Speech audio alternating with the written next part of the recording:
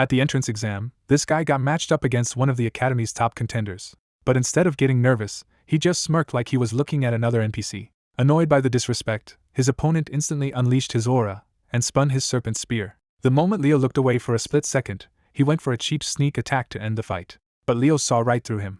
He casually dodged first, then straight up caught the spear with his bare hand, and in the very next second yanked his opponent toward him with one brutal punch, sending him flying across the entire arena. Refusing to admit defeat, the guy released a cloud of poisonous smoke, hoping to outplay Leo with a dirty trick. Too bad none of his trump cards worked. With a single spell, Leo completely shattered his technique, then with one swift move, absolutely embarrassed his opponent in front of the whole academy. That's because Leo Plov isn't your average student.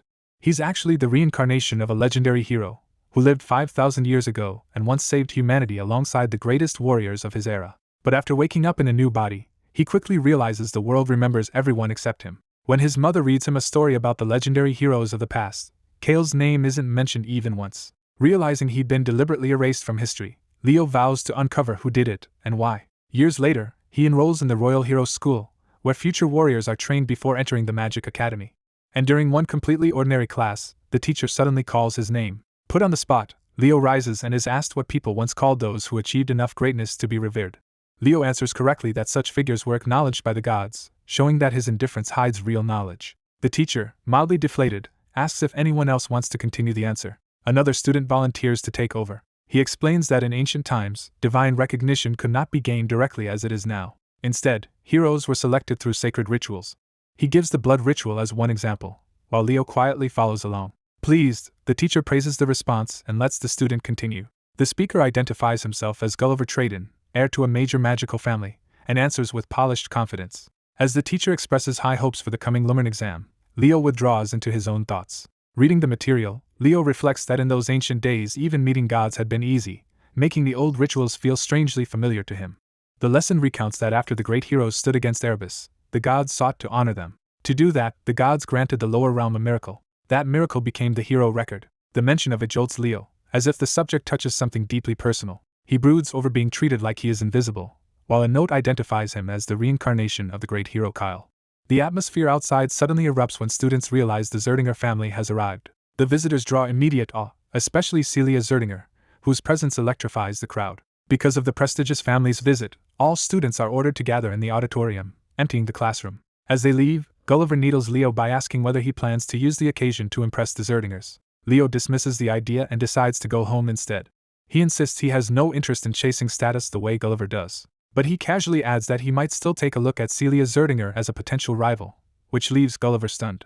Later, Leo is alone training with a wooden sword, focused on improving himself rather than attending the school's spectacle. He assesses his current condition and recognizes that this body is still lacking despite its potential. Even so, he concludes that steady physical training has already made a real difference. As he walks on, he judges that his body in this life is definitely better than before. His thoughts are cut off by a sudden voice demanding to know what has him so absorbed. A woman attacks without warning, forcing Leo into an immediate defensive clash. He meets her strike head-on, proving he can react under pressure. When he recognizes her, he realizes it has been a long time since they last crossed swords. She tells him bluntly that mediocre talent will never be enough to reach Lumene. Declaring this his final test, she raises the stakes of the duel. She drives him back with a fierce assault, testing both his skill and composure. As their blades lock, she taunts him by asking whether she should become even harsher. The exchange explodes into a heavier strike that threatens to overwhelm him. Under the pressure, Leo protests that his mother is pushing him too hard. His mother remains relentless, noting that mere defense is not enough. She presses the attack again, forcing him to answer with more than survival. In the middle of her swing, she realizes too late that she has used too much strength. As Leo is caught in the danger, the moment turns critical on whether he can evade the blow in time. Leo ends the clash by unleashing overwhelming force and stopping the woman before him. He looks down in cold focus, already in control of the outcome. His sword follows through with decisive speed, leaving no room for resistance. The woman realizes too late just how dangerous the boy truly is. With her subdued at his feet, Leo calmly checks on his mother instead of celebrating his victory. Shaken, his mother understands that her son's talent has reached an extraordinary level. Once she recovers, she asks whether he still plans to go to Lumene. The story shifts to Lumene Academy, the human hero academy famed across the 4 hero lineages. Leo regards it as the place where his achievements are most likely to endure. He answers without hesitation that Lumene is exactly where he intends to go. His mother then reveals that the Zerdinger family is coming to stay at their estate.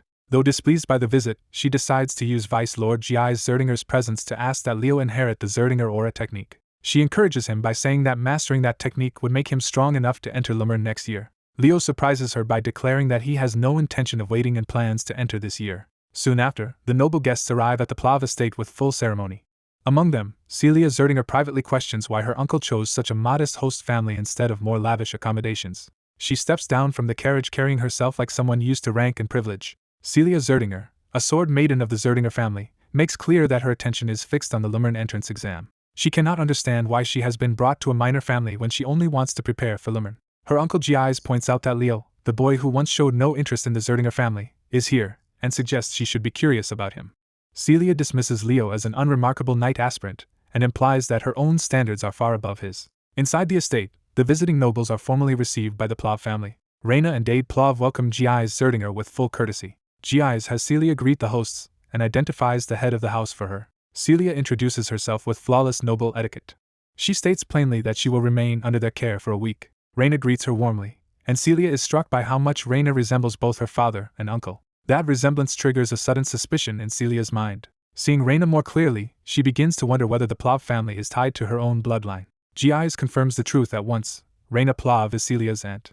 As the visit settles in, the adults discuss how they first stopped by Delan Royal School. The school visit had been crowded and inconvenient, preventing a proper meeting. They explain that Leo showed no interest in meeting them there and simply went home, leaving the proud Zerdingers embarrassed. Reina apologizes for her son's behavior, explaining that Leo cares only about training. The conversation turns more serious as they continue over tea. Asked what kind of child Leo is, Reina recalls his sparring and weighs how to describe him truthfully. She answers that Leo possesses unbelievable talent. Gies presses the real issue by asking whether Leo truly deserves to inherit Zerdinger's flame. Reina answers with complete conviction that Leo is more than qualified, not because he is her son, but because his ability proves it. Gies accepts her confidence with interest, and says he is now looking forward to seeing the boy himself. He resolves to personally test Leo's potential before making any judgment. During that test, Leo overwhelms Celia in direct combat, driving her back despite her status and training. Leo remains composed and confident, showing that the gap between them is real. After the exchange, he sits down alone as if the fight has already served another purpose for him. Blue energy begins gathering around his gloved hand, signaling an internal breakthrough rather than simple exhaustion.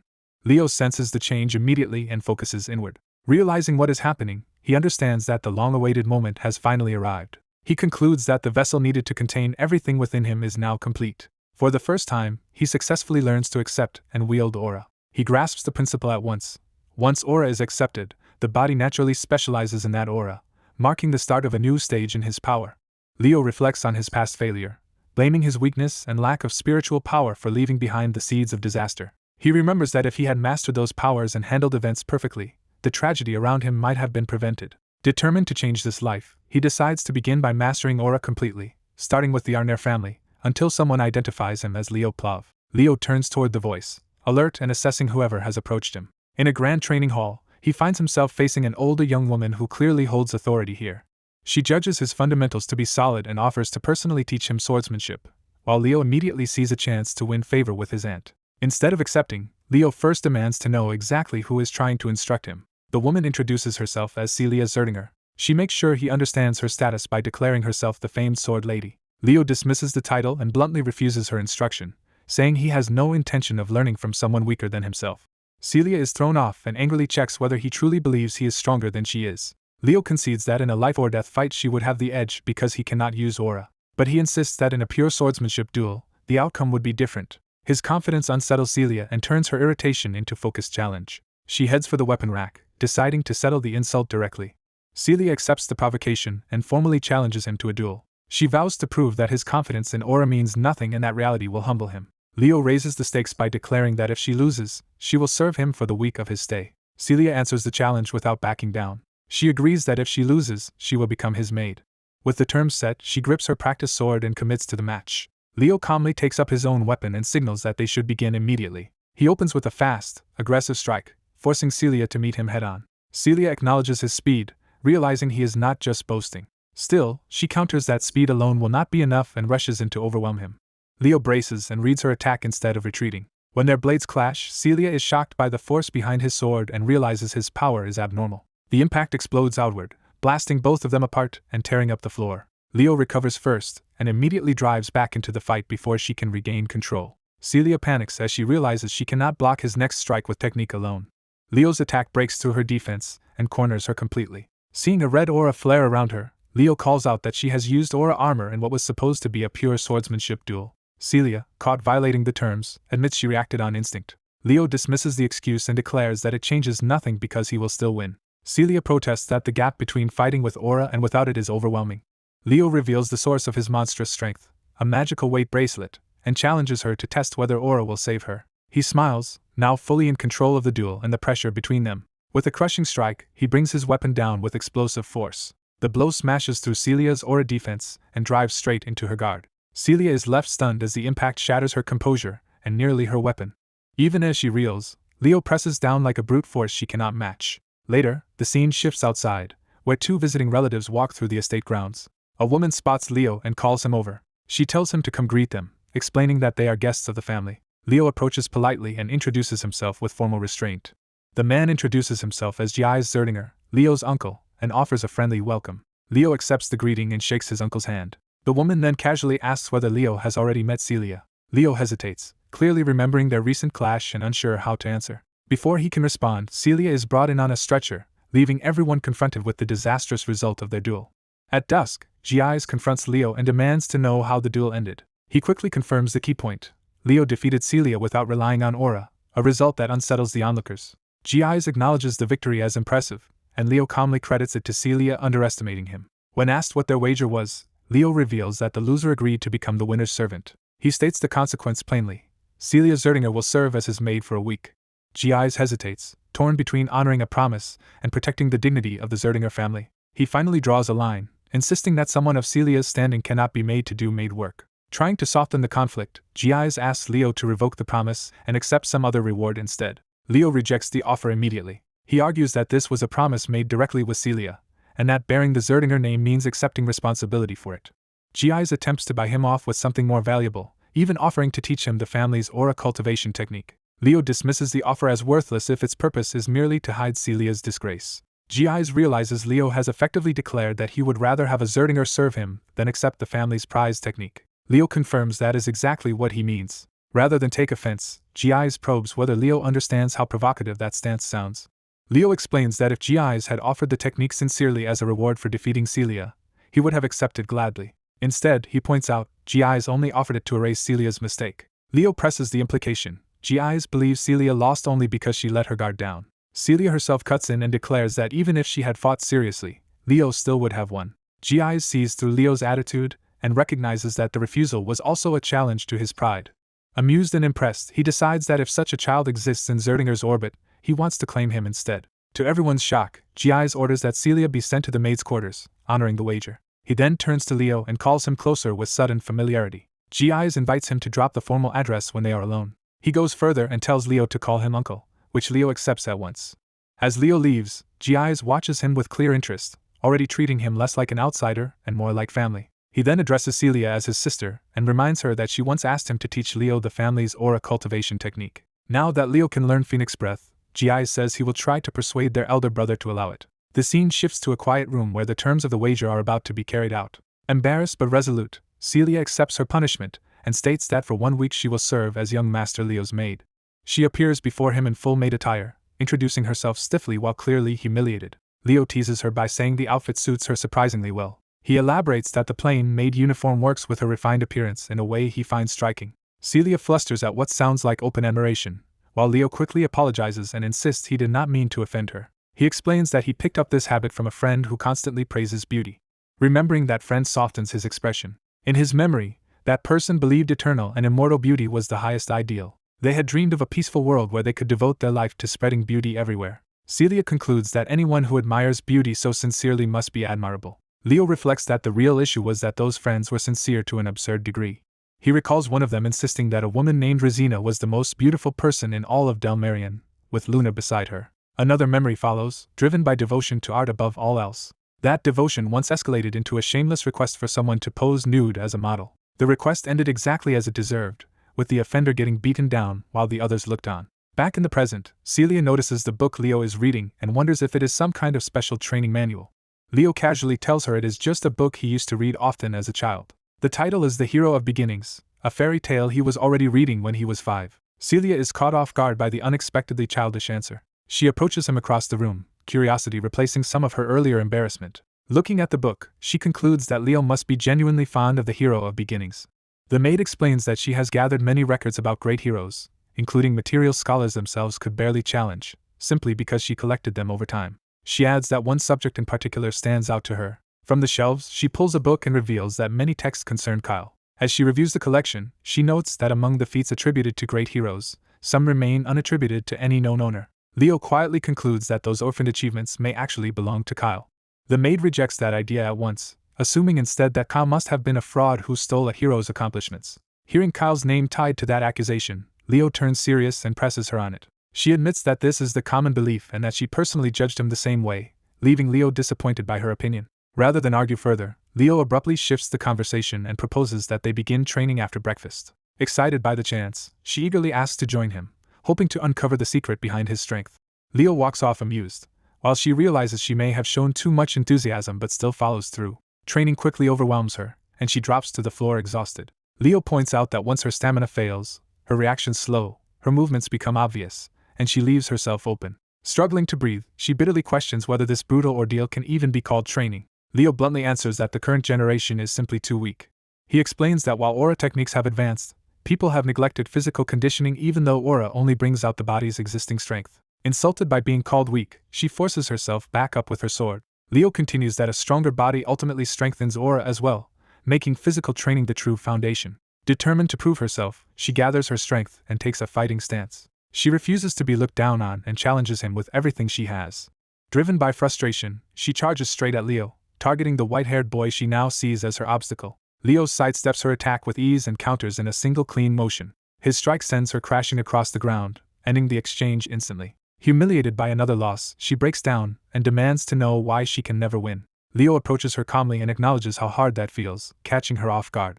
Instead of mocking her, he hands her an item to use. The moment she takes it, the added burden nearly crushes her, and Leo reveals it is a bracelet enchanted with weight magic. With a mischievous grin, he orders her to wear it during training. Later, their training continues outside in the estate grounds.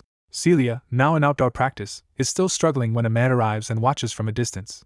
The man judges that this humiliation will be useful for Celia, since having her pride tested before entering Lumene will do her good. He calls out to Leo, drawing the boy's attention, while Celia remains collapsed nearby. Leo recognizes him immediately as his uncle and goes to meet him. His uncle reveals that he intends to ask the family to let Leo inherit the Phoenix Breath. Leo listens without visible excitement, waiting for the full meaning of the proposal.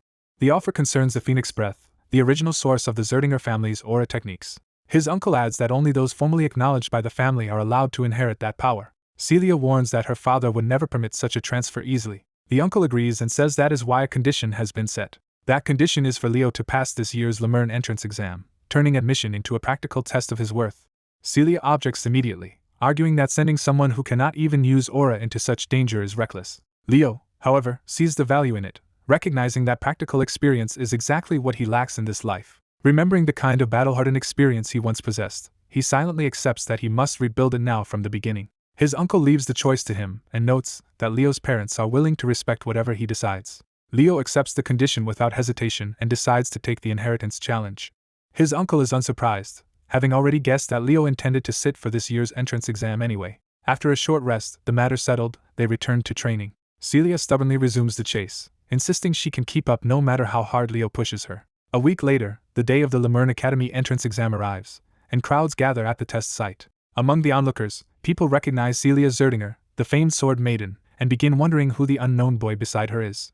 As they enter the gathering, Celia checks whether Leo is nervous, and he calmly insists he is not. Leo immediately undercuts her lofty way of speaking, catching Celia off guard and exposing how casually he treats her. Their banter is interrupted when someone calls out to Celia from across the hall. A red-haired student recognizes Leo as well, surprised to find him at the event beside Celia. He warmly greets Celia but dismisses Leo as someone too weak to matter because he cannot use aura.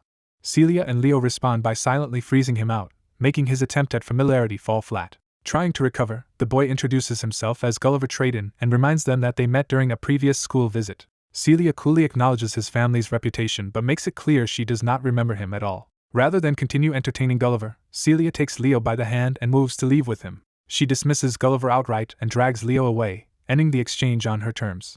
Her sudden closeness draws attention from the surrounding students, and someone loudly calls her name. Celia and Leo turn toward the new arrival, both sensing a more important encounter. The newcomers are introduced as Avid Llewellyn and his younger sister Chelsea, members of the powerful Llewellyn family. Avid greets Celia as an old acquaintance, signaling a history between elite families. Celia returns the greeting formally, while Avid's attention shifts to the boy standing beside her. She identifies Leo as Leo Plov of the Plov family from the Marquis House of Del Rod, though even she frames him as politically minor. Avid immediately judges Leo as insignificant, revealing his contempt before learning anything else about him. Leo meets that scrutiny without flinching, quietly taking measure of Avid in return. Avid declares that he will claim the top position and leaves with Chelsea, openly treating Celia as a rival to surpass. Celia bristles at his arrogance and vows to beat those who keep provoking her. Before the rivalry can continue, the assembly begins as the examiner announces that everyone has gathered. Celia and Leo look up together, their attention shifting from social tension to the real purpose of the event. The examiner is revealed to be Professor Brave Arron of Lumene Academy, a famous mage. Celia is startled to realize that the proctor is the notorious mage of the evil eye, while Leo simply asks who he is. Leo explains that Albi is recorded as a hero of this era, someone officially recognized for great deeds. That title makes Leo focus more carefully, sensing that Albi may be more significant than he first appeared. As Leo studies him, he notices the unusual mana gathered in Albi's left eye and realizes there is something exceptional about him. Albi begins the briefing, explaining that the test will cover both combat and monster subjugation. Dissatisfied with ordinary methods, he burns the papers in his hand as if rejecting the standard procedure. He openly calls the usual approach inefficient, making clear that he intends to run the exam his own way. Instead of written instructions, he opens a heavy book that seems tied to a deeper magical system. Using the hero record, Albi activates a realm called Albi's World and prepares to immerse the students in it. A chapter titled Prologue, Forest of Beasts unfolds, and the entire hall is swallowed into a constructed trial world. Albi takes full control of the transformation, reshaping the test environment through overwhelming magic. Celia is shaken as Albi explains that, because inefficiency is unacceptable, he will compress the process. His power surges through his eye, confirming that the exam itself is being driven by his extraordinary ability. Albi declares that he will combine everything and conduct the trial all at once. Leo learns that the hero record is not merely an archive but a system that preserves the trials faced by past heroes. Its true value lies in recreating those heroes' worlds so others can undergo the same ordeals. Albi further explains that conquering such a world means overcoming the hero's trial itself. Those who succeed can inherit the power left behind by previous heroes. Leo immediately grasps the implication. This is effectively a hero training system disguised as an exam. That realization sharpens his interest, and he starts evaluating the trial as an opportunity rather than a burden. The students arrive in the Forest of Beasts, where the test begins with a simple survival condition in a dangerous land. They are told to cooperate or eliminate one another as needed, but only those who surrender their possessions and return will fail to continue. Leo steps forward into the recreated world, grounding himself in the reality of the trial. He recalls that this place was once the elves' forest before it was seized by the beast queen Siltana. While the other students panic at the oppressive atmosphere, Leo remains calm, already recognizing the place for what it is. One frightened student immediately wants to retreat, showing how quickly the trial is breaking weaker resolve. Leo dismisses that fear as pathetic, seeing through the illusion and refusing to be intimidated by the world Albi created. A warning clarifies that this recreated world may come from Proctor Albi's memory, but the danger inside it is completely real. The rule is made explicit: anyone who faces a truly lethal situation here will actually die. The white-haired boy absorbs that fact at once and becomes sharply alert. He reacts to an incoming attack immediately, avoiding a sudden strike of green wind magic. In the forest trial, he turns toward the hidden attacker and prepares to identify them. When he hears a familiar voice approach, he realizes this is someone he has encountered before. A blue-haired girl steps out and openly declares that she is pleased to eliminate a member of the Zerdinger family. He answers by revealing his own affiliation with the Plov family, correcting her assumption about who he is. She recognizes him as the person who had been with Celia earlier and attacks anyway. Using a spell called Wind Shear, she sends a cutting wave of wind at him. He notices at once that her magic includes a spell that did not exist in the original past, proving this recreated world has changed. Even so, he concludes that the fundamentals of magic still work the same and faces her calmly with his sword. His composure unsettles her, and she pauses with a weary sigh instead of pressing the advantage. She points out how unnervingly calm he remains despite standing directly before her. Trying to overwhelm him, she raises a larger formation of swirling wind above herself. The attack expands into a massive rotating blast meant to crush him from above. He meets the spell head-on and stops it with precise swordsmanship rather than visible aura or mana. With a single upward cut, he tears through the wind attack and nullifies it. She is thrown off because he blocked her spell without any detectable aura, and she starts wondering what kind of power he is hiding. He dismisses her attack as crude and proposes that they cooperate instead of wasting effort fighting. He argues that this test rewards survival time and score, so a magician should benefit from having a swordsman as an ally. He waits for her answer with quiet confidence, already reading her hesitation. She refuses the offer, revealing that she is a battle magician and has no intention of relying on him. To prove it, she launches another barrage of wind from multiple angles while challenging his criticism. He calmly explains that her wind magic is too repetitive and straightforward for its level of power. When she invokes her status as a direct descendant of the Lumene family, his reaction shows that name matters. Offended, she escalates with Wind Sickle and Wind Arrow, trying to bury him under sharper, faster attacks. But the attacks vanish from her senses before impact, as if their mana has been erased. For the first time she panics, unable to detect even a trace of mana and losing confidence in her own spellwork. He uses that confusion to close the distance instantly and strike before she can recover. She realizes too late that he has broken through her range and left her completely exposed. The clash ends in a blinding burst that signals her defeat. When the light clears, she is down and struggling while he remains in control of the encounter. Rather than finish her, he decides to force the alliance and asks again for her cooperation. Elsewhere, spectators watch the trial begin in earnest through a large magical display. The scene shifts as the test system updates, or transitions to the next phase of what is being shown. Back in the forest, he has tied the girl to a wooden post, turning the failed negotiation into outright coercion. He sits nearby by a small campfire, treating her captivity as a practical arrangement. His satisfied expression makes it clear he is perfectly comfortable using intimidation to get what he wants. Night settles over the forest while he keeps watch and leaves her bound beside the fire. She wakes to the heat and begins to understand that he is using the fire itself as pressure. Now fully conscious, she finds herself tied above the flames and realizes the threat is immediate. He asks one more time whether she will cooperate with him. She rejects him outright despite the danger. Her refusal hardens into a personal vow. She will never need anyone except her brother, and she tries to cast Wind Sickle while restrained. A red magic seal forms at her hand, showing she can still attempt spells even while bound. He explains that the ropes are part of a magic seal formation, though he admits his limited mana means it will not hold forever. She regains some confidence, deciding that a restraint with such a weakness should be easy to break. He cuts off that hope immediately, making it clear he has no intention of giving her the time to focus and escape. As the heat becomes unbearable, her resistance finally cracks into panic, and she begs him to stop the fire. A white-haired boy forces a bound girl to submit, making it clear he will only stop if she cooperates. Pressed by the threat, she desperately agrees and even swears on her family name to prove she means it. She identifies herself as Chelsea Lilin and begs him to stop, turning her surrender into a binding pledge. Satisfied, he loosens the restraint with casual confidence, treating the whole exchange as easy because she is young. The release sends her tumbling, ending the coercive standoff at the bonfire. He seals the encounter with a disturbingly polite promise that he looks forward to working with her. Chelsea realizes the boy who forced her hand is Leo Plav, the mage tied to the Lilin name she just invoked. By daylight, the scene shifts to a formal academy hall where the students' field test is being reviewed. A large projection displays the forest exam, turning the students' performance into a public evaluation. The audience watches closely as Leo's actions in the test become the focus of attention.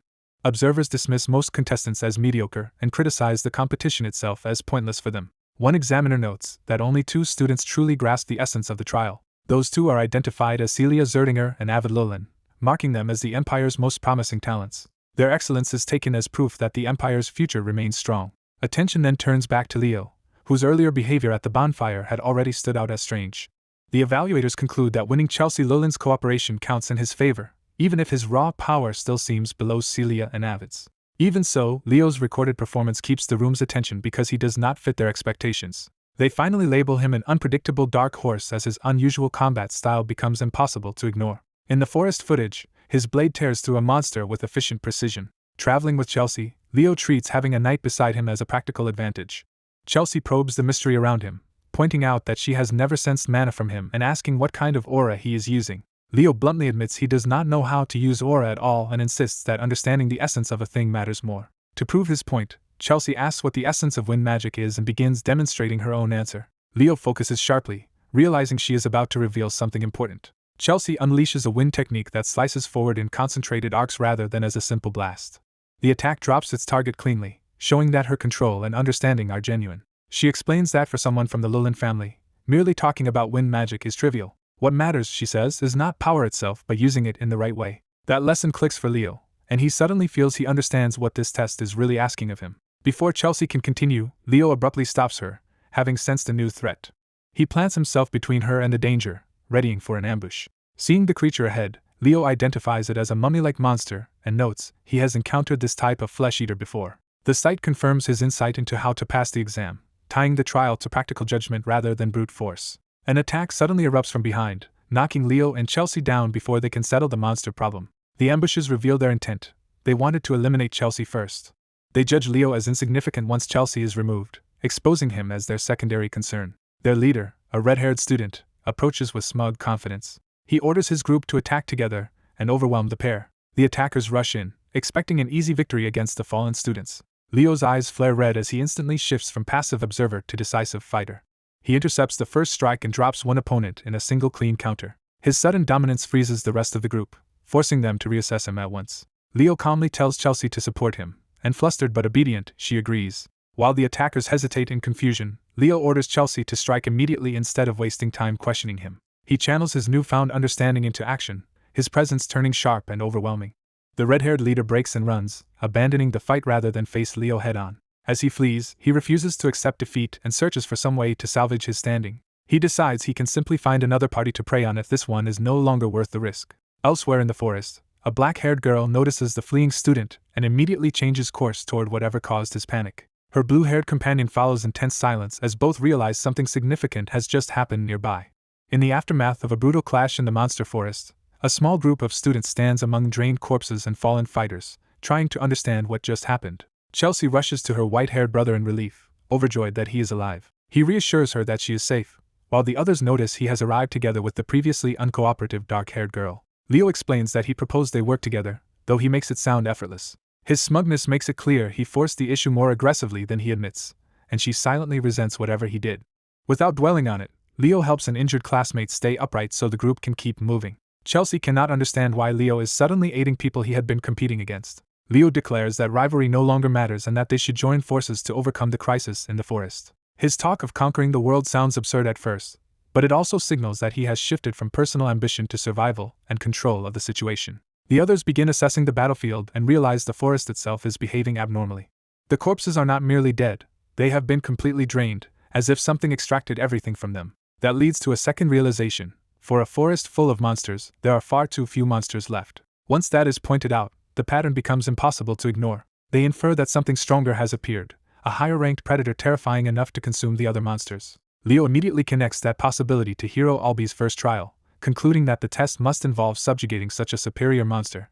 That thought sharpens into alarm as Leo senses the threat is already close. A sinister presence reveals itself in the darkness ahead, forcing the group to face the source of the anomaly. Leo steps forward as the others gather behind him, recognizing that the hidden enemy has finally shown itself. Elsewhere in the forest, another student advances alone with a glowing staff, unaware that something is stalking him. Driven by personal resolve, the red-haired boy swears he will defeat Leo no matter what.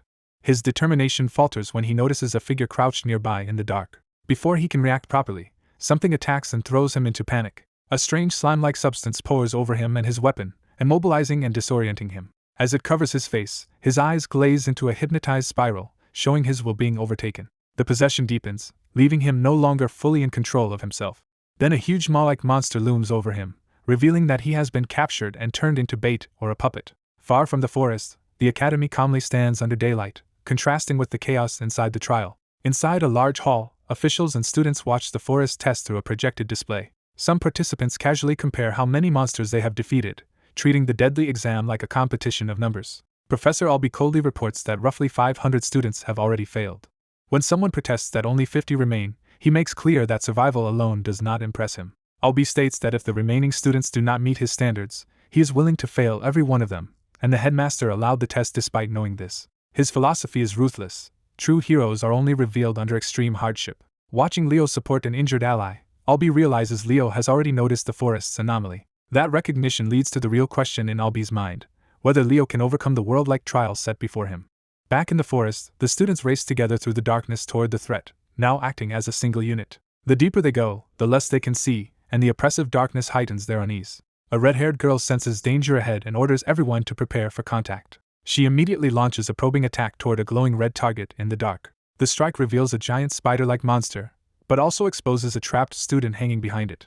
The group realizes too late that the visible monster is not the true problem and that the captive behind it is the real concern. The live encounters with wind magic, trying to break through and reach the hostage without hesitation. Leo snaps him out of tunnel vision and orders him to destroy the crystal controlling the victim instead of focusing on the monster's body. The captive, barely conscious, recognizes Leo while still pinned inside the creature's jaws. He manages to crush the embedded crystal, breaking the control over him at the critical moment.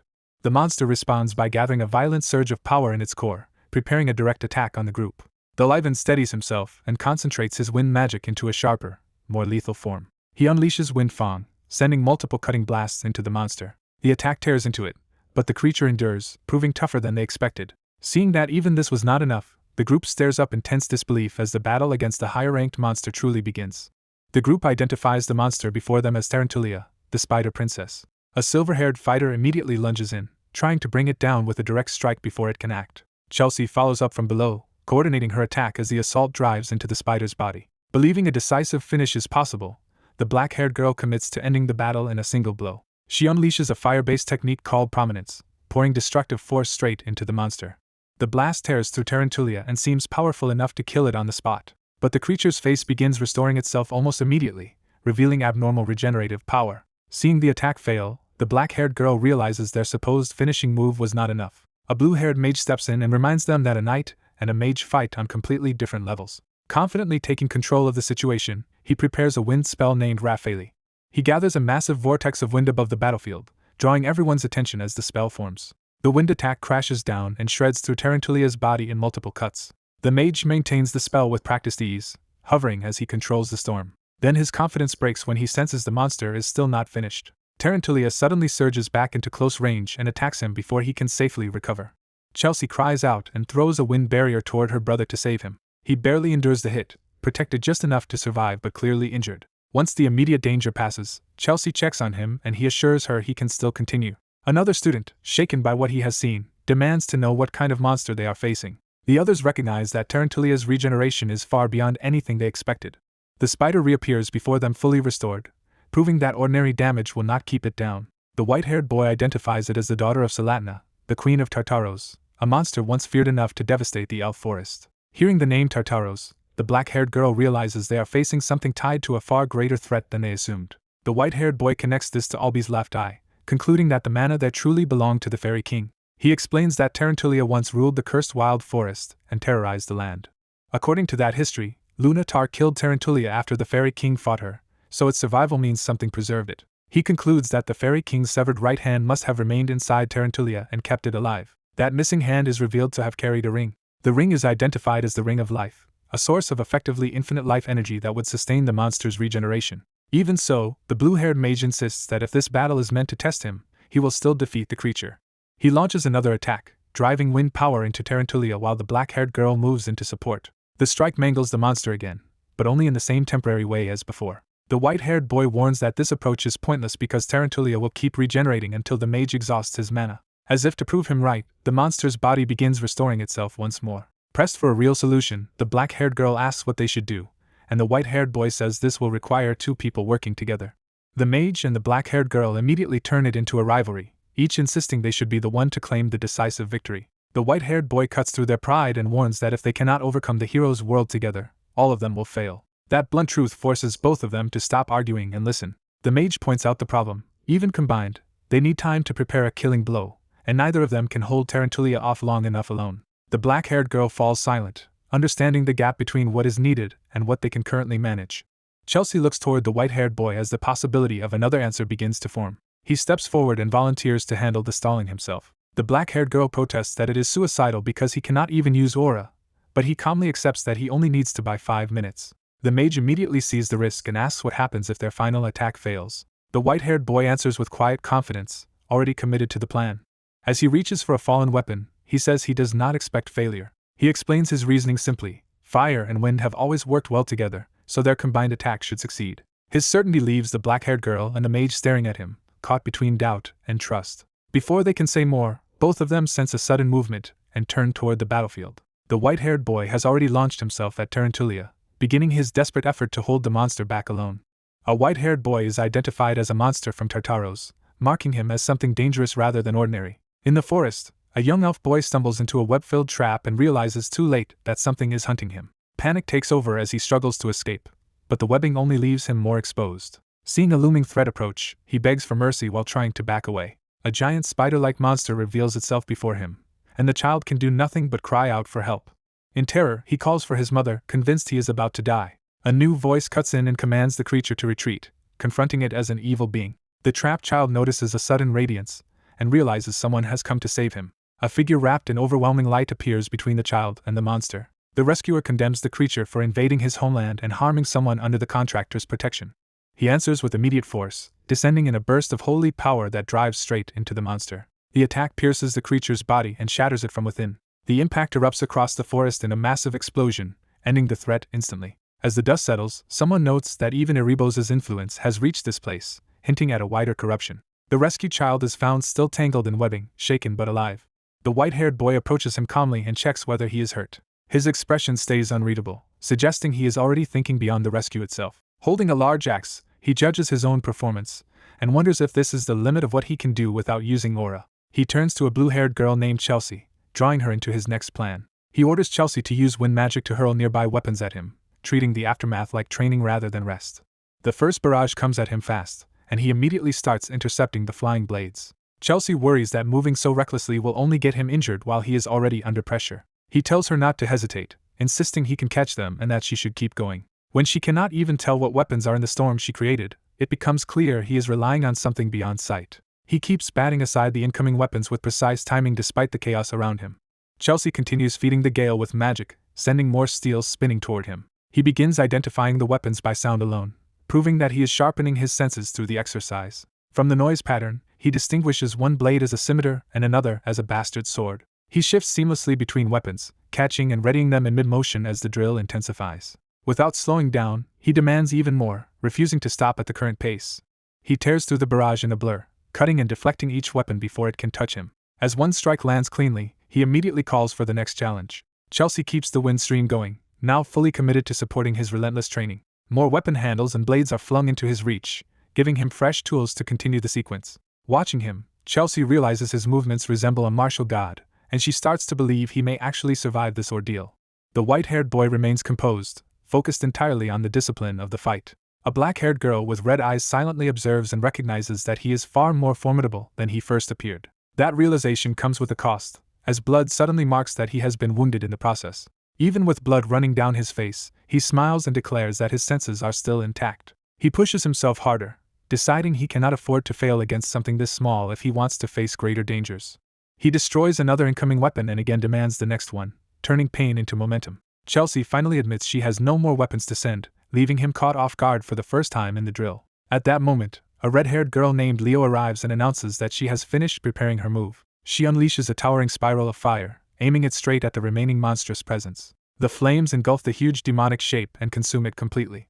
In the aftermath, a decorative ring-like item drops to the ground, suggesting the monster has left behind a reward or core. A system message confirms that Albi's world, specifically the prologue, Wild Forest chapter, has been cleared. The black-haired girl sits down with quiet satisfaction and states that it is over. Reflecting on the battle, she notes that Leo managed to hold that monster off for 5 full minutes. Chelsea bursts into praise for Leo's performance, while the black-haired observer smiles at the result. A young girl excitedly tells Leo that he feels like the kind of hero she has only heard about in stories. When he questions her enthusiasm, she earnestly asks him to teach her close-range combat so she can become a true battle mage. Elsewhere, someone reflects that Leo should experience Leo's own harsh training at least once, hinting at a severe lesson ahead. In the forest, a glowing ring is dropped as part of that trial. Leo realizes the object is the drop item he was meant to recover. But the ring suddenly releases a surge of golden mana and summons a fairy-like being before him. The spirit reveals itself as Prince Silid, someone Leo recognizes from the fairy realm. Leo identifies himself as Kyle and asks whether Silid still remembers him. Silid's gentle smile confirms the bond between them. From this, Leo understands that Silid has become the fairy king, and that Albi's training unexpectedly led him to receive fairy mana. A countdown begins, signaling the end of the Western Territory exam and the closing of the trial. Leo is pulled out of the test with the sense that the Fairy King's pledge is the reward he has obtained. The result hits him hard as he realizes this reward was directed specifically at him. A dark observer silently takes notice of that outcome. Back in the city, the exam's conclusion draws attention across the academy grounds.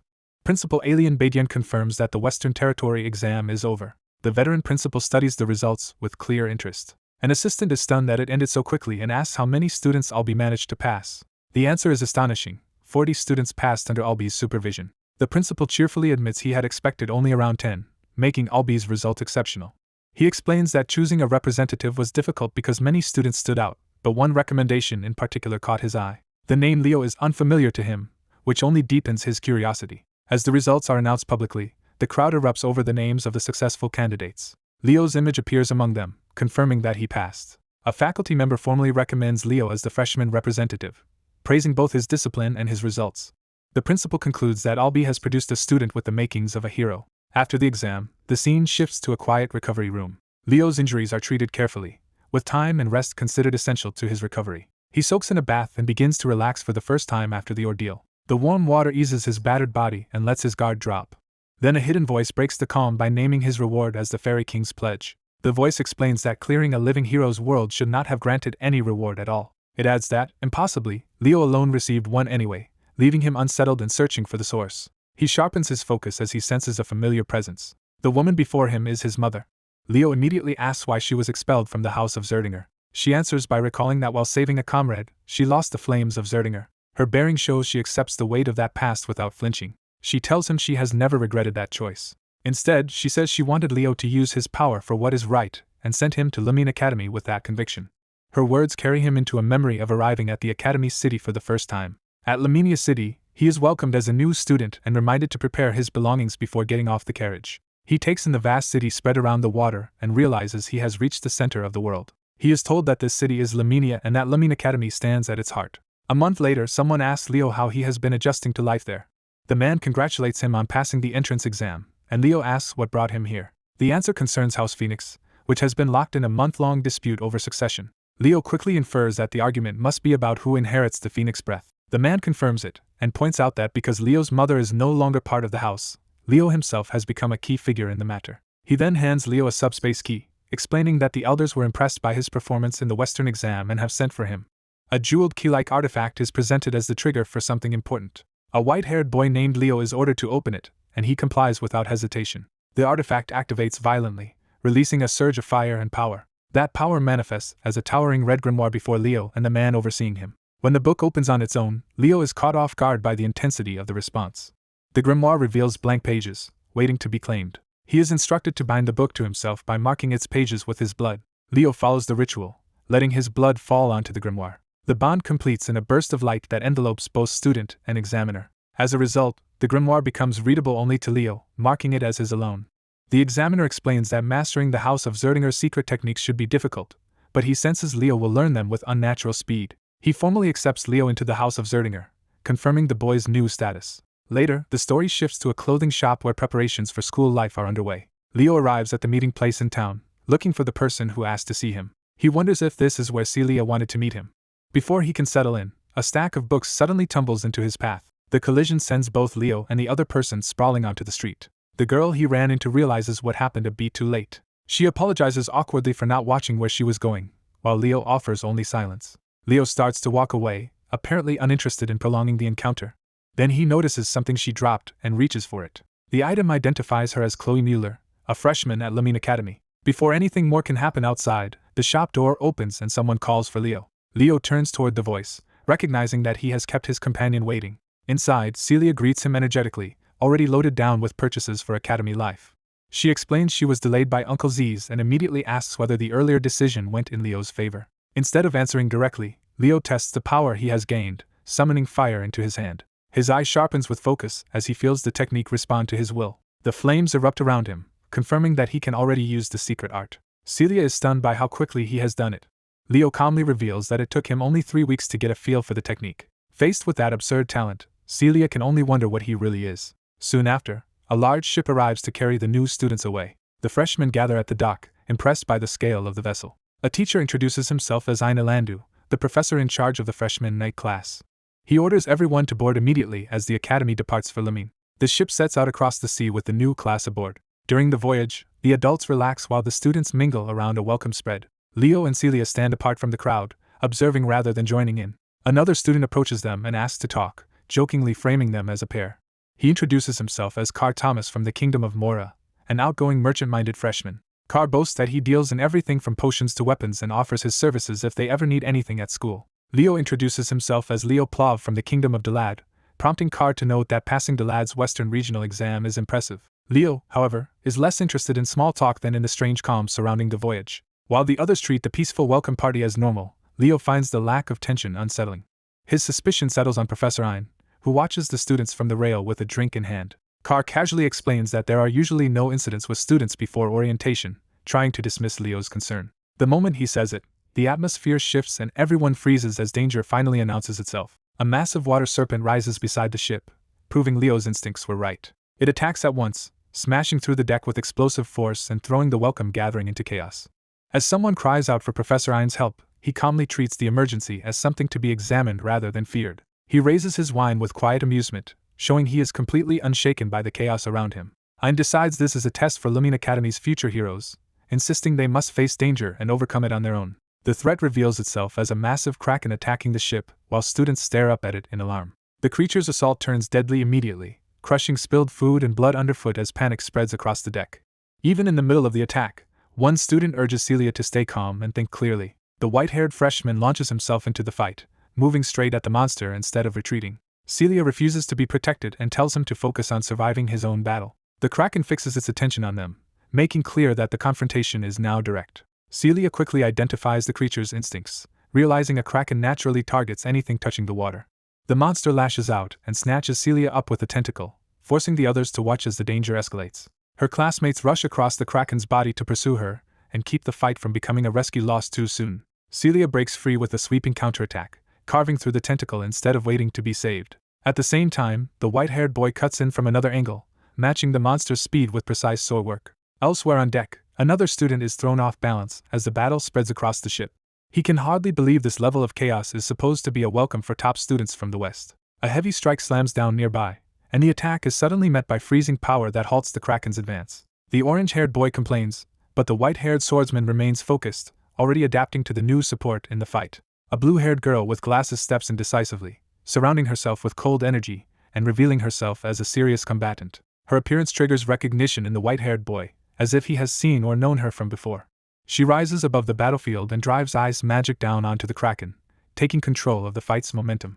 Without softening her words, she dismisses the white-haired boy as too weak to protect himself and tells him to stay back. The orange-haired student cynically sums up the situation. The strong do not concern themselves with those caught in their battles. The kraken surges again, tossing students around and proving the fight is still far from contained. A wind user arrives and shields the blue-haired girl, interrupting the danger before it can reach her.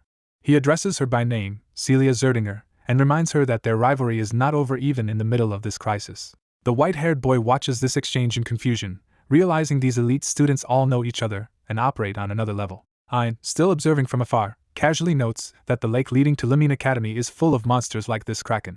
To him, the attack is practically part of the school's welcome party. Watching the students respond, Ein concludes that the captains are living up to their reputations. He mentally singles out Chen Xia of the East as one of the standout freshmen in the battle. He adds Celia Zerdinger and Abad Lelen of the West to that list of exceptional first years. Chloe Mueller of the North earns the same recognition for her powerful ice magic. Walden Tyden of the South is also acknowledged for holding his own against the monster. And Duran Moira of Central proves himself worthy as well, fighting with crackling force. Taken together, the freshmen impress Ein as an unusually strong class capable of battling a kraken as a team. While the students struggle, Ein simply drinks and continues judging them from a distance. Yet among all of them, one person interests him more than the rest. His attention settles on the unknown white-haired freshman, whose swordsmanship and movement somehow resemble the actions of the famed king of knights. Ein decides he will meet that boy again soon in night studies, already planning to investigate him further. The ship finally reaches Lumene Academy, a grand city-like campus built against the cliffs above the sea. After the ordeal, the orange-haired student laments that he exhausted all the potions he brought just to get through the trip. Ein gathers the new arrivals and tells them to cross the bridge quickly so the rest of the schedule can continue. With the attack behind them, the group is directed toward the entrance hall for the formal start of academy life. They pass through Lumene Academy's vast training grounds, where the scale of the institution becomes clear. Students murmur that there will be no orientation and that the first years are being sent straight into a new academy routine. The freshmen are ordered to line up by region with each region's top scorers standing in front before the headmaster speaks. Headmaster Kalyan Badian welcomes them as the latest generation to wear this year's emblem and pursue the hope of becoming heroes. He begins his message with a challenge, addressing those who dream of becoming heroes. His first principle is absolute. Anyone who seeks that path must always be ready to put their own life on the line. A harsh lesson is laid down. Anyone who cannot surpass their limits has no place here. To prove that point, an older examiner unleashes overwhelming force in front of the students. The display leaves the freshmen facing the academy under the warning that weakness will be rejected. Some students can only nervously wonder whether the demonstration went too far. The proctor's outburst still hangs over the ceremony, startling everyone with its intensity. Rumors spread that the stronger the freshmen at Lumene become, the more the Swordmaster's old wound seems to worsen, turning him into a fearful legend. The ceremony moves on as the school calls for the freshman representative to give a speech. The announcement immediately unsettles several students who realize something unexpected is happening. Confusion spreads through the crowd as no one seems sure who has been chosen. One student tenses, sensing trouble before the name is even spoken.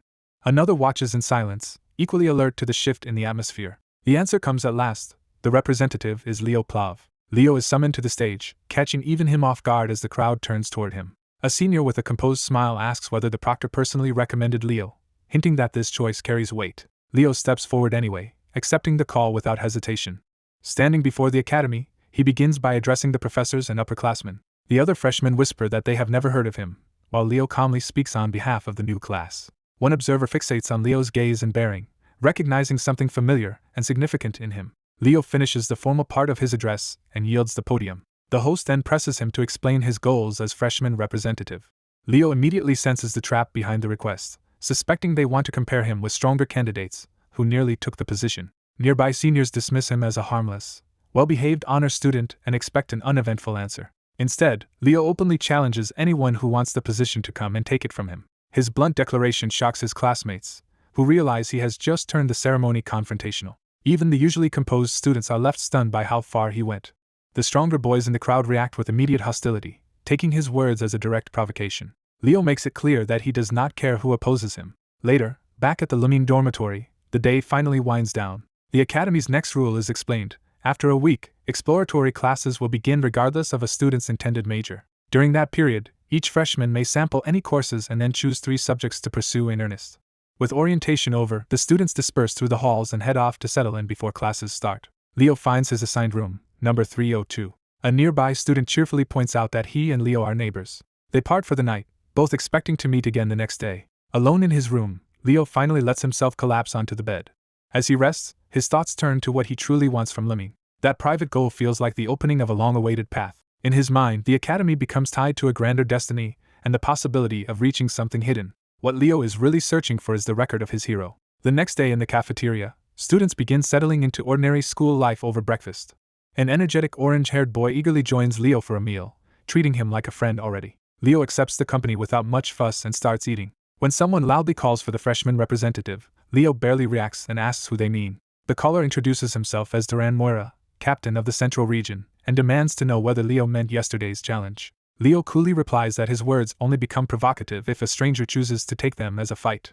Duran bristles when Leo shows no respect for his title or status. Leo simply ignores him and keeps eating, leaving Duran humiliated while his tablemate follows suit. That dismissal pushes Duran past restraint, and power begins to flare around him. The sudden surge catches Leo's companion off guard as the cafeteria atmosphere turns dangerous. Duran's attack explodes through the room, blasting tables and food apart as the confrontation finally erupts. A blade suddenly slams down, signaling the start of a confrontation. In the same charged moment, a burger meal is snatched up with absurd precision, turning the quarrel into a fight over wasted food. The white-haired freshman lunges in dramatically, seizing the meal before it can be ruined. An orange-haired classmate is left gawking at how seriously he is treating a simple burger. The white-haired boy presents the rescued double cheeseburger to a blonde student, as if making a formal challenge. He makes his stance clear: throwing away perfectly good food is something he cannot forgive. The blonde boy takes that as a direct insult and decides to crush the other boy's arrogance immediately. His anger sharpens because he cannot tolerate someone weaker acting superior to him. Before the clash can escalate further, a hand lands on a shoulder and stops the fight cold. A senior appears between them with overwhelming calm, effortlessly restraining both boys at once. He identifies the troublemakers as the Central Region captain and the freshman representative, stunning them with how suddenly he intervened. Rather than scold them outright, he treats their first day fight at Lumene as proof that they are already being tested. His ominous approval unsettles both boys, who realize this incident may have larger consequences. The scene shifts to the exploratory class of the night department gathering in the arena. Their instructor waits alone at the front, composed and already in control of the room. As class is about to begin, one student notices Leo is still missing. The door opens at the last moment. The white-haired boy and the blonde Leo arrive together, both looking worn out from what happened earlier. Their classmates immediately demand an explanation for Leo's condition. The black-haired girl realizes at once that the two of them fought, while Leo simmers in embarrassed silence.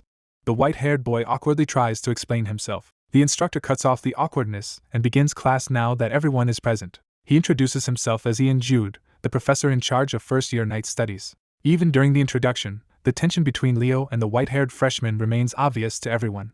Ian begins the lesson by introducing the 3 powers derived from mana.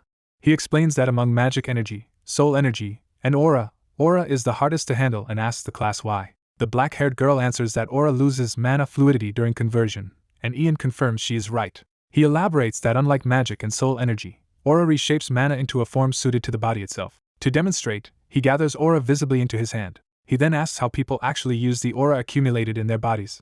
One student guesses that it simply comes out when force is applied. The white-haired freshman gives the proper answer. Aura is used by burning mana. Ian approves and pushes further, asking what matters most when burning mana. Leo answers that stamina is the key. Ian praises Leo and asks whether he has studied aura before. The white-haired boy calmly admits that he has not. Ian is impressed that someone untrained has already grasped the essence, then decides to move from theory to practice. He tells them to loosen up physically as he prepares a live demonstration. The class reacts in amazement as his aura surges. Ian demonstrates aura step, explaining that its basic principle is concentrating aura into the legs. He shows that the technique can be controlled with precision, not just raw output. With a confident grin, he stresses that aura's applications are virtually limitless. Time passes as the lesson continues. Soon the students begin trying the technique themselves, with one boy managing a clumsy lift off the ground. Others experiment as well, some using weapons or movement drills to test how aura changes their actions. The black-haired girl quickly gets the hang of it, but the white-haired boy dismisses the need for instruction because the operating principles are straightforward to him. Ian notices Leo in the background already producing aura in his hand and quietly pays attention to him. Leo concentrates hard, trying to refine his control while thinking through the lesson. Ian seems to recognize something promising in that effort. He abruptly calls for attention and announces that the morning's earlier disturbance must now be addressed. Two freshmen are left baffled by talk they do not understand, sensing that something serious is unfolding around them. One of them insists the earlier story was real, while the other demands to know what actually happened. They are summoned before a senior official, where Duran and Leo stand together to receive a decision. The official presses Duran about his hostility, but Duran denies being angry. Amused, the official settles the matter by ordering them to prove themselves on the track.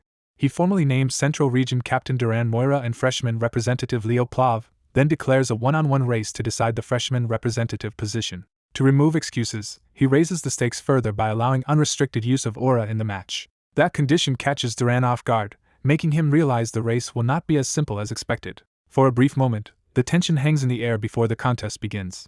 As the crowd gathers, bets and speculation start immediately, turning the race into a public test of reputation. Most of the attention falls on Duran, whose status as a master of lightning aura makes him the overwhelming favorite. Leo is framed as the mysterious outsider who unexpectedly became freshman representative, but few truly believe in him. The students dismiss Leo as someone who barely seemed able to use aura at all and resent that he took the position. The official keeps the rules simple. The first to cross the finish line wins, and everyone must accept the result. Even so, many conclude that Leo has no realistic chance of winning. One observer hesitates, remembering that Leo has a habit of overturning expectations. At the start, Duran explodes forward with lightning aura and immediately takes control of the race. From above, his dominance looks exactly as expected, while Leo appears to be falling behind. Leo finally activates his own aura, and the red fire gathering at his feet signals that he has chosen a different approach. The skeptical crowd takes his slower start as proof that he never deserved his title. Only one voice openly backs Leo, cheering him on despite the crowd's doubts. Duran keeps accelerating through the lane, widening the gap with overwhelming speed. The spectators are stunned to see Duran already reach the halfway point so quickly. Leo remains behind, but he keeps studying Duran's movement instead of panicking. As Duran continues his sprint, Leo prepares a decisive move rather than trying to match him step for step. Leo suddenly breaks off the normal course, heading away from the lane and confusing everyone watching. The crowd cannot understand why he would abandon the obvious route in the middle of a race. Leo plants his foot and compresses his fire aura into a single point, building power instead of spending it continuously. He releases that stored force in one violent burst, turning his body into a projectile. Rather than running the track conventionally, he launches himself across the stadium structure toward the finish area.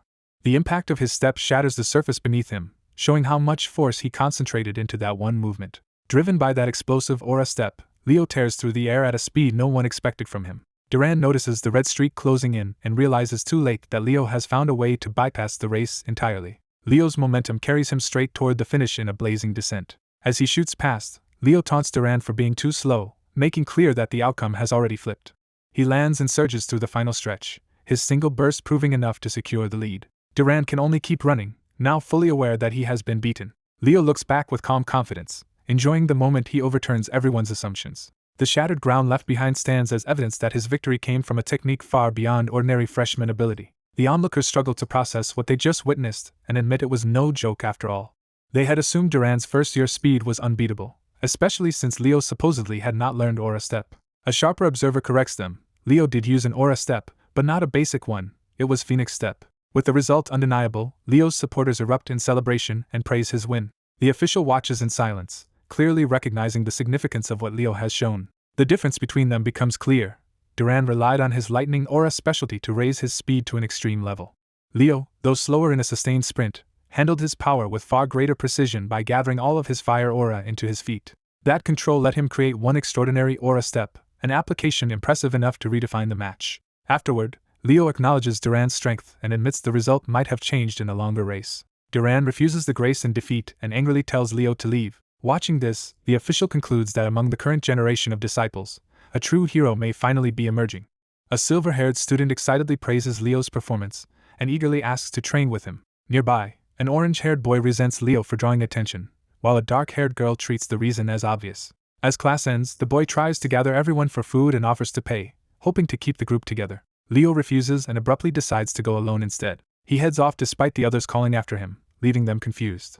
Leo explains that he is going to attend summoning classes, surprising the others because he is known as a Night Division student. On his way, Leo admits to himself that something about his rewards still does not make sense. He reasons through the problem. The Fairy King's pledge should be tied to world laws, and a reward for a summoned hero ought to match the hero's nature. By that logic, someone like him should have received a magic-related ability instead. He concludes that the pledge is useless for now anyway, because it only matters after he reaches the fairy realm and forms a contract there. Before he can think further, someone notices that he is also attending summoning class. The speaker introduces herself as Chinxia, the East's top student and captain, and greets Leo warmly. Leo returns the greeting, and she invites him to address her more casually. Chinxia admits she assumed Leo belonged entirely to the Night Division and did not expect him to be interested in summoning too. Leo says he is interested in spiritualism, and Chinxia is pleased that this means they will be seeing each other often. She asks what kind of spirit he has contracted with, expecting he already has one. To illustrate, she shows off her own water spirit with obvious pride and asks Leo to reveal his as well. Leo admits he has not made a contract yet, and Chinxia immediately offers guidance whenever he needs help. He accepts her support, then asks her age. Chinxia reveals that she is 17 and notes that Leo is 15, having already heard him speaking with Ms. Celia. Leo is startled that the accomplished captain is only 17 and privately thinks she looks even younger than Chelsea. Chinxia catches his hesitation and studies him closely. She correctly guesses that he just had an impolite thought, and Leo denies it without convincing her. Moving on, Chinxia reveals that she watched Leo's match against Duran and was deeply impressed by it. When Leo confirms it, she recalls seeing that fight among the crowd. The memory pushes her to a more serious resolve. Chinxia asks Leo to accept her challenge someday, making clear that she wants to test herself against him. Leo agrees without hesitation. His answer leaves Chinxia quietly satisfied. Soon, the exploratory summoning class begins under the open sky. The students gather on a hillside training ground overlooking the valley. Among those present are the silver-haired student and a tall white-haired upperclassman, both turning their attention toward the lesson. Others from different divisions also size up the gathering, waiting to see what this class will be like. Leo and Chinxia stand among them, both calm but attentive as the session starts. Leo notices how small the class is, and Chinxia explains that summoning is not a popular path. Even so, they find it unusual that the lesson is being held out here rather than in a normal classroom. Their answer arrives from above when a huge winged creature descends over the field. The students panic as they recognize a black wyvern and wonder where it came from. The wyvern lands close enough to terrify one boy, who can only shout at it to go away. A woman's voice cuts through the fear, explaining that the beast is only bothering him because it likes him. The speaker appears riding the wyvern and introduces herself as Yura Marin, greeting the first-year students. Yura reveals that she is the first-year summoning teacher who will be training them for the next year. Her striking entrance instantly captivates some of the boys, who become openly infatuated. Even a bearded spirit watching the scene declares himself inspired by her beauty. Leo can only think that if Oino were here, he would have completely lost control. Yura addresses the students as little greenhorns and demands confirmation that they understand the point of today's lesson. Once they answer properly, she announces that they are moving immediately to the practice area. The practical lesson begins with the arrival of large Talon mounts stepping onto the field. An associate professor named Carlo appears beside a griffin, ready to assist with the exercise. The class is split into pairs in order to mount the griffins, signaling that their first summoning lesson will start with riding them. As the class begins handling griffins for the first time, one student nervously appeals to the professor for guidance. The professor immediately takes that hesitation as refusal to learn and hardens her stance. She mounts up and warns the students that anyone who cannot keep up will be left behind. With that, the lesson shifts from instruction to action as the griffins launch. The professor surges into the air first, forcing the class to follow her pace. Below, the remaining students are left scrambling to react as the exercise begins without delay. One assistant tries to keep order by urging everyone to hurry after the professor. As the students gather themselves, one boy notices that the griffin he is dealing with is far gentler than expected. Another student struggles just to get seated properly, showing how unprepared most of them are. A black-haired girl asks the white-haired boy Leo to let her hold the reins, and he agrees without resistance. Soon the class is airborne over the sea, the lesson turning into a full flight exercise.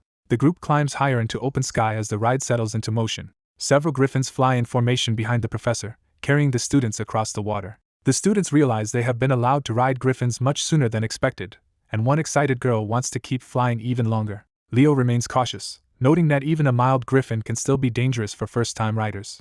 As he considers why this particular griffin is so cooperative, he keeps a steadying hand on it. At that moment, the professor discreetly activates something, setting up a test the students do not yet understand. A dark wyvern suddenly appears overhead, breaking the calm of the lesson. The griffins sense the threat at once and begin to panic. Their obedience collapses, and the students realize the professor has deliberately pushed them into a crisis. The point becomes clear. The griffins had only been calm because they were following the professor's authority. She coldly tells the class that if they truly belong at this academy, they should control the griffins themselves even in front of a wyvern. One griffin shrieks and bucks wildly, proving how quickly the situation can turn dangerous. As panic spreads, Leo pulls the black-haired girl close and explains that forcing a proud griffin only makes it resist harder. Instead of fighting the animal, he changes tactics and takes control through calm, deliberate contact. With quiet confidence, he tells her to trust him and commits to acting.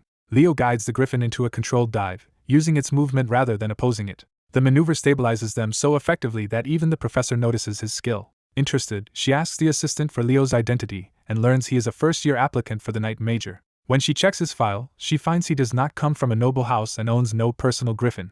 That means his performance cannot be explained by privilege, only by natural ability. The professor quietly concludes that the academy may have found an unexpected talent. The lesson moves on to the Island of Summons, the practice grounds for summoning majors. Later, in the island's forest, Leo walks apart from the others while a black-haired girl searches nearby. He seems to be tracing a clue, estimating the size of something he has noticed. When he picks up a fruit, he finds a feather stuck to it and realizes it may be significant. The girl asks what he found, but Leo hides his suspicion and dismisses it as nothing. Before he can investigate further, the group is called back together. The instructors announce that the students will now face a practical exam on their very first day. The class is baffled, since they thought this period was only meant for exploration. The professor argues that summoners must be held to a higher standard than other majors and should already understand that. She explains that summoning is not just about controlling mana. To form a contract with a spirit, a summoner must possess spiritual affinity, and to command summoned creatures properly, they also need the ability to tame and guide them. Because of those extra demands, summoning has a much lower success rate than the other two classes. But she insists that true summoners can achieve far more than the others once they master those gifts.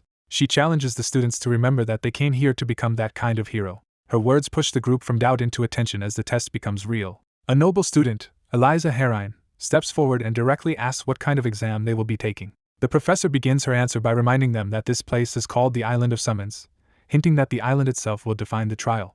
The academy explains that summoning is treated as a weapon, and the test will measure each student's ability to tame one. The rules are simple: enter the forest, subdue a summon, and form a contract to make it yours. As the trial begins, the students of Lumene Academy rush into the forest to claim their summons. Someone notices the freshman representative, Leo, entering as well. A silver-haired girl recalls that Leo's defeat of Duran made him famous enough to be considered worthy of the summer class too. Other students watch him with mixed curiosity and doubt. Leo heads deeper into the forest, insisting he is simply doing what he can. The silver-haired observer studies him more seriously, sensing something unusual. She concludes that those two boys are likely to become the key first years. While others begin bonding with ordinary beasts, Leo keeps searching alone. The onlookers think he has gone too far into the forest, and assume he will fail if he treats summoning lightly. Ignoring their judgment, Leo stops and begins searching carefully for a real opportunity. He picks up a feather, recognizing it as a clue. The feather erupts with violent fire, surrounding him in a sudden blaze. Instead of panicking, Leo realizes this reaction confirms his suspicion. He stays composed even as the heat intensifies around him. Far away, the story briefly shifts to a peaceful camp by a lake. Breakfast is being prepared over the fire. At the camp, someone wonders whether Leo is managing on his own. Another reminds her that it is only his first day at school. Even so, concern for him remains obvious. Back in the forest, the flames surge into something far beyond a normal summon encounter. Leo braces himself as the inferno closes in. A calm inner voice contrasts his alarm, hinting that this overwhelming heat is no accident. Leo realizes he has encountered one of the three great summons, a phoenix. The blazing spirit identifies him as Reyna's child and reveals itself as the flame she once summoned. Stunned, Leo asks if it knew his mother, and the phoenix confirms his guess was right. The phoenix says it once owed Reina a great debt and had expected her child to appear someday. It introduces itself as Verena, a phoenix counted among the 3 mystical summons. Leo greets Verena directly, accepting the encounter instead of fleeing from it. He gives his name and presses for the truth about its debt to his mother. Verena explains that Reina once saved the life of the summoner Ellen Lunda, a renowned hero. Ellen had been clearing a dungeon when she lost her comrades and nearly died. At that desperate moment, Reina arrived and rescued her. In doing so, Reina exhausted her own blazing aura. Verena admits that without that sacrifice, Reina might have risen to the highest rank among heroes, leaving Leo to quietly dwell on his mother. Leo recalls that his mother never regretted that choice, and Verena agrees that such selfless resolve was exactly who Reina was. When Leo asks why Verena is at Lumene, the phoenix refuses to answer but turns the question back on him. Leo explains that he is here because he is taking summoning classes too. That answer makes Verena look at him differently.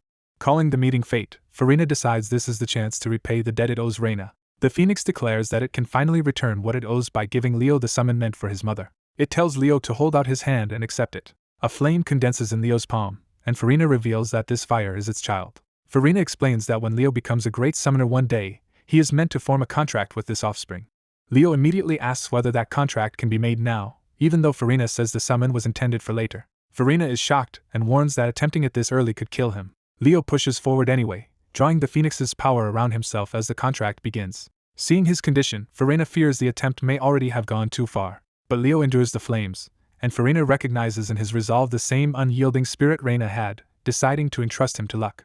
Leo focuses inward and prepares to test the strange power before him. A flame manifests in front of him, and he studies it as if confirming a dangerous possibility. He reaches into the fire instead of recoiling, choosing to confront it directly. The flames surge around him with overwhelming force, threatening to consume him. Leo realizes this is no ordinary fire but phoenix flame, so intense that even approaching it is nearly unbearable.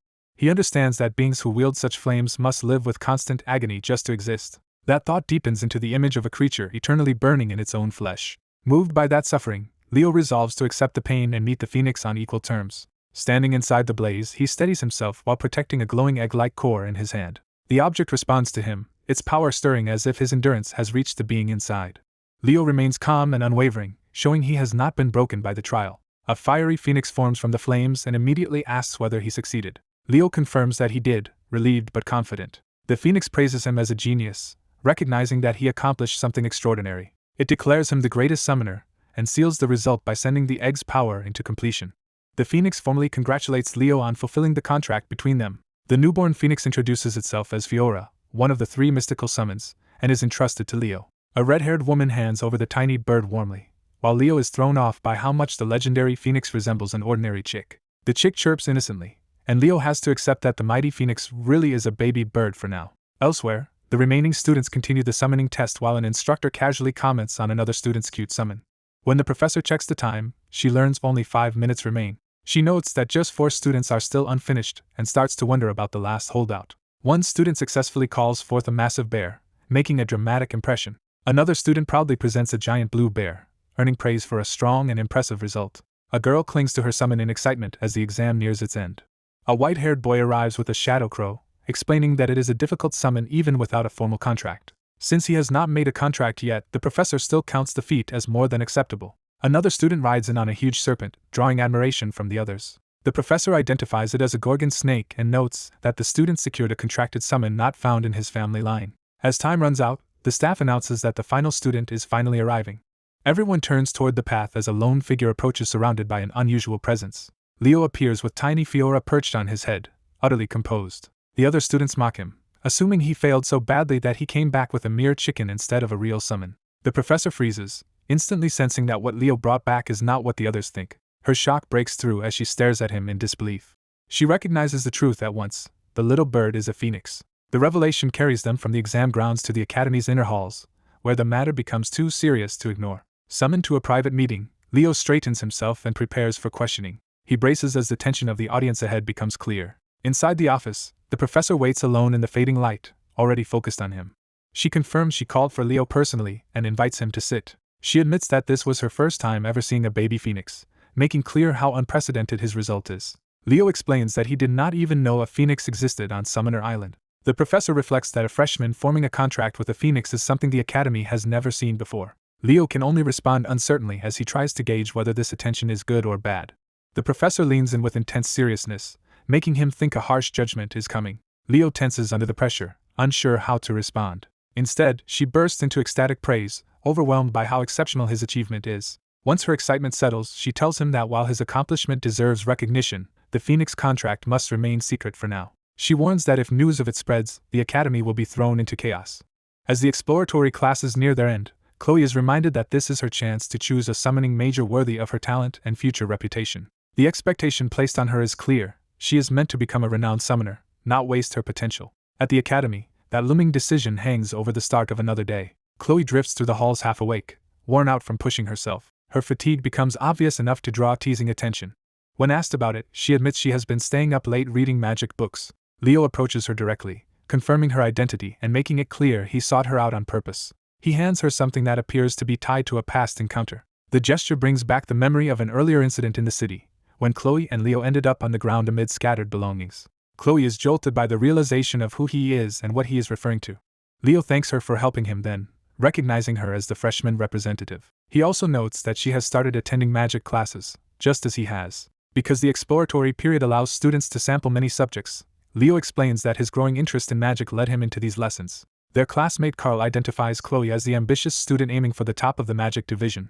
Chloe is formally introduced by name, and her reputation is already established among the others. Carl quickly feels the chill around her and jokes that sitting nearby may be a mistake. As he tries to retreat, Chloe's cold aura turns literal and forces the issue. A burst of ice erupts beside him, making her warning impossible to ignore. Leo calmly redirects Carl to the front seats, taking control of the situation without escalating it. He tells Chloe that since she is interested in the class, he intends to help her. Someone calls out to Leo before the exchange can go further. At the front, two students greet him warmly, showing he already has connections in this room. Leo pauses, taking in the unexpected familiarity around him. The room settles as the instructor arrives and the class formally begins. A decisive step announces the authority now entering the lesson. The students learn that this man will be teaching first-year magic next year, immediately raising the stakes of the class. He introduces himself as Professor Len Orr of the first-year magic division. Before the exploratory lesson starts, Len places a thick stack of papers on the desk and signals that this will not be a casual session. With practiced magic, he sends the tests out across the room in an instant. The sudden display and the raining papers shock the class. Exams land in front of every student before they can even prepare themselves. Leo discovers that instead of a simple trial lesson, they are being given a full magic theory test. Len makes his standard clear: students who cannot meet a minimum level will not be allowed into his classes. He frames that harshness as necessary, insisting that true students of magic must be held to a strict standard. He orders everyone to submit their completed exams to his assistant, Anna.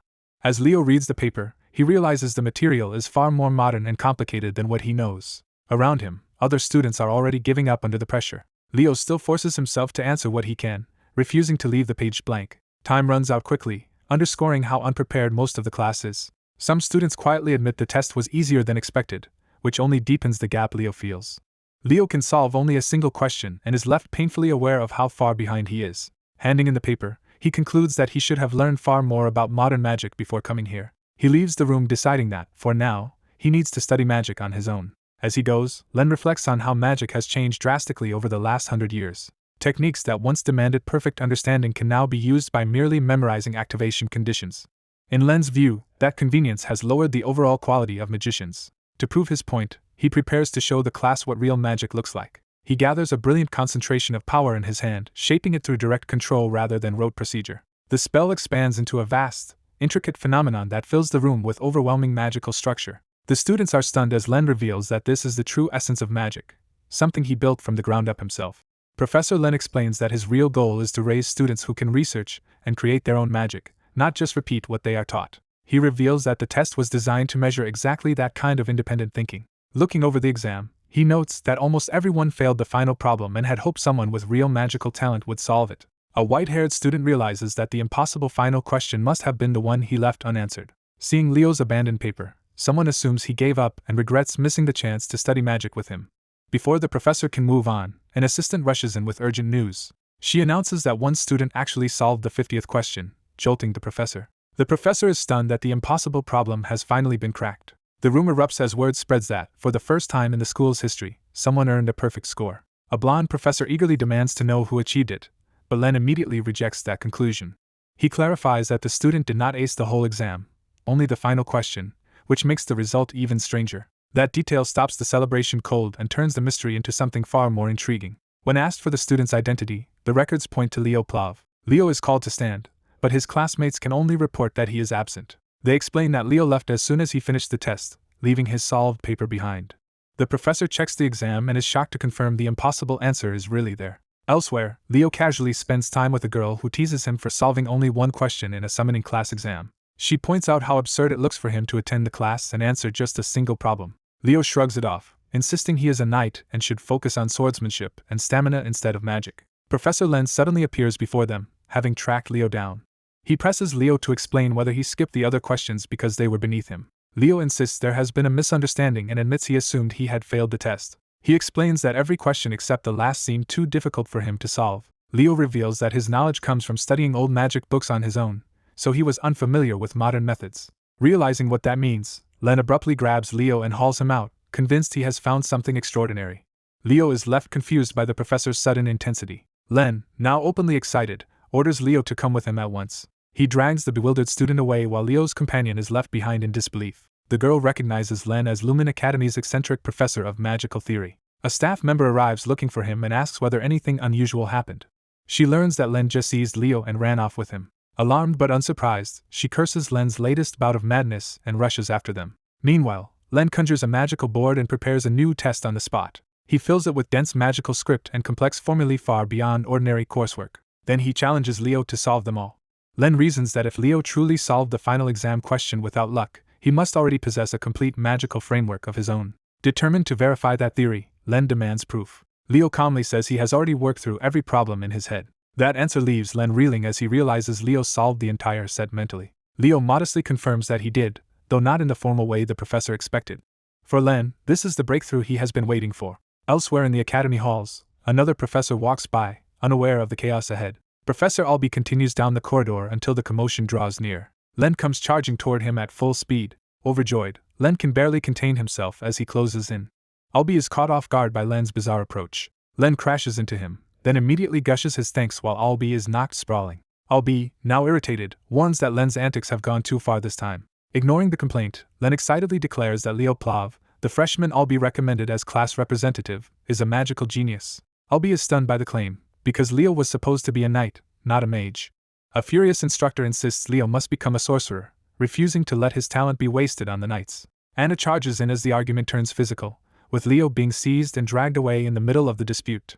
Even while taking him, the sorcery side denounces sending Leo to the knights as an insult to their field and demands custody of him. Leo cheerfully thanks Anna, treating the chaos around his future as if it has worked out in his favor. Anna forces herself to end the encounter calmly and return to class, though inwardly she vows to deal with this lunatic someday. Later, Leo notices another student approaching through the corridor and turns his attention to him. The newcomer, a blond boy in tinted glasses, greets the situation with an easy, amused confidence. Leo studies him warily, already sensing trouble. That impression hardens into contempt as Leo concludes that sorcerers have not changed at all and are still full of maniacs. A week passes, and the temporary classes come to an end. At the end of that week, Leo spends his time alone on a rooftop, resting and thinking. He picks up a book questioning whether Kyle, the hero of the beginning, was actually a fraud. Looking out over the academy grounds, Leo reflects on the implications of that claim. Before long, hurried footsteps signal that others are rushing to deal with a new development. In the principal's office, the academy head waits as the commotion arrives at his door. A teacher bursts in outraged and demands the principal explain an unbelievable decision. The source of the uproar is Leo's application, which requests placement in every major class, knights, sorcery, and summoning. The departments immediately start fighting over him, each insisting Leo belongs to them, while the absurdity of the request throws everyone into confusion. Rather than reject it outright, the principal is intrigued because the situation reminds him of a legendary figure from old stories. The others are left stunned, unsure what comparison he could possibly mean. He reveals that he is thinking of the fifth great hero, the hero of the beginning. He names that hero as Kyle, the only person in history said to have mastered every class. The revelation hangs over the academy as attention shifts from legend back to the present. Elsewhere, Chelsea and another girl push through exhausting weekend training on the track. Watching them, Carr wonders why anyone would be training this hard on a weekend.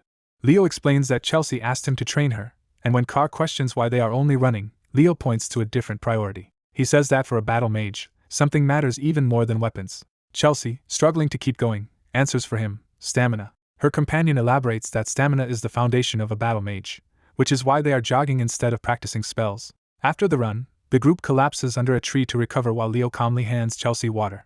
The silver-haired girl happily says she has missed this kind of lively weekend and eagerly asks to run with Leo too. Chelsea reacts with open disgust, making it clear she does not welcome that idea. Leo tells Chelsea he intended to train with her properly, but she snaps back that they are already training together. Car, watching their bickering, starts to suspect there is something unusually close between them, and even wonders if they are dating. Chelsea immediately shuts that down by explaining that Leo is her cousin. That revelation shocks the others, and Chelsea brushes off the exact family details as complicated but real enough. With the misunderstanding cleared up, Leo proposes they stop talking and resume training seriously, and Chelsea agrees at once. Car, meanwhile, decides he would rather spend his time exploring Lemuria City. Chelsea tries to stop Leo from leaving her behind, but he casually drags her along anyway while ignoring her protests. Left watching the chaos, Car laments that no one dignified ever seems to enter his life. Class assignment day arrives, bringing everyone back indoors for the next stage of academy life. Leo heads into classroom 1-5, the class he has been assigned to. Car immediately calls him over, clearly pleased that they ended up together. He boasts that of course he already knew Leo would be placed in class 5. Leo then notices Chelsea is there too, except she is slumped over in total exhaustion from the weekend's training. When Car asks what Leo did to her, Leo dismisses it as basic training, while Chelsea silently swears never to go through that again. The mood of class 5 quickly reveals itself as one of suffering rather than prestige. 2 upperclassmen mock the new students, wondering how many of them will survive past the first semester, and offering fake sympathy. Instead of backing down, Leo cuts in and tells them they are the truly pitiful ones. His sudden challenge makes the taunting seniors turn around in surprise, and the balance in the room shifts immediately. A disheveled instructor presses the class to admit his point, forcing a tense agreement before he begins. A nervous student answers him immediately, showing how intimidated the room already is. He introduces himself with mocking politeness, making clear that his appearance and reputation are part of the lesson. He reminds them that this is Class 5, the section reserved for the lowest-ranked incoming students. He openly acknowledges that they have already heard the rumors about him. Those rumors name him the Wailing Wall, and a student asks whether he chose this class to drag up its failures. Another student jokes that maybe he is here to raise their grades instead. The class quickly corrects that naive hope, insisting that a Lumene Academy student is meant to face the hero's world through real missions. They explain that the Academy's purpose is practical preparation, not comfort. The instructor agrees and adds that Class 5 is where people who were ignored elsewhere are shoved until they either improve or are discarded. He declares that this brutal reality is exactly why he chose to take charge of Class 5. He says the title Wailing Wall comes from what he does to students like them. As he surveys the room, one white-haired boy catches his attention. He quietly judges that this particular student has a real chance to survive. Without wasting time, he orders everyone to change and report to the training grounds. The class moves outside as combat studies begins in earnest. The students gather on the field, waiting to learn what kind of trial he has prepared. The setup reveals his indifference to effort as he settles under a parasol instead of joining them directly. He makes himself comfortable, while the class stands exposed before him. From his chair, he announces that this lesson is about fixing the rotten habits they brought with them into the academy. He challenges them with the core question: in a world where lives are lost easily, what can they actually save? A healing-type student, Nella Carvin, assumes her role is to protect allies, but he rejects that answer as shallow. He tells her healing only matters after danger has already broken through, and demands to know whether she can truly shield anyone before that point. Another student eagerly volunteers, confident she can prove herself. He calls on Eliana and asks her to demonstrate her ability as a magical knight by creating a fireball. Eliana answers with confidence, and summons a blazing sphere of fire. The instructor barely looks up from his drink and dismisses the display as unimpressive. Provoked, Eliana pours in more mana and boasts that her power far exceeds what he has seen. Her spell swells into a much larger, more dramatic inferno, meant to overwhelm him with sheer force. He dryly notes that she only made it bigger, not better, exposing the emptiness of her showmanship. To prove the point, he sends a tiny green spirit toward her oversized fireball. The summoned familiar appears light and harmless, almost laughably small beside her flames. It darts straight at Eliana, slipping through the battlefield before she can properly react. The spirit gets close enough to mock her, showing how little control she has over the situation. Eliana realizes too late that her power means nothing if she cannot land a hit. Her attack cuts through empty space while the spirit avoids it effortlessly. The instructor drives the lesson home. Multiplying attacks is useless if her skill and precision are too poor to connect. The watching students absorb the warning that raw ability without refinement is worthless. He raises the stakes further, declaring the exercise will continue until they catch his spirit, no matter how much of themselves they must draw out. The white-haired boy recognizes that the instructor's cruelty is justified because every criticism has been accurate. He decides to step forward himself and test whether he can meet that standard. The instructor accepts at once and calls him by name, Leo Plav. As Leo moves, he measures himself against the heroic ideal he has carried inside him. The field erupts into chaos as students and spirits clash, but Leo pushes through the confusion toward the target. A violent red power ignites around him, carving through the ground as his speed and force surge upward. That crimson energy explodes into a full awakening, announcing that Leo is operating on a different level from the rest. He emerges from the burst with the presence of someone who may become the first true all-class talent among them. The others can only stare and panic as they realize they have no hope of matching his pace. Leo accelerates again, turning his body into a red streak across the field. With his power fully engaged, he drives forward in a decisive charge to seize the spirit and prove himself. A tiny green-haired girl is suddenly flung upward through a burst of light, while a white-haired boy rises after her. As she drifts away, he reaches out instinctively, trying to catch her before she escapes his grasp. He realizes too late that she is not simply fleeing but moving with purpose, and his surprise breaks his momentum. Instead of panicking, he quickly regains control and reads the situation with calm confidence. He gathers a red, blade-like force into his hand, preparing a counterattack. The green-haired girl dives past the sweeping strike, using her speed to slip around his attack. Her maneuver interrupts a clash below, startling the fighters caught in the middle of it. One combatant is driven back across the field by the shock of the exchange. A blonde student is revealed to be holding the tiny green-haired girl in his hand, while she angrily demands to be released. Nearby, someone calmly adjusts their gloves, signaling that the confrontation is over and attention is shifting elsewhere. The scene cuts to Professor Sejin of Lumene Academy Class 1, a highly ranked teacher who smugly suggests that Class 5 could learn from him. Opposite him lounges Harid Edmund, the homeroom professor of Class 1 to 5, who lazily mocks the idea and jokes about taking Sejin's place. Harid's reputation is underscored by the fact that he ranked first in the graduating class vote despite his disheveled, indifferent demeanor. Sejin is visibly irritated by Harid's attitude and standing. The students realize they are witnessing the two legendary pillars of Lumene Academy, veteran professors who have shaped the school for decades. A pink-haired student eagerly reveals this background knowledge, surprising the others. His bragging about being well-informed immediately annoys a classmate, turning the moment briefly comedic. Sejin addresses Harid directly and questions why this unreliable man has been put in charge of Class 5. Without waiting for approval, Sejin produces a blue ball and signals that he already has a plan in mind. He formally proposes a competition between Class 1 and Class 5. When he names the event as Batera, Harid is jolted out of his laziness by the significance of the choice. Harid immediately praises Sejin's cunning, recognizing that this is a calculated move rather than a simple challenge. Sejin frames the match as practical education, arguing that direct experience is the best way for students to learn. Harid casually accepts the idea and gives Sejin permission to proceed with teaching the class through it. Even as he agrees, Sejin privately resents that someone as unserious as Harid keeps winning the students' favor. Sejin turns his attention to Class 5 and calls them forward to face the consequences of his proposal. Harid announces that the Class 5 students will all get a chance to prove themselves in a Batera match against Class 1. Just as the challenge seems straightforward, Harid adds one more condition. He declares that if Class 5 loses, every one of them will be expelled. The threat shocks the students into immediate panic. They protest that this is only their first class and that Class 1 is led by 3 captains, making the challenge absurdly unfair. Harid dismisses their fear and tells them that hardship is exactly what should force them past their limits. Some students fall silent, trying to process whether this is cruelty, strategy, or both. Harid remains relaxed and insists there is no reason to worry. He points out that their class already includes Leo, the freshman representative, implying they are not as helpless as they think. Treating Leo as the key piece, Harid orders him to choose 6 representatives to accompany him to Batera.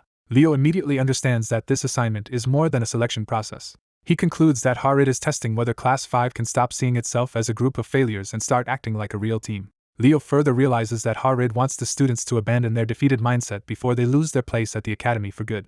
As if to formalize that resolve, Sejin raises a glowing staff and prepares the event. The academy's Batera field activates, and the match is presented as a chance to restore Class 5's morale through a breakthrough. Class 1 appears as a disciplined, confident force ready to defend its status. Class 5 arrives looking far less certain, with Leo standing at the center of their unease. Seeing their fear, Leo bluntly asks why everyone is so intimidated. A classmate explains that Leo may not know Batera, but at Lumene it is a long-honored combat sport rather than a simple game. The others make it clear that Batera is dangerous, which is exactly why they are terrified of facing Class 1 in it. Leo notices Chelsea's anxiety in particular, and asks why she looks so shaken. Before she can answer, a smug girl from Class 1 taunts her and assumes Class 5 has already accepted defeat. Chelsea snaps back, refusing to admit fear and angrily insisting she would never lose to someone she considers beneath her. Leo cuts through the tension by pulling his classmates close and assuring them that Class 5 will not lose. A dark-haired girl challenges Leo directly, vowing to prove herself with the results of her special training. Another girl silently steels herself, determined not to lose to Leo again. A professor summons the participants from each class to the arena, formally setting the match in motion. Leo immediately takes charge of his class and asks who will join him. The first volunteers step forward onto the field. A red-haired girl joins with fierce resolve, ready to risk expulsion if that is what it takes to crush the opposing class and impress Professor Harrod. 2 more students commit themselves, showing the team is quickly taking shape. 1 student is reluctantly dragged in as the final member, completing Leo's side. Leo reports that Class 5 is ready, and the professor prepares to begin. To start the match, the professor conjures the game ball and sends it into play. The launch is sudden and violent, forcing everyone to react at once. As the ball flies, the competitors lock in, each realizing the opening scramble could decide the tone of the match. A blonde boy narrows his focus and commits to the contest. Across the field, other contenders also sharpen their attention, each measuring the threat around them. The silver-haired girl remains calm and unreadable, ready for the clash.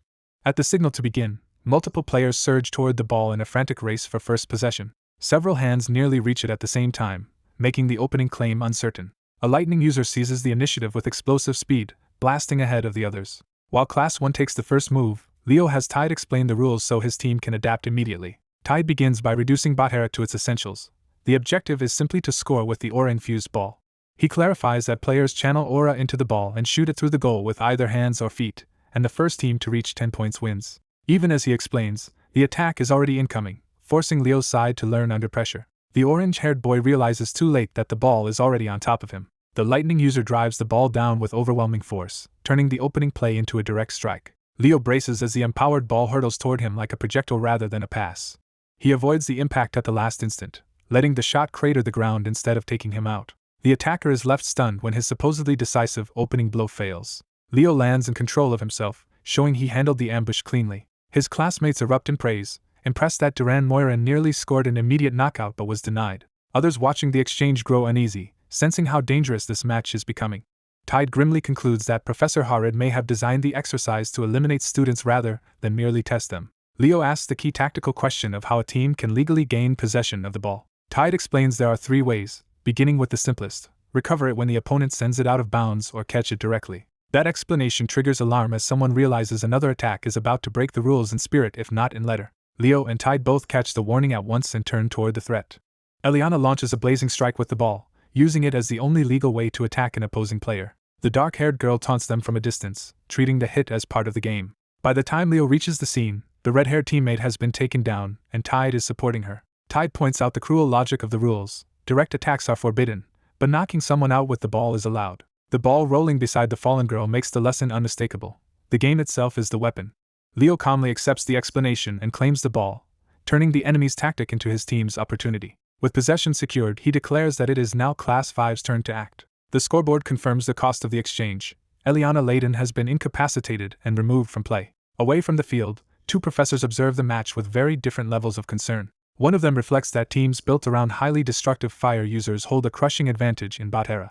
He singles out the flames of Zerdinger as the most powerful among the human houses, making their representative especially dangerous. The silver-haired professor notes that accepting a match against a class containing Celia Zerdinger should have made victory nearly impossible for Leo's side. His colleague undercuts the seriousness of the remark with a lazy jab, exposing their familiar friction. Then he asks if the professor remembers his first pupil from the house of Zerdinger, hinting at a far more significant precedent. That memory leads back to a legendary figure known as the Empress of Batera.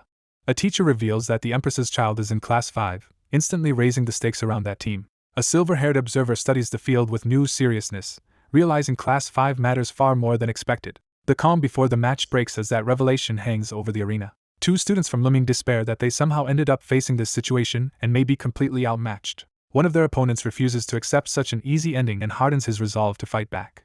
A dark-haired girl notices his decision and welcomes it, ready for the confrontation to begin in earnest. Leo Plow steps forward with the ball, surrounding himself with blazing power as he prepares to attack. He launches the ball with explosive force, forcing everyone nearby to brace for impact. The shot drives a girl backward before she can properly withstand it. The attack slams into an ice barrier with enough force to shatter the ground and shake the defense. Even so, Celia's ice wall holds just enough to stop the score, proving Class 1 still has a way to resist. Leo immediately reads the defense and confirms that Celia is the one making those impossible blocks. Without hesitation, he closes in on the barrier itself, targeting the source of the defense instead of retreating. He smashes through the ice from above, breaking the protection that had been keeping Class 1 alive. Celia looks up just in time to realize the attack is now coming straight down on her. Watching from the side, the silver-haired man is stunned by Leo's instinctive combat judgment. The eye-patch teacher remains composed, as if this level of talent only confirms what he already knew. Class 5 supporters erupt, convinced Leo is carrying the match for them. The silver-haired observer finally understands that the real contest is only starting now. A red-eyed girl from Class 1 answers with a fierce counterattack, hurling a flaming strike back into the exchange. Her shot nearly catches Carr, driving him to the ground and showing that Class 1's top students can retaliate just as brutally. Another Class 1 player sweeps in with a curving surge of power to keep the pressure on. Carr intercepts that follow-up with his body, taking the hit so the play does not collapse.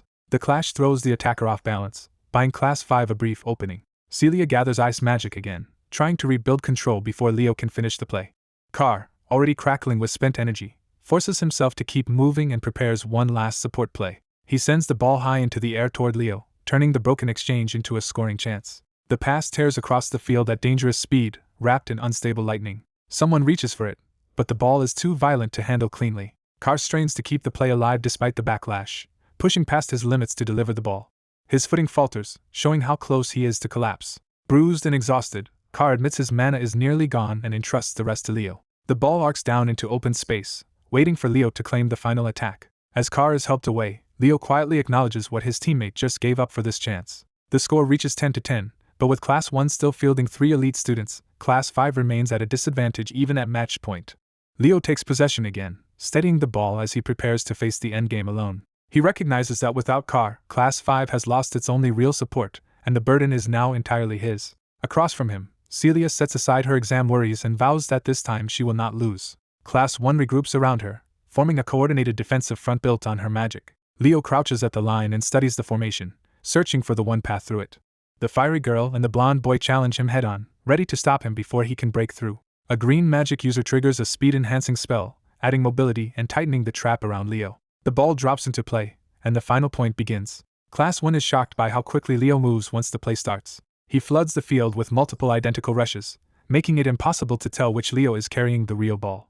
While his opponents expect an attack, Chloe realizes too late that he only cares about reaching the goal. Celia dismisses the trick as a shallow illusion at first, but then she cannot identify the real Leo among the fakes.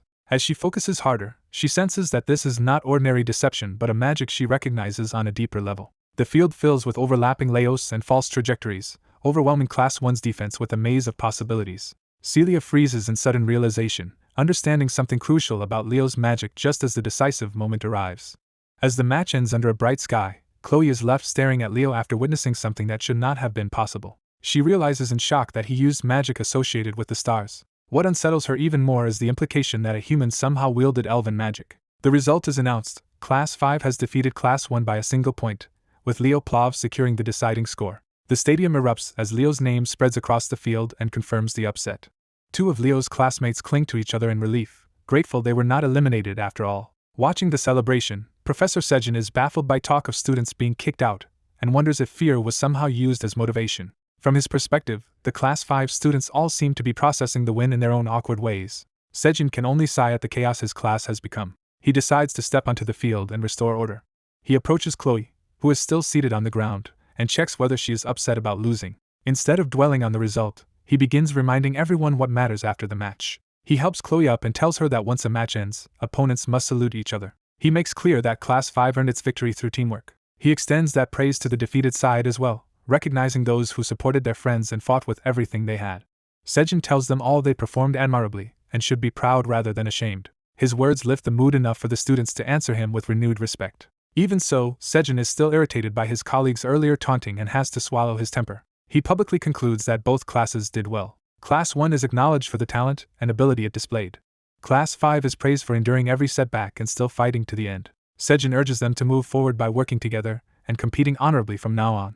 At his command, the 2 classes line up and exchange handshakes. Chloe uses the moment to needle Leo, admitting he lasted longer than she expected before losing. Leo answers in kind, saying he had expected more from someone he took for a serious threat. Nearby, another pair from the opposing classes shake hands more cheerfully, celebrating their side's win. That friendliness quickly turns awkward when one of them has no idea how to respond. Chloe, still flushed from the match, gathers herself as Leo turns to her directly. He offers his hand without mockery. Leo tells her that with more experience, she is certain to become someone remarkable.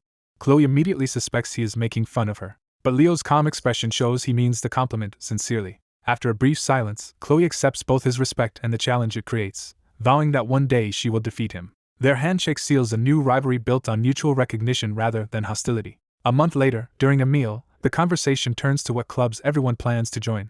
Leo casually reveals that instead of joining one, he intends to create a club of his own, startling his friends. One of them immediately declares that if Leo is founding a club, he wants him to, and asks what kind it will be. Leo names it the Hero Research Society. He explains that he wants to investigate the long-forgotten hero of the beginning, Kyle, even if others dismiss that figure as fiction. His idea sounds so obscure that his friend jokes no one will join.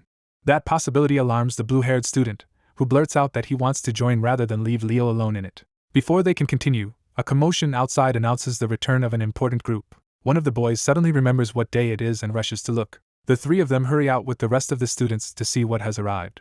They learn that the upperclassmen who have been away are returning from the hero dungeon expedition known as the Hero Runden. The school explains that fragments of ancient hero records are scattered across the world, and special dungeons are generated from them. Senior students are sent to clear those hero dungeons and recover the record fragments, missions that can keep them away for weeks or even longer. Watching the returning seniors, Leo reflects that his mother likely went through the same kind of trials. His friends are stunned to realize these students are the elite of Lumene. One standout is identified for them, the muscular Easterner leading the group, Senior Lee Jamua. Leo identifies the dark-skinned woman beside the central figure as Senior Tora Yen, showing he is trying to recognize the important people around them. He also guesses that the pale-hooded person is Senior Ulta, continuing to sort out the notable upperclassmen. But when attention turns to another person, Leo admits he has no idea who that one is, exposing a gap in his knowledge. Someone immediately reveals that the unknown figure is Reese, the student council president of Lumene, making Leo realize he overlooked someone powerful. Before Leo can properly respond, the person he was trying to identify is suddenly gone, leaving him and his friend confused. Celia abruptly grabs Leo and cuts off his questions, making it clear something urgent has come up. She insists he come with her at once, refusing to explain until they are already moving. Only after leading him away does Celia reveal that the student council president wants to meet him in Lumene City. Leo is baffled about why someone so important would seek him out, while Celia brushes off his confusion and promises it will make sense soon. They arrive at a restaurant for the meeting, and Leo wonders why such a formal invitation led them somewhere so ordinary, while Celia is distracted by the food. The moment Celia recognizes what is being served, her restraint breaks and excitement takes over. She throws herself at the student council president and greets him like family, revealing a much closer connection than Leo expected. Reese welcomes Leo warmly, introduces himself properly, and confirms that he already knows Leo's reputation as the top student in every class. The meeting pauses around the meal itself, with the food becoming the easiest way to settle everyone in. Reese checks whether the dish suits them, and Leo confirms there is no problem. When Celia hesitates, Reese notices immediately, and she admits this kind of food is completely new to her. She cautiously tries it despite her uncertainty. The taste wins her over at once, and her delight turns the tense meeting into something unexpectedly relaxed. With the mood softened, Reese explains that Leo resembles a certain aunt of his and asks whether Leo has ever met Reese's mother. He clarifies that he knew Leo's mother when he was younger, and that she had been famous during her school days. Leo is caught off guard by hearing his mother discussed this way and struggles to connect her to such a legendary image. Reese gives a concrete example, recalling that Leo's mother once complained that the dormitory restaurant's desserts were terrible. He then recounts how she responded by gathering students and marching to the principal's office, showing that her fame came from bold, disruptive action. The empty plate suggests the story is unfolding over a meal that has already put everyone at ease. Celia eagerly follows the story, clearly entertained by learning that Leo's mother caused memorable trouble of her own. As Leo listens, he silently judges Reese more carefully and concludes that the student council president truly deserves his reputation as Lumene's strongest. Leo further senses that Reese is not just powerful now but someone destined to become a celebrated hero. Reese casually proposes dessert next, and Celia agrees with immediate enthusiasm, showing how completely she has warmed to him. Reese excuses himself to pay first, maintaining the role of an easygoing but considerate senior. Once Reese steps away, he notices Leo has already drifted off on his own, as if something else has seized his attention. That shift leads into a sudden, colder moment centered on another student who stares at his hand in alarm, as though an unexpected change has just occurred. He finds a small framed object in his grasp and cannot understand why it is there, suggesting a mysterious trigger or transfer has taken place. At the same time, a nearby device begins sounding insistently, signaling that normal routine is about to be interrupted. The interruption reaches class, where a student calls out to Professor Herod with a question before lessons can continue normally. The professor, lounging with complete indifference, recognizes Eliana Layden and invites her to ask whatever complaint she has this time. Eliana demands to know why their class still has no representative when every other class has already chosen one. She presses the issue by pointing out that they are falling behind the rest of the first years. The professor admits he had simply forgotten about the matter, confirming that the delay came from negligence rather than deliberation. Without ceremony, someone nominates Leo on the spot, treating his selection as obvious. Eliana protests the sudden decision and argues that the class should vote instead of accepting a name shouted out at random. The professor answers that objection by slamming down an enormous stack of paperwork, turning the role into a burden no one else wants. He declares that the class representative can take responsibility for sorting and organizing all of it, making the appointment effectively final. Faced with the workload attached to the position, Eliana's resistance collapses into miserable silence. Before anyone can argue further, an announcement informs them that the Hero Studies joint class will begin shortly. All first-year students are ordered to head to the auditorium, forcing the class to move on immediately. Leo politely asks if they should prepare to leave, and his composed initiative only reinforces the idea that he fits the representative role. Students begin gathering and shifting into place as the class transitions toward the joint session. Leo and his orange-haired friend arrive among the crowd, taking in the new assembly. There they run into Chloe, whose drained expression makes it obvious she has been overworked or worn down. Instead of small talk, Chloe immediately asks whether they have any fatigue recovery potions left to sell, revealing just how exhausted and desperate she is. A girl with pale blue hair is handed 2 small vials, apparently receiving only a limited supply of something she needs. Her classmates note that those 2 are all she has and worry she is overexerting herself this early in the year, but she ignores the concern. She immediately opens 1 vial and drinks it as if she cannot afford to wait. The dose hits quickly, and she forces herself through the unpleasant after effect. She dismisses everyone's concern and insists she is fine before moving on. The others are impressed and uneasy, recognizing that she is the top student in magic theory and that her anxiety over staying ahead is intense. They realize her fear is tied to Leo possibly catching up in the upcoming magic theory exam if he learns the newest trends. When one boy wonders what is wrong with being second, his companion reminds him that this girl is not just competitive but a tower sorcerer. The explanation is that magic theory is effectively a battle among those who seek to stand at the top of magical knowledge and reconstruction. For someone like her, mastery of theory is bound up with status and identity, so losing ground would wound her pride. Another student asks if his friend is really a sorcerer at all, and he casually confirms that he relies on magic in everyday life. He jokes that practical subsistence magic is his own form of pride, which earns him only deadpan contempt. Nearby, the blue-haired girl silently radiates hostility toward the noise around her. Elsewhere, an older man handling a potted plant notices a sudden magical response. He turns at once, alerted by the change. The principal realizes that a damaged page from a hero's record has reacted. The fragment is brought out from its case as proof of the strange event. A staff member reports that the page was damaged so badly it should not have reacted at all, yet it definitely gave off a response. The principal asks whether it reacted again afterward, testing whether the event was ongoing. He learns that the reaction happened only once and then stopped. Examining the fragment himself, the principal begins to suspect there is a specific trigger behind the response. He decides the matter requires further investigation. For the moment, he dismisses the reporting student with praise and tells him to rest after his return. He then calls for Elena as a new task comes to mind. Elena answers immediately and presents herself for orders. The principal sends her to the auditorium to begin the first-year joint class, while he continues thinking about the fragment. Left alone, he reflects that even tiny fragments can react under certain conditions. He concludes that if the person recorded in the hero record comes into contact with the fragment, it will respond. Soon after, the first-year Hero Studies joint class begins in the auditorium. Professor Arshan struggles to quiet the noisy room and establish control.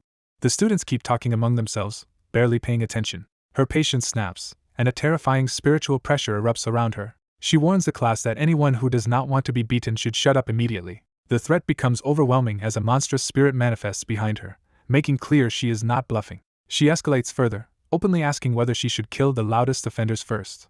Even she is frustrated that the students still needed this much force before listening.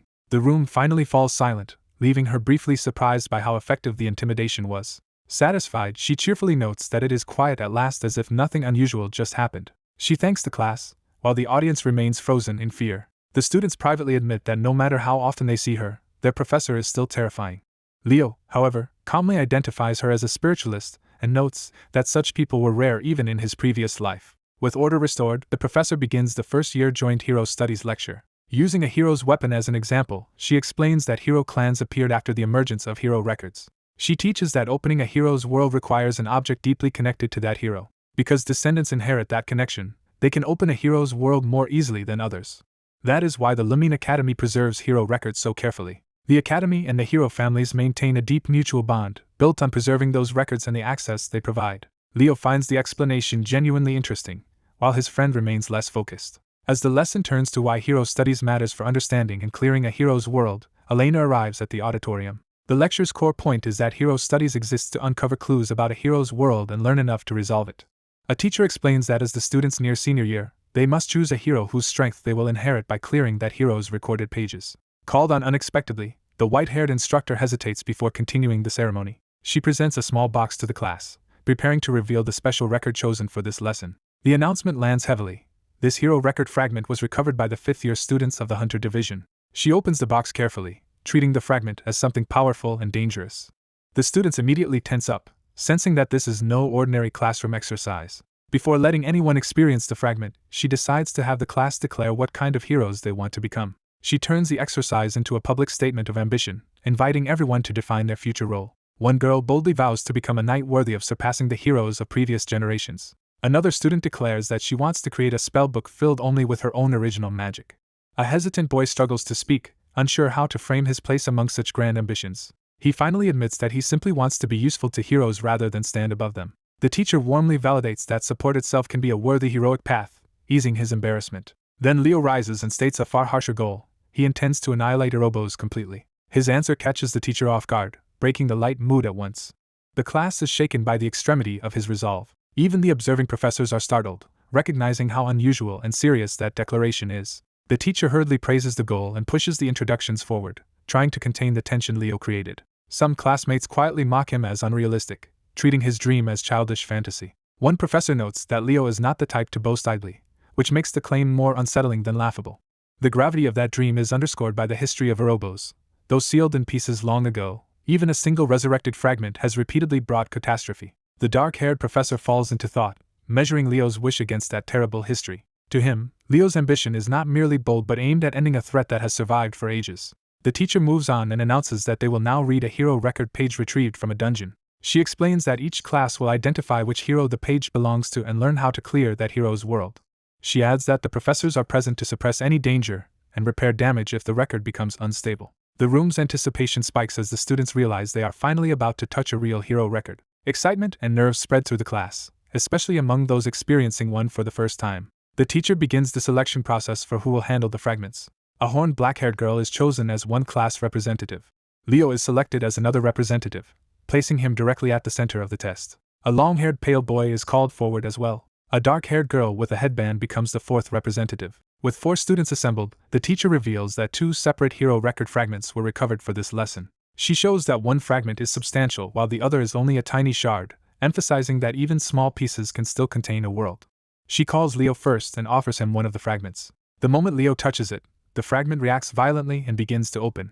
Golden energy surges around him, and even Leo seems caught off guard by how forcefully the record responds. The record fully activates in front of the teacher and Leo, confirming that a hero world is opening. A vast magic circle spreads out as the system identifies the beginning of a hero's world and chapter. One professor realizes the activation is unstable and fears the record is going rogue. Before anyone can stop it, the students and professors are dragged into the unfolding world together. The chapter title glitches, suggesting the record itself is damaged or corrupted. They arrive in a ruined battlefield beside the corpse of a monstrous beast, where death is immediate and undeniable. The sight of a real corpse horrifies the students, shattering any remaining sense that this is a safe lesson. The dark-haired professor orders everyone to brace themselves, warning that they have entered a true hero dungeon. The silver-haired professor quickly identifies a fortress wall nearby and calls Harlan's attention to it, recognizing the setting from history. He names the place as the Walls of Gardesion, the final line of defense and last city in the age of catastrophe. As Leo takes in the scene, his earlier vow echoes back at him, and he quietly admits that his wish may indeed have been foolish. Before anyone can settle, a lone woman appears running toward them across the wasteland, signaling that the story inside the record is already in motion. A dark-haired girl makes a solemn promise that they will save the world. The white-haired boy receives that declaration in silence, clearly affected by it. Facing her across a desolate scene, he finally recognizes her as Lysinas. She answers his recognition with calm certainty, as if she has already accepted the burden ahead. That memory gives way to the present, where a strange golden disturbance interrupts a school gathering and alarms the students. One student, rattled by the sudden phenomenon, demands to know what is happening. A professor abruptly shuts the event down, suspending classes and ordering everyone out of the auditorium. The crowd begins to disperse under the unexpected order. Instead of leaving it alone, the white-haired boy lingers with clear intent to pursue what just surfaced. He reveals that he has obtained a page from Kyle's record and treats it as evidence. The professor confronts him, waiting to hear what conclusion he has drawn. Elsewhere, the aftermath becomes gossip, with the school buzzing over the shocking event. His classmates excitedly realize he witnessed the King of Wisdom and call it a historic feat tied to Lysinas' hero record. The excitement quickly turns into noisy bickering and jokes among the group. Their usual chaos escalates into a mock fight until discipline catches up with them. The professor arrives to scold the loudest class in the school. He gives them a blunt ultimatum, study on their own or be expelled. The threat instantly kills the mood and leaves the room stunned into silence. The white-haired boy reflects that his own hero record alone was found in a ruined, unreadable state, unlike the others. What remains of it contains only fragments, including the promise that they will save the world. From the damage, he suspects someone deliberately destroyed his hero record. He reasons that a hero record carries a hero's power, so destroying one could prevent a new hero from emerging. That suspicion leads him to a single name behind the sabotage, Erebos. He resolves to investigate why his hero record was split apart before anything else. A month later, life at the magic department resumes under normal class routines. In practical class, the instructor introduces the next assignment. Each student must demonstrate original magic, a spell unique to them. The class listens with mixed curiosity and uncertainty as the task sinks in. The lesson explains that original magic is a magician's personal signature, and while advanced techniques can become standardized, true originality begins with the individual. The instructor stresses that such magic can become a decisive personal weapon in dangerous situations. He uses star magic as an example, noting that most later versions are only imitations of the true original. He adds that only one person in history truly wielded authentic star magic, its creator, Nebula Luna. That name catches Chloe's attention and stirs her competitive focus. The white-haired boy is distracted when a strange presence suddenly makes itself known nearby. A grimoire appears at Chloe's side, radiating an ominous aura. Chloe notices the disturbance too and immediately grows tense.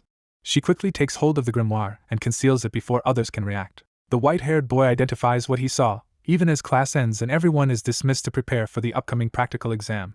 As the students file out, Chloe leaves with the hidden grimoire still in her possession. He stops her before she can get away, forcing a private exchange. Chloe braces herself, wary of what he might have noticed. He disarms her suspicion by casually inviting her to lunch. Privately, though, he confirms to himself that she was hiding that grimoire earlier. Chloe rejects the invitation and redirects the encounter into rivalry, declaring that she intends to beat him in the practical exam. Their classmates immediately treat the challenge as major news and tease him for provoking the top student in ice magic. Chloe admits that Leo already surpasses her in technical skill, but she is certain no one can match her in magic techniques themselves. The white-haired boy accepts the challenge without hesitation and commits to facing her seriously this time. Chloe answers with absolute resolve, vowing that she will win. He meets that determination with a smile, saying backing down now would only insult her. Chloe remains firm, taking his response as confirmation that the contest is real. He ends the exchange on respectful terms, proposing that they both prepare well for the match ahead. A formal handclasp leaves the blonde boy absurdly impressed by how naturally the silver-haired girl carries herself. He fixates on the handshake itself, treating the simple contact like a startling sign of poise and maturity. As evening settles over the academy, the story shifts toward the towering place where Leo intends to pursue a hidden lead. Leo arrives at the Tower of Heroes, the heart of records and authority tied to heroic achievement. While climbing through halls lined with portraits, he recalls that Lumene's forbidden library should be somewhere inside, and believes it may contain the clue needed to restore his lost hero record. His presence immediately draws attention, because a first year has no ordinary reason to be in this restricted tower. When someone calls his name, Leo realizes he has been noticed before he can continue unnoticed. The one stopping him is Toro Yen, a confident senior who clearly intends to control the encounter from the start. She introduces herself as a fifth year from the Department of Magic and greets him with the ease of someone already informed about him. Leo answers politely, keeping his guard up. Toro immediately questions why a first-year student would come to the Tower of Heroes at all. Rather than dodge, Leo states that he is here to meet the student council president. That answer amuses her, suggesting she already sees through part of his intentions. She offers him a route forward, saying that joining the magic department could create an opportunity for him, but Leo makes clear he is already taking magic classes and is not here to be recruited. Her smile shows she is less offended than intrigued by his refusal. Leo ends the exchange courteously and prepares to move on. As he leaves, Toro calls after him and openly proposes that he declare a major in her department once the semester ends. She makes it plain that this is not a casual suggestion, but a serious attempt to claim him for magic. Leo accepts the pressure with a calm smile instead of committing himself. He resumes his climb, staying focused on his real objective. At the upper level he finds two older students near the elevator, another gate before he can reach the president. One of them activates the lift to the 9th floor, the level Leo needs. Leo's first attempt to use the elevator fails, leaving him briefly wrong-footed by the tower's magical systems. He realizes ordinary button pressing will not get him through. A senior explains that the elevator responds only when mana is channeled into it, revealing yet another rule of this place. Once that hurdle is cleared, Leo introduces himself properly to the student beside him. The senior turns out to be Lee Zamua, a fifth year from the Department of Knights and the Student Council's first-year class representative. Inside the lift, Lee casually asks what business a freshman could possibly have in the Heroes Tower. Leo repeats that he needs to see the Student Council president. Lee is impressed that a freshman can stand before him without shrinking, and notes how bold it is to seek out the president alone. He immediately tries to recruit Leo as well, arguing that someone with that nerve belongs in the Knight Department. Leo brushes off the pitch with an easy, non-committal response. Even as they near the office, Lee hints that the real subject has not yet been broached, keeping the pressure on Leo. At the student council office, Lee formally announces Leo to President Lysinas and asks permission to bring him in. The door opens, and Leo is finally admitted to the person he came to see. President Lysinas receives him calmly and asks what has brought him here. Leo pauses only long enough to show that he understands the weight of what he is about to request. He states his goal directly. He wants access to the Forbidden Archive. Lysinas takes the request seriously at once, recognizing that Leo would not ask for something so grave as a joke. He explains that only 2 routes exist for a regular student to reach the Forbidden Archive, the first being to clear a hero dungeon and recover the page that returns to one's hero record. Leo immediately presses for the other route. Lysinas hesitates just enough to show that the second method is more political than procedural. Then he reveals the price. If Leo joins the student council, he will tell him the second way. The scene cuts forward, leaving Leo's answer unspoken while the consequences begin to unfold. Time passes to the day of the night department's first practical exam, an event important enough to draw a crowd. The blonde boy treats it like a spectacle and arrives ready to enjoy both the competition and the chance to profit from the excitement. Nearby chatter turns to familiar classmates, with one student grumbling that Kai is once again trying to turn the occasion into business while others find that behavior completely typical of him. In the crowd, Leo notices that Chloe seems to be absent just as the event is about to begin. At the center of the field, a stern silver-haired man takes command of the opening, establishing himself as the authority overseeing the match. He announces that the first match is beginning, formally launching the practical exam.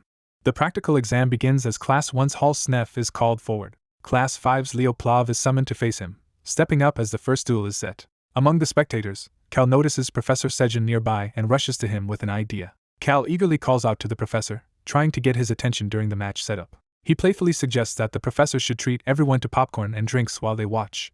Sejin refuses to indulge him personally, brushing him off and telling him to ask Halland instead. Cal is left awkwardly deflated by the cold response. A stern girl nearby watches the exchange without much sympathy. Another student immediately seizes on the idea and excitedly tries to turn Sejin's presence into free snacks for the group. The students quickly rally around Sejin's name, turning the moment into a noisy chant. Sejin endures the sudden wave of enthusiasm and stony silence as the students keep pressing him. His patience visibly thins under the commotion. Even so, he gives in just enough to order that popcorn be handed out to everyone, which delights Cal. With the distraction settled, attention returns to the field where Leo and Hall face each other. Leo welcomes being first, showing calm confidence before the duel starts. Hall answers with menace, convinced Leo is underestimating him and promising he will regret it. From the stands, Cal frames the event as the night department's midterm practical exam, where students must win 3 duels to pass. The audience weighs Leo's chances, noting that he studies 3 majors and may have broader combat ability than most students. They also point out that Hall is Class 1's strongest student and a former member of Celia's circle, making him a serious threat. As Hall launches his attack, some still think of Leo as the hanger-on who used to trail after Celia. An instructor lays down the rules. Victory comes by incapacitating the opponent, and both fighters are expected to treat this as a real battle. That warning sharpens Leo's focus as he senses something dangerous in front of him. The atmosphere around Leo darkens when he recognizes the nature of the power Hall is using. The energy triggers a memory tied to the academy and a far more troubling source. Leo recalls a girl studying alone late at night, buried in books and desperate to solve a problem. In that memory, her frustration boils over as she tears through her notes in panic. She realizes the unique magic she is trying to reproduce should be beyond her current ability, and the impossibility terrifies her. Refusing to stop, she pushes on recklessly despite the strain. Her desperation is driven by one goal: she cannot afford to fail the practical exam. She steels herself and commits fully, no matter the risk. Convinced she has found enough power to win, she clings to that breakthrough. She swears that this time she will definitely come out on top. Back in the present, Leo looks toward Hall with the memory fresh in his mind. Hall mistakes Leo's stillness for an opening and lunges in, sure he has caught him off guard. Leo remains composed even as the spear closes in. Hall unleashes Snake's spear, driving a venomous green strike straight at Leo. The attack appears certain to pierce Leo through the chest. Instead, Leo stops the spear bare-handed, revealing strength and control far beyond what Hall expected.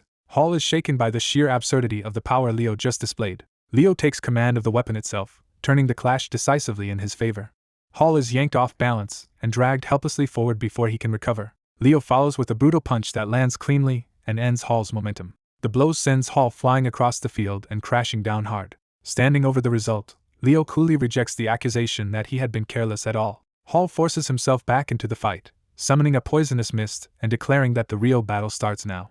He taunts Leo for lacking aura and argues that raw strength cannot cover fundamental weaknesses forever. Leo calmly identifies the technique as poison aura and treats it as unusual rather than intimidating. He answers by igniting red flame aura around himself, bringing out the power associated with Celia. Hall immediately realizes that only Celia-level flame aura could truly counter his poison and starts to lose confidence. As Leo advances wrapped in blazing red power, Hall understands too late that the truly reckless one in this fight was himself. Leo unleashes a violent surge of black-red flame and collides head-on with his green aura opponent, turning their duel into a raw contest of power. From the stands, some students cheer Leo on while others watch tensely, realizing the fight has suddenly become serious. A blonde student studies the clash in silence, measuring Leo with new attention instead of joining the excitement. Celia is called to watch closely, and the spectators around her are startled by how abruptly Leo's power has risen. Leo reveals that he deliberately fed his own flames with mana, forcing his fire aura to intensify far beyond normal practice levels. His opponent is shaken to see Leo's flames reach a level comparable to Celia's, something he clearly never expected from him. The onlookers grasp that Leo has been hiding a dangerous amount of talent, enough to make someone targeting the top students look reckless. Hall admits he had prepared this technique specifically to defeat Celia, not expecting to need it against Leo. Deciding to salvage the match, Hall releases Snake Prison, sending a serpent-like binding technique to capture Leo's flames and lock him down. Leo lets the trap coil around him and calmly judges it as decent rather than threatening.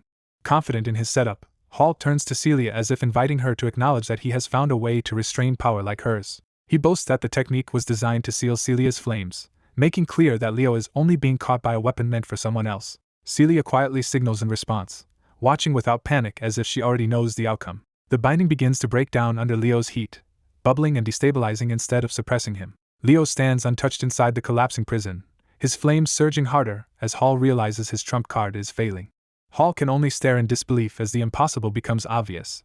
Leo has overpowered the technique outright. Desperate, Hall abandons control and lunges for a weapon, trying to recover the fight through direct combat. He draws his blade in a rush, committing to a last-second counterattack. Leo closes the distance faster and strikes first, blowing through Hall's attempt before it can turn the match around. With his sword at the ready, Leo coolly reminds him that relaxing before an opponent's flames are gone is a fatal mistake. The result is declared immediately, confirming Leo Plav as the winner while Hall is left stunned by how cleanly he was beaten. Leo's supporters erupt in celebration, taking the victory as proof that he lived up to their expectations.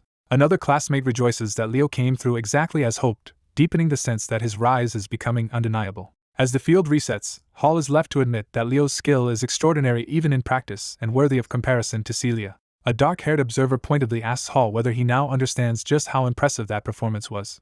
Celia steps in with blunt approval, telling Hall that Leo's display was genuinely cool. Caught off guard, Hall lights up at the praise, momentarily forgetting his defeat in his excitement over Celia's reaction. The next match is called, bringing forward Liliana from Class 5 and Chinxia from Class 10. Liliana is immediately thrown off by the announcement, clearly unhappy with the pairing. She complains that she somehow drew one of the top 3 students, recognizing the matchup as brutally unfair. The two girls take their places across the field, with Liliana bracing herself against a clearly superior opponent. Chinxia politely asks Liliana not to make this too difficult, projecting calm confidence before the fight even begins. Liliana answers in the same spirit, trying to stay bold despite the pressure. At the start signal, Chinxia immediately summons flowing water, showing control from the first movement. She shapes the water into a defensive, ready stance, making it clear she can attack and guard at once. Liliana refuses to hesitate and charges with a fiery, aggressive opening meant to overwhelm before Chinxia settles in. She drives straight down with a heavy strike, aiming to smash through the water defense in one decisive blow. Watching from the side, Leo judges that the impact is going to be painful, already seeing how the exchange will end. Chinxia catches and redirects the attack with precise water control, turning Liliana's momentum against her instead of meeting it head-on. The redirected force slams through the ground in a long cutting burst, showing how completely Chinxia has taken control of the clash. Liliana is thrown down hard and left battered, her opening gamble punished instantly. The match is ended on the spot, and Chinxia is declared the winner without ever losing composure. Even while hurting, Liliana consoles herself that at least she did not lose nerve against Chinxia. Leo tells her the matchup was bad from the beginning, but also points out that staying calm would have given her a better chance. Attention shifts again as the next bout is announced. Celia of Class 1 is up. Celia steps forward with complete confidence, carrying herself like someone fully aware she is one of the event's main attractions. Her opponent is named as Duran Moira from Class 1, drawing the blonde student into the spotlight. Celia greets the pairing with open enthusiasm, making it clear she expects this fight to be entertaining. Duran answers only with a hard, unreadable stare, treating the challenge with cold seriousness. Back in the stands, one spectator nearly chokes on his popcorn at the tension of the upcoming match, sensing that the real highlight is about to begin. As the practical exam begins, Leo and his friends settle in to watch what promises to be an unusually interesting match. The crowd is jolted when the duel opens with a surge of overwhelming power, making even the spectators realize this is far beyond an ordinary student bout. The exam frames the fight as a contest for the top knight of Class 1, with Celia's flames facing Duran's lightning. Duran stays silent and focused, reading his opponent instead of rushing in blindly. Celia strikes first with explosive aggression, forcing Duran immediately onto the defensive.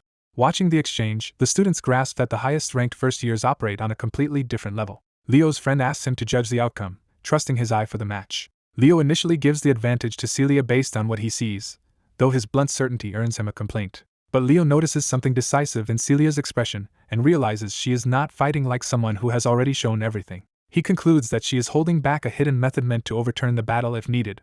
Before that can matter, Duran launches a fierce lightning assault and drives straight through her guard. Celia takes the hit and is forced to endure the pressure of his speed and power. Duran keeps pressing, trying to finish the fight before she can regain control. Celia answers by raising her sword and unleashing a massive fire technique that changes the entire field. The training ground is engulfed in a blazing enclosure, and the spectators realize the duel has become truly dangerous. Leo explains that Celia is thinking clearly, but his friend still cannot understand what she has done. Leo breaks it down. Unable to match Duran's speed directly, Celia has turned the whole arena into her territory and forced the fight into her pace. Inside the inferno, Duran's movement is restricted, and the heat itself becomes another weapon working against him. The display confirms that Celia has grown even stronger than her already fearsome reputation suggested. Duran feels the heat closing in and realizes the environment is wearing him down.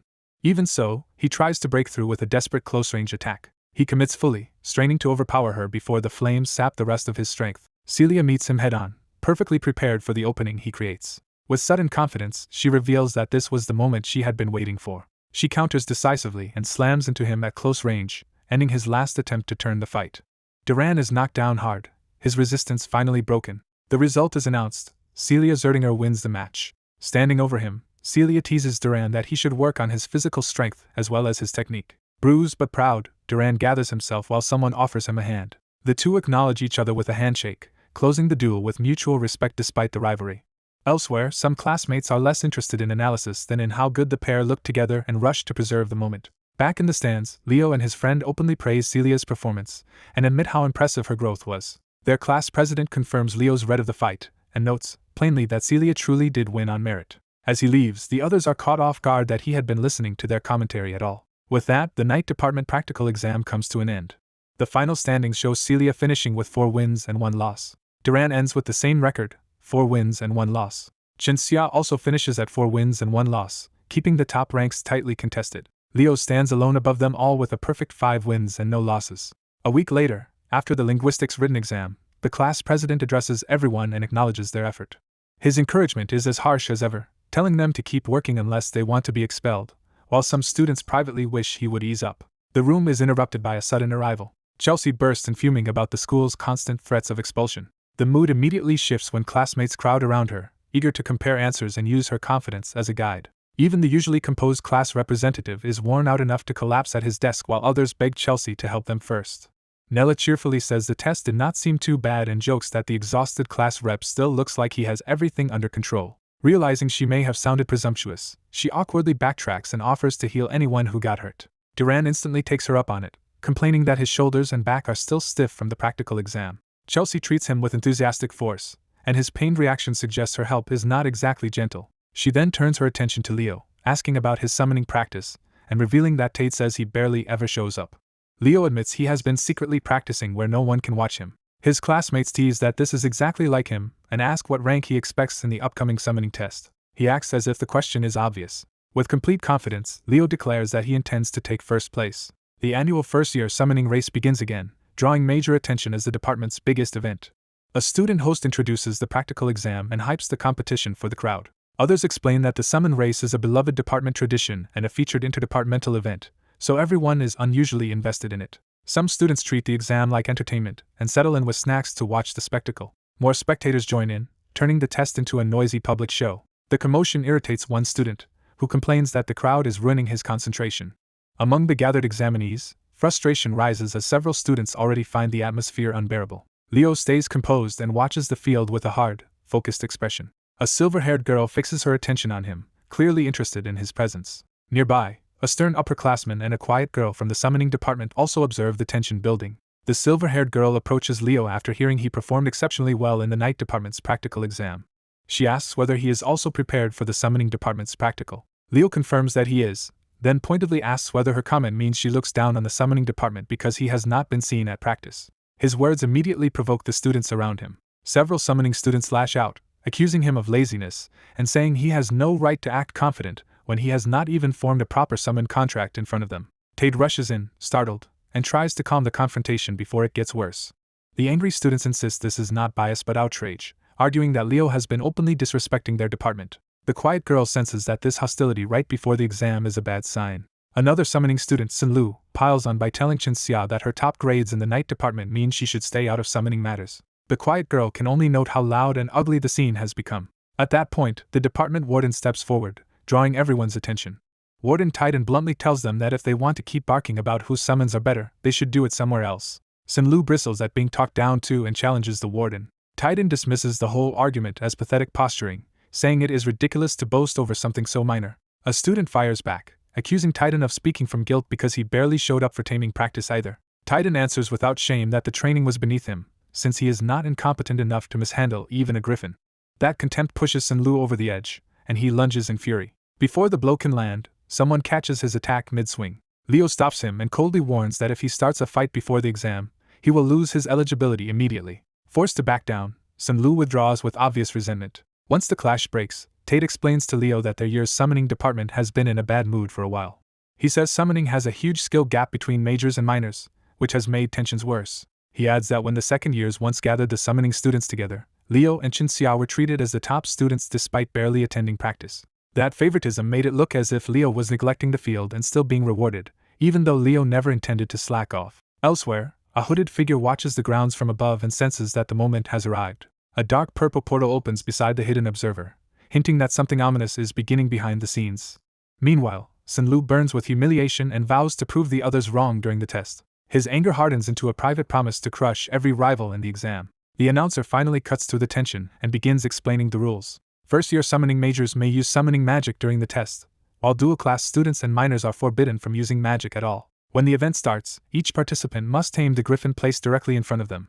After that, they must cross the island of summons. To finish, they have to return by circling the silent lake. As the rules are laid out, the quiet girl and Warden Titan continue watching with measured concern. The silver-haired girl and Sinlu are framed as likely contenders as the question of who will dominate the midterm practical hangs over the field. The moment settles on Leo, whose calm confidence marks him as the one to watch as the exam is about to begin. As the first years line up for the practical test, tension spreads through the group despite their attempt to stay composed. Their instructor warns them that panic will only make them fail, pushing them to rely on what they have trained for. Even with that warning, several of the rookies are visibly rattled by the pressure. Sensing their nerves, the instructor abruptly shifts the mood and orders everyone to prepare. The signal to start snaps the students into action, and confidence immediately returns to a few of the competitors. The race begins in a burst, with the front runners charging ahead while others scramble to keep up. Students from the summoning department reveal coordinated elemental support, suggesting they came in ready to interfere rather than simply compete. Their attacks converge on two obvious targets, Leo Plav and Warden, making the ambush impossible to miss. Observers quickly realize this is a planned effort by the summoning department to suppress the strongest representatives from rival classes. Leo stays calm inside the chaos, shielding himself as the barrage closes in around him. Nearby, another student riding a griffin notices Leo under attack and calls out to him. Leo refuses to be distracted and insists the others keep moving, treating the assault as part of the test he must handle alone. The rider can only apologize and continue on, unable to stop and help him. From the stands, some students condemn the summoning department's tactics as shameless and unfair. Leo realizes the hostility toward him runs deeper than expected, since so many students have united just to obstruct him.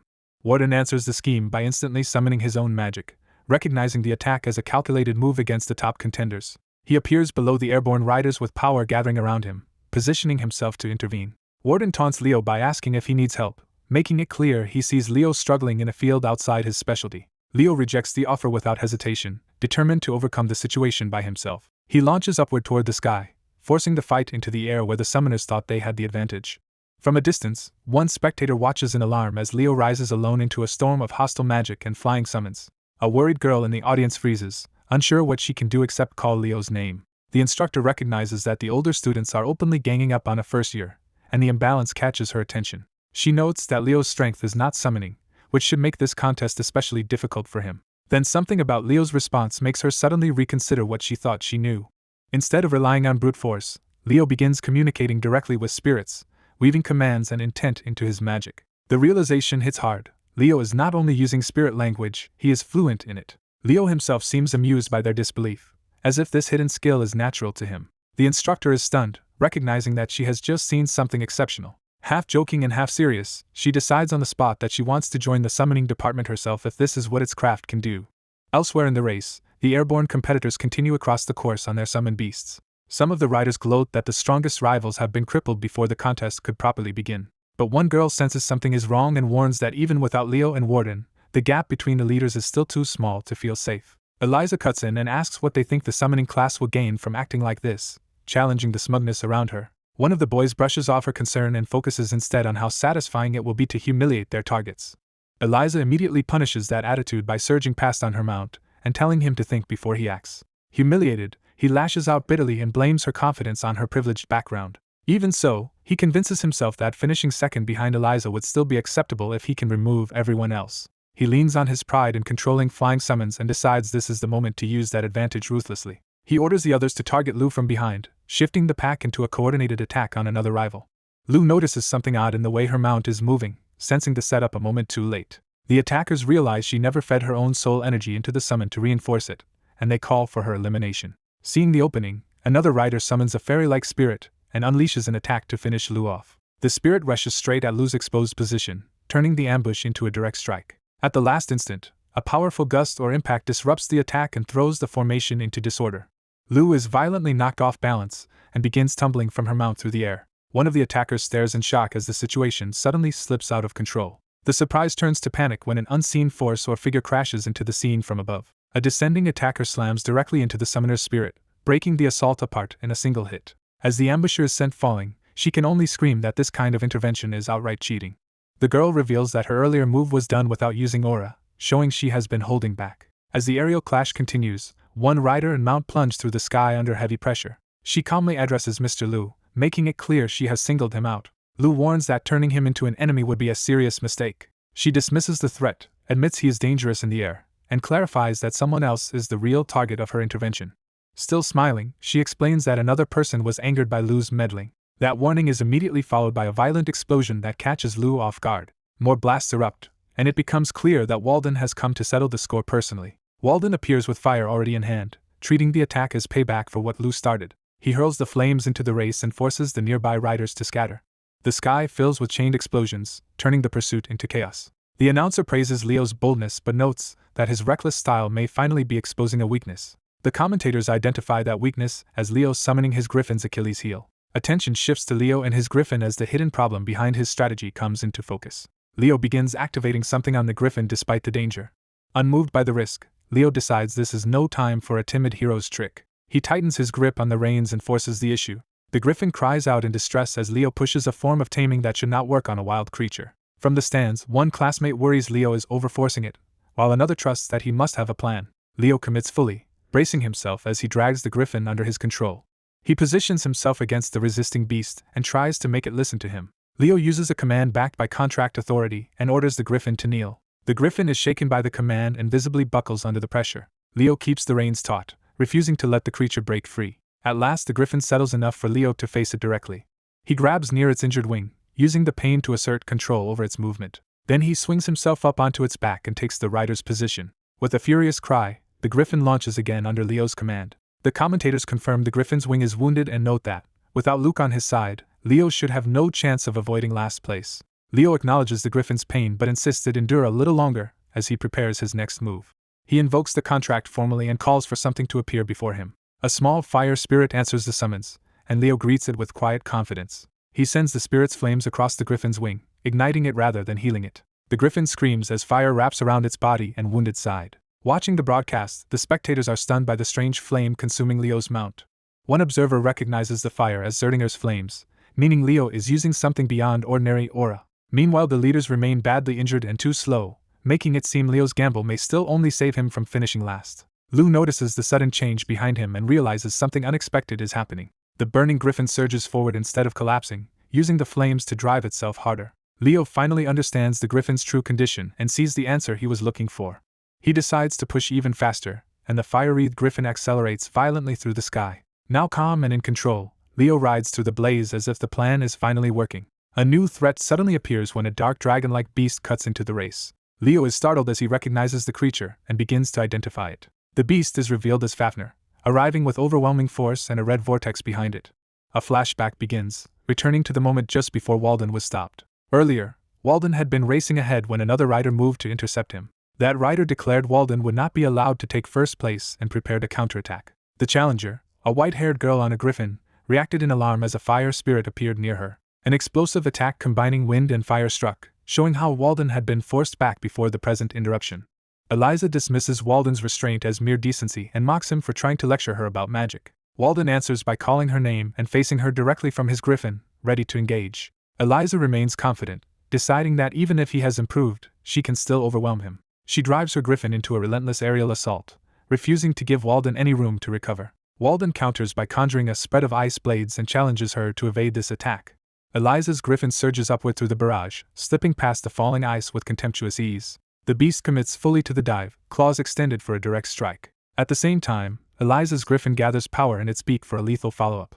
A blazing beam erupts toward Walden as Eliza presses the attack from point-blank range. Eliza stays composed in the middle of the exchange, convinced she controls the pace of the fight. The fire blast tears through the air, smashing aside Walden's ice and threatening to break his defense. Walden realizes she is using fortifying summons to stack protection on multiple spirits, and the commentators note that this tactical edge has put her in the lead. Seeing her opponents forced into caution, Eliza pushes harder and takes satisfaction in tightening her advantage. Elsewhere in the melee, Jin is suddenly caught by a violet binding attack at her neck. Her attacker refuses to let Xia interfere and moves to stop any rescue. Chen notices too late that a second threat is already closing in on her. The incoming strike lands before she can escape. An explosion bursts around her position, turning the ambush into a killing blow. Even as she is hit, Chen tries to tear free of the restraints choking her movement. Her griffin tumbles through the sky with her, losing control under the combined assault. Jin bitterly admits that the summoning class elites are far more dangerous than she expected. Then she looks up and realizes new enemies are descending from above. One of the arriving riders curses as he identifies a black wyvern entering the battle. Driven by rage, he vows to kill everyone involved. Another rider, Lu, protests that using a summon stronger than a griffin breaks the rules, but the furious boy only tells him to stop whining.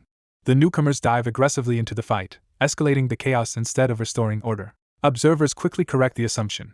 The creature is not a true black wyvern but an unusual look-alike. That revelation catches both Walden and Eliza off guard as the strange beast closes in. Leo arrives wrapped in fire, joining the battle at high speed. He catches up to the hostile rider and coldly asks how the man managed it, making clear he intends to kill him regardless of the answer. The threat lands heavily, and the mood shifts from confusion to imminent violence. Walden and Eliza both register the change and turn their attention toward the new danger. Chen and Xia also tense, realizing the situation has become far more serious than a normal match. Walden confronts the intruder directly and demands to know where he got that lizard. The rider boasts that he contracted it through his own summoning power and taunts Walden as if this proves his superiority. Walden immediately rejects the lie and identifies the creature as Fafnir, not a legitimate summon. He explains that Fafnir is a monster used by Tartaro's magicians and one that should have vanished long ago. The sight of it leaves him wondering how someone like this could possibly possess such a creature. Before anyone can resolve that mystery, the rider orders Fafnir to attack and unleashes a massive red beam. Walden and Eliza rush to intercept from opposite sides, trying to keep the blast from cutting through the others.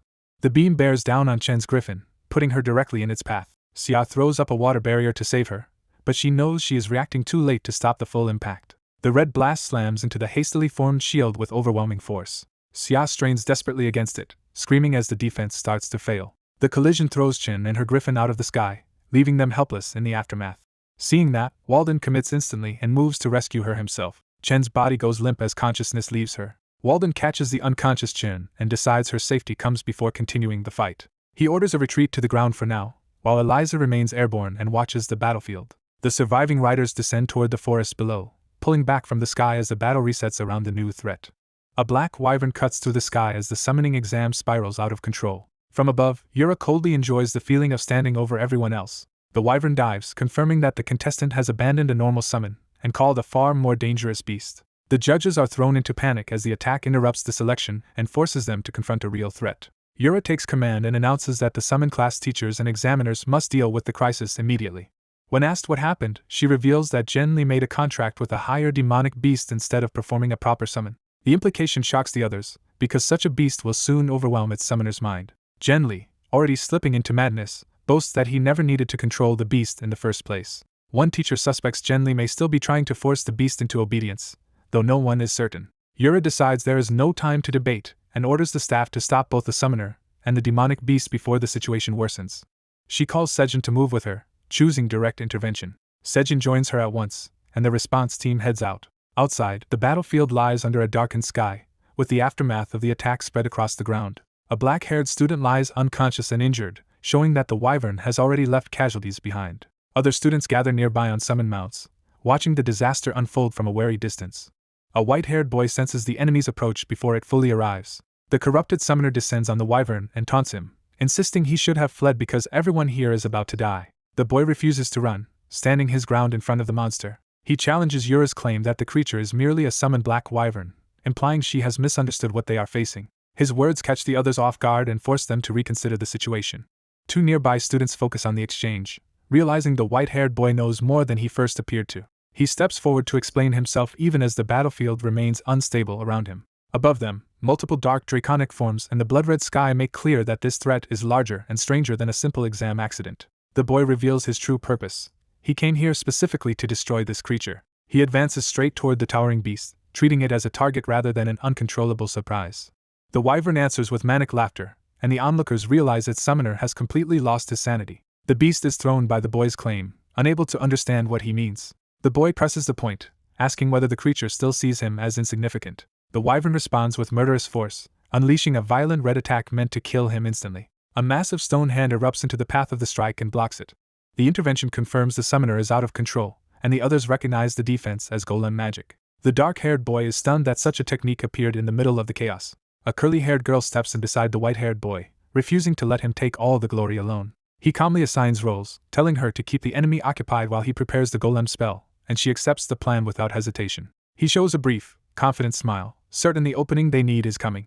The maddened summoner mocks their efforts and boasts that his summoned beast is beyond anything as ordinary as golems. He escalates the attack by hurling huge rocks down as the wyvern roars for the students to face him directly. The girl counters first, lashing out with purple energy to disrupt the assault and seize the initiative. The summoner recoils in outrage, furious that anyone would dare strike him back. At the same time, the white-haired boy completes the final motion needed to trigger his prepared move.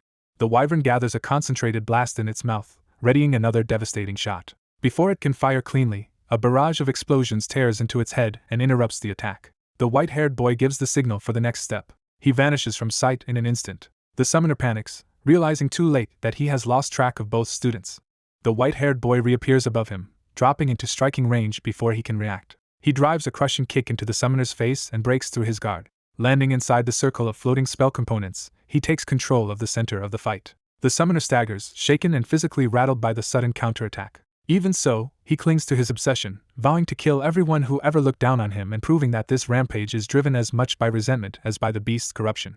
As the white-haired boy moves to confront the threat alone, his companion protests, unwilling to let him face it by himself. He answers by charging straight at the giant beast and taunting it, trying to seize the initiative through sheer nerve. Recognizing the creature as the beast mage Tartarus, he immediately presses for the real issue, where its true body is hiding. Tartarus realizes he has seen through the deception and wonders how much this intruder intends to expose. Before the standoff can settle, a sudden surge of power erupts into the battlefield and interrupts them both. The girl commits herself without hesitation, stepping in to join the fight despite being left behind. Her arrival catches the white-haired boy off guard. She closes the distance from above, forcing the battle to widen beyond his solo plan. As they fall through the chaos, he calls for Fiora, signaling that the next move depends on her. He brings out his small familiar and prepares a fire-based response with sudden confidence. He reflects that he was never the best specialist in any single field, only broadly capable in many. That weakness once meant he could not reach the highest level in any one discipline. Others surpassed him in aura control, including Arron and Dweno. Luna exceeded him in magic. Lysinas outclassed him in summoning. So instead of chasing mastery in one path, he chose a different answer. He decided to fuse his abilities together into a single fighting style. That fusion takes shape as a phoenix born from aura and magic. By layering spiritual power over both, he completes the technique into something far stronger. With Fiora manifested behind him, he declares that this is where the battle turns. Tartarus reacts violently, sensing that the phoenix's energy is the natural enemy of beast-type creatures. The boy identifies himself as a phoenix contractor and offers a bargain: reveal the hidden body, and he will explain the source of that power. Tartarus refuses and instead boasts that every beast in the area is already under his control. As a hostile attack forms, the warning comes too late for hesitation and Fiora moves with him to meet it. The enemy gathers a concentrated red blast, betting everything on overwhelming force. In response, the boy unveils a secret art called Phoenix Breath, a technique of concentrated prominence. His Phoenix Fire collides head-on with Tartarus's attack in a brutal exchange of power. The strain hits him immediately, showing that forcing out this technique is costing him. Even injured, he is urged to finish it now before the opening disappears. Tartarus starts to falter mid-cough, its confidence breaking as the attack pushes through. The boy commits completely, pouring everything into one final surge and ordering Fiora to strike with him. Their combined power descends as a blazing pillar that tears through the enemy. Watching the assault land, Tartarus realizes too late that this opponent is far more dangerous than expected. The blast rips through the beast's body and shatters its defenses from within. When the explosion clears, the Phoenix remains standing over the ruined aftermath, signaling their victory in that clash.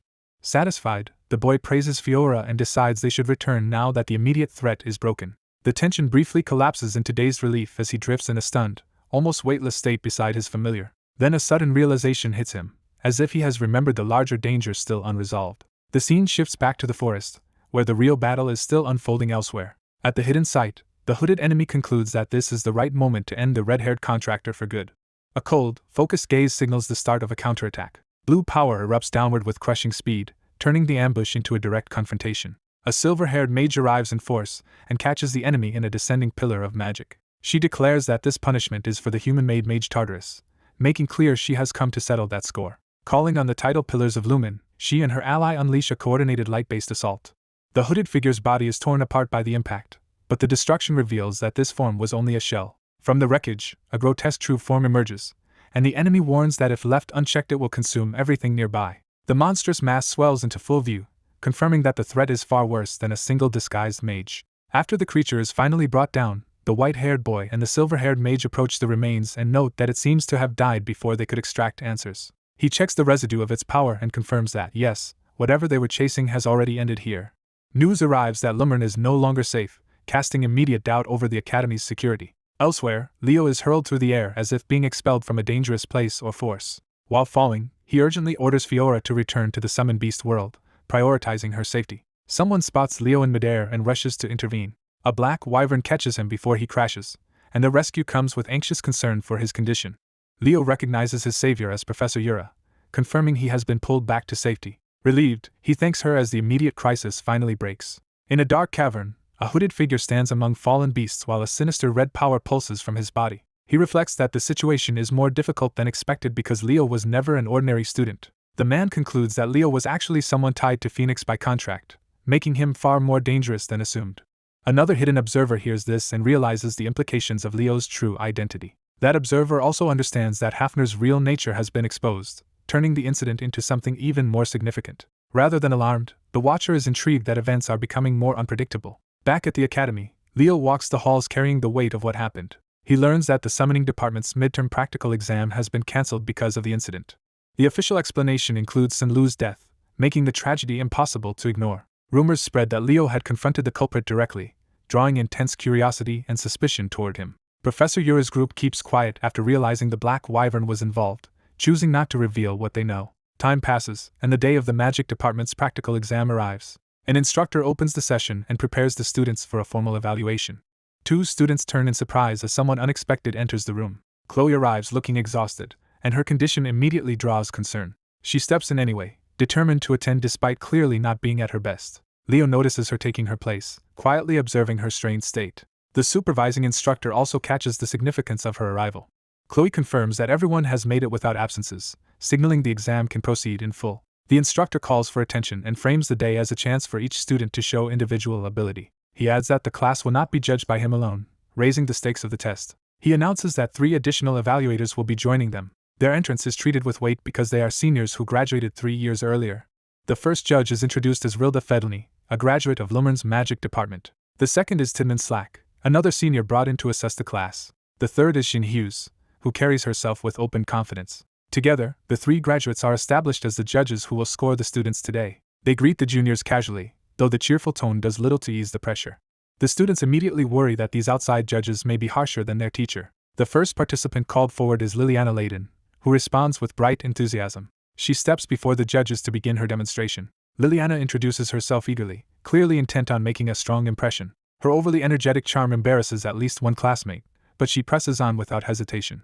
She begins by summoning a radiant pillar of light, showing control over luminous magic. She explains that light is her main attribute, prompting the judges to note that she possesses a mana attribute specialization. Building on that, she combines a flame attribute formula with light magic to create a new effect. The fusion erupts into a powerful thermal spell, demonstrating offensive potential beyond ordinary light magic. One judge is caught off guard by the result, showing that Liliana's display exceeded expectations. Liliana argues that her spell offers a meaningful distinction from existing laser-type magic, defending its originality. The judges begin recording their evaluations while she waits for the verdict. Tidman marks his score sheet after considering her performance. Rilda gathers the completed evaluations and passes them to the instructor for confirmation. The result is announced. Liliana earns AC from all 3 judges, a uniformly modest assessment despite her flashy presentation.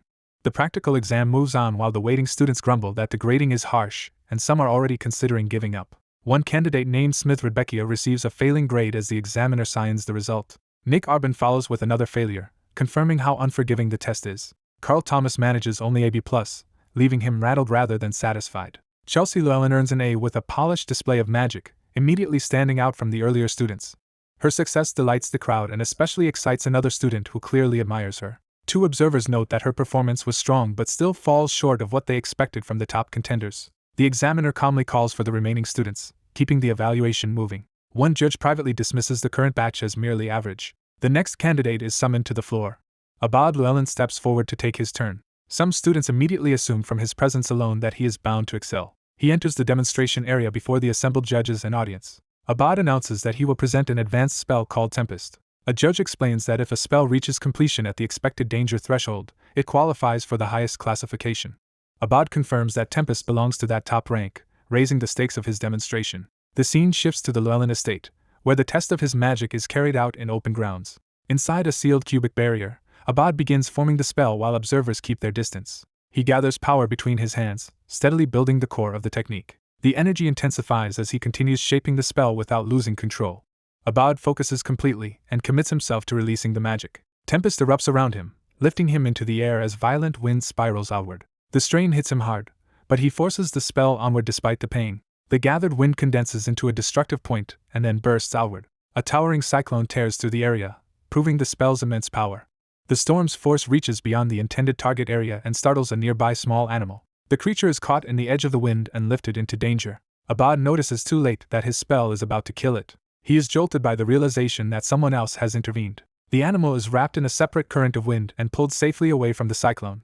A second mage descends with the rescued creature in his arms, having taken control of the situation effortlessly. He checks on the frightened animal first, revealing a calmness and precision Abad lacked. The judges explain that this kind of wind spell amplifies existing airflow, making it unusually difficult to execute cleanly. Abad receives an A+, but the examiner pointedly remarks that such a result was expected from his brother, not from him. Without dwelling on it, the examiner calls for the next participant. Leo Plav is summoned to present his magic before the hall. Facing the judges, Leo introduces a unique magical concept he has developed himself. He demonstrates a non-attributed magic formula system rather than a standard elemental spell. The judges are baffled because every spell normally requires a base attribute, and they have never heard of such a theory. Leo remains confident instead of backing down under their skepticism. He claims his high sorcery system can streamline the entire spellcasting process. Several judges immediately reject the idea as delusional. One judge presses him to confirm that he is proposing an entirely new framework for casting magic. Leo answers yes, and the head examiner is thrilled by the sheer audacity of the claim. Another judge dismisses the theory as fantasy and demands proof instead of talk.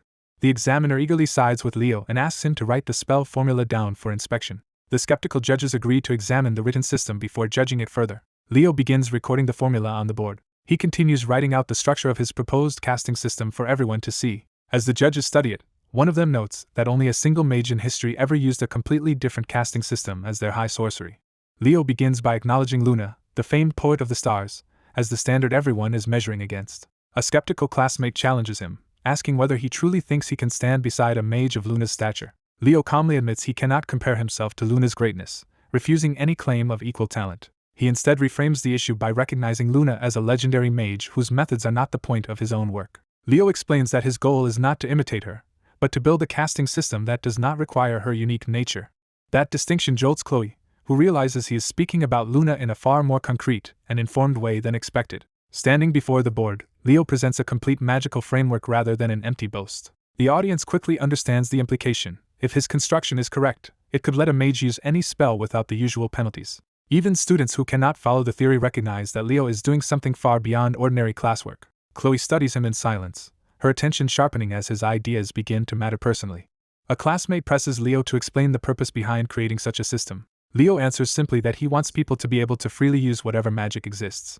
The room treats him as an eccentric prodigy, and someone asks what he calls this system. Leo pauses with quiet confidence, as if he already knows the name will carry weight. He gathers mana to demonstrate that the theory is not just conceptual. Then he reveals the name Bible, unveiling the system as a real magical construct in his hands. Chloe is visibly shaken, immediately sensing that the term itself is historically significant. She recalls that only one figure in history ever used the word Bible in relation to magic. That name was tied to the magic system created by the fictional hero Kyle, suggesting Leo may have touched a lost truth. For the first time, Chloe allows herself to hope that Leo might prove Kyle was not merely a story. Even the composed examiner is drawn in, recognizing that Leo's presentation may have crossed into something extraordinary. He calls Leo's name with sudden urgency, no longer treating him like an ordinary student. Leo admits that he failed to complete this system back when he lived as Kyle. Now, facing Chloe directly, he makes clear that this time he intends to finish what he once left undone. Chloe absorbs that implication in tense silence, caught between disbelief and recognition. Leo notices her distress and checks on her, showing that his revelation is aimed at her as much as at the class. The presentation moves on, and Chloe is called forward as the final presenter. The class expects the top student's polished display and waits to see what she will reveal. Chloe announces that her high sorcery is built around a supposedly imperishable flame. She manifests a red fire and presents it as a flame that cannot be extinguished. Observers are confused because Chloe is known for ice magic, making this choice seem contradictory and suspicious. At first the spell appears ordinary, causing some to doubt that it deserves the dramatic claim. The audience begins to dismiss it as underwhelming compared with Leo's impossible theory. Before they can write it off, Chloe tells them to judge only after seeing what the spell truly does. She summons a torrent of water to demonstrate the value of her sorcery through direct proof. The water crashes down over her flame, but the fire remains alive in the middle of the deluge. That impossible result shocks the room, and Leo immediately understands that the flame is not behaving by normal magical rules. Chloe confirms his suspicion and explains that she added permanence so the flame will not go out. She closes her hand around the fire, asserting control over a spell that should not be able to persist on its own. Chloe states the governing rule outright: unsupported spells should vanish once direct mana supply ends. The students watching can only stare as she demonstrates a spell that openly violates that law. She declares that her magic breaks the rule itself, turning the demonstration into a challenge to accepted theory. The class's earlier confidence gives way to unease as the implications sink in. Chloe prepares to name the sorcery, making clear that this is not just a trick but a defined magical achievement. She calls it the Eternal Flame and presents it with unmistakable pride. Leo is shaken because he knows such a spell should not be possible for her to create. The examiner immediately recognizes the magnitude of what Chloe has done and addresses her with grave seriousness. She receives the highest score, because creating an undying flame was considered beyond even Luna's reach. The narration reveals the darker truth. Only one being had ever used such a flame before, and that being was Erebos. Leo is left staring ahead in alarm, realizing Chloe's triumph may connect her to something far more dangerous than anyone in the room understands. Leo sits alone in the classroom, withdrawn and preoccupied. When he asks for Chloe, he learns she is asleep after staying up too late and decides to leave instead. Before he can go, he presses for another answer and asks whether something has been happening to Chloe lately. Caught off guard, he turns back to hear the explanation. A classmate admits Chloe has become unusually sensitive in recent days. Rumors have also spread that Chloe fought classmates and may have been handling one of the Magic Studies program's delinquent students. That report stirs Leo's thoughts as he sits back down to investigate further. He summons a small phoenix familiar to contact someone connected to the matter. Using the familiar as a messenger, Leo reaches out and asks how things have been. The call connects, and Leo identifies himself. The person on the other end is Plav, who answers through a blaze of fire. Leo gets straight to the point and asks why his missing sibling is still at Lumene. As the phoenix settles between them, the conversation turns serious. Leo argues that a phoenix should naturally oppose demonic beasts, so his sibling's continued presence there must have a reason. He insists there has to be a hidden purpose behind her staying at the academy. Plav recognizes that Leo is forcing open an old and dangerous subject. She reveals that 5 years earlier, Lumene suffered an attack. 2 students and 3 staff members died in that incident, and the culprits were never identified. Afterward, Headmaster Kalyan took charge of the school, and Plav has been tracking the attackers ever since. Leo connects this to a recent rumor that a demonic beast appeared during the summoning exam and a student died. When he asks whether Tartaros was behind it, Plav admits her suspicions point that way, though she cannot confirm more. Leo asks her to pass a warning to Headmaster Kalyan. His warning is that Sinlu may not be the only student Tartaros has approached, which visibly alarms Plav. Elsewhere, the practical exam begins as students are called together outside. A professor announces that, since everyone is present, he will explain the rules. Leo reads the briefing and learns the heroics and combat studies joint practical will involve team raids into a hero's world. He names their target scenario as the Ishimur incident, startling nearby students. Some of them do not even know what that incident is, exposing how unprepared they are. Their confusion is cut off immediately, and they are ordered to listen. The professor makes clear that the class should focus and let Leo continue. Leo explains that the incident happened 30 years ago. Back then, first-year Lumene students on an emission gem mission in the Miller Forest were attacked by Tartaros. Professor Albi, then only a second-year magic student, was sent with a rescue team after the attack. He managed to save 12 students from being completely massacred. The exam objective is to rescue the injured and exterminate demonic beasts, while also supporting the younger Professor Albi. The professor warns them this is far more dangerous than an ordinary midterm, and anyone judged likely to die will be expelled on the spot. That threat drains the mood as the students grasp the stakes. Seeing their fear, the professor softens. He tells them to trust themselves because they have already grown strong enough to face this. His reassurance leaves some of the students stunned and emotional. One girl immediately turns that admiration into shameless infatuation, only to be brusquely dismissed. The staff then move on to organizing teams by drawing lots, starting with Class 1. Students realize they will not be choosing their own groups, and worry about being paired with strangers. The lottery begins as students draw numbered balls from a large container. One student happily announces placement in Team 4 while Leo steps up for his turn.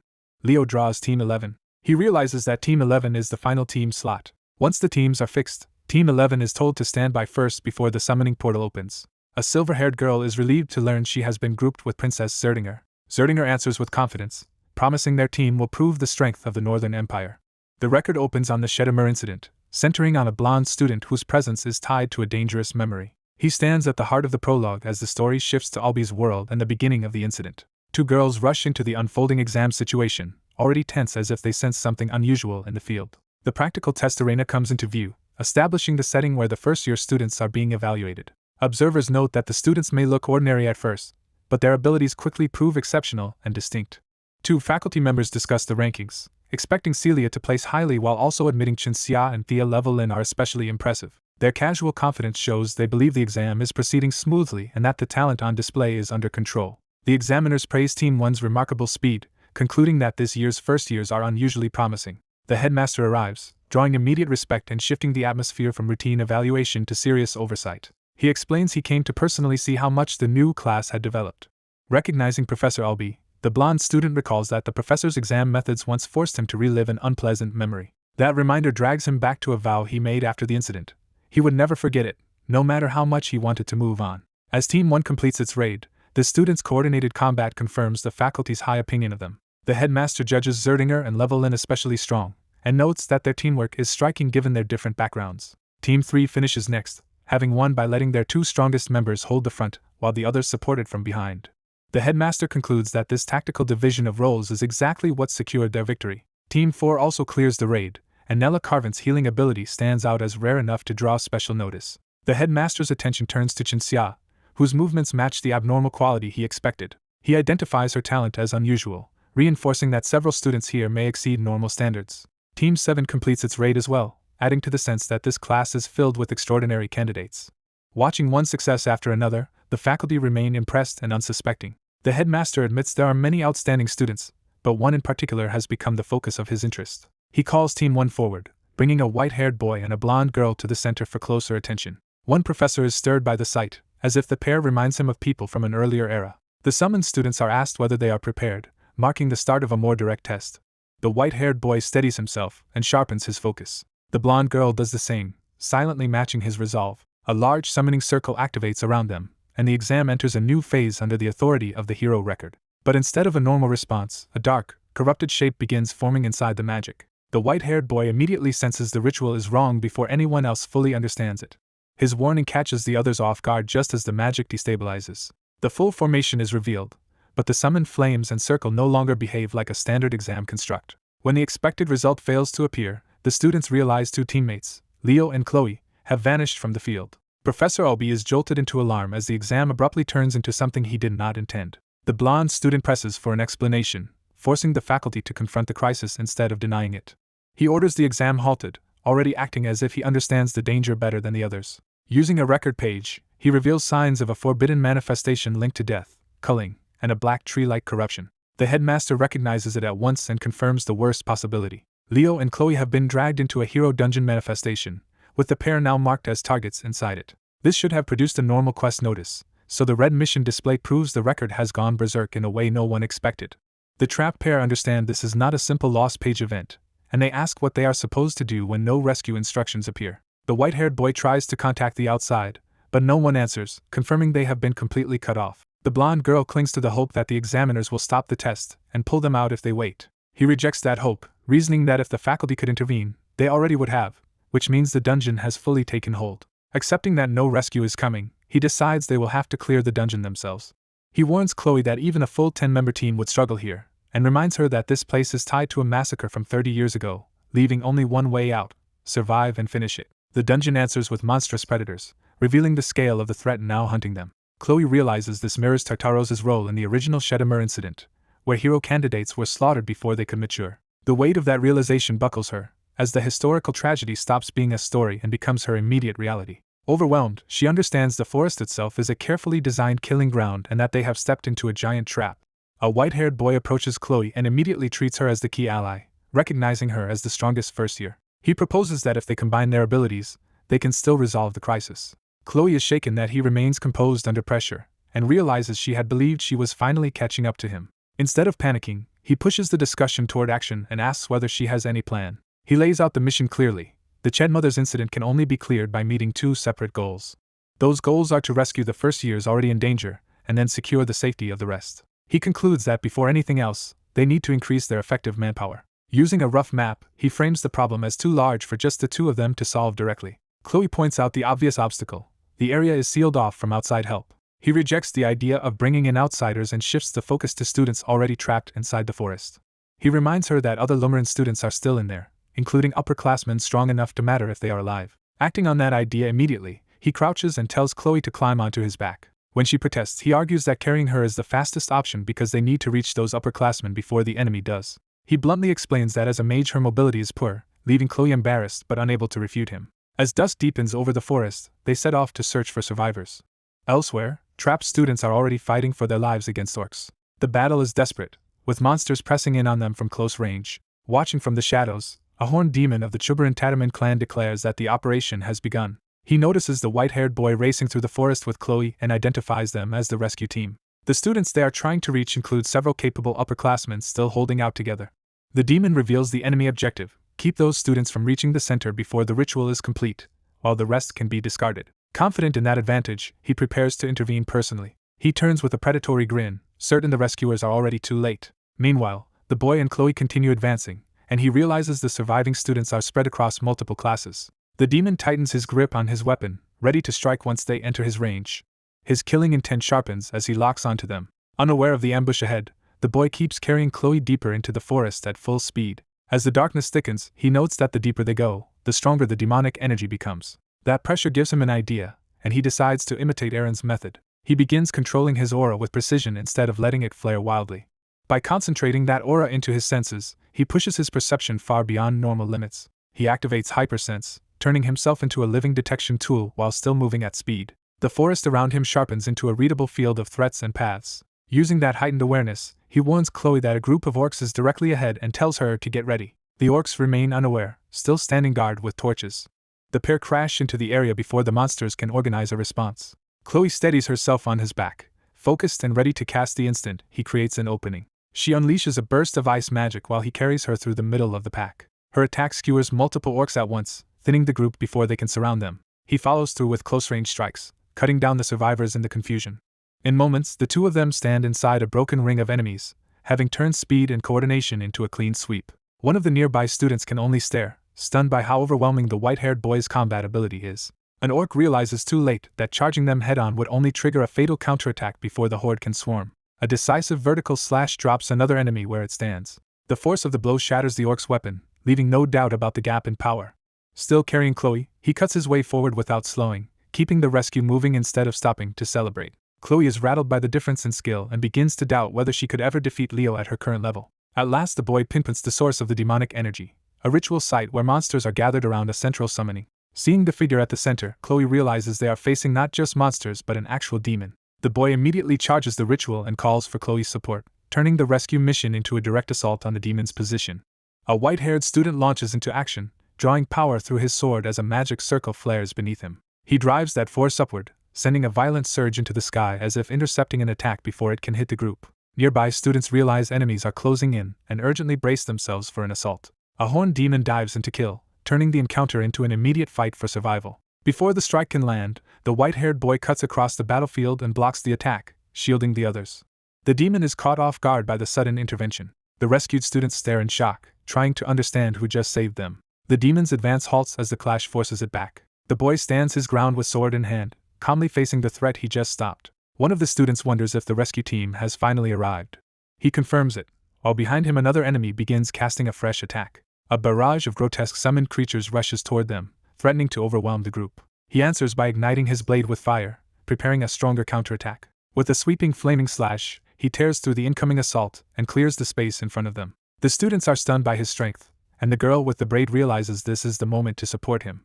She raises a magical device and begins a formal spell, channeling a large amount of light-based power. The device completes its charge, condensing the spell into a focused radiant core. She fires Arc Ray, sending a concentrated beam down onto the demon, threatening them. The blast engulfs the target and forces out a scream as the attack lands cleanly. A blonde girl from the rescue side identifies the spell as magic tied to the stars, recognizing the caster's specialty. The braided girl's identity is effectively confirmed as Alia Zarin, a notable hero candidate. With the immediate danger suppressed, the rescued students call out their gratitude. The braided girl explains that they had been terrified by the sudden demon attack and now feel safe with the rescue team present. But the blonde rescuer cuts the pleasantries short, saying she needs to speak privately with her comrade first. As the others step back, the braided girl casually identifies the blonde by name, calling her Alia Jaron. That name hits the two rescuers hard, especially Leo, who immediately understands its significance. Leo recalls that Alia Jaron was a first-year prodigy who should have died 30 years ago during the Chedmothers incident. The rescued students continue talking, unaware of the shock they have caused, and explain that the party Alia Jaron belonged to was famous. They add that her party was one of the groups that could not be saved in that disaster. The braided girl says they happened to encounter Alia's party during this mission. The implication becomes clear. Chubarn, a knight-ranked demon from Tartaros, attacked that party first, meaning this scene matches the beginning of the old tragedy. The blonde concludes that Tartaros deliberately started the Shedmer incident to eliminate Alia Zarin before she could rise as a hero. That plot was meant to erase a promising genius magician and prevent her name from entering heroic history. The past now looks less like an accident and more like a carefully controlled massacre orchestrated by unseen hands. The blonde reasons that if events are following history, they cannot save this party with their current strength and must find another group to meet the mission conditions and survive. Leo challenges that choice, but she bitterly reminds him that this is a hero world built on a history where these people are already dead. She forces herself to say the truth plainly. They died 30 years ago. Leo accepts the fact, but not the conclusion she wants to draw from it. Overwhelmed, the blonde realizes the whole forest may be a trap designed to reenact that doomed event. Leo kneels beside her and calls her back to the present, reminding her who she is. He offers his hand and insists that if they act together, they can still break through this situation. His composure shakes her, because she had believed she was finally catching up to him only to feel herself falling behind again. Leo remains steady, refusing to let panic decide their next move. She falters emotionally, caught between fear, frustration, and the burden of what she knows. Leo gently reframes her struggle, asking if this is what she thinks acting like a hero means. As he comforts her, he warns her not to dismiss herself so carelessly. He tells her the reason is simple: she is a hero candidate. She answers that they are not heroes yet, and that facing moments like this is part of becoming one. Even so, his faith in her leaves her shaken and quietly moved. Leo takes one step forward in resolve and points out that history has already been altered, opening the possibility that this tragedy does not have to repeat exactly as before. Cleo reveals that the forest had already been cleared by her side, meaning the rescue party has walked into a situation someone else prepared. Alia calmly notes that if ordinary demons were the threat, Chubarn should have wiped them out already, implying a far more dangerous enemy is involved. Though she still finds the idea hard to accept, the blonde girl leaves the final call to Cleo. Cleo immediately decides they will abandon the original mission and escape with Alia's group instead. As he turns to act, it becomes clear Cleo has once again pushed himself into danger alone before anyone could stop him. He keeps hold of a suspicious magic book, suggesting he is still carrying the key to whatever caused this crisis. Among the students, unease spreads when they realize only 2 people from the rescue team actually reached them. Others connect the missing members and the strange situation to the possibility of a trap laid by Tartaros. Alia dismisses that fear, arguing that if the demons were true enemies they would not have fought alongside them. Instead of treating Cleo as suspicious, Alia openly admires him, finding his decisiveness impressive. Her blunt praise catches the others completely off guard. One classmate teases Alia by comparing her taste in men to her famous older brother, making her irritation obvious. The joking stops when everyone notices Cleo stepping forward to take control. Cleo orders the group to listen, establishing himself as the one directing their survival. He tells them the priority is no longer investigation but getting out of the forest as fast as possible. When someone suggests waiting for reinforcements, Cleo rejects it and warns that a knight-rank demon is specifically coming for them. The warning shocks the group because that rank is far beyond what students should ever face. They quickly grasp that a knight-rank demon carries the force of an entire platoon. The full weight of that danger leaves the timid boy visibly shaken. Cleo lays out the only viable strategy: avoid direct combat at all costs and focus solely on surviving the retreat. Watching him lead, Aaliyah is struck by how much his manner resembles her brother's. Even with fear rising, the students steady themselves when Cleo asks if they are ready to move. With no better option, the group follows his order and rushes deeper into their escape route. As they run, Aaliyah notices the blonde girl faltering and realizes something is wrong with her. The blonde girl's hidden expression suggests she is suppressing pain, fear, or some dangerous change. Aaliyah recognizes that look and senses a troubling connection she cannot ignore. Elsewhere, in the academy library, senior officials scramble through records as the emergency widens beyond the forest. An urgent order goes out to gather every case of heroes turning into hero dungeons, because the current incident may match that pattern. The investigators conclude that the dungeon's refusal to admit more people likely means the 2 students trapped inside are still alive. That possibility gives them hope, but only barely, because survival inside such a place should already be impossible. The time discrepancy makes the situation even stranger, since far more time has passed inside the hero world than outside. The headmaster presses Albie to recall exactly when he defeated Chuban 30 years earlier, suspecting the old case is tied to this one. Albie remembers it happened around midnight, and the memory clearly carries guilt and unresolved meaning. Before that thought can settle, someone rushes in with a breakthrough. A report confirms they have identified the person who sold the demon beast summoning catalyst to student Lu. Back in the forest, Aaliyah begins casting as danger closes in around the fleeing students. A horned demon suddenly descends on them, turning the retreat into an immediate fight for survival. Cleo intercepts the attack in an instant, cutting across the demon's assault before it can reach the others. The demon is startled that anyone in the group could react fast enough to stop it. Aaliyah and the others are left stunned by how abruptly Cleo turned a fatal ambush aside. The clash leaves the demon grounded, showing Cleo's counterattack actually forced it back. In the library, Albie abruptly decides to leave and cool his head, showing the old case has shaken him more than he wants to admit. The aide watches him go and realizes his reaction confirms the past is central to the present crisis. She reflects that Albie's hatred of demons is understandable, since his sister's mutilated corpse was found during the incident 30 years ago. The headmaster cuts back to the investigation and demands the identity of the person who supplied Lu.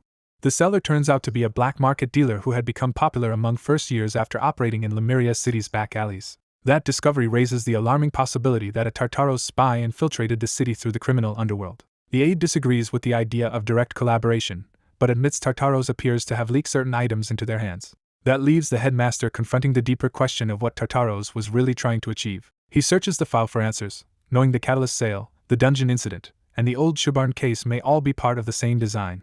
An older professor is startled by a discovery in a document he has just opened. The text identifies the find as Chloe Mueller's Black Spell book, turning the discovery into something immediately significant. He contacts Professor Len at once and has the book's owner, Elena, summoned, treating the matter with urgency. Left alone with his thoughts, he studies the situation more carefully instead of dismissing it. His battle-honed instincts warn him that a deadly threat is approaching. Realizing the danger is real, he grows grim and alert. His intuition points toward the tower, as if the source of the disturbance lies there. He identifies the likely center of the crisis as 3 students, with the white-haired boy standing at the forefront. In the forest, the quiet is broken by sudden movement, signaling that the danger has already reached the students. The aftermath shows monsters already brought down, proving the group has been fighting for some time.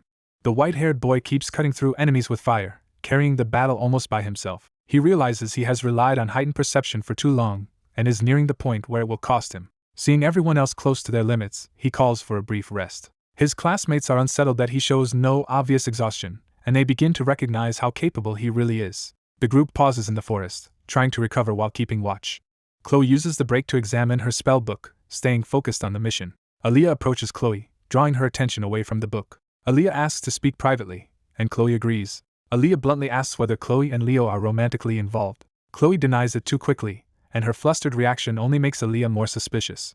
Chloe falls silent, unable to answer cleanly. Aaliyah reflects that Chloe, despite being older and more accomplished, seems emotionally no different from the girls in her own class. When Chloe asks why she wants to know, Aaliyah turns the question back on her. Aaliyah asks whether Chloe herself is interested in Leo. The question hits directly enough that Aaliyah can feel her own excitement rising as she waits for the truth. Chloe sees through her immediately, and concludes that Aaliyah fell for Leo at first sight. Aaliyah admits Leo made a strong impression on her, especially because he resembles the image she has carried of her brother for years. Even so, she struggles to call it love and tries to sort out what her feelings really are. She says being around Leo feels similar to how she feels when she sees her brother. What moves her most is Leo's habit of stumbling and still accomplishing the impossible in the end.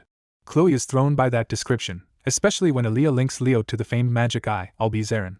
Aaliyah explains that Leo's appeal lies in how he keeps challenging what should not be possible. That idea lands with Chloe because it matches how she sees Leo as well. Chloe admits that she first saw Leo only as a friend, but that has changed. Aaliyah confesses that what she feels now is jealousy. Chloe recognizes the feeling because she has known the same emotion herself. She recalls being deeply jealous of her own brother in the past. She explains that he often seemed foolish and irritating, yet he could still achieve anything, which made the jealousy worse. Chloe reveals that although her brother built the foundation of her original sorcery, she still considers herself poor at creating truly new magic. She even admits she failed the Lumene Academy entrance exam twice, exposing how much she once struggled.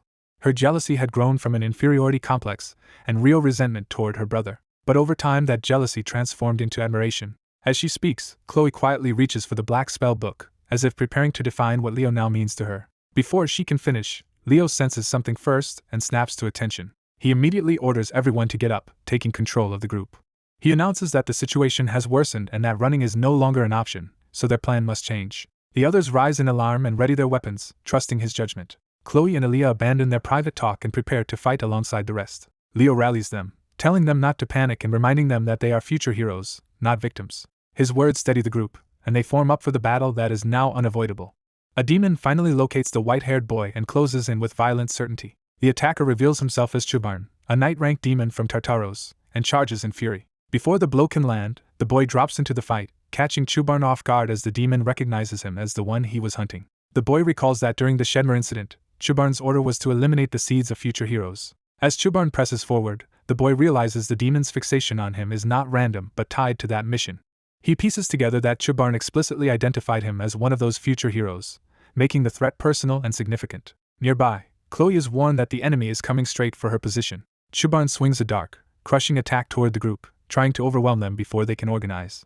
A towering wall of blue ice erupts to intercept the strike and shield the students. Using the opening, the white-haired boy draws on red power and prepares a direct counterattack. He drives his blade down with force, committing fully to a decisive hit. Flames coil around him as he follows through, turning the counter into a focused defensive burst. His strike lands cleanly, and he surges forward without hesitation to keep pressure on the demon. The others immediately recognize that he actually managed to cut Chubarn. Chloe is stunned, expecting the wound to matter more than it does.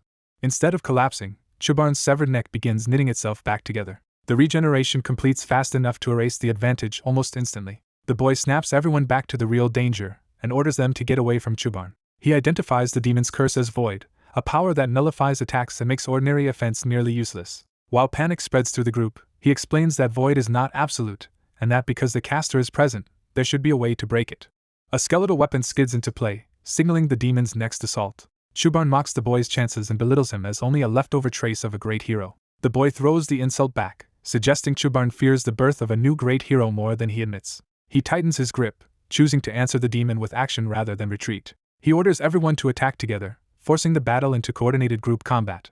Ori answers first, summoning star magic and stepping into the fight with resolve. Her radiant spell crashes against Chubarn's defenses, bringing a different kind of pressure to the battlefield. The attack visibly affects him, confirming that Lady Sultania's star magic is exactly what they needed here. The whole team joins in, combining ice, blades, and star magic to drive Chubarn back from multiple angles. Chubarn retaliates with a brutal sweeping strike meant to break their momentum at once. The white-haired boy catches the shift in danger a moment before it fully unfolds. The demon slams down amid the chaos, turning the ground itself into part of the attack. Jagged debris and dark force tear through the area, catching the students before they can all evade. Seeing two classmates in immediate danger, the boy lunges in and shields them with his own body. After the impact, the survivors regroup behind the ice barrier, with Belloc badly wounded and leaning on the boy for support. Ori rushes over and checks whether everyone is still alive and able to continue. The boy says he can keep fighting, but Belloc is in critical condition, and Dina is told to stop the bleeding with Aura because his organs are still intact. He turns to Chloe and tells her they will need one powerful finishing blow, asking her to buy him time. As the others hold position behind the barrier, Chloe begins preparing while the boy moves to create that opening. He reasons that while Leo stalls Chubarn, he must quickly find something strong enough to counter the curse of Void. Chloe searches through forbidden-looking magic knowledge, racing through possibilities under pressure. She finds a candidate's spell and decides to use it despite the risk. Outside the barrier, the battlefield briefly clears as the next exchange is about to begin. The students watching from cover realize the fight has shifted again and brace for what comes next. Ori steadies the injured Belloc while trying to track the battle beyond the barrier. Leo throws himself into close combat, repeatedly striking Chubarn to keep the demon occupied. Chubarn answers with savage aggression, refusing to be pinned down by a single opponent. The white-haired boy exploits the opening Leo creates and carves across Chubarn in a fast, coordinated follow-up. Watching that teamwork, one student wonders if they might someday reach that level themselves, while another can only hope they might. Ori, however, focuses on the bigger revelation and realizes the white-haired boy is using unmistakable star magic, leaving his true identity an unsettling mystery. A sudden threat snaps Chloe into alarm as she realizes the fight has turned deadly. Above her, a white-haired girl rises with a grimoire and magic circle, making it clear she is about to strike from overwhelming range. Consumed by hatred, the attacker openly declares her intent to kill the demon without mercy. Leo, already being pulled into danger, is warned that dodge is dragging him into the middle of the clash. A shadowy ally unleashes power while coldly distancing himself from the consequences, leaving Leo to survive on his own. The enemy's spell fires like a massive killing beam, aimed to erase its target outright. Leo immediately realizes the attack is not ice at all, but a far more dangerous flame-based spell disguised by its appearance. The demon is engulfed and roars as the flames begin tearing into him. Chloe reveals the spell is an unquenchable flame meant to trap the demon in endless burning agony. But the attack mutates in a way she did not intend, condensing into a blade-like form instead of simply burning him down. Seeing the spell go wrong, Leo urgently orders Chloe to cancel it before the situation worsens. Chloe tightens her grip on her weapon, refusing to let the demon off easily. Her anger hardens into cruelty, as she decides he deserves even more suffering, not mercy. She commits herself fully to the spell instead of withdrawing it. The unstable magic intensifies in her hands as she forces it beyond safe control. The resulting blast surges wildly across the battlefield, threatening friend and foe alike. Leo throws himself in and intercepts the attack, taking the hit to shield Chloe from the spell she unleashed. The two are driven back together, the immediate catastrophe barely contained. As Chloe reels, Leo stays beside her and forces her to face what just happened. He presses her for the truth, asking whether that unquenchable flame is really her own unique magic, and she admits it is not. Chloe reveals the spell actually came from a grimoire, not from her natural power. That admission reframes the battle, as the source of her magic is exposed as something external and ominous. Leo identifies it as the flame of Erebos, linking her spell to a sinister origin. He tells Chloe plainly that what she used was dark magic, shattering her assumptions about her own power. He explains further that her grimoire was not a normal tool at all, but a demonic artifact. The revelation devastates Chloe, and she begins to blame herself for what she has done. As she spirals into self-condemnation and says she is unworthy of being a hero, Leo cuts her off and forces her to regain control. He reminds her that the enemy Chubarn used all his Nully curses in the earlier battle, meaning this impossible situation was faced without anyone giving up. Pointing to the wounded around them, he stresses that 30 years ago others fought to the end under the same fear instead of surrendering. That example reaches the others as well, turning despair into a challenge they must answer. Another girl recalls Lavern's teaching and begins to understand what that lesson truly demanded. She realizes the answer is to surpass one's limits. Leo and Chloe silently absorb the same conclusion, now aligned in purpose. The pieces finally fit together, and the path forward becomes clear. Chloe sees Leo advancing with calm resolve and recognizes the kind of hero she had been admiring all along. A classmate steps forward and offers Chloe a staff, entrusting her with the means to fight properly. When Chloe hesitates, the girl insists, asking her to accept that trust. Leo declares that despite everything, Chloe's magic removed the Nully curse, and now the battle must be finished. He begins invoking his own power, preparing to break past his previous constraints. Chloe answers with a vow of her own, activating a new spell and declaring that she too will break her limits.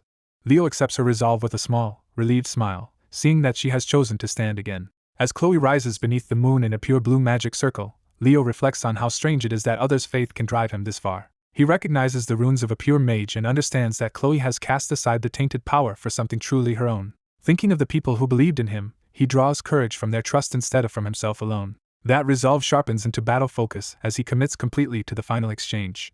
The demon lunges in a brutal charge, trying to crush him before the new power can fully turn the tide. Leo meets the assault head-on, catching the demon's weapon and refusing to yield ground. The demon snarls and doubles down on his killing intent, determined to finish Leo by force. A colossal strike crashes down, and Leo braces beneath it in a direct contest of strength. Pinned under the blow but still holding, Leo endures the impact and keeps the fight alive at the critical moment. Leo gathers dark power into his fist and commits to a final strike. He drives that blow into the horned demon at close range, forcing the fight into a decisive clash. The impact hurls Leo away, showing the enemy is still overwhelmingly dangerous. Bruised and kneeling with his sword, Leo accepts that this may be the end of the battle. The demon looms over him and declares that Leo's promise as a hero ends here. Instead of breaking, Leo's focus sharpens as a cold power awakens within him. That new magic spreads through the forest, turning the battlefield into a frozen domain. Leo realizes his side now holds the advantage, because ordinary demons can no longer withstand them. The demon is caught off guard by the sudden reversal. Above him, a vast ice spell forms, and the demon understands too late that Leo is about to finish him. Leo reveals he completed a unique magic through what this enemy forced him to become. At that moment Chloe appears in his mind, and her presence gives shape to the spell he is casting. Chloe unleashes Ice World, expanding Leo's power into a full field spell. The frozen domain seals the area under moonlit magic and traps the enemy inside it. The demon is imprisoned in solid ice, his defeat made absolute. Leo stares at the result in disbelief, as if confirming the victory is real. When he touches the ice, cracks spread through the prison. The demon's body disintegrates into black smoke and vanishes, leaving no chance of return. Leo quietly takes in that the battle is truly over. Nearby, the demonic artifact they had been fighting over still radiates corrupt power. Leo answers by coating his blade in fire, choosing to destroy the source as well. He drives the burning sword into the book and confirms it was a demonic artifact before reducing it to ruin. With the threat ended, Chloe approaches and praises the rare magic Leo displayed as their mission registers as complete. Leo admits the field spell was beyond anything he should have been able to use on his own, even with another chance at life. Chloe starts to confess everything she did to the school, fearing the truth will get her expelled. Leo reassures her that someone with her talent and resolve is far more likely to become a hero than be cast out. Their classmates rush in celebrating, convinced both of them fought like true heroes. Leo and Chloe deflect the praise and insist the others contributed to the victory too. Chloe explains that they only won because everyone made good use of the plan and the support around them. The group responds by symbolically placing their hands together around Chloe's staff, sharing the triumph. One classmate insists Chloe should keep the staff because she was the one who saved them. Leo accepts the gratitude offered to him as the team begins dividing what remains after the battle. The celebration is interrupted when someone calls out that another survivor has been found. A boy named Alia panics and runs toward the voice, desperate to confirm who was saved. Leo and Chloe follow the commotion and are startled to hear that the rescued person may be Professor Albee, though he should be far older than he looks. Alia reunites with the rescued man, who assures her he is unharmed now that the rescue team has arrived. As the operation concludes successfully, Chloe is moved by everyone's support and thanks them with genuine warmth. One of the girls begins to wonder about the strange nature of this place itself. Before anyone can pursue that thought, a golden light appears and then disappears, as if the world is shedding something. Leo recognizes the sign and concludes that the hero's world they were inside is collapsing. He watches carefully as the system responds to the end of the scenario. The world leaves behind a final reward for him, a keepsake. In the aftermath, Alia clings to the rescued man in relief, overwhelmed that she got him back. The scene shifts from the fading world to a quiet room filled with morning light. Leo wakes in a bed, disoriented, and realizes he has returned somewhere safe. A familiar voice confirms that he is finally awake. Leo looks up to find Professor Albee standing there in person. Albee thanks Leo for saving that child, making clear he knows what happened in the other world. Leo asks him to pass along his gratitude to Miss Miller as well, while Chloe rests nearby under the same protection. Without another word, Albee turns and leaves the room, ending the encounter on a quiet note. An elderly principal arrives at the infirmary to check on the students who were caught in the incident. He addresses Principal Callian, who is bedridden, and urges him not to strain himself. Leo insists he is physically fine, showing that he recovered from whatever happened inside. The old principal immediately presses for the truth, asking whether the incident is connected to Chloe's black grimoire. The question catches the others off guard, and they demand to know how he figured that out. He explains that the place where Sun Luan bought the summoning catalyst also sold the same kind of black grimoire, which he had already identified as a demonic artifact. That means the grimoire was not just a cursed book, but a true demonic artifact. He further clarifies that such artifacts are fragments of Erebos, taking physical form as objects like weapons, jewelry, or books. Leo adds that demons can draw immense power from those fragments, but human users lose their sanity the longer they rely on them. To make sense of the present, Leo begins recounting everything from the start. He recalls entering the situation with his companions and preparing to confront the threat. The flashback centers on Chloe, whose unstable grin and possession of the grimoire revealed how deeply the artifact had influenced her. Back in the infirmary, the principal absorbs the explanation and accepts that this is what happened. He concludes that if removing the artifact restored the hero dungeon to normal, then the artifact was almost certainly the cause of the distortion. Callian tries to rise in alarm, but the principal calms him and tells him to stay still. Before the discussion can settle, someone urgently calls for Irena. A student named Irena enters carrying a wrapped object, saying she has a question now that Leo is awake. She reveals a shining gemstone hidden in the cloth, presenting it as the item she wants explained. Irena recognizes it as part of Albee's belongings and asks for a proper explanation. The principal identifies it as a reward that should not exist and demands to know how it ended up with them. Leo reasons that Chloe must have received some kind of reward, just as strange rewards appeared in the entrance exam and the clan mother incident. He points out that two supposed rules have now been broken at once.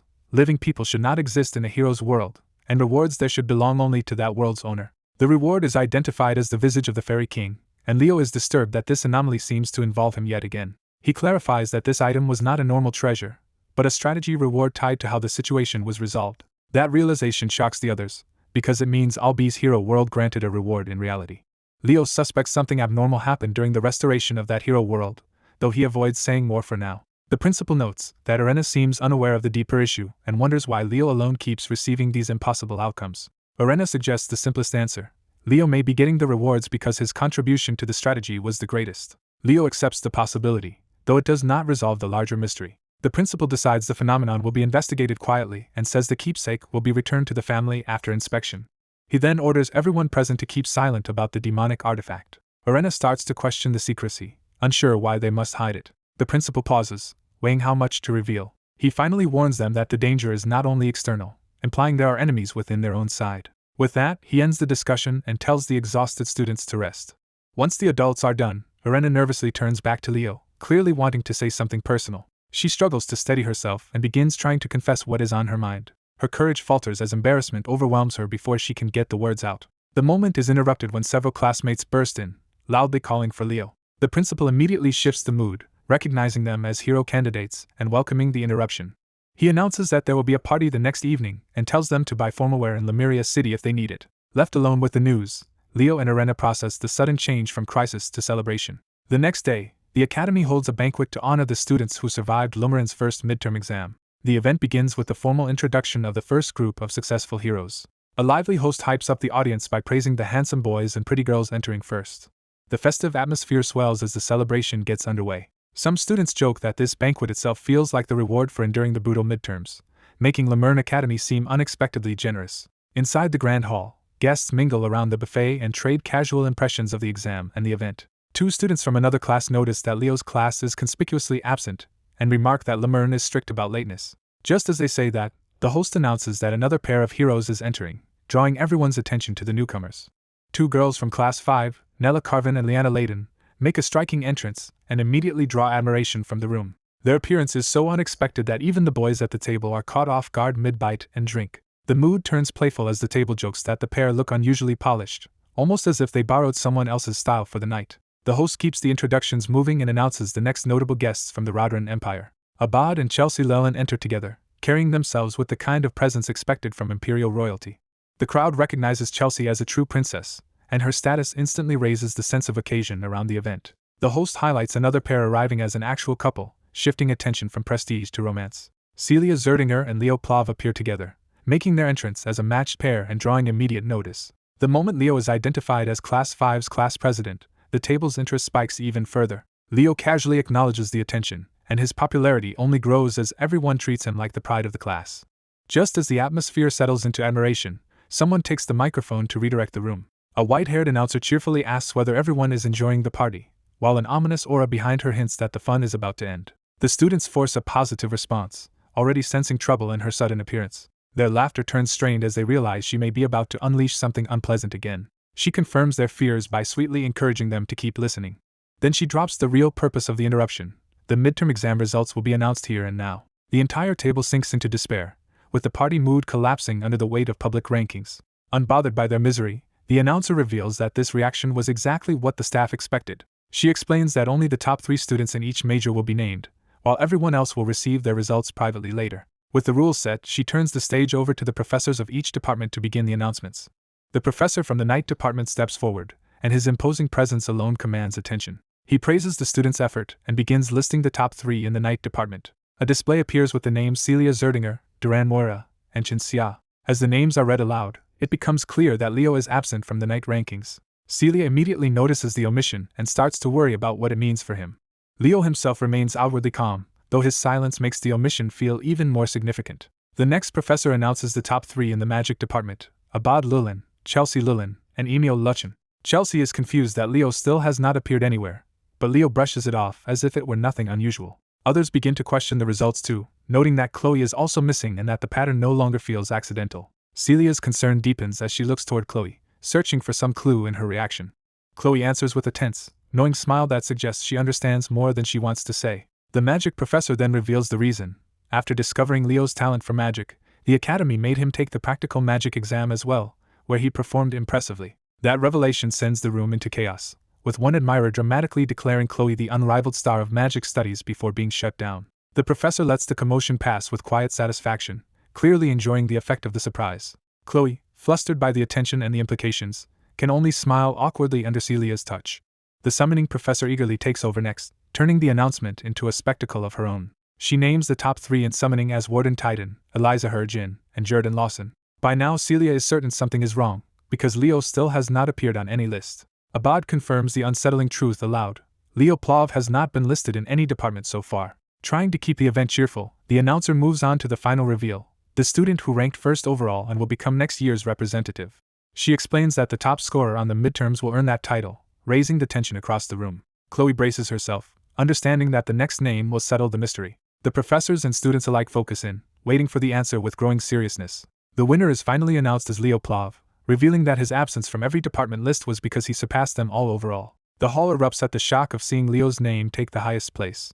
Before the result can settle, a voice cuts in with a formal objection. Emil Luchin protests that Leo should not be allowed to become next year's representative because he was only 3rd in the magic department, and never placed in the top 3 of any other major. Even Leo seems taken aback for a moment, as the challenge forces everyone to confront the contradiction in the rankings. Put on the spot, the announcer awkwardly admits there is an explanation for why Leo still qualifies. As she prepares to reveal it, the tension spikes again, signaling that an even bigger truth is about to come out.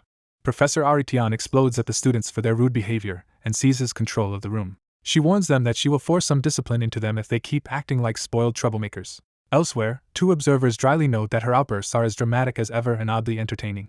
Aritian begins her formal defense by insisting that dual-class students cannot be placed in ordinary departmental rankings because their status makes direct comparison unfair. She argues that a dual-class student sacrifices depth in each single field, but gains a rare synergy that creates different kinds of ability.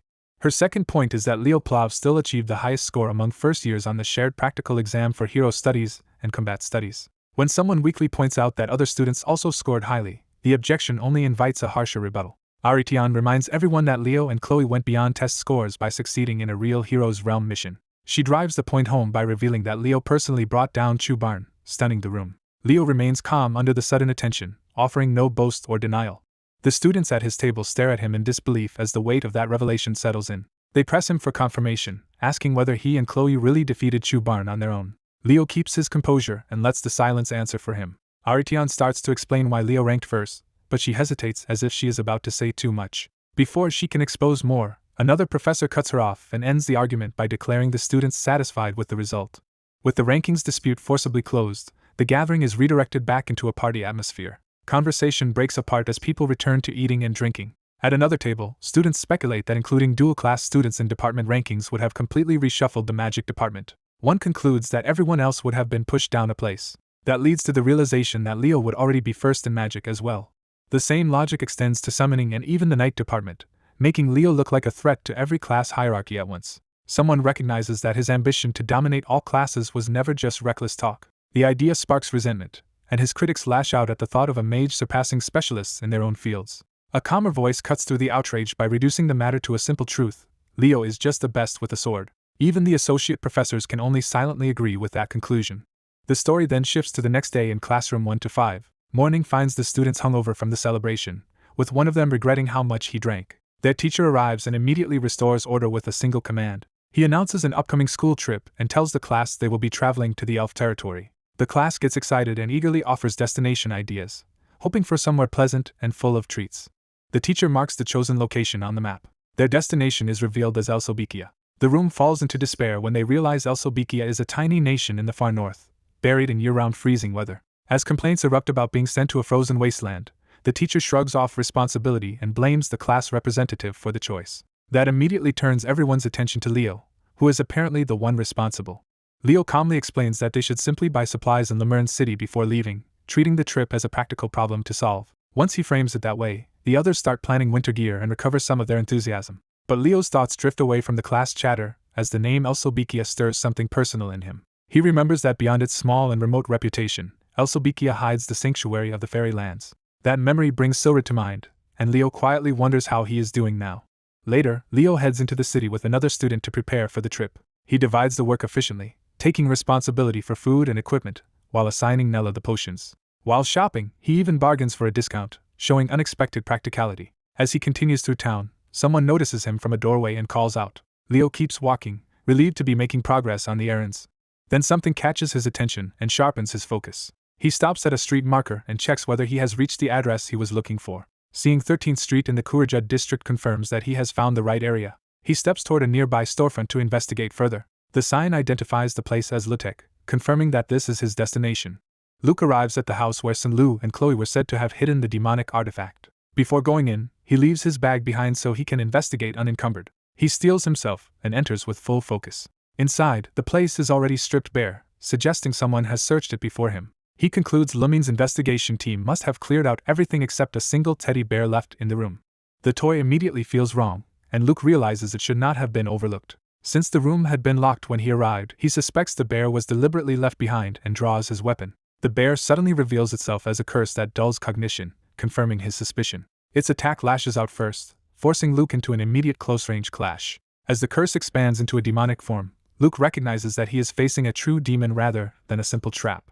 Its power tears through the room, and Luke realizes this creature is far more dangerous than an ordinary cursed object. The demon's broken muttering makes clear that it is burdened by countless layered curses, not just one. Hearing its voice, Luke is jolted by a sense of recognition. The demon notices his awareness and confirms that he has correctly identified a curse within it. It reveals itself as one of the 7 demon commanders and claims it is no mere clone but a true fragment of a demon king. Even while acknowledging Luke's talent as a swordsman who can use both aura and magic, it treats him as beneath serious concern. To prove the gap in power, the demon crushes him with another overwhelming strike. Wounded and outmatched, Luke admits he cannot win this fight and starts thinking only about escape. Even so, he forces himself back into a fighting stance rather than collapsing. The demon mocks that stubbornness and praises him as a promising future hero before preparing to devour him. It opens its maw to finish the battle in one move. At the brink of death, Luke notices a new presence and realizes help has arrived. A blonde mage calmly invokes Spear of Light. The spell slams down from above and blasts the demon apart before it can kill Luke. The attack leaves the creature shattered across the room, its body collapsing under holy light. Luke recognizes the newcomer as the mage with the evil eye, Wise King. Albie remarks that the situation suits him better now that he has an audience for what comes next. Luke watches warily as Albie steps forward to take control of the fight. A sudden shift in the air makes Luke realize the battle is not over yet. Albie's contempt hardens as he prepares to erase the demon completely. The demon's remains twitch in alarm, showing it still has enough life to fear him. Albie rises within a magic circle and gathers overwhelming light above the ruined creature. He condemns the demon as filth unworthy of mercy. The demon rages back, fixating on Albie's distinctive eyes and recognizing him as a hated enemy. It vows to tear those eyes out, but its threat only underscores how badly it has already lost. Albie dismisses it as trash and refuses to treat it as a worthy opponent. With a single command, he brings down a final beam of light to execute it. As the demon is annihilated, Luke identifies its killer by name and title, Wise King, the sorcerer of the magic eye. Albie stands untouched amid the fading light, every bit the figure Luke has heard about. Luke recalls that Albie is also known as the Decimator of Tartaros, a Lumene professor famed for driving back the Demon King's forces. Overcome with relief and respect, Luke admits he owes his life to the hero of this era and asks how Albie came to be here. Albie explains that the demon appeared while Luke was investigating the house and reaches down toward the remains of the cursed toy. Luke reports that the teddy bear carried a curse of cognitive dissonance and implies that Lumene's investigation team failed to handle it properly. He states plainly that the investigation team should be held responsible for leaving such a threat behind. Albie lets Luke off for investigating alone this time, but makes clear that he disapproves of the risk Luke took. He tells Luke to ask for his help from now on whenever he needs it. Then Albie unexpectedly thanks Luke for what happened, leaving Luke stunned by the sincerity of it. As Albie's name lingers in his thoughts, Luke gathers his things and starts connecting this encounter to something larger. He remembers that House Saren is one of the 3 great families that govern Lumene Academy. Realizing Albie's status could open doors, Luke decides that with his help he may finally gain access to the Forbidden Library. Leo returns after finishing the purchase, and the class representative immediately notices he has been hurt. He brushes the injury off as unimportant, but the concern around him lingers. Privately, Leo recalls the shadowy figure who attacked him before and wonders what that enemy is really after. A week later, the students prepare to depart through a portal for El Salbikia, the domain of the elves. As the group gathers with their supplies, Leo confirms everyone is ready for the trip. A classmate asks why his class is heading there, and Leo casually frames it as a seasonal getaway to escape the heat. Though she hates the cold, she sends Leo off warmly and tells him to stay safe. Leo watches her leave and turns his attention back to his own class's departure. His classmates react to the destination with mixed excitement and dread, especially over the freezing weather. With the chatter settled, Leo steps forward to lead the group through. He confidently rallies his classmates as they set out for El Salbikia. At Siren Academy in the Elven military nation, the cold and rigid atmosphere immediately stand out. There, 2 elf students openly belittle a half-elf freshman, treating his presence at the academy as an insult to their bloodline. The half-elf endures the humiliation in silence. A new voice cuts in and condemns the bullying. The speaker is Lunia El Lunda, a prominent descendant of Siren, who demands they act with dignity worthy of their lineage. When challenged, Lunia makes clear that the real disgrace is not the half-blood student's existence but the cruelty and narrow-mindedness of those mocking him. The bullies realize they have run into someone even more troublesome than their target. Lunia explodes at them, ordering them to stop tormenting the boy and take their complaints elsewhere. The pair can only recoil, scandalized that someone of her status is this blunt. Lunia doubles down, shaming them for ganging up on one person and daring them to challenge her directly if they object. Unable to face her fury, the bullies retreat while she drives them off like a force of nature. Once they are gone, Lunia turns to the half-elf and is shocked that he is dressed so lightly in the cold. The boy, Luca enters, explains with a smile that his other clothes were stolen. Realizing the harassment goes beyond insults, Lunia angrily connects the theft to the same tormentors and tries to give him her own coat. Even while furious on his behalf, she insists she is fine and pushes her concern aside. Luca notices she is in unusually high spirits, and Lunia reveals that her contractor has finally hatched. Luca sincerely congratulates her on the long-awaited event. Lunia happily announces that she will be leaving soon because of it. Bursting home with excitement, she immediately asks her father to confirm that her contractor has been born. Her father, Ellen Lunda, reminds her to address him properly at school but receives the question with calm familiarity. He confirms that Farina's child has indeed hatched, though his uneasy expression hints there is more to say. Lunia instantly jumps to the next question, eager to meet the newborn contractor. Instead, her father reveals a problem. The contractor has apparently already formed a contract with someone else. As he promises to investigate further, Lunia sits frozen in disbelief while he explains this is what Farina reported. The shock turns into fury. Lunia slams the table and demands to know who stole the contractor that should have been hers. Meanwhile in Velkia, the capital of El Salbikia, Leo and his classmates arrive through the portal into the snow-covered city. The cold overwhelms the group, and only Leo remains largely unfazed while the others beg for mercy. A weary professor wrapped in a blanket orders them to stop causing a scene and line up. He introduces Velkia and asks whether any of them know the city's history. One student answers that Velkia was named after Velkian Ursur, one of the disciples of Luna, the poet of the stars. The explanation continues. More precisely, Velkian was a disciple of both Luna and Arron. Leo follows the lesson with interest as the city's founder is described as the arrogant brat later celebrated as the Fairy Knight. The professor confirms the answer and adds that House Ursur, descendants of those Fairy Knights, still holds the leading position here. Then a sudden disturbance in the snow draws everyone's attention. The professor and a student look toward the source, startled by the interruption. Through the blowing snow, several figures emerge and approach them. As one student nervously wonders whether even the elven domain has thieves, the professor dryly reminds him that wicked people exist everywhere. Then the approaching party addresses the professor by name, revealing they know Harid personally. Someone arrives through the snow, signaling the start of an important encounter. The students are greeted by Rune Ursur, an elegant elf noble whose presence immediately dominates the scene. The red-haired student is instantly infatuated, treating the elf's appearance like a life-changing revelation. Rune makes it clear he has been expecting Professor Harlan, revealing this meeting was arranged in advance. Harlan, worn and unbothered, recognizes Rune as unchanged from before, suggesting old familiarity between them.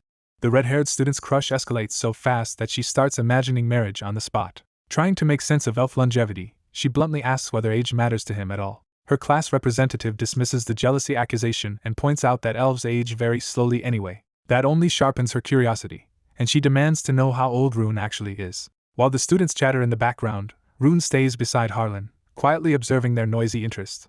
Rune praises Harlan for bringing lively but disciplined students, while Harlan dryly admits they are still immature first years. Undeterred, the red-haired student approaches Rune directly and asks for his name and age herself. Rune introduces himself properly as Rune Ursur, finally acknowledging the students instead of just their professor. He casually reveals that he is 97, leaving the students stunned by how little that means for an elf. One student mistakenly assumes Rune is just a guide for their trip, badly underestimating him. Rune corrects that assumption at once by identifying himself as both head of the Ursur family and speaker of El Sarbekia. The student hastily shifts into exaggerated respect, and Harlan cuts him off before he embarrasses himself further. By nightfall, the group settles into the old field trip lodging. Inside the creaking building, even a mouse crossing the floor adds to the uneasy atmosphere. Some students immediately panic at the thought of spending the night in such a place. The red-haired student mocks the class representative for pretending to be calm when he clearly hates it too. He fires back that he already prepared to camp outside, but the others point out the weather makes that impossible. The lodge fills with complaints as everyone agrees the cold outside would be worse than the building itself. Amid the commotion, two boys quietly head upstairs with a more secretive purpose. They continue sneaking up the stairs, making sure they are out of sight before acting. One of them reveals the real plan. He wants to sneak into the girl's room for thrills. That scheme dies instantly when they discover a girl already waiting in their path. She appears in nightclothes with curlers and a toothbrush, but her calm confidence makes her more intimidating than ridiculous. With a spell called Wind Circle, she sends the intruders into immediate panic and scatters the situation. Elsewhere, the class representative dryly notes that everyone seems to be enjoying the trip in their own disastrous way. He decides to investigate on his own and slips away from the others. A voice calls him by his full name, Leo Plovnim, stopping him cold. A stern elf woman appears in the snow and confronts him directly. She delivers a summons from the head of the family, making clear this is an order, not a request. Leo is brought to a grand estate, where the scale of the place confirms the importance of the meeting. He enters cautiously, aware he has been singled out for reasons he does not yet understand. Rune receives him with unusual tension, suggesting something urgent has interrupted the evening. Rune apologizes for calling him so suddenly, asks him to wait, and leaves Leo alone in a room full of old records and relics. Leo uses the chance to look around, drawn to the collection rather than intimidated by it. He realizes the room contains genuinely ancient artifacts, not decorative heirlooms. One item in particular catches his attention strongly enough to stop him in place. He identifies the displayed weapon as Urquint, revealing knowledge he should not normally possess. Rune is immediately alarmed because Urquint's history is supposed to be known only to the heads of the Ursa family. Leo calmly explains that he learned of it from ancient texts in Lumerine's Grand Library, offering a plausible but unsettling answer. Examining the weapon more closely, he concludes this one is only a Starmana imitation and not the true Urquint.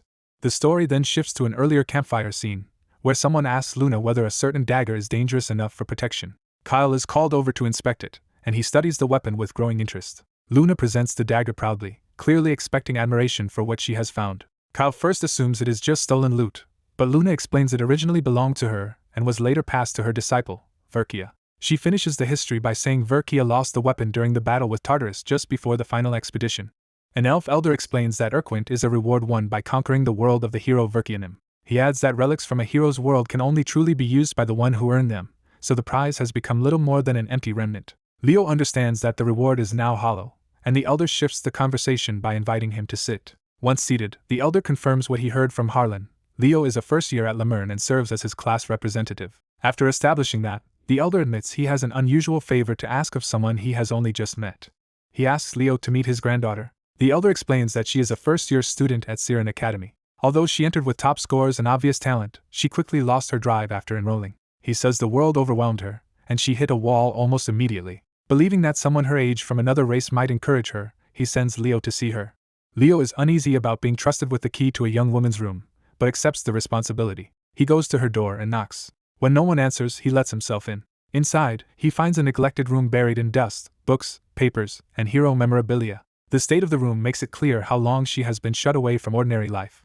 As Leo looks around, he realizes the room is devoted almost entirely to famous heroes. He concludes that she is not just interested in heroes but deeply obsessed with them. Spotting a Siren uniform, Leo calls out, and the room's owner finally reacts. The bedridden girl, Iron Ursa, wakes in embarrassment and scolds her grandfather for sending someone into her room without warning. When she notices Leo standing there, the shock of seeing a human in her room jolts her fully awake. Her panic shows that she is completely unprepared for direct contact with someone outside her isolation. Leo is caught off guard by how extreme her reaction is. Iron blurts out her disbelief at seeing a human, while Leo calmly introduces himself. He explains that he came only because her grandfather asked him to visit. Still flustered, Iron retreats under her blanket instead of facing him directly. Leo eases the tension by picking up one of her books and noting that she has collected as much material on Kyle as he has. As he praises how carefully her records are organized, she starts listening instead of hiding. Sensing an opening, Leo gently tests whether her interest in heroes is personal rather than academic. Iron peeks out and asks if Leo likes Kyle too. That question turns the encounter from awkward intrusion into shared enthusiasm. The focus of their connection becomes clear. Both of them are drawn to the legendary hero Kyle, the hero of the beginning. Leo proves his knowledge by bringing up the Battle of Darnos, one of the key events in the hero's history. Iron immediately responds with another obscure battle, and the two begin trading details like true researchers. Excited that Leo can follow her, Iron reveals she knows records that even academic circles barely discuss. In her eyes, Leo stops being an intruder and becomes someone who genuinely understands what she loves. Realizing she has opened up too quickly, Iron formally introduces herself and apologizes for talking so much. Leo reassures her that the great heroes would be glad to know someone still treasures their stories. Encouraged, Irene shares her private belief that history may have overlooked a fifth great hero. She says she believes Cal truly existed and wants to join a research club to trace his legacy once she returns. But the thought of returning to school immediately dims her confidence. Noticing that shift, Leo directly asks why she refuses to attend Siren. Irene admits she feels Siren is not a place where she belongs. She explains that everyone there works relentlessly to become heroes, while she only dreams of heroes from afar and feels unworthy beside them. Leo realizes that her careful preservation of the uniform means she has not truly abandoned the idea of going back. So he tells her she is not the only human currently in Berkia and that his whole class is there on a field trip. That revelation immediately catches Irene's attention. Leo reminds her that there are schools where ordinary people train alongside humans, and that Lumene is one of them. He invites her to come see the students of Lumene for herself if she is curious. Having planted the idea that school might not be as impossible as she thinks, Leo heads out. When he steps back into the hall, the elder appears so suddenly that Leo is startled, ending the visit on a jolt. An elf is startled to learn the boy has been speaking with Arian all this time, and the boy confirms it without hesitation. The elf realizes Arian has finally opened up after months of silence, making the boy suddenly far more significant to him. Seeing that trust, the elf decides to reward the boy with something from the family treasury that might help him, and the boy accepts. He brings the boy into the Ursa family treasury and invites him to choose whatever he wants. The boy studies the collection carefully instead of being dazzled by its wealth. He quickly settles on one specific item as if he recognizes its importance. The elf explains that the object is an old jewel containing a fairy, though he believes it is only a delicate carving with little practical use. The boy insists it is enough for him, and the elf lets him keep it. Examining it more closely, the boy becomes certain the figure inside is not a carving at all. He realizes the jewel contains a real fairy sealed within it. Elsewhere, the students are gathered in order to listen as their instructor begins outlining the coming schedule. The instructor announces that from the next morning onward they will train at dawn in the fairy forest near the city and spend afternoons on mission practice. One student protests that they already endure enough training at school and did not expect even a trip to become more work. The instructor makes clear the trip is meant to target each student's weaknesses, not to provide a vacation. When the class complains, he reveals the harsh schedule was arranged by the class representative, turning their frustration toward Leo.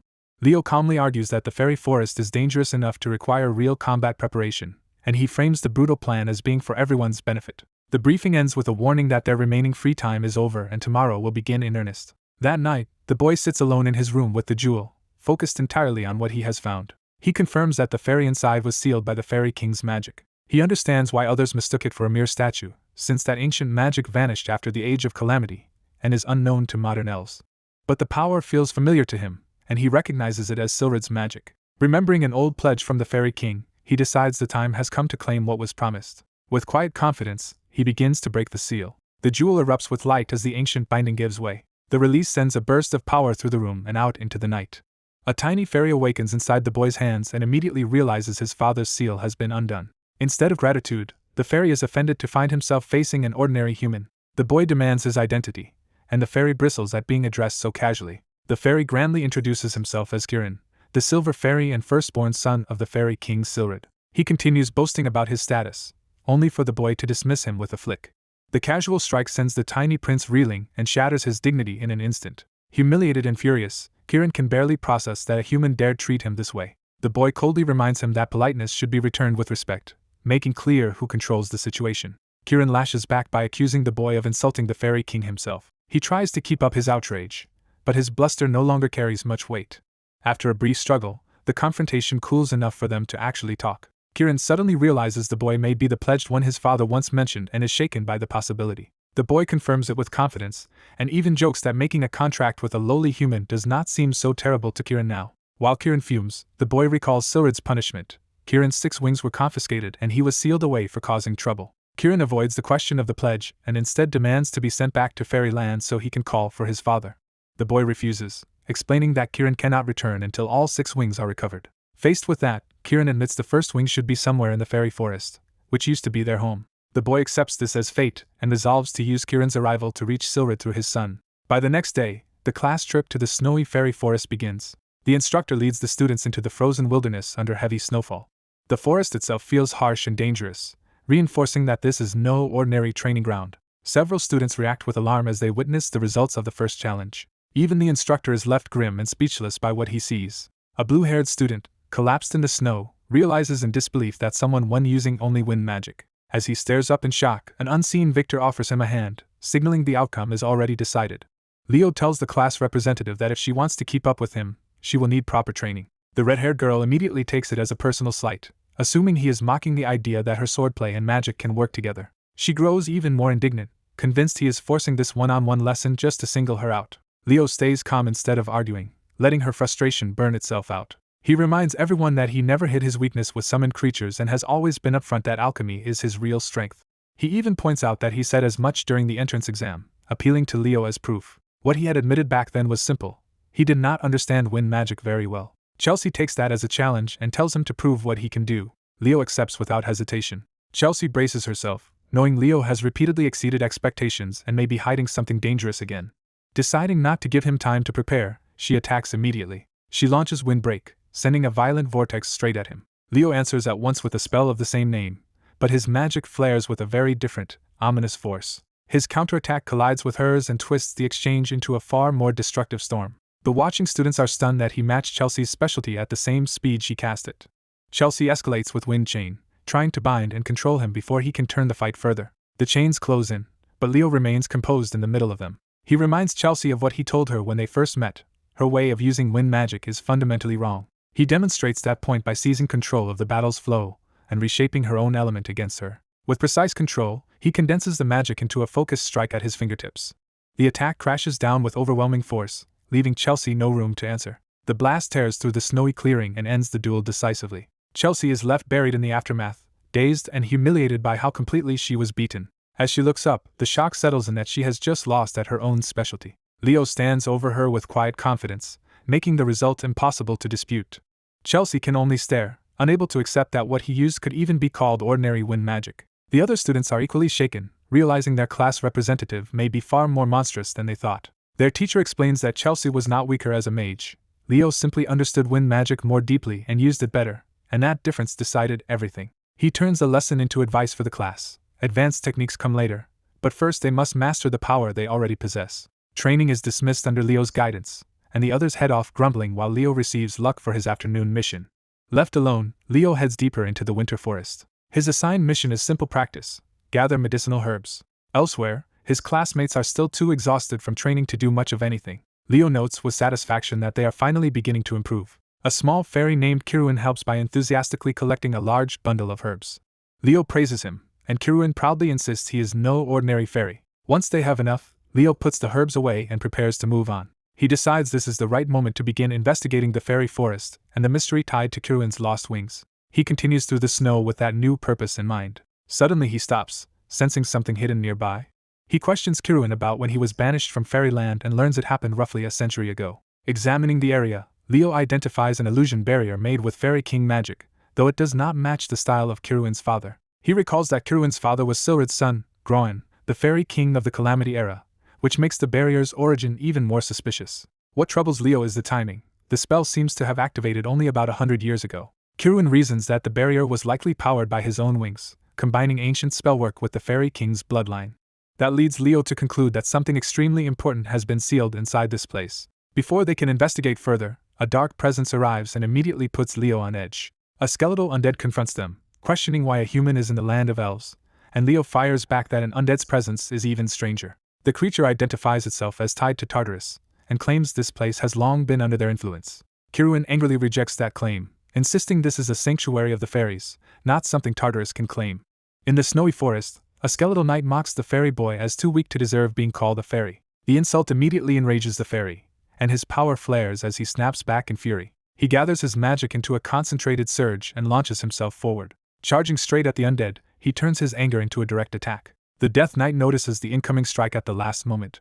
The fairy's magic slams down in a bright burst aimed squarely at the knight. The impact crashes into the ground with enough force to shake the area. Still pressing the attack, the fairy ridicules the knight for calling him pathetic while fighting like a brute. He argues that results matter, and because fairy power naturally opposes undead power, this reckless approach should work. Leo suddenly senses something is off with that assumption.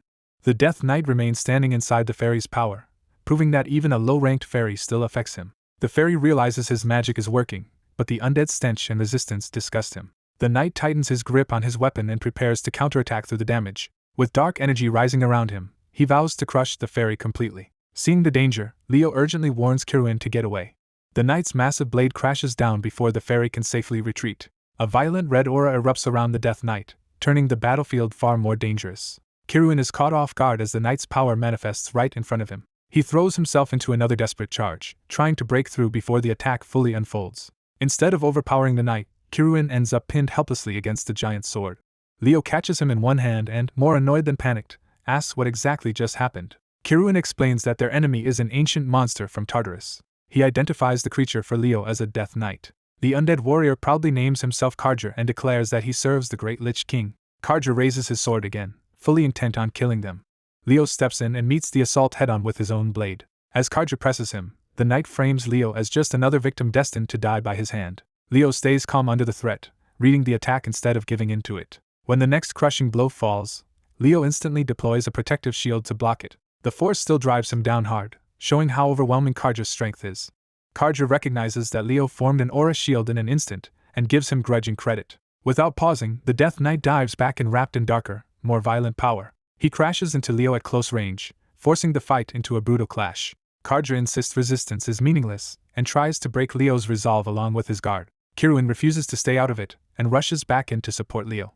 His intervention disrupts Karja's footing just enough to create an opening in the melee. Exhausted and unable to fight properly, Kiruin admits he lacks the strength he would have if he still had wings, then begins calling on the Pact Breaker. He completes the plea and demands an answer to his summons. Karja hesitates as a new presence answers the call. A blazing power manifests behind Leo, forming radiant wings and transforming the balance of the battle. Kiruin is delighted to realize Leo is not just a contractor but one with another contract already bound to him. Leo calls forth Phoenix, and a fiery spirit erupts into the fight. The summoned flames coil around Karja, binding and burning him at once. The small phoenix settles on Leo's shoulder, confirming the summon with casual confidence. Kiruin stares in astonishment, realizing Leo is partnered with an actual phoenix.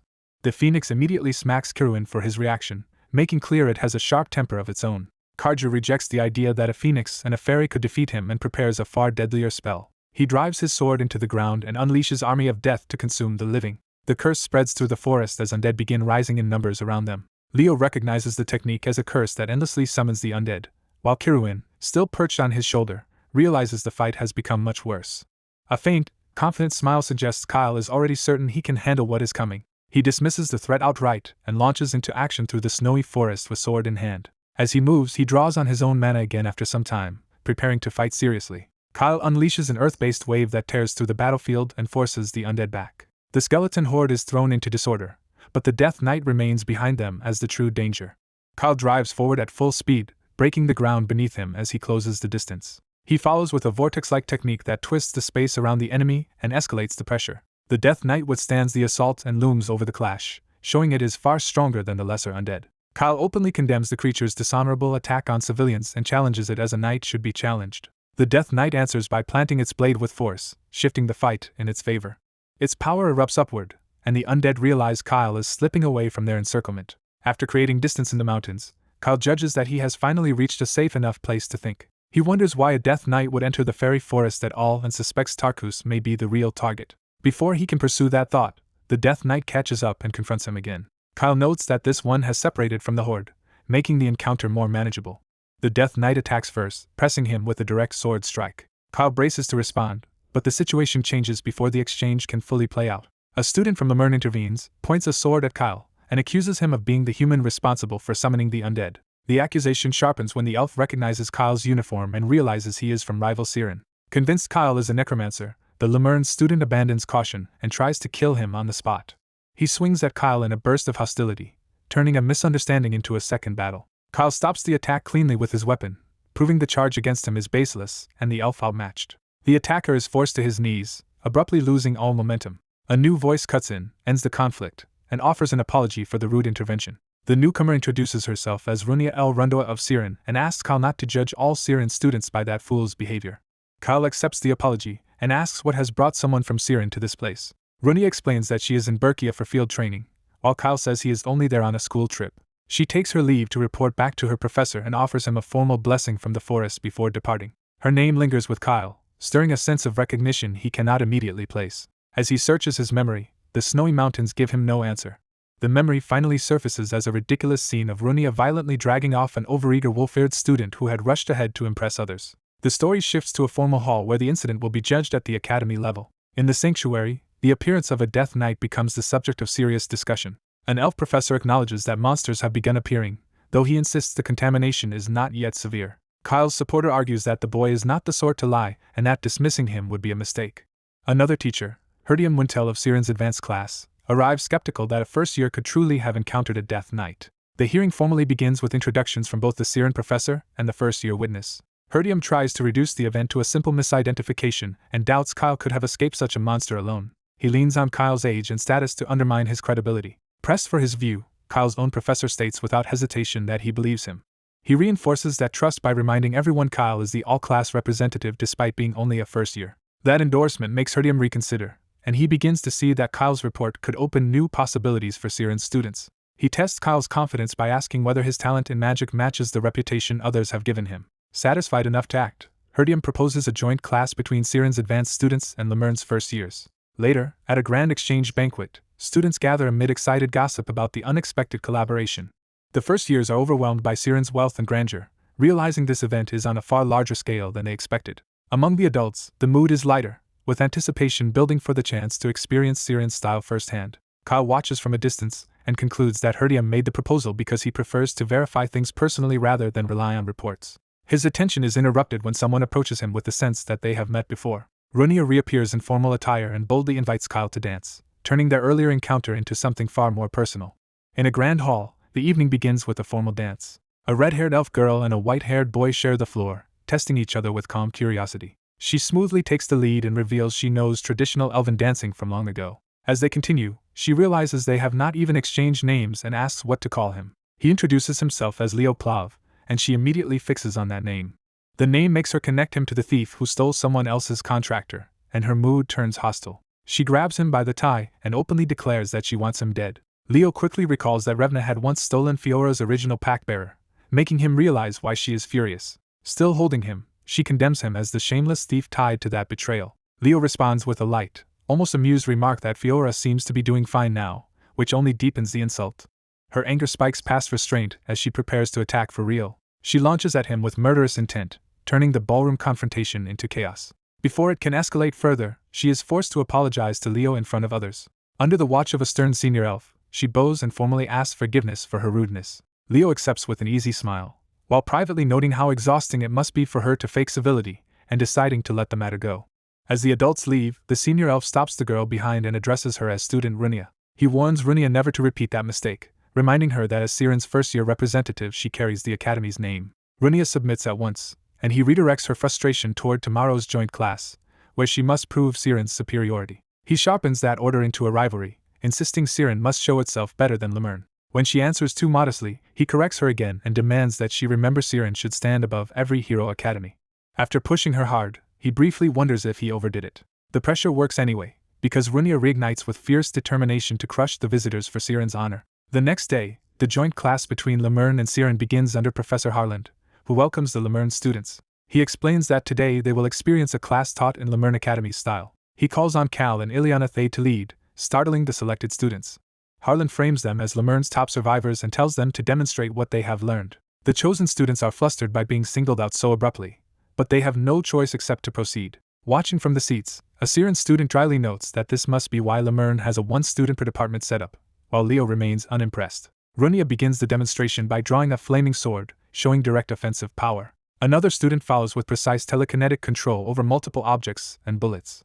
A third presents a summoned beast, adding creature-based magic to the display. The Siren audience reacts with surprise and interest as the range of abilities becomes clear. Runia's senior acknowledges that, from another academy's perspective, there is value in seeing unfamiliar methods. Even so, he remains unconvinced and senses a flaw beneath the performance. He notices that Lumene's class representative has not stepped forward and begins to question what is being hidden. When the demonstration ends, the three Lumene students bow to applause and praise. At that moment, the senior elf rises and publicly compliments the class, taking control of the room. He praises how deeply Lumene develops individual talents, sounding respectful while setting up a contrast. He moves to the board, preparing to explain Siren's own philosophy. He states that Siren follows a fundamentally different path from Lumene, outlining a balanced magical framework. According to him, every Siren student studies magic as a universal foundation, and their teaching method is built to reduce dependence on any single specialty. Leo immediately sees the contradiction and judges Siren's claim of balance as hollow. To him, their system is all appearance, and old elven pretension dressed up as principle. As the lecture continues toward its conclusion, Leo grows visibly bored and disengaged. The senior elf then drops his polite tone, sneering at Lumene as rumor spreading trash and dismissing even their classroom conduct before deciding theory is enough. To prove Siren's worth directly, he activates a radiant star-shaped magical focus. Leo looks on as the elf promises to reveal the true essence of Siren. The elf declares that elves are, by nature, a race of magic, presenting that identity as Siren's core strength. His spell surges upward in a brilliant column, filling the chamber with structured magical force. Golden star-like constructs descend over the students, turning his lecture into a live magical display that surrounds the class. A student excitedly presents star magic as a unique original spell tied to the stars themselves. The class is taught to regard star magic as the essence of their people and a defining part of elven identity. The professor explains that the standard formula was organized in Lady Luna's era and became the basis of modern star magic. He admires the formula as elegant and complete, proud of the tradition behind it. A hand rises, interrupting the smooth lecture with an unexpected challenge. The white-haired class representative asks to speak, drawing the room's attention. He begins carefully, saying he had been interested in star magic until he noticed a problem in the way it was being explained. He bluntly declares the professor's interpretation wrong, instantly changing the mood. The accusation shocks both the fiery student in class and the visiting blue-haired professor overseeing the joint lesson. The elven professor demands clarification, offended by the interruption. The student calmly states that the spell as taught cannot actually activate. The rest of the class is left stunned by how directly he has challenged accepted doctrine. The professor dismisses the claim at first, insisting the formula is simply complete as inherited. He argues that their ancestors restored the progenitor's legacy into its current form, so there is nothing fundamentally missing. The student concludes that what survived is only a damaged remnant, not the original spell.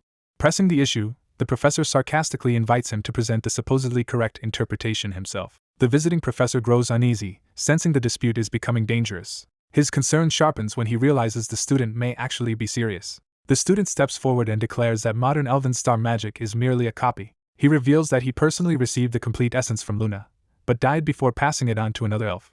Facing the formula, he treats this encounter as fate finally bringing him back to what was lost. The visiting professor tries to calm himself, recognizing that if this claim is true, it threatens to ignite conflict over the elves' heritage. Ignoring the tension, the student begins rewriting the formula directly. With a touch, he alters the structure and forces the dormant spell to respond. The watching students realize they are seeing a version of star magic none of them has ever learned.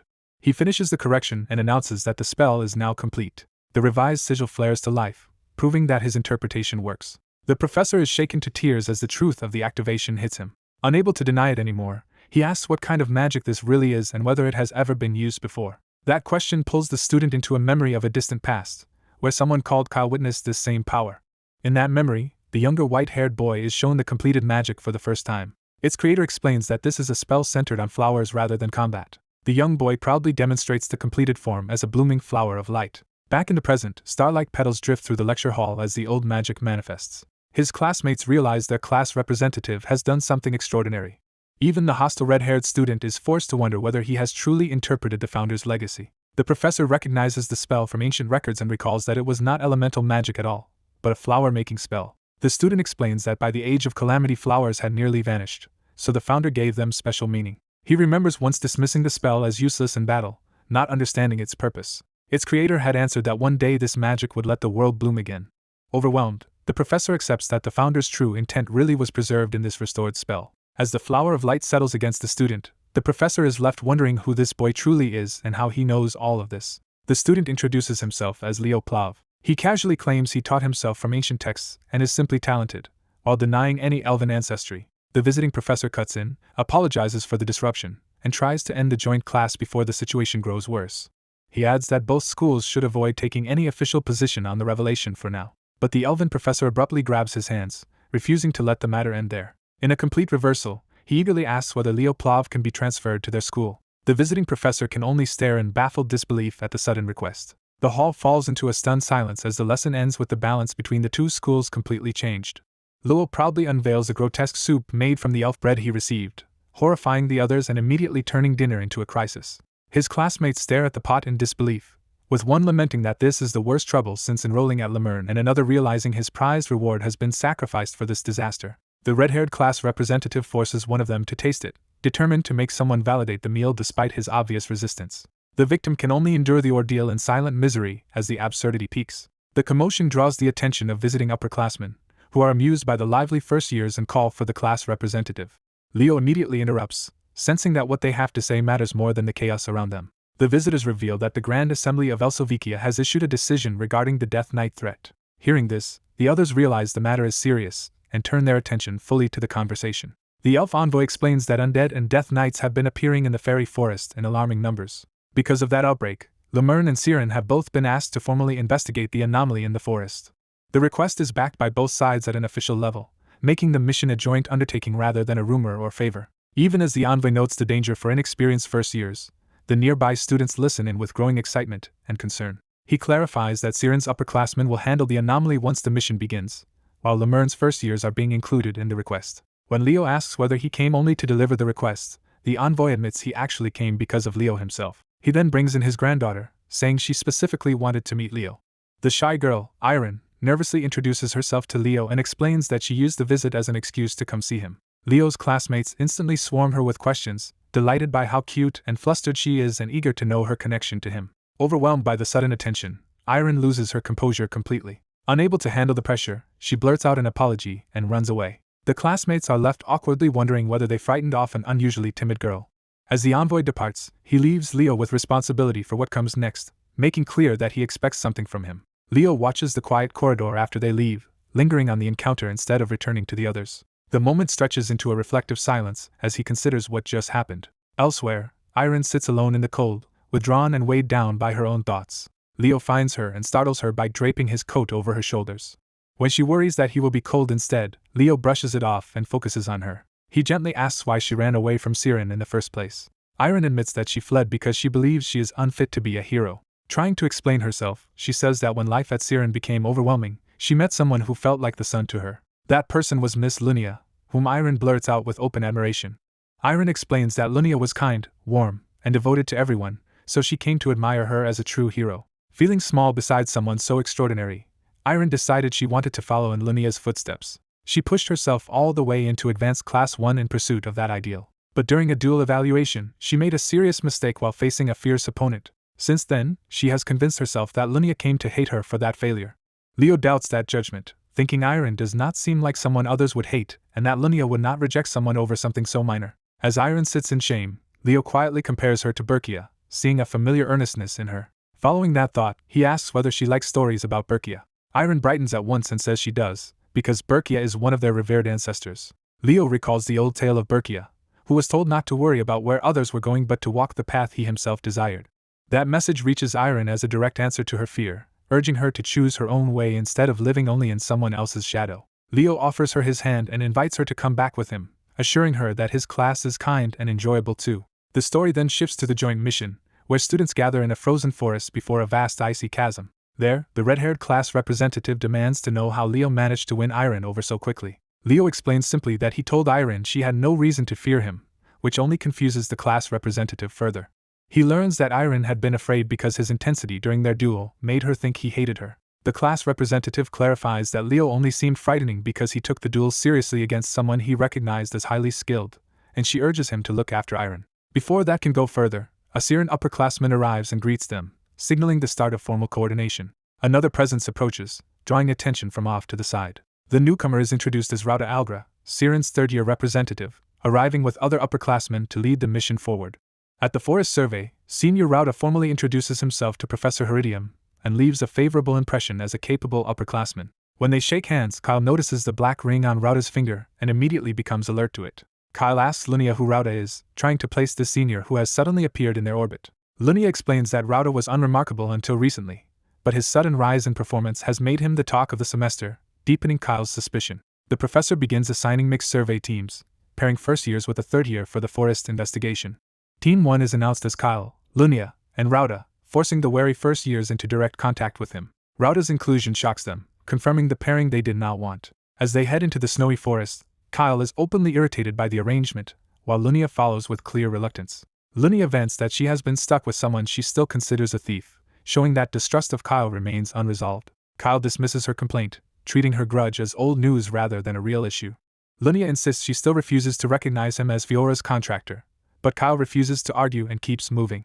A map of the operation shows the survey teams spreading through different sectors of the fairy forest, while Kyle's group advances deeper inside. Other teams search separate regions, establishing that the investigation is broad and coordinated rather than focused on one point. As Kyle examines the ground, Lumene questions why Rauda split off alone when they were supposed to move in groups.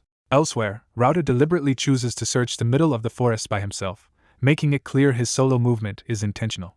Kyle concludes that Rauda must have a private objective unrelated to the team's stated mission. Kyle tests the area with magic, probing the ground for hidden interference. Lumene notes that unlike last time, they have found no undead at all despite coming deep into the forest. Kyle realizes the forest looks unchanged on the surface, but something about that normality feels false. He identifies the surroundings as an illusion spell and recognizes traces of the Fairy King's magic, though not in the same form as his father's power. From that clue, Kyle deduces that a new curse has been laid over the land, one tied to the dead and old enough that only a survivor of the Age of Calamity would recognize it. His thoughts turn to a likely culprit, a loyal servant of Erebos, a Tartarius commander who survived that ancient era. Kyle silently follows the implication, understanding that the enemy behind this may be far more dangerous than the school expects. He identifies the figure as the Death King, Hell Kaiser, and recalls that unlike ordinary undead, such a being would not act mindlessly. Kneeling in the snow, Kyle prepares to explain what lies beyond the illusion. He concludes that something in Fairyland is still trying to protect this place, which is why the concealment remains active. Lumene notices his change in focus and asks whether he has sensed something important. Kyle's attention sharpens as he catches a new disturbance approaching. He warns Lumene that something is coming, shifting them from investigation to immediate caution. Before they can act further, Rauda returns and casually asks how the investigation is going, interrupting the moment. He approaches them with easy confidence, addressing them as the first-year representatives while keeping control of the exchange. Rauda asks whether they encountered any undead, and they answer no, though his sudden appearance clearly unsettles them. He then steers the conversation toward the Death Knight sighting, pressing Kyle about being the first to detect it. As they shake hands again, Kyle confirms through the ring that his suspicion about Rauda has not been misplaced. Rauda smoothly claims Kyle was mistaken, insisting there are no undead here at all, much less a Death Knight. He patronizes Kyle as an overzealous first-year, trying to discredit his judgment, while keeping the upper hand. Rauda adds that higher undead like Death Knights require a summoner's mana, implying that if one had truly appeared, a summoner or demon would have to be nearby. Lumene immediately grasps the implication and blurts out that a demon must be in the forest. Rauda counters by invoking Barika's status as the capital of Elsabikria, shifting the discussion from monsters to political and magical realities. He reminds her that the city is protected by a massive constellation barrier that should prevent demons from entering, using that fact to undermine her conclusion. Kyle cuts through the assumption by pointing out that necromancers are not necessarily demons. He explains that other beings can also wield the power of darkness, broadening the field of suspects. Rauda responds with a darkly amused edge when Kyle names elves as one such example, recognizing the accusation hidden in that answer. He warns that elves are a proud race, turning the moment into a veiled challenge rather than a denial. Then Rauda ends the confrontation by suggesting they finish the investigation and regroup at the forest entrance, retreating before the tension can break open. Watching him leave, Kyle realizes Rauda is searching the forest for something specific. Lumene reaches the same conclusion and understands that Rauda is hiding knowledge about what is really happening here. That evening, the teams reconvene indoors to report what they found in the forest. One team reports that they did not even see a single undead, making the total absence of enemies seem even stranger. The contradiction becomes the key mystery. If undead were definitely sighted before the survey began, then someone made them vanish the moment the investigation started. As one student tries to call it a night, the white-haired boy abruptly stops him from slipping away. Leo rushes out at once, moving with clear purpose instead of letting the escape go unnoticed. At Lumene Academy's dorm, the quiet night is broken by his pursuit. He forces his way inside before anyone can hide what is happening. Leo arrives already certain that someone has secretly left the dorm. A book labeled with Rauda's name confirms his suspicion that Rauda slipped out as expected. Searching the room, Leo notices a marked map hidden nearby. The map reveals a route to Fairyland, with the entrance specifically identified. Before he can investigate further, Runia catches him in the room and demands to know why he is there. Leo silences her immediately, making it clear secrecy matters more than explanations. He quickly tells her he is tracking Rauda, who has already headed toward the forest. Leo studies her reaction, weighing whether she is involved or useful. When Runia points out that he was supposed to be asleep and asks why he sent Senior Rauda out, Leo realizes she has been watching him too. Instead of arguing, he takes control of the situation before she can raise more alarm. Leo scoops Runia up despite her protests, deciding speed matters more than her consent. He carries her out through the window and heads straight into the night. Elsewhere, another student is still awake, unaware that the situation outside is escalating. Iron sits in bed reading, then notices movement and voices beyond the room. Curiosity overcomes him, and he gets up to investigate. He goes to the window and looks out into the snowy night. From above, he spots Leo carrying Runia away together, turning the secret pursuit into something that looks deeply suspicious. Stunned, Iron can barely process what he thinks he is seeing. His imagination immediately turns the scene into a dramatic romantic elopement between Leo and Runia. Flustered and thrilled, He convinces himself he has discovered a secret meeting. Meanwhile, the Real chase leads into the moonlit forest. Leo notices he and Runia are being followed and bluntly tells the pursuer to go back to the dorm. Runia presses Leo about Rauda, doubting he could already be tied to the Death Knight after arriving so recently. Before she can finish, she realizes someone else has indeed followed them. Arron appears and tries to stop what he believes is an improper rendezvous. When Runia asks when he arrived, Arron reveals he has been tailing them the entire time. He launches into a panicked lecture about students avoiding romantic relationships altogether. Runia is left completely baffled by how badly he has misunderstood the situation. Leo is equally confused, unable to follow Arron's logic. Arron insists he saw them sneak out together, and takes that as proof of a forbidden relationship. He even blurts out that both of them are attractive, making his misunderstanding even more embarrassing. Leo tries to get Runia to explain, but she is too stunned to respond properly. Runia awkwardly denies the romantic implication, though she cannot even finish the thought cleanly. Leo's attention suddenly snaps away as he senses a real threat nearby. An arm bursts up from the ground, proving something undead has been lying in wait. Multiple skeleton knights emerge and surround the three students in the forest. Leo immediately draws his weapon and steps in front, shifting from confusion to combat. He identifies the attackers as high-grade undead skeleton knights, while Arron begins gathering magic behind him. Leo asks Runia if she is ready, treating her as a capable partner in the fight. Runia answers without hesitation and unleashes her fire power. She invokes Firestorm with full confidence. A torrent of flames tears through the battlefield and engulfs the undead. Runia proudly checks the result, expecting the attack to have ended the threat. Leo realizes too late that the enemy is still moving through the blaze. One surviving skeleton knight lunges, but Arron intercepts the strike with a sudden blue barrier. As the shield holds, Leo recognizes the magic as something from Berkia's line, revealing that Arron possesses a far more significant power than expected. Arron unveils Animus's armor, surrounding himself with a blue protective power as he prepares to fight. The clash begins with a violent burst of force that tears into the ground. Arron commits to the attack, driving forward with sword and shield instead of hesitating. His strike crashes into a skeletal enemy, forcing the undead back under the impact. The enemy answers with a dark, drilling counterattack that bores through the battlefield with overwhelming pressure.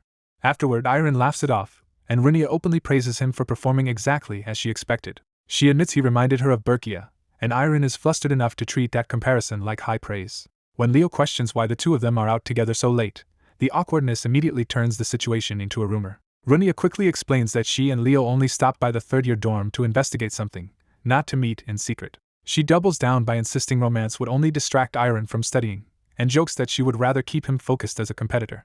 Arron rejects the idea that this is merely about removing a rival. He reveals that he wants Runia to remain the best because she is the person he aims to surpass. That sincerity catches Runia off guard, making her realize how seriously he values her. Arron is embarrassed by how plainly his feelings of respect have come out. The memory returns to the battle itself, where Arron stands firm behind his shield inside a protective barrier. Runia, thrilled by his resolve, decides that if Arron can push this far, she must answer him with her full strength. Even as she steels herself, she feels the weight of what she is about to do. She unleashes a far more intense spell, determined to meet him as a true rival. Arron is startled by the sudden escalation and realizes she is no longer holding back. Runia also falters for a moment when she sees his shaken face.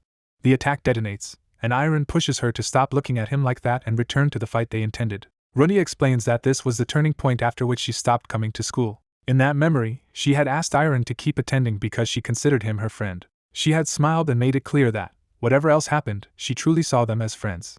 Arron answered that he accepted both roles at once, friend and rival. But even then, he had sensed there was still something unresolved beneath her words. Back in the present, Leo presses the obvious question of whether the two of them are actually together, and both deny it at once. Leo can only conclude that children really do grow up by constantly bickering. Their conversation is cut off when a crow with a glowing eye signals danger nearby. A horned skeletal figure reveals that the magician has already been surrounded. The undead leader notes that unexpected visitors have arrived. A cloaked young man steps out and coldly asks why this matter was not handled by the Knight Order. He identifies the enemy as Death Knight Karger. Karger immediately recognizes the newcomer and addresses him with contempt. The young man answers by invoking the authority of the Knight Order of the Great King. Karger bristles at being spoken to as though he were a mere subordinate. The newcomer reminds him that the Great Death King personally chose him, placing himself above ordinary servants. He then reveals his real plan.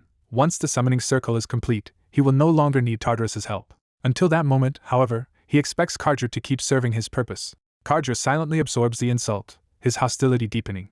In the end, he agrees. Returning to the students, Leo claims Senior Rauda may be tied to the disturbance in Fairy Forest, though he treats it like uncertain information. As they move deeper into the cold, Arron notices the temperature dropping unnaturally and starts to suspect this is more than an ordinary old region anomaly. Leo decides they should prepare before advancing and begins summoning support with layered magic circles. His first summon makes a theatrical entrance, a tiny red phoenix named Fiora.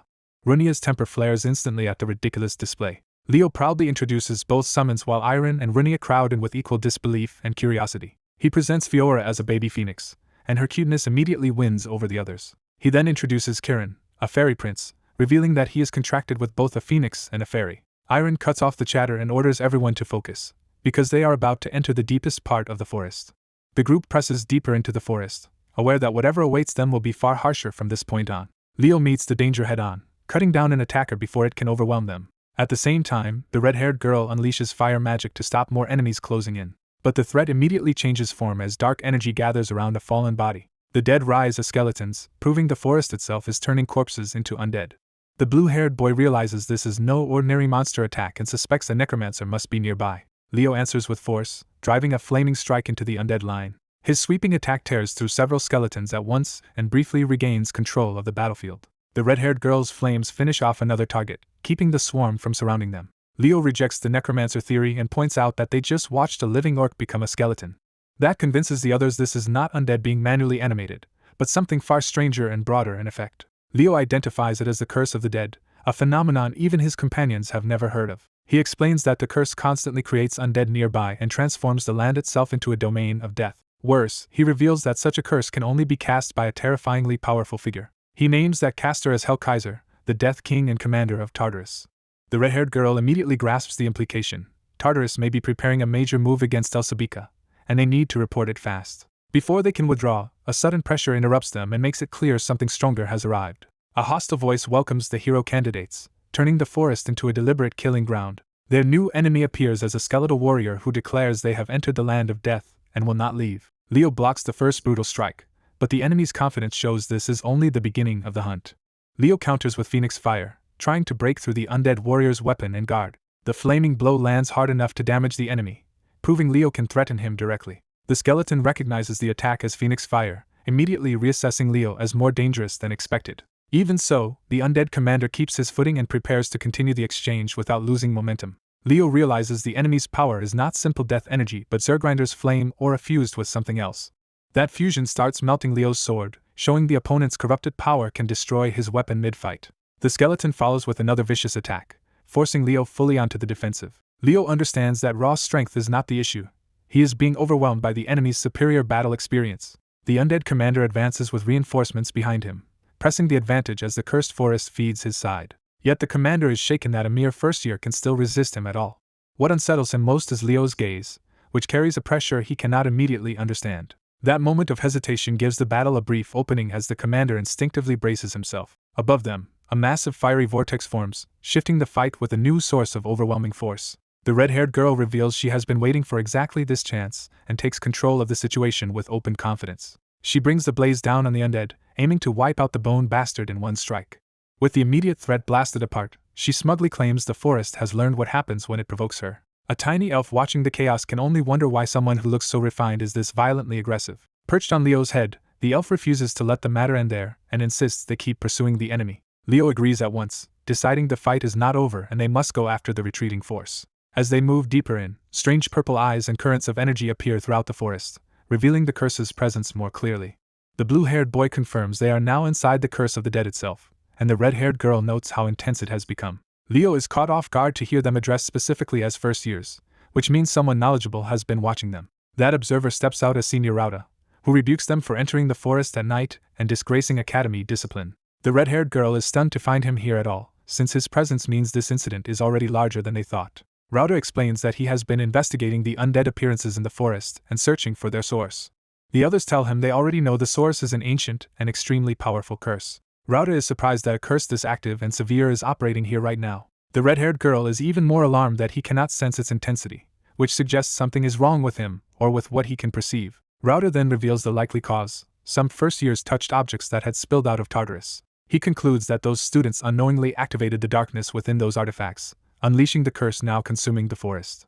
A first year unleashes a burst of magic into the night, abruptly shifting the group from suspicion to open confrontation. The red-haired girl and her white-haired classmate realize something is seriously wrong and brace for what this means. The upperclassman is accused of willingly using black magic with Tartarus, surrounded by the evidence of blood sacrifice and slaughter. Bleeding but defiant, he rejects the accusation and treats the others as fools for misunderstanding him. He points out that the first years are standing exactly where Lady Luna's heroic legacy lies hidden.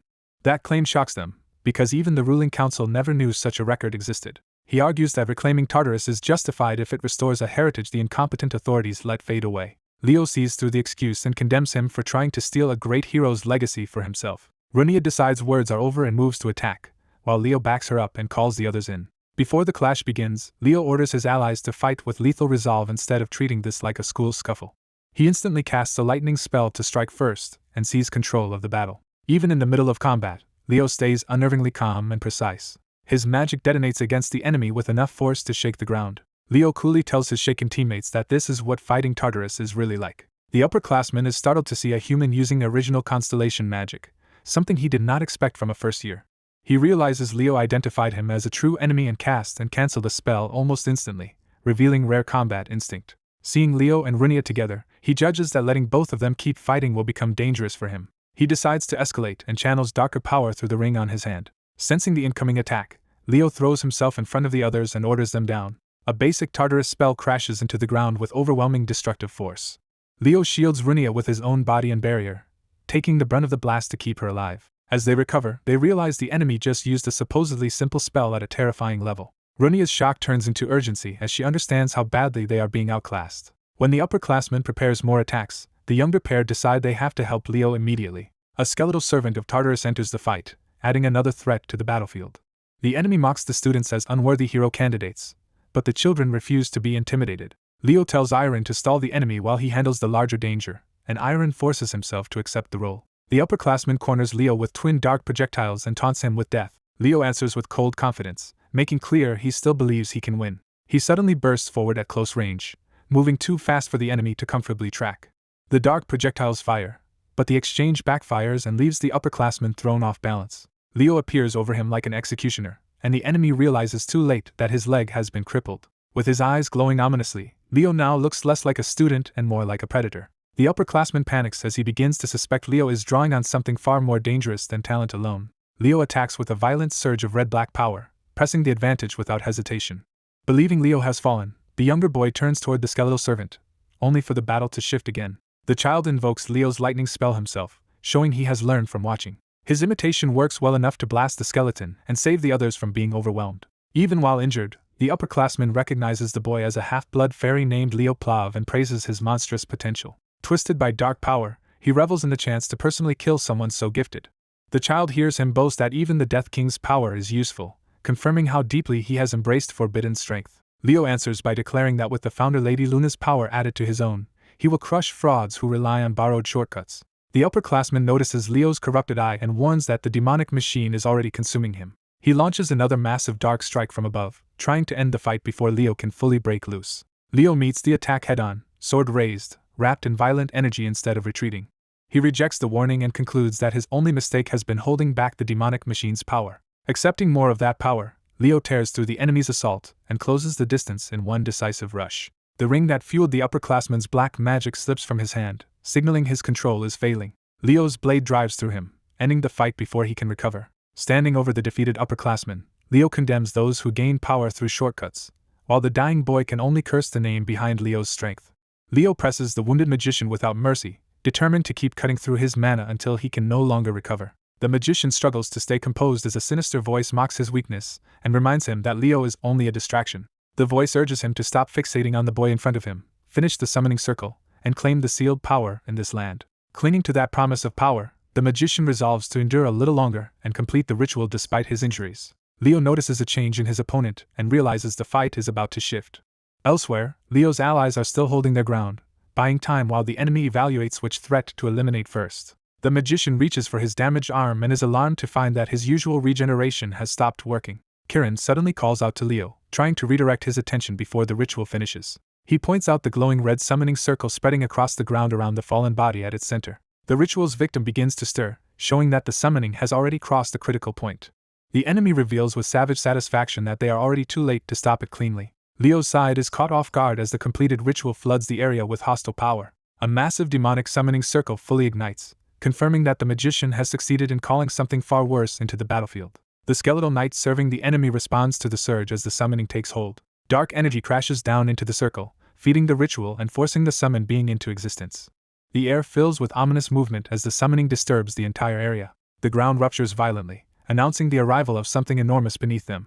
A gigantic skeletal hand rises from the earth, turning the battle into a fight against a monster far beyond the original plan. Kirin recoils in shock, unable to believe the scale of what has just been summoned. Leo identifies it at once as a skeleton king. He calmly explains that it is one of the strongest undead in existence, making clear how dangerous the situation has become. At the center of the ritual, the magician exults as the completed circle floods him with power. He realizes he has tapped into the founder's power and revels in the strength now pouring through him. The skeleton king towers over the field while the magician boasts that completing the circle has let him fully embrace black magic. The newly empowered enemy immediately launches another attack, trying to overwhelm Leo before he can adapt. Leo cuts through the assault and rejects the magician's claim, insisting that this corrupted power cannot truly belong to Luna. The magician only smiles, amused that Leo still thinks purity matters now. The skeleton king swings down at Leo, forcing him to shift from dueling the summoner to surviving the monster's raw strength. Leo meets the blow head-on and deflects it, proving he can still contest even this giant threat. He lands in a ready stance, bracing himself for a prolonged battle on two fronts. The magician embraces the Death King's power as his own, making it clear he intends to control the undead king through stolen authority. Kirin urges retreat because the skeleton king is too strong, but Leo realizes something is wrong with the summoning itself. As the giant weapon crashes down again, Leo studies its movements instead of panicking. He concludes that the magician forced the summon through a rushed contract with a Hellraiser, so the skeleton king was not brought forth by proper means. Because the summoning conditions were barely met, Leo decides they do not need to defeat the monster outright, and only have to hold out until the unstable summon collapses. With that plan in mind, Leo calls for Kirin's support. Kirin answers immediately, ready to help however he can. He unleashes a support technique that blasts into the skeleton king, trying to disrupt and slow the giant undead. The attack reaches the monster, but it remains standing, showing that support alone will not stop it. One of the skeleton king's eyes flares red as it locks onto its enemies and prepares to retaliate. The giant undead swings with brutal force, smashing through the area and threatening to crush Leo's group before time can save them. Leo avoids the worst of the impact and confirms that the summoned giant is indeed overwhelmingly powerful, reinforcing that stalling is their only realistic option. Watching their struggle, the magician grows more confident and begins to enjoy their predicament. He calls on another surge of dark power, trying to pin Leo down and keep him from simply waiting out the summon. Runia bursts into the chaos and intercepts the pressure before it can overwhelm Leo. She orders Leo to stay focused on the skeleton king while she takes responsibility for the crazed senior controlling it. When Leo worries that this leaves the Death Knight to Iron alone, Runia challenges whether he truly doubts Iron. She reminds him that Iron personally chose to face the Death Knight one-on-one, insisting that decision should be respected. To prove her own resolve, Runia drives straight into the skeletal enemy with a direct fiery strike. At the same time, Kirin raises his shield against the Horned Skeletal Knight's attack, showing that while Leo handles the skeleton king, the others are now fully committed to holding their own fronts. A young knight braces herself and defiantly calls out Karja for trying to overwhelm her with numbers. She insists he face her alone, stepping forward despite the fear closing in around her. Karja answers with a brutal, fast strike, showing he has no intention of treating her as an equal. As the attack bears down, doubt flashes through her mind and she wonders whether she can really hold her ground. She forces herself to attack anyway, driven by the knowledge that failure here will endanger everyone else. Her downward blow lands cleanly, and for a moment it seems she has broken through his defense. That hope vanishes when Karja counters at point-blank range and slams into her before she can recover. Thrown back, she admits she never imagined herself as a hero, but she refuses to become a burden to the ones who are. Even as Karja belittles her as an amateur, she clings to the resolve to at least support those ahead of her. She steadies herself and declares that the true heroes will keep advancing, and that she will stand with them.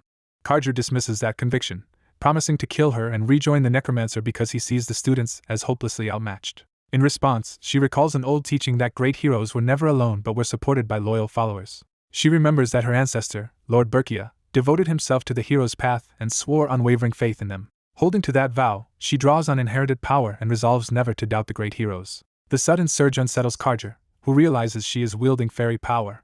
She accepts that faith for herself as well, while Karja lashes out in anger at what he sees as her insolence. Wrapped in blue light, she reveals a secret technique preserved among the fairy knights. Karja dives in to kill her, but she meets him with the infinite life force, a power meant to drive away death itself. She releases Evergreen, turning that life force into a decisive strike. The blow tears through Karja so completely that even he can only bitterly marvel that a Death Knight was defeated by someone he considered a mere child. With the fight over, her sword sinks into the ground as the last of her strength gives out. Breathing hard, she reminds herself that she cannot rest because the others still need help. Elsewhere, Another battle is already spiraling out of control under violent purple magic, and she realizes she has to reach them. A silver-haired mage, Runia, stands over the chaos and taunts the group while checking whether a first-year representative is still alive. He decides to finish the fight and gathers a larger spell in his hand. He unleashes Flame Turtle, sending destructive purple force crashing down. He is caught off guard when the attack fails to break through and realizes it has been reflected. The rebounding magic slams back into him and blasts him off his feet. The red-haired elf reveals the answer. Her summoned Flame Turtle is a defensive fire-type guardian that absorbed and returned the attack. Without giving him time to recover, she prepares another spell and challenges him to withstand this one as well. Runia turns just in time to sense the danger behind him. A fiery blast detonates against him and engulfs him in an explosion. He is hurled away burning, while the elf and her summon remain standing in control of the field. She downplays the feat as ordinary, but her calm confidence shows she has seized the advantage. That confidence falters when she notices something is wrong. Runia emerges still smiling, his body wrapped in sinister purple energy, revealing he can keep fighting through the damage. He launches a new attack from above, forcing the elf back under renewed pressure. Seeing her in danger, Leo shouts her name in alarm. Though injured, he rushes in with his weapon drawn, refusing to stay down. Runia's magic detonates again and smashes Leo into the terrain before he can turn the fight. He ends up pinned against a rock, badly hurt, as his small companion cries out to him. Another ally runs to check on Leo, fearing the worst. Leo forces himself back up despite the pain in his arm and insists on continuing. Then Runia invokes Scream of the Dead, calling forth a curse steeped in deathly red power. Leo immediately recognizes it as the worst possible curse for their situation and knows they need a counter at once. He calls on Fiora, summoning the small fire spirit through a ring of flame. At his command, Fiora releases a cry that spreads warm, radiant energy instead of destruction. The red-haired elf feels the effect first as the curse's damage on her body begins to reverse. The healing reaches the exhausted white-haired knight as well, restoring her enough to move again. With the team recovering, Leo commits to his next move and prepares a fire-based technique to turn the battle around. A towering skeleton king descends on Leo, forcing him to face a far greater threat than the necromancer alone. Before Leo can press the attack, a surge of purple power lashes upward and disrupts the battlefield. Leo steadies himself inside his flames, and someone recognizes that he is fighting with the same disregard for death as the old heroes. Runia realizes Leo's resolve is absolute, not reckless hesitation but the kind of conviction legends were built on. At the same time, she quietly calls forth Flame Turtle, preparing another move of her own. Elsewhere in the ruined forest, she dismisses her summoned creature and tells an exhausted opponent to stand down and rest. The weakened elf gathers a small flame in his hand, trying to recover enough power to continue. Leo immediately sends his fire toward him, refusing to let him regain control of the situation. The elf mocks Runia, claiming her family's proud flame has become feeble and asking what she hopes to accomplish with so little strength left. Runia answers by invoking her bloodline's history as Phoenix Oath-bearers, heirs to ancestors who burn themselves away when necessary. The elf tries to laugh it off, but he is already unsettled that the fire clinging to him is behaving unlike ordinary flame. When he tries to smother it with his hand, he realizes it will not extinguish. Runia explains that the Oathbearer's fire keeps burning as long as their ancestors will remains, and it will only end when it has reduced its target to ash. She coldly points out what that means for him, naming the fire for what it is, something demonic. Runia reveals this is the sacred flame, a forbidden art of the Rundua family that burns even the caster along with the victim. The elf is horrified by her willingness to use such a suicidal technique. Runia accepts the cost and vows that he will not escape. As the flames close in around them, the elf suddenly notices a change and seizes on it. Seeing her weaken, he realizes she has run out of mana. He immediately turns to a hidden backup, activating the ring on his hand as his next move. A dense sphere of purple-black power forms between them, catching Runia off guard. The elf panics and tries to stop the spell, as if he has triggered something more dangerous than intended. His warning comes too late as the unstable vortex fully erupts. Runia is thrown back and sees the energy sucked into the ring, leaving her stunned because the necromancer's death should have cut off that power source. Her confusion deepens when the Skeleton King remains active and advances despite the necromancer being gone. The ring itself begins to glow ominously, revealing it as the true conduit. The Skeleton King answers that call, its eye igniting with a far more sinister red power. Leo senses the aura at once and recognizes it as something far beyond the enemy they were just fighting. What he feels is the presence of Hellkaiser, looming like a ruler still seated behind the chaos. That distant will issues a command for the king to continue onward. Power pours through the demonic machine the Skeleton King carries, turning it into Hellkaiser's channel. The order becomes clear. The king is to carry out the mission it was given. Leo understands that Hellkaiser is using the machine to act from afar, proving he is still manipulating events with ruthless precision. Worse, Leo realizes the attack is aimed at the entrance to Fairyland. He calls for Kirin's support, and rushes to intercept before the strike can land.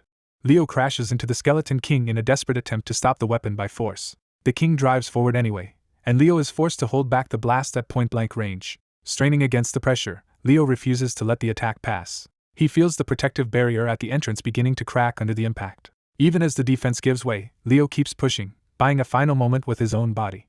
The clash ends in a violent explosion that tears through the ruins. When the blast clears, the night sky opens over a devastated, silent landscape. Leo survives the detonation, battered and barely conscious as the last sparks fade around him. Above the rubble, blue and orange spirit lights drift and circle, as if responding to what the explosion has uncovered. Leo looks up in alarm as the lights gather into distinct signals around him.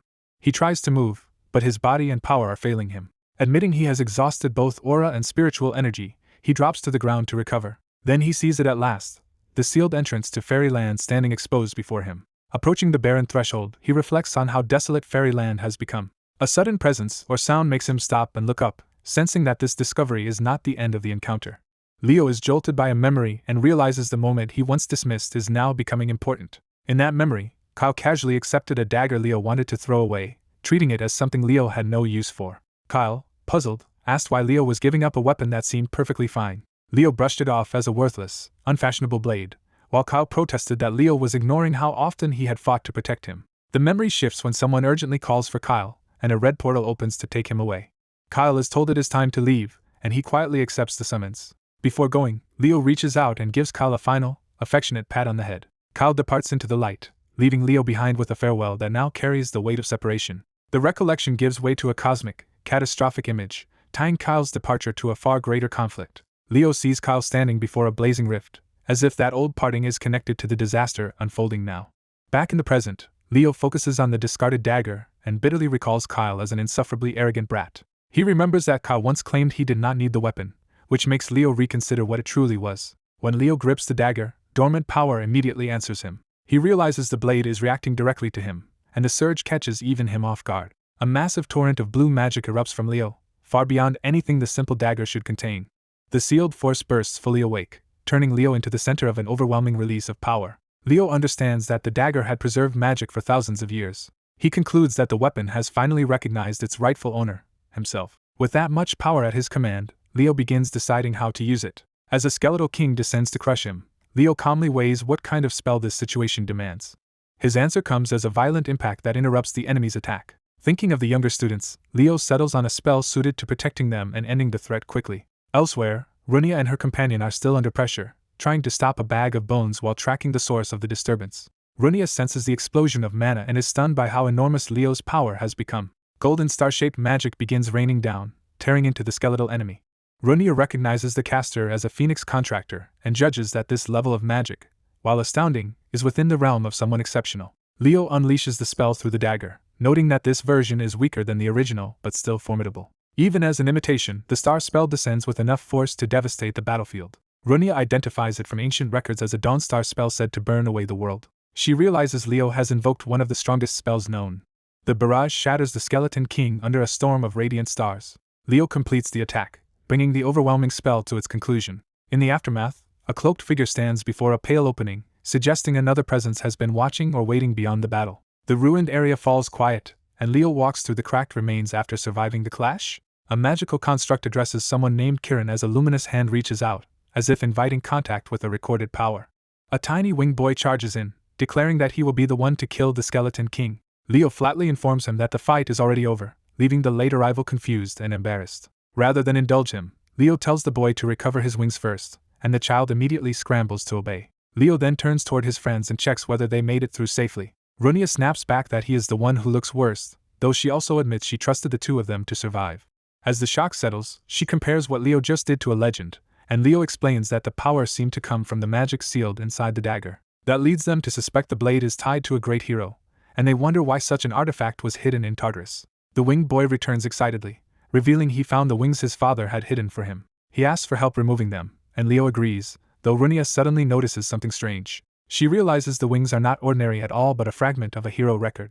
The fragment activates at once, releasing light and pulling everyone into its stored memory. A hero record opens and transports the group into a preserved chapter of the world's past. Runia is left disoriented as the scenery changes into a bright, peaceful place unlike the ruins they were standing in. Then a mysterious voice declares that someone here is destined to defeat Erebos, freezing all three in surprise. Leo recognizes the voice, hinting that this memory is connected to someone deeply important to him.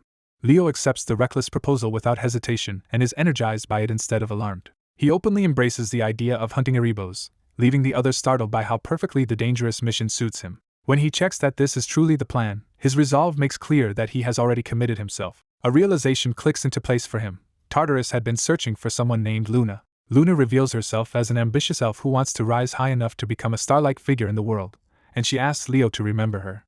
Leo understands at once that Luna is tied to the truth he has been chasing. He identifies the clue for what it is, a fragment of Kyle's hero record. Back in the snowy forest, the professors rush in after the students, calling out in alarm as they try to account for everyone. Senior Louder arrives as well, tense and watchful, while the group regathers in the cold. Leo stands apart with the recovered students behind him, and the adults realize he has found something important. He presents the glowing fragment, and reveals that it is the founder's hero record. Professor Herdium is shaken by the discovery, and reaches for the relic with reverence.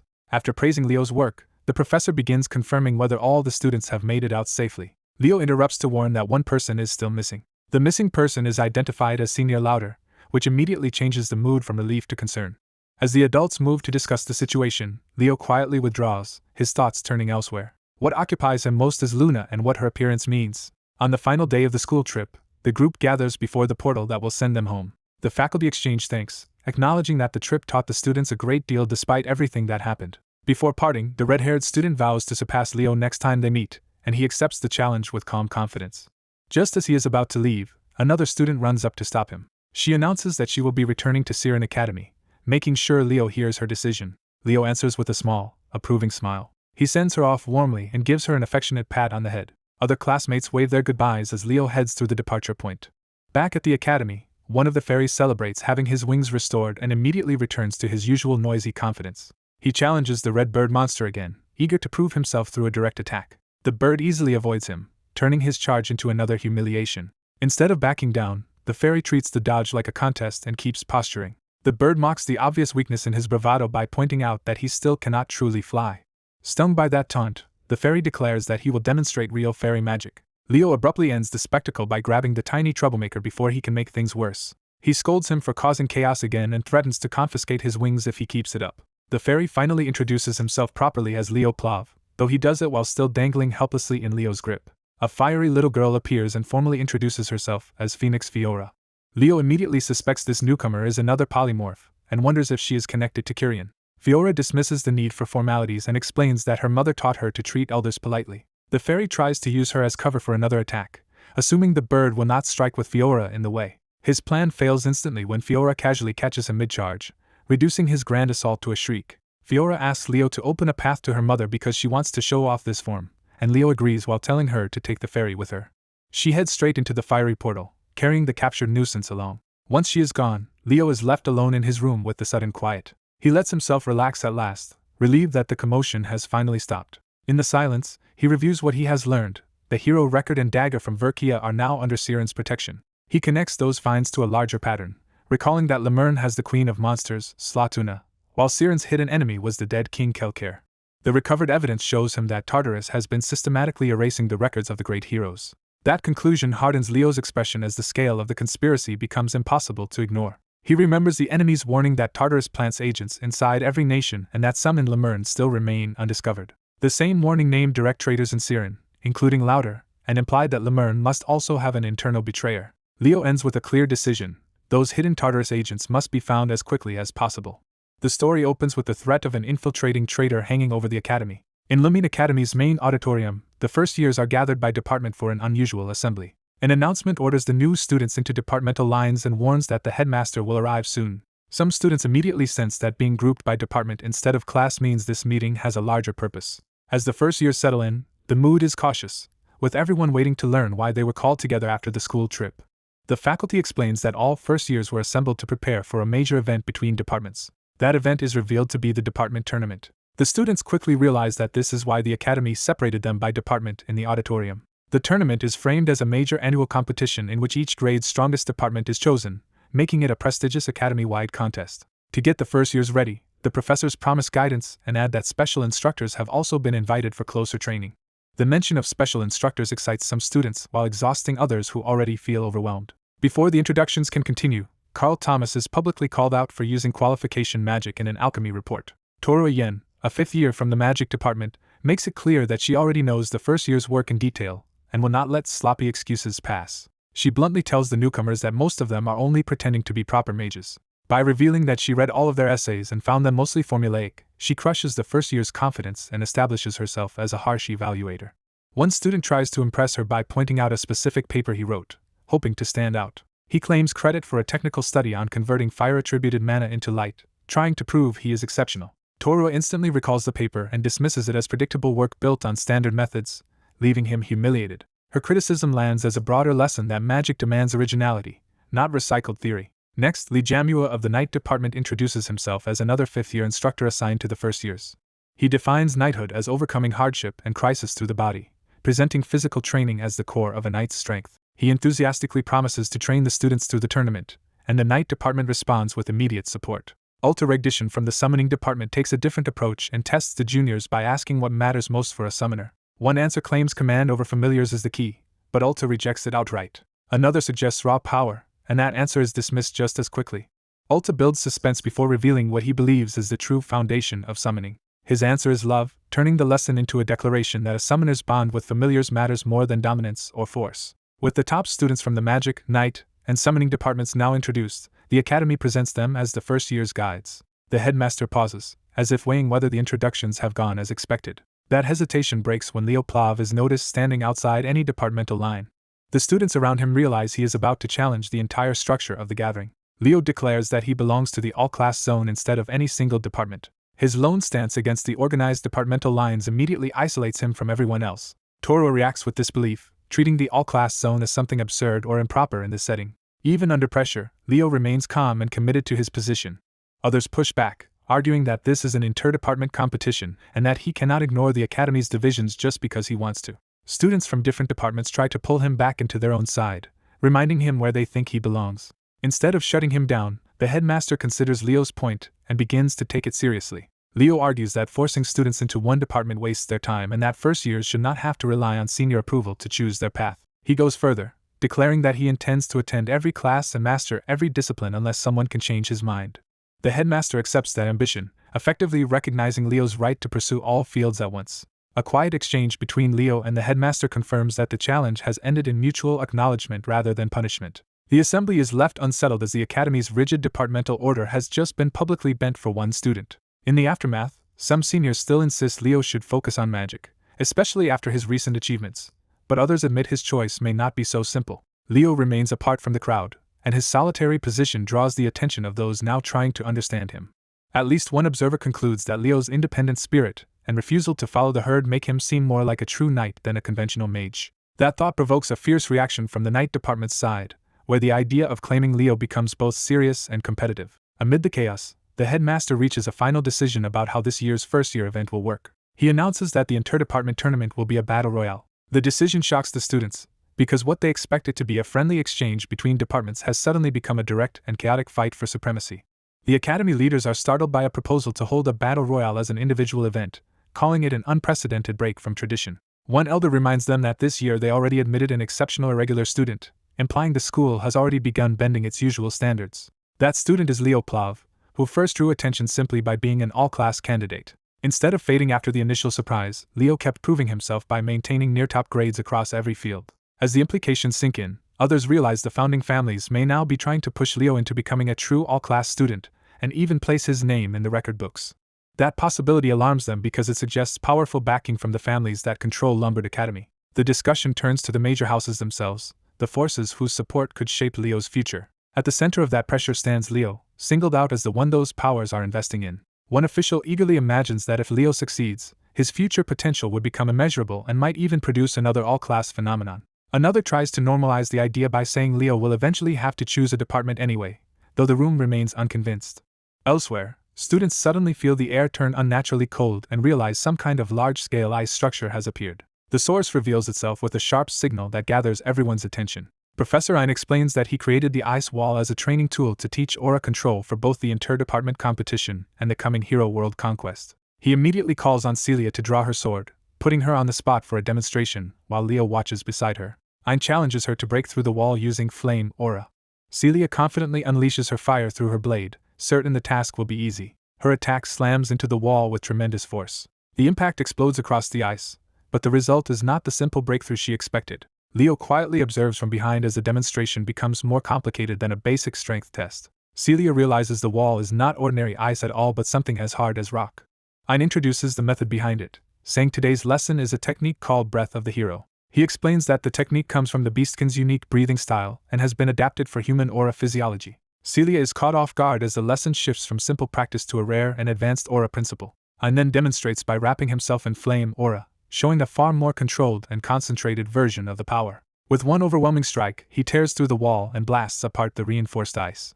The students are left stunned by the sheer destructive power of what he just displayed. They realize that the Beastkin breathing method can make aura manifest in a completely different and far more potent way. Some students connect the technique to Ein's past as a dungeon conqueror and conclude that his flame aura is not his natural type but a power created through this breathing method. Ein confirms that interpretation and accepts the comparison. He explains that because the technique differs from his innate aura, it would normally have been weaker than Celia's natural flame.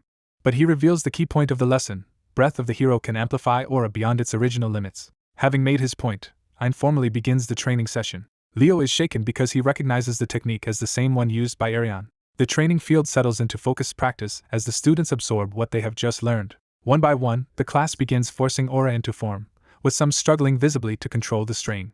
Others manage cleaner manifestations, showing that the lesson is difficult but not beyond them. More students successfully sustain their aura, proving the class is adapting faster than expected. Watching them, Ein judges that the group is performing well overall. Even the exhausted students manage to hold on, treating survival through the exercise as a small victory. A brief act of kindness between classmates lightens the mood and shows the group beginning to support one another through the harsh training.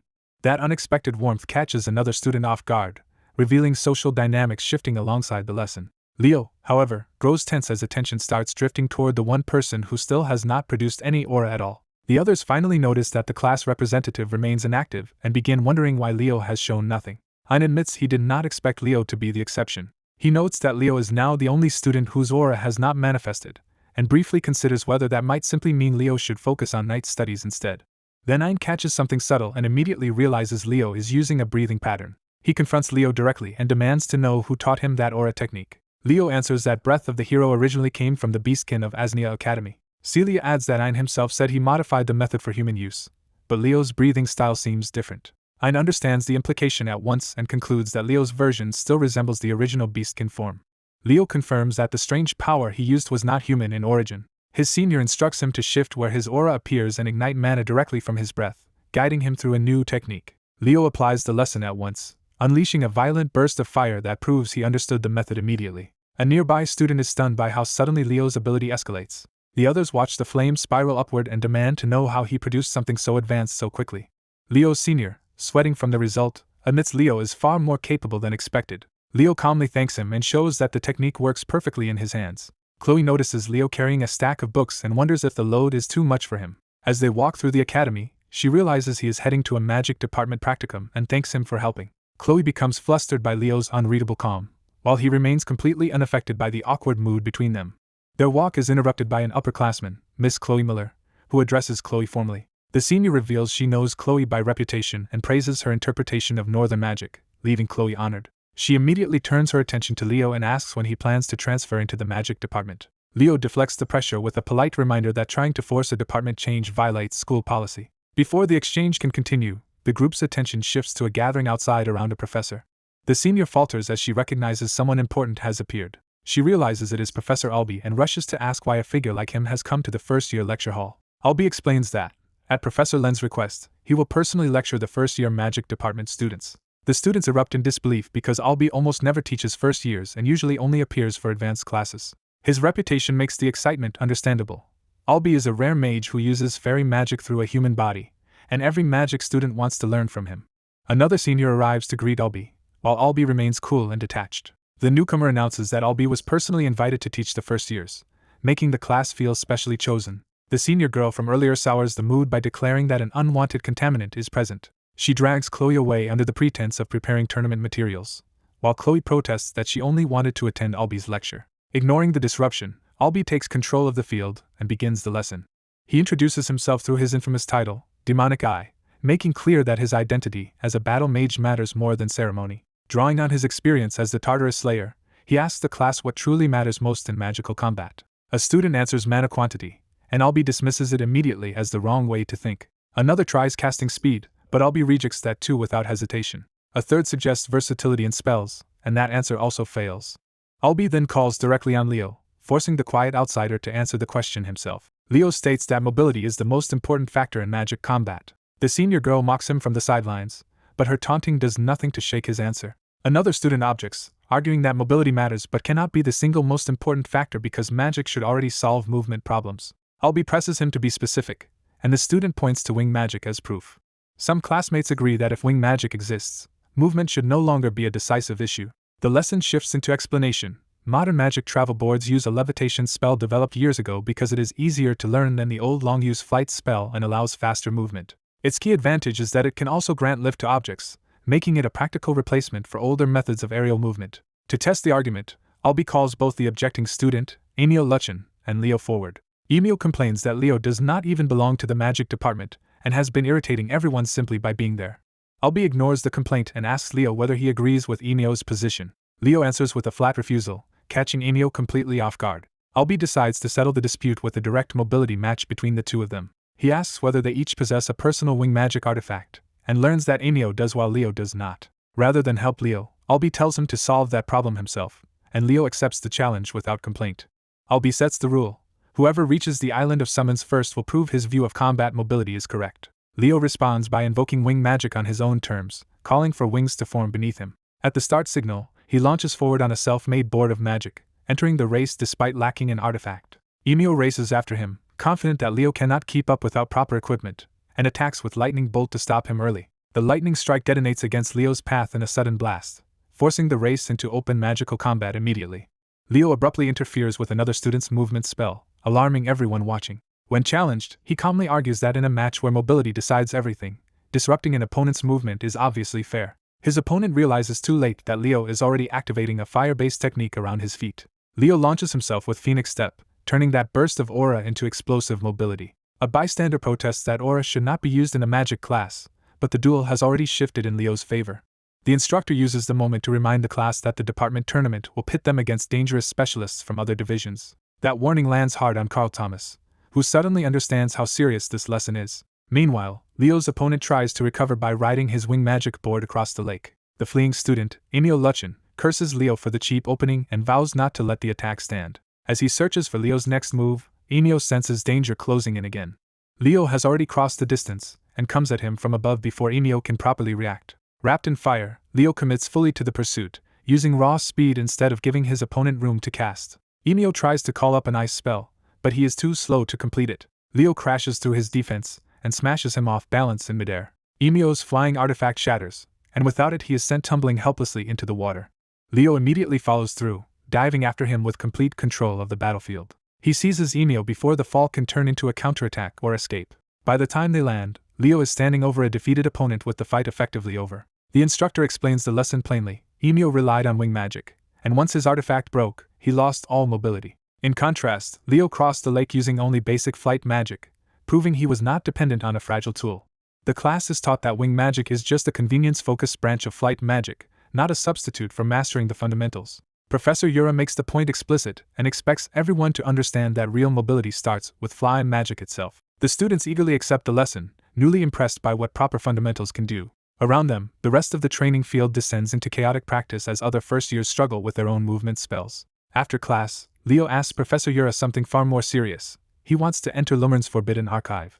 Yura warns that even a professor cannot authorize that, but Leo clarifies that he is asking him as a member of the Geron family. When Yura asks why, Leo says he is searching for a document about hero records that has never been made public. Hearing that, Yura agrees to help and offers Leo a written recommendation. He explains that entry still requires permission from the Geron family head, Leo's older brother Altek Geron. Leo is reminded that Altek is no ordinary noble but the Empire's greatest spellcaster, famed for limitless mastery. Because Altek is away on the southern front, Yura says Leo will have to deal with his proxy instead. Leo asks who now stands in his brother's place. The answer is Elena Geron, a third year and Altek's niece. The story shifts to the island of Phantom Beasts, where the Academy's special training is about to begin. Students whisper that the Night and Magic departments have already started special instruction, and that Professor Heraldi came to teach the magic side. Leo focuses on the name Elena, clearly trying to place who she is. At lunch, others are surprised he does not already know her, since she is famous enough to be common knowledge. When Leo asks why she matters, his classmates explain that calling her famous is an understatement because she represents the third-year class. They describe Elena Geron as an 18-year-old elite with extraordinary magical talent and a reputation that reaches across the school. Her admirers are just as quick to add that her beauty only amplifies that fame. She is even nicknamed the Queen, a title tied to both her status and the devotion she inspires. Leo takes in the information and starts thinking less about her popularity than about how to approach her for what he needs. While he waits, he learns the person everyone expects to arrive soon is connected to the special training session. The gathered students are told that before the inter-department competition, they will receive special training under Senior Ulta, the Oath-bearer of Pegasus. Just as they wonder who the senior really is, someone finally steps onto the field. Professor Yura greets the late arrival, and one stunned student recognizes her immediately. The senior introduces herself as Ulta Rectitan from the supporting department, known as the seedling Oath-bearer of Pegasus. Her eccentric appearance instantly throws the first years off, and many can only think that she looks bizarre. Ulta faces Leo while brandishing oversized butterfly nets, making the encounter even stranger. Without any build-up, she announces that a fairy has appeared on the island of phantom beasts, turning the training into a sudden hunt for something far more unusual. A white-haired boy is singled out as the one who supposedly saw a fairy, immediately turning him into the center of attention. A flashy upperclassman eagerly confirms the rumor and pushes the idea that the first years have found something extraordinary, while his stern companion is already irritated by his theatrics. The silver-haired woman loses patience, reminding him they are here for serious inter-department training and that trusting him to lead it was a mistake. Ignoring the scolding, he grandly addresses the junior summoners and invokes the legendary phantom beasts to stir their curiosity. He whips the students into excitement by promising a fairy, while the crowd protests that they were only brought here by unverified rumors. The woman cuts in, taking control of the lesson before his hype can run any further. She orders Ulta to stop fooling around and asks the class what mindset lies at the core of a summoner. The lesson shifts from rumor to principle as the students are made to think back on what truly defines their craft. One student offers tolerance, but that answer is rejected as incomplete. Ulta dramatically supplies the answer himself: love. He explains that summoning is not just about liking one contracted creature, but embracing all summoned beings and seeking harmony with them and with nature. His exaggerated sermon sounds ridiculous to some of the students, even as he insists this is the real heart of summoning. The white-haired boy, despite his discomfort, recognizes that beneath the nonsense Ulta actually understands something essential. The woman reframes the idea more practically: summoners must strengthen their affinity enough to communicate even with uncontracted beasts. The instructors announce a 3-day field exercise on the island, and Ulta smugly reveals he has already arranged to avoid the hardship himself. The students immediately panic at being stranded there for days, especially those who had other plans.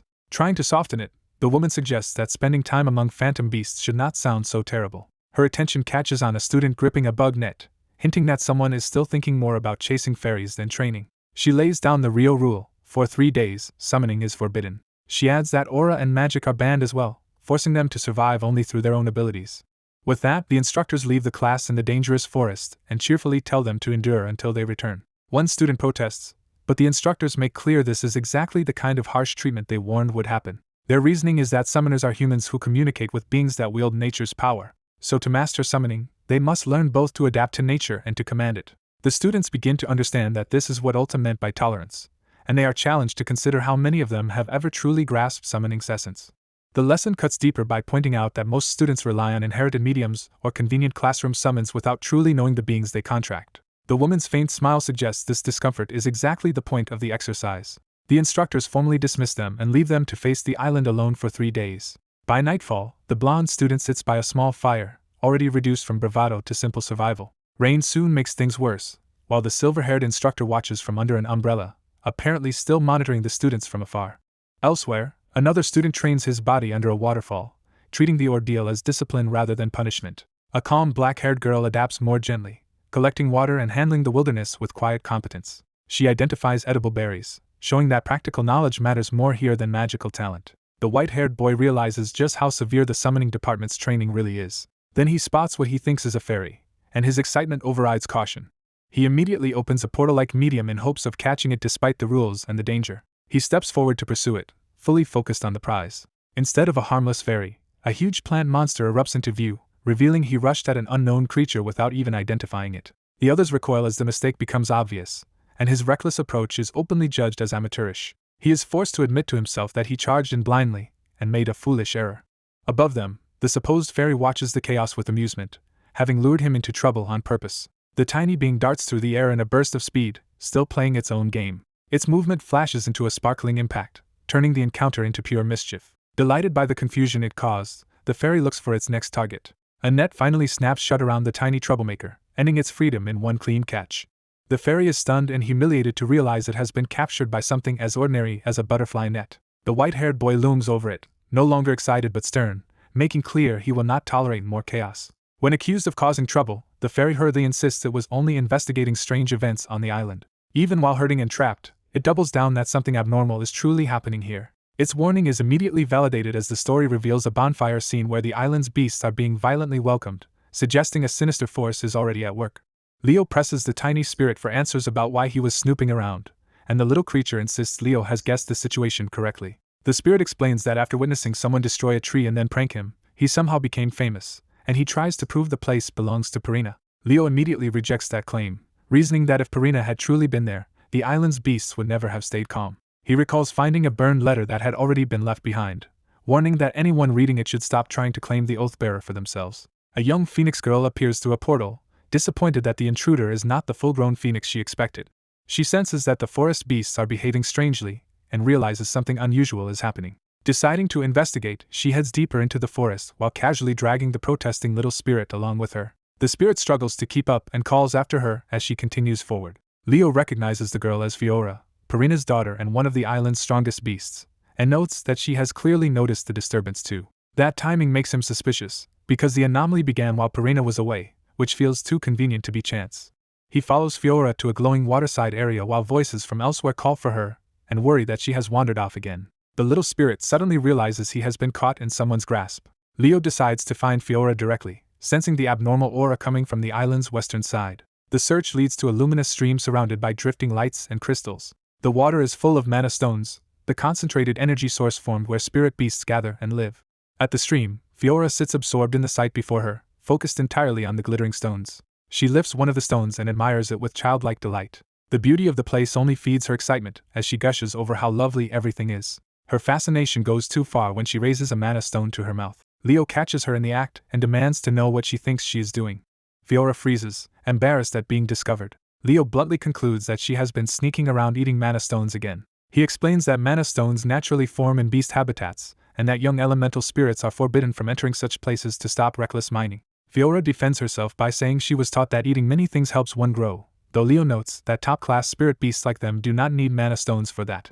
Leo concedes the stones can be a delicacy, but presses her to explain why she drove away the other beasts and hoarded the area for herself.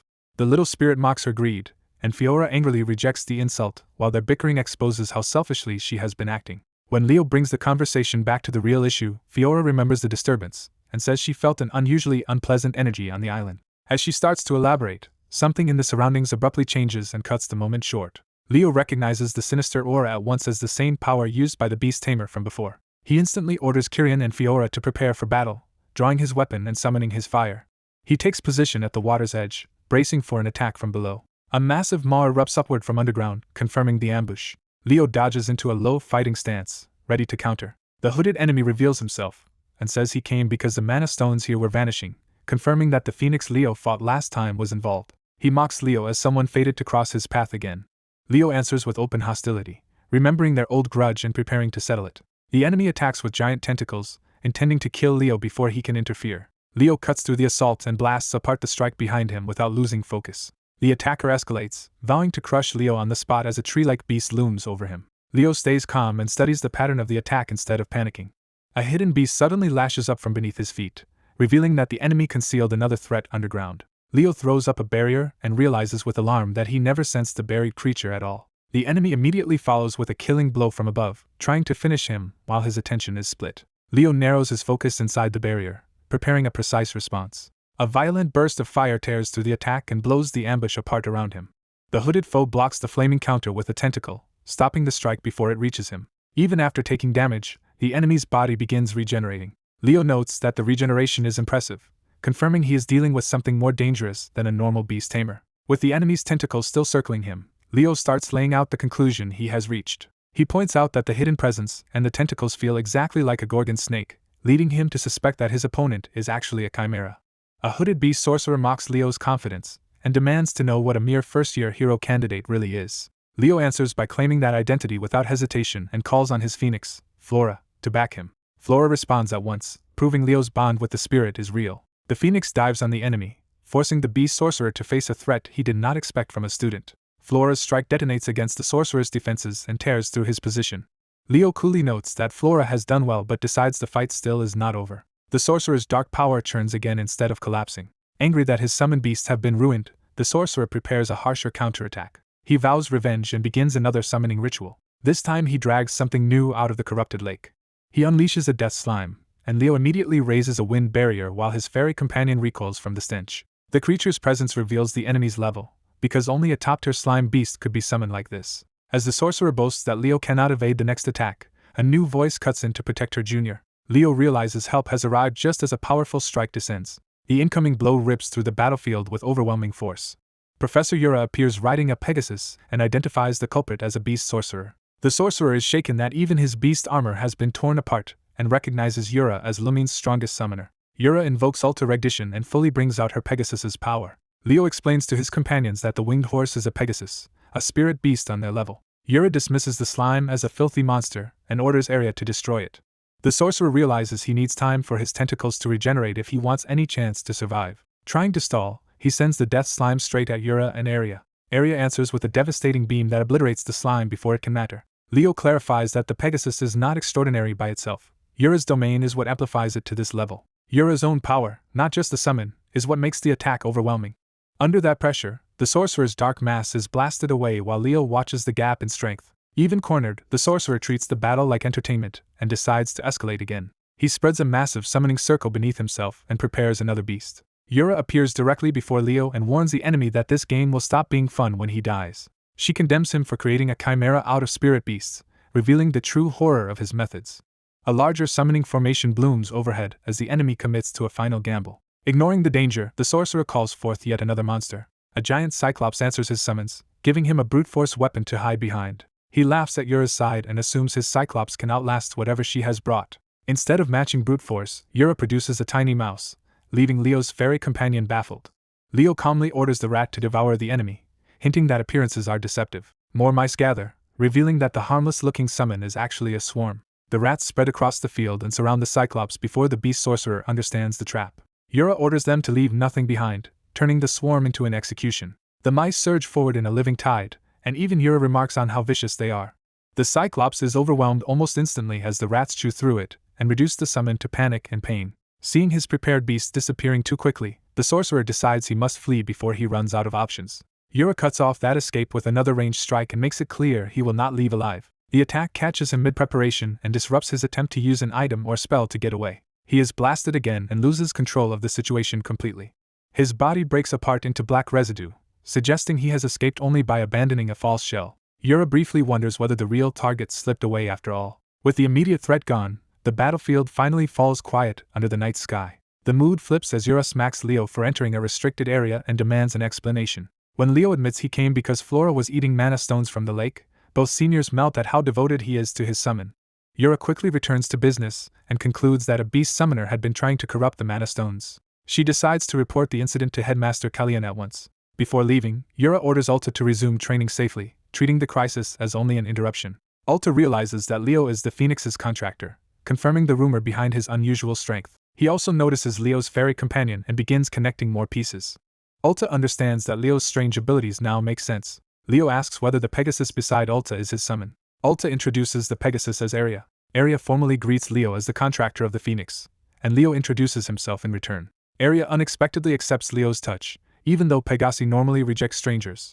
Ulta is surprised and asks whether Leo has handled a Pegasus before. Leo denies it aloud, but privately recalls that in his past life as Kyle he once had a Pegasus contract, and Yura lets him off with a warning to continue training. Leo agrees, but the incident leaves him thinking more seriously about what he just learned. Reviewing the beast sorcerer's methods, Leo starts narrowing down who the traitor inside Lumene might be. He concludes that someone capable of such advanced beast summoning is more likely a professor than a student. A few days later, the whole academy gathers again at the drill grounds, and Leo reflects that peace never lasts at this school. His classmates complain about how exhausting the summoning department's special training was. Attention shifts when they realize the year representatives are being called into a separate tent. Leo heads inside as Lumene's first-year representative. He is welcomed as the last person needed for the meeting. With Leo present, all the year representatives are finally assembled. Lil Rouge, the summoning department's second-year representative, is dazzled by Leo's reputation as the prodigy everyone has been talking about. Hark Liggard, the night department's fourth-year representative, is introduced while still half asleep. Leo notices someone else in the room and asks who she is. A blonde senior immediately takes an interest in him and treats him like a curiosity. She identifies Leo as the famous first-year representative with access to Lumene's forbidden archives. Elena Zirian of the magic department's third year openly tries to recruit Leo to her side. Leo refuses without hesitation. Elena presses him by promising favors and indulgence if he agrees. Leo shuts her down again by bluntly saying she is too old for him. Rather than getting angry, Elena finds his nerve amusing. Lil becomes even more impressed that Leo can trade blows verbally with Elena and still come out intact. The student leader asks Elena how her recent mission went. Elena dismisses the mission as boring, and the others accept that answer as typical of her. The leader then wakes Hark so the meeting can properly begin. Hark jolts awake instantly, ready for conflict before he is even fully conscious. He immediately challenges the student leader to a fight, only to be told it can wait. Elena mocks Hark's habit of waking up aggressive and calls him a savage. Hark fires back by questioning whether Elena, surrounded by admirers, knows what a real fight is. Elena takes the insult personally and demands to know if he is calling her a fraud. The student leader dryly confirms that he means exactly her. Lil panics and begs the seniors not to start fighting in the middle of the meeting. Leo and the student leader quietly note that the representatives seem to get along in their own chaotic way. The headmaster addresses the assembled representatives and says he is pleased to see them together. He moves straight to the reason he summoned them. He announces that from this day until the first-year interdepartmental competition ends, the entire academy will be cut off from outside contact. The lockdown will last for the full duration of the competition. Kellyanne formally declares Lumene to be entering lockdown. Leo immediately understands the hidden meaning behind that decision. The headmaster's words imply that the academy believes the traitor is still inside and intends to move against them. Leo mentally reviews the suspicious figures around him as possible culprits. His suspicion extends across both faculty and students, because the enemy could be hiding behind any role. He concludes that the academy is using the lockdown to trap the traitor and force a reveal. Back with his classmates, the others complain more about losing access to the city than about the danger itself. Their chatter is interrupted when news arrives that the competition site has finally been chosen. The chosen location is Negran. The name alone unsettles the students because they know it is no ordinary destination. They learn that Negran is a ruined southeastern city destroyed overnight when a hero dungeon ran out of control. Although the dungeon was later cleared, the land remained cursed and unfit for normal habitation. One student questions whether sending cadets there is remotely acceptable. Another tries to downplay it as only scattered curses and lesser monsters, which still sounds dangerous to everyone else. As Leo reads the briefing, the place begins to stir an old memory. The ruined city suddenly feels deeply familiar to him. He realizes this is the same place where, in his past life, he and Rashinas first defeated a Legion commander. That recognition sends Leo into late-night research while the others tire out around him. He focuses on one question hidden in the records. Among Negran's 5 Great Lakes, where is Lake Erdiana? The map confirms that the answer must lie somewhere among those lakes. Leo connects the location to Lysinas' lost Oathbearer, following a lead no one else seems to notice. He identifies that missing being as the Radiant Great Spirit. Leo concludes that Luminous may be resting in Negran, giving him a private objective beyond the competition itself. On the day of the department battle, the arena fills as officials praise the strength of this year's first-year class. Among the spectators, worried parents wait for the match to begin and reassure themselves about their daughter. Elsewhere, Yura worries that so many outside visitors create the perfect chance for an intruder to slip in. She suggests maintaining the lockdown, but the headmaster says the academy's deterrence has recovered enough to proceed. With the Phoenix's presence now reinforcing security, they believe a repeat of the last disaster can be prevented.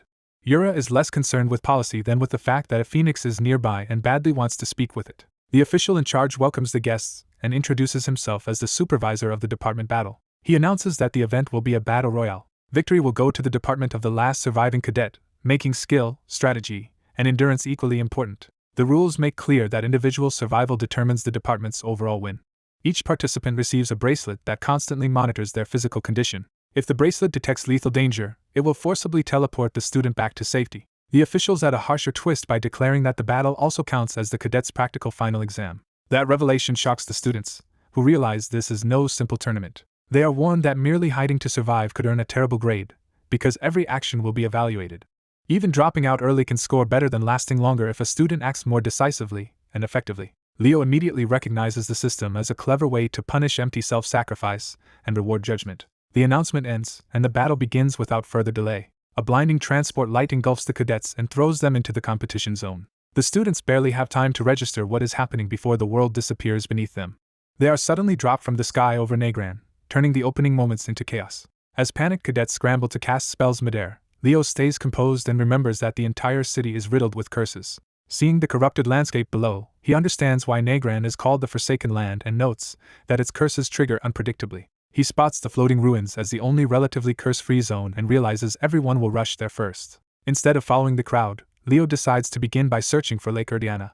At the same time, another cadet rides a griffin through the opening chaos, already moving aggressively. Prince Moira of the Swordsmanship Department enters the battle under crackling power, clearly intending to dominate from the start.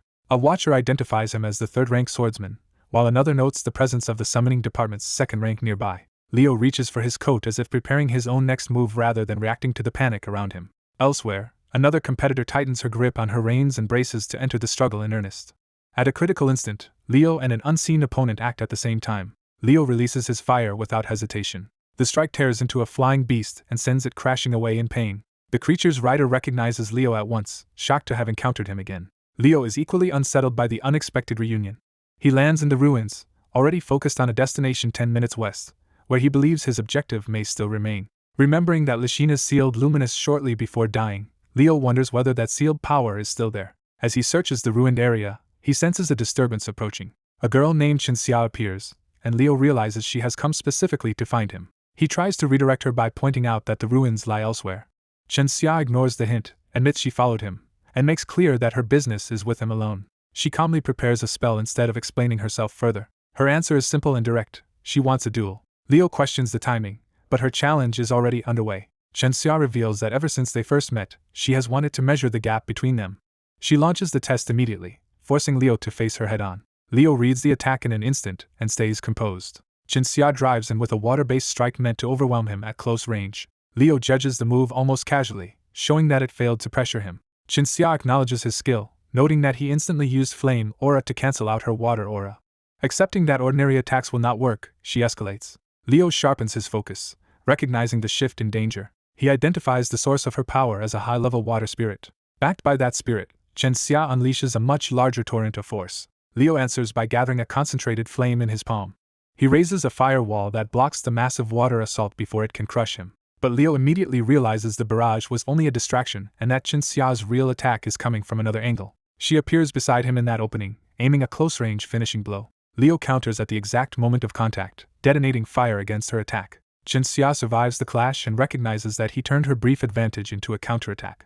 Leo warns her that surprise tactics will no longer work on him. He begins shaping his flames more precisely, praising her while preparing to exploit her weakness. Leo explains that water should adapt to its surroundings, implying that Chinxia's style is too fixed and predictable. He presses the point physically, driving his offense through her defenses and telling her she is fighting too rigidly. Chinxia realizes too late that a direct hit from this attack could seriously injure her. Leo's flaming strike crashes down through her water field with overwhelming force. As she struggles to block it, Chinxia understands that Leo is far stronger than she expected. That realization leaves her momentarily frozen. Leo closes in and bluntly repeats the lesson. Her stiffness has already cost her the fight. His final burst of power ends the duel decisively. With a blade-like flame at her throat, he declares her defeated. Chinxia accepts the result with surprising ease, teasing Leo for being far tougher than he looks and urging him to stop wasting time and return to the ruins. When Leo asks why she is suddenly backing off, she shrugs it off as a battle's outcome, says the loser follows the winner's lead, and tells him to watch out for whoever is trailing behind. Her warning is immediately validated when another power intrudes from above. A purple-haired girl named Eliza arrives riding a white wolf, her attack colliding with another blazing force in midair. Eliza orders someone named Duran to stay out of her target, while another voice protests that Leo is not hers to claim. Duran appears as well, and the confrontation widens around Leo just as the mystery of the ruins remains unresolved. Leo recognizes that Duran was also after Leo Plav and bluntly asks where his own quarry went after losing. Duran admits defeat and injury, then asks whether Leo has seen Miss Nella, suggesting his priorities have shifted. Chinxia cuts in with a smile and reminds Leo that this is a department competition, so he has no right to turn a classmate into a personal enemy over a private grudge. A blonde student braces himself under pressure, already looking uneasy about what lies ahead. Sia refuses to give Eliza a ride, reminding her that as members of rival departments they are enemies now. Eliza is stunned that Sia would be so cold about it. Sia justifies herself by recalling how often she carried Eliza through classwork and lent her notes, only to be taken for granted. Cornered by that accusation, Eliza blurts out that she will repay everything later, just not now. Watching the argument, another girl studies the pair and starts weighing how to use the situation. She suddenly proposes that they travel together for now. Sia agrees only on strict terms. They can cooperate until they reach the central ruins, and after that they go back to being enemies. As the group rides out at speed, they focus on reaching the castle quickly and worry about finding Leo before it is too late. Elsewhere, a red-haired student races toward the ruins with his own urgent objective. He reveals himself as Jurgen Lysinas of the summoning department, and believes entering the castle will free him from his curse. That hope is interrupted when a violent burst of fire crashes down in front of him. A girl blocks his path and makes it clear she will not let him pass. She is identified as Celia Zerdinger, guarding the north gate with open confidence. Realizing he cannot break through there, Jurgen abandons the attempt and orders his allies to head for another gate. At the west gate, another defense is already underway as a mage unleashes a storm of ice. The defender is Chloe Mueller, who takes control of the battlefield with calm precision. From above, the situation is assessed. Only the south and east gates remain, while Eliza has gone after Leoplav. The observers note that one side has already reached the light ruins first, and they decide they must act before the curse worsens. At another front, students are thrown into panic when someone recognizes the appearance of a black wyvern from the summoning exam. The creature's presence confirms that the earlier warning about a beast was true. Its sudden arrival raises a more troubling question of why such a monster is here at all. Inside the arena, the Academy's audience watches the crisis unfold through magical displays. One official notes that Celia is holding her position and asks whether Leo has entered the ruins yet. Another screen shows Chelsea in action, drawing attention to her sudden appearance.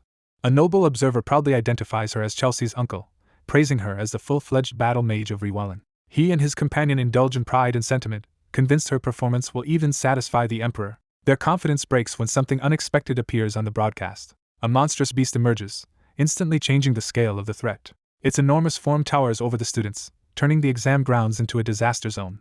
The staff rushes to respond as the situation spirals beyond control. An instructor urgently orders Sedzin to evacuate the students at once. Sedzin immediately begins a large-scale teleportation spell to pull them out. The evacuation magic surges into place as he commits all his focus to it. But the spell fails at the critical moment when the crystal mechanism destabilizes. Sedzin realizes teleportation has been blocked and is shaken by the implication that something is interfering with the academy itself. As the principal is told to keep trying to bring the students back, the staff understands they may be trapped. On the ground, the students continue fighting desperately, trying to hold their positions against mounting danger. One of them admits the enemy is far tougher than expected, showing how quickly the battle is turning against them. At the south gate, a white-haired student decides he must gather the magic department before the monster destroys the area. His plan is cut short by a scream nearby. He finds the student under attack by a violent, red eye-like force. The threat closes and with lethal intent, forcing an immediate rescue. The white-haired student answers with fire magic, summoning a spirit-like blaze to intercept the attack. Instead of explaining himself, he gives a direct order to open the gate and bring everyone inside. The others resist, questioning why they should obey someone from another department. He ends the argument by using force, making clear there is no time left for debate. After knocking down the opposition, he takes command and orders everyone aside. He repeats the command to open the gate, now with unquestioned authority. Meanwhile, elsewhere in the ruins, a search turns up nothing, suggesting the person or objective they are hunting is still missing. A white-haired student concludes that the lake near the ruins is the last place left to check. As he heads there, he worries that the others are already locked in a chaotic fight and wonders if he should hurry back to them instead. That thought is cut short when he senses something wrong and immediately goes on alert. He looks up and notices a strange disturbance spreading across the sky. He realizes it is a wide-area curse, specifically the Curse of Severance, and understands that someone has deliberately unleashed it. He recalls that Tartarus used this curse in large battles, confirming how serious the situation has become. As the curse surges, he recognizes that it does not directly injure people but changes the battlefield itself. Its real danger becomes clear when violent interference erupts around him, severing contact with the outside. Seeing a barrier isolate the entire region, he suspects the traitor hidden among them has finally made a move. He decides he has to regroup with the others at once and rushes back toward the central ruins. At the ruins, Karl is badly hurt, and his allies struggle to keep him conscious while the area remains in crisis. Another student discovers that the emergency artifact has failed to activate, leaving them trapped instead of being extracted. Elsewhere, a blue-haired caster unleashes a powerful spell through the east gate as the fighting intensifies. The attack crashes down with overwhelming force, forcing defenders to brace under the pressure. The aftermath leaves one side reeling as the spell's impact reshapes the immediate fight. A younger student recognizes the caster as his brother, and is stunned that he is using advanced multicasting here. The brother himself is confused by the chaos until he realizes this is no longer a normal department tournament. A sudden disturbance overhead confirms that the situation is escalating beyond the planned event. Taking command, the blue-haired student declares the tournament over and orders everyone nearby to gather because a real emergency is unfolding. He sends a magical signal high into the sky to rally the scattered participants. With the signal spreading, he decides the strongest students should move toward the inner castle while the rest prepare to hold the line. His plan is clear: they need a siege defense, not a tournament strategy. The rally signal arcs across the sky for others to see. A group riding in spots the signal and immediately recognizes it as a call to regroup. Though they do not yet understand the cause, they realize the academy is facing a genuine emergency and race toward the fortress. One blonde fighter commits to smashing through the enemy in a single push and demands support. He charges straight into the beasts, carving a path through them with brute force. At the inner fortress, the defenders spot the final group arriving and order the gate open before they are cut off. The fortress doors part just in time to let them in. The returning group makes it inside safely, relieved to have reached the stronghold. Once inside, they immediately notice Leo is missing and learn that he headed toward the outer area on his own. When asked why, the only answer is that Leo likely had his own plan, and despite his unpredictability, they trust he has not been taken out. Accepting that Leo can handle himself for now, the group turns to sharing information so they can understand the crisis. They confirm 2 major failures at once. The artifact is not activating, and severely injured students are no longer being teleported to safety. They add that beasts are appearing not only outside the fortress but inside the ruins as well. From that, they infer that someone has layered another curse over Nigrang's illusion field, likely one that blocks communication and coordination. The group concludes they are isolated in the middle of Nigrang, trapped with hostile beasts, and some argue they should exploit the walls and focus on defense. Emile rejects that approach, insisting this may be a staged school event and that now is the time to strike first instead of hiding. He argues that if they show strength here, they could impress the outside evaluators, making passive defense a wasted opportunity. A black-haired girl pushes back hard, pointing out that the injuries are far too severe for any harmless exercise and that healing magic has already barely prevented deaths. Even while being treated, Carl bitterly agrees that the threat is real, though his healer rebukes him for talking recklessly. Emile bristles at the opposition but refuses to back down. He doubles down on the idea that the professors may have intended this, and that wiping out the monsters instead of merely defending could earn them a better grade. Another student warns him that charging out without understanding the situation would throw away the fortress's only real advantage, but Emile only hears a challenge to his ranking. Driven by pride, Emile declares that he will hunt the beasts even if he has to do it alone and storms off despite a final warning not to regret it. He barely gets moving before a massive force slams into the area and sends him scrambling in shock. The source is revealed to be a minotaur, far stronger than the ordinary beasts they had been arguing about. Before panic can spread, a white-haired fighter intercepts the attack and blocks the monster's charge. He sharply orders Emile to stop talking and get behind the inner wall, reasserting control over the defense. With the threat now undeniable, the black-haired girl takes command of the group's response, orders full defensive formation, and splits everyone into 5 teams to hold both the gate and the wall. At the main gate, the defenders realize the enemy has already broken through as a hulking ogre crashes into the fortress. A white-haired student surges forward in golden light, moving to intercept before the breach can widen. Other students immediately join the defense, unleashing coordinated magic to stop the advance. From the wall, the order goes out to bring down the ogre first before it can reach the gate itself. A blue-haired girl answers with ice magic, forming sharp projectiles to pierce the attackers. Her spell lands cleanly, driving an ice spear through one of the monsters and proving the students can hurt them. But more giants keep charging, and the lone defender at the wall realizes the situation is turning desperate. A horned girl counters by launching a blazing vertical attack, trying to halt the rush with overwhelming force. She follows with flaming wings and closes in on a giant directly, taking the fight into close range. As magic flashes across the battlefield, the clash escalates into a full defensive struggle around the wall. Watching from safety, one observer praises the juniors and admits relief that they seem to be holding. A blonde girl rejects that optimism, warning that an attack during an official Lumiere event could lead to far worse than simple disruption. Her grim conclusion shocks the adults nearby. If this continues unchecked, everyone here could die. When the display reveals a giant collapsing, she points out that the real crisis has only just begun. The battlefield shifts as a larger, more ominous beast descends among the giants, changing the scale of the threat. A pink-haired student looks up and recognizes the new arrival as something far more dangerous. The scene is framed against a lesson about heroic records, where students are taught that one of the most important experiences is facing a battle beast. The lecture specifically recalls a past hero's battle against giant-class monsters, linking the current disaster to legendary trials. That lesson becomes reality as a horned battle beast appears before the students like a nightmare pulled from history. 2 boys panic at the thought of fighting such a creature and can only hope it passes them by.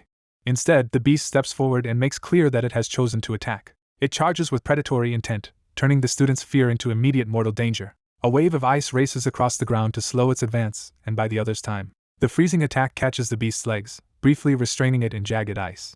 A blonde student leader rallies the frightened group, insisting they prepare to fight instead of surrendering to fear. The others argue for running or splitting up until rescue arrives, showing how close the group is to breaking. Though terrified herself, the blonde girl forces herself to stand firm and challenges their instinct to flee. The beast studies them with a cold, intelligent gaze as if deciding how to crush their resistance. It tears free of the ice and turns its full attention toward the small group facing it. The monster lunges, and the student's attacks fail to stop its charge. Worse, its injuries begin healing at once, revealing that ordinary attacks are barely affecting it. As some students finally break and run, the blonde leader remembers a lesson about what a hero must do in a crisis. That lesson defines heroism as standing tall and fighting when the situation is at its worst. Taking that to heart, she resolves to fight no matter how hopeless it seems and surrounds herself with a large ice formation. Her magic drives multiple ice spears into the beast, committing everything she has to one decisive stand. Even exhausted and afraid, she refuses to let despair decide the outcome. The beast breaks through anyway, and someone cries out to Chloe as the attack closes in on her. A red-haired girl rushes in to shield Chloe, putting herself between her friend and the monster. She orders Chloe back, choosing to bear the danger herself. Chloe, shaken but resolute, answers that she is no longer afraid. Before the beast can finish them, a sudden slash tears into it with enough force to halt its assault. The strike saves both girls, and they realize someone powerful has intervened at the last second. As Chloe steadies in her friend's arms, she understands that the slash came from a familiar source. That source is Leo, who arrives on the wall with sword in hand and immediately takes control of the battlefield. Ignoring protests about his recklessness, Leo begins channeling fairy magic despite the strain it puts on him. A warning echoes that his healing ability loses effect once he reaches his stamina limit, making his choice dangerously costly. Leo brushes the warning aside and tells Chloe to go back because staying near him is too dangerous. He stands before the injured girls as their protector, placing himself between them and the ruined battlefield beyond. With calm confidence, Leo tells Chloe that her effort looked good, offering reassurance instead of praise from above. Chloe sees him as the image of a true hero, while he modestly admits he is only following the example of someone else. Leo arrives with 2 allies and is immediately recognized as the person everyone has been waiting for. A shaken student reports that the group has survived so far without serious injuries, but the crisis is still unresolved. He explains that the enemy is a regenerated monster that recovered even after taking a direct hit. Leo cuts through the uncertainty and declares the new plan: they will defeat it together. When that resolve is questioned as reckless, he makes clear that doing nothing would be the real mistake. A red-haired classmate objects that charging the creature head-on sounds like a suicidal tactic. Leo accepts the burden himself and calmly states that he is confident he can bring the monster down. His confidence draws support, and even those who mock his attitude admit they are willing to follow his lead. The argument settles into a simple truth: if the monster must be beaten, they should trust the one who believes he can do it. That decision gives the scattered group a direction and begins pulling them into Leo's command. Some fall in line reluctantly, but the resistance is already weakening as Leo's authority takes hold. One observer realizes this is the same overwhelming presence Leo showed before and understands that he has seized control of the situation again. Leo presses a hesitant blonde student for commitment, forcing him to choose a side. He answers for him, declaring that the boy will help deliver the decisive blow, and the student grudgingly agrees. Elsewhere, spectators are struck by how naturally Leo has taken command and changed the mood of the battlefield. A younger student notices a senior's unease as she struggles to process what Leo's arrival means. She realizes that the entire atmosphere shifted the instant he appeared. In that moment, Leo is framed not as just another talented fighter, but as someone who stands above ordinary heroes. The thought hardens into certainty that his power belongs on a different level entirely. To those watching, he now seems like the kind of figure who appears when a desperate situation needs saving. Leo fully steps into that role, carrying himself with the confidence of a true hero. The monster lunges back into the fight, forcing the plan to move from words to action. 2 winged allies rush in first, closing the distance to engage the creature directly. They sweep past its reach and create an opening instead of trying to finish it alone. One of them praises the maneuver, but the other reminds her that the real attack has not begun yet. Their strike lands hard enough to disrupt the monster and expose it to the next assault. A concentrated burst of power follows, driving into the creature while keeping it pinned in place. The attack escalates into a larger spell, building pressure rather than ending the battle outright. Even under the barrage, the monster endures, proving why everyone feared it. Seeing that it still will not fall, one of the attackers panics at how impossible the enemy seems to kill. A warning comes from above, ordering them to move as a far more dangerous attack is prepared. Another ally cheerfully offers help, stepping in at exactly the moment the team needs support. She snatches a falling teammate out of danger and apologizes for arriving late because she was delayed by her own mount. At the same time, others are summoned into the operation, with Leo's call pulling more fighters into coordinated action. They quickly sort out roles, deciding who will handle mobility and who will provide the next layer of support. A horned silhouette looms ahead as cold energy begins gathering on the battlefield. The red-haired girl takes her position and channels ice magic through her staff with renewed focus. The monster roars in response, sensing the trap forming around it. Massive ice crystals erupt upward, turning the field into a controlled killing zone. With the terrain set, the blonde boy and a blue-haired ally confirm they are ready to execute their part. He charges in first to open a path, while she rides the created flow of power behind him. A torrent of force crashes down toward the monster, driving the attack lane straight through its position. The strike catches one of the creature's limbs and starts locking down its movement. The blond boy steels himself, knowing this is the moment he was chosen for. He launches into the opening with everything committed to a single decisive rush. His charge merges with the surging current of allied magic, turning into a devastating combined assault. Blue and gold power crash together like a dragon-shaped wave, overwhelming the monster's defenses. The impact drives the creature's limb into the ground and leaves it vulnerable. Before it can recover, glowing chains snap around its neck and body, finally restraining the monster. A silver-haired fighter takes hold of those chains, revealing himself as the one securing the capture and locking the team's plan into place.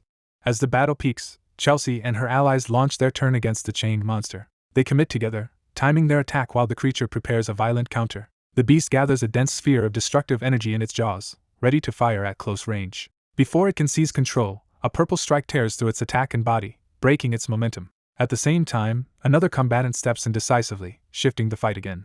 A sweeping torrent of blue power spirals across the battlefield, enclosing the area. Someone urgently calls for Leo as the attack closes in around the enemy. Leo dives into the opening, driving down on the monster while the swirling force pins it in place. He unleashes his technique, Kilu Vortex, Phoenix Breath, concentrating overwhelming power into a finishing blow. The red-white blast cleaves through the creature, ending the fight in a single decisive strike.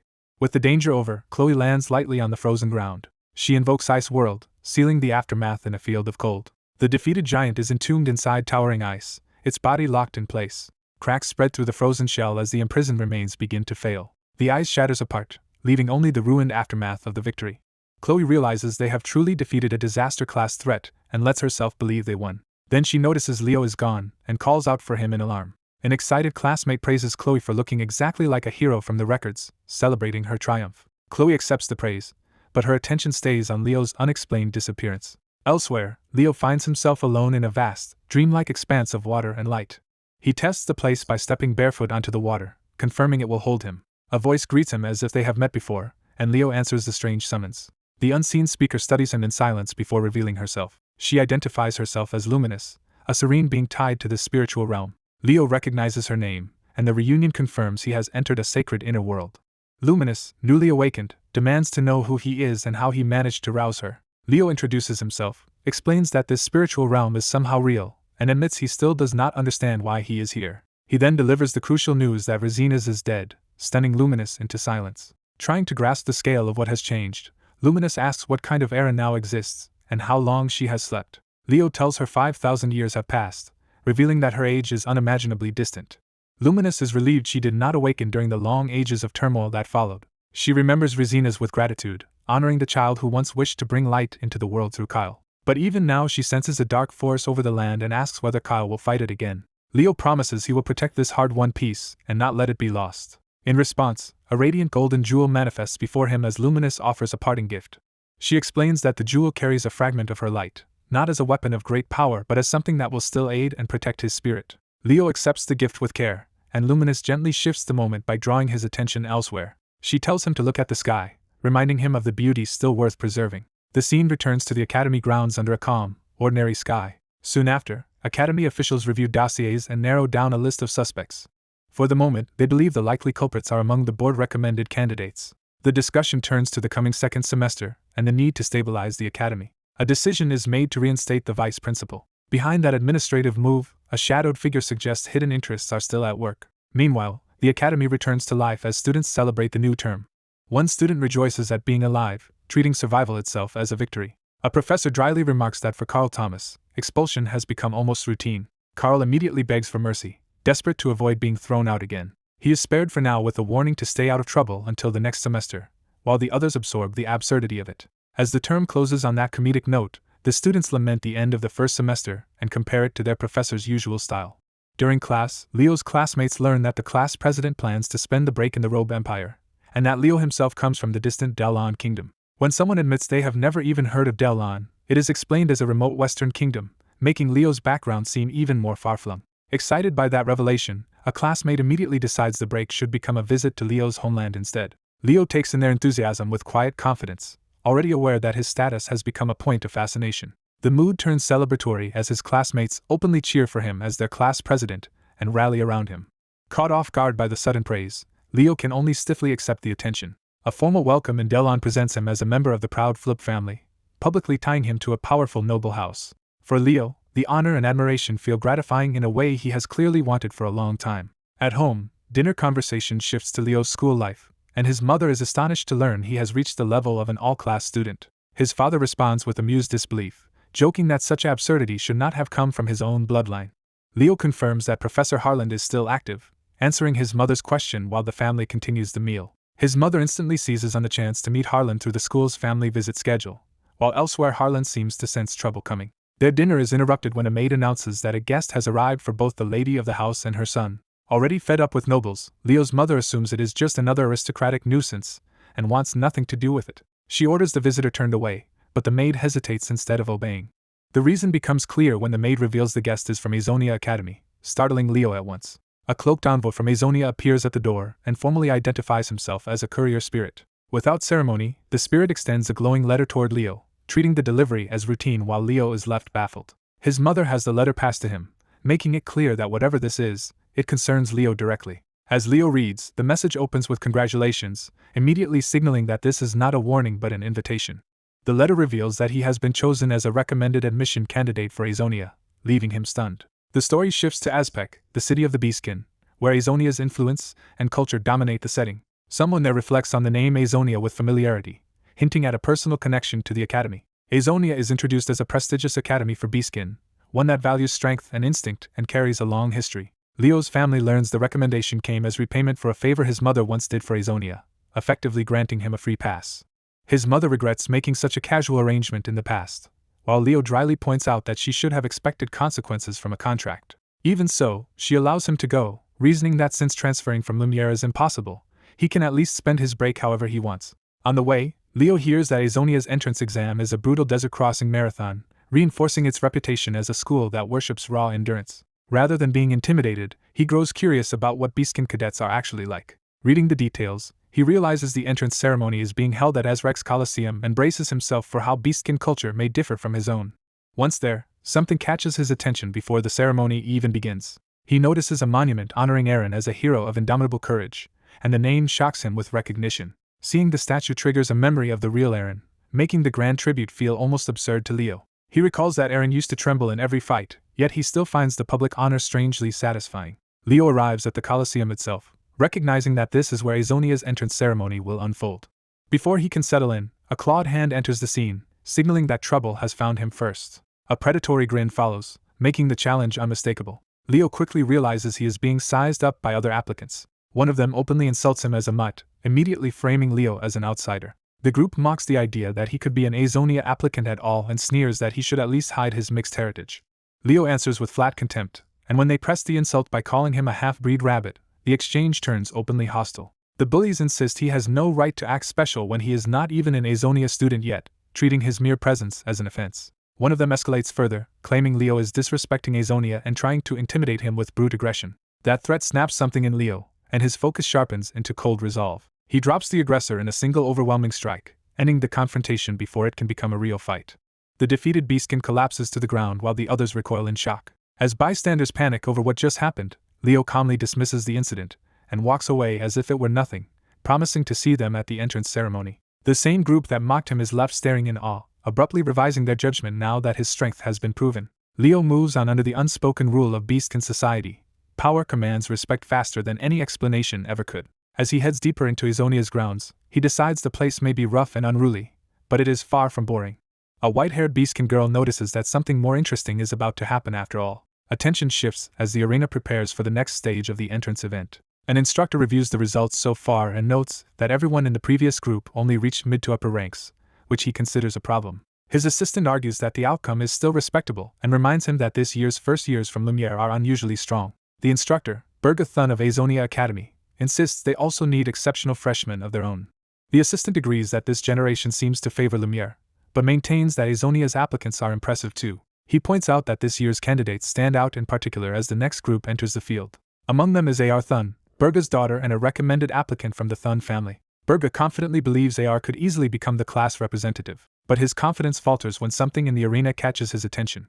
At the edge of the group, a rabid Beastkin boy strikes him as strangely familiar. Birga asks for information on the boy, and the assistant confirms he was never on any watch list. Checking the records, the assistant realizes the boy is a recommendation-based applicant named Kyle. Berga grows uneasy because the boy's eyes remind him of someone he has not forgotten. He realizes Kyle resembles Reina, reviving a painful memory tied to her and a red-haired child.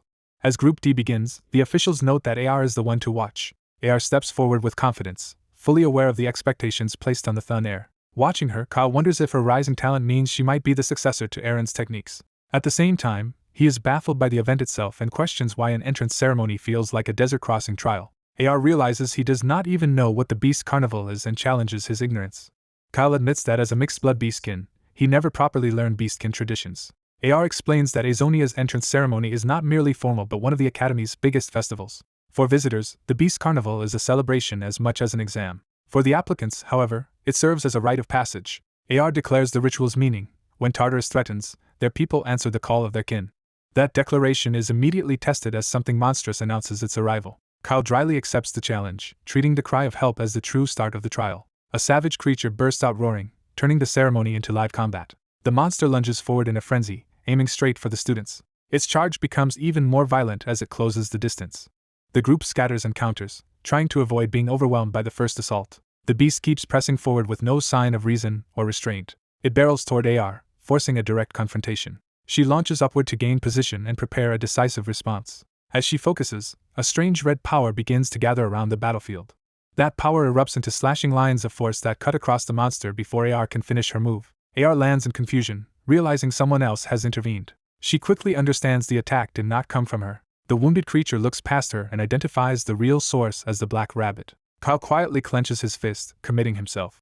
He faces the charging monster head-on without retreating. Power surges through him as he releases something he had been holding back. A devastating blast tears through the arena and crushes the monster in an instant. In the aftermath, Kyle's body shows signs of a transformed, more feral state with a red eye and bloodied features. The arena erupts in shock, and Berga immediately decides that the black rabbit is now his top choice. AR, still staring at Kyle, recognizes that what she witnessed was no ordinary attack. She concludes that Kyle transformed. An old truth comes to mind: when the moon rises, beast folk can draw out greater power through their beastification, though most ancestors could not control it freely. Only one exception ever existed. That exception was a legendary white-haired hero, linking Kyle's transformation to a far greater legacy.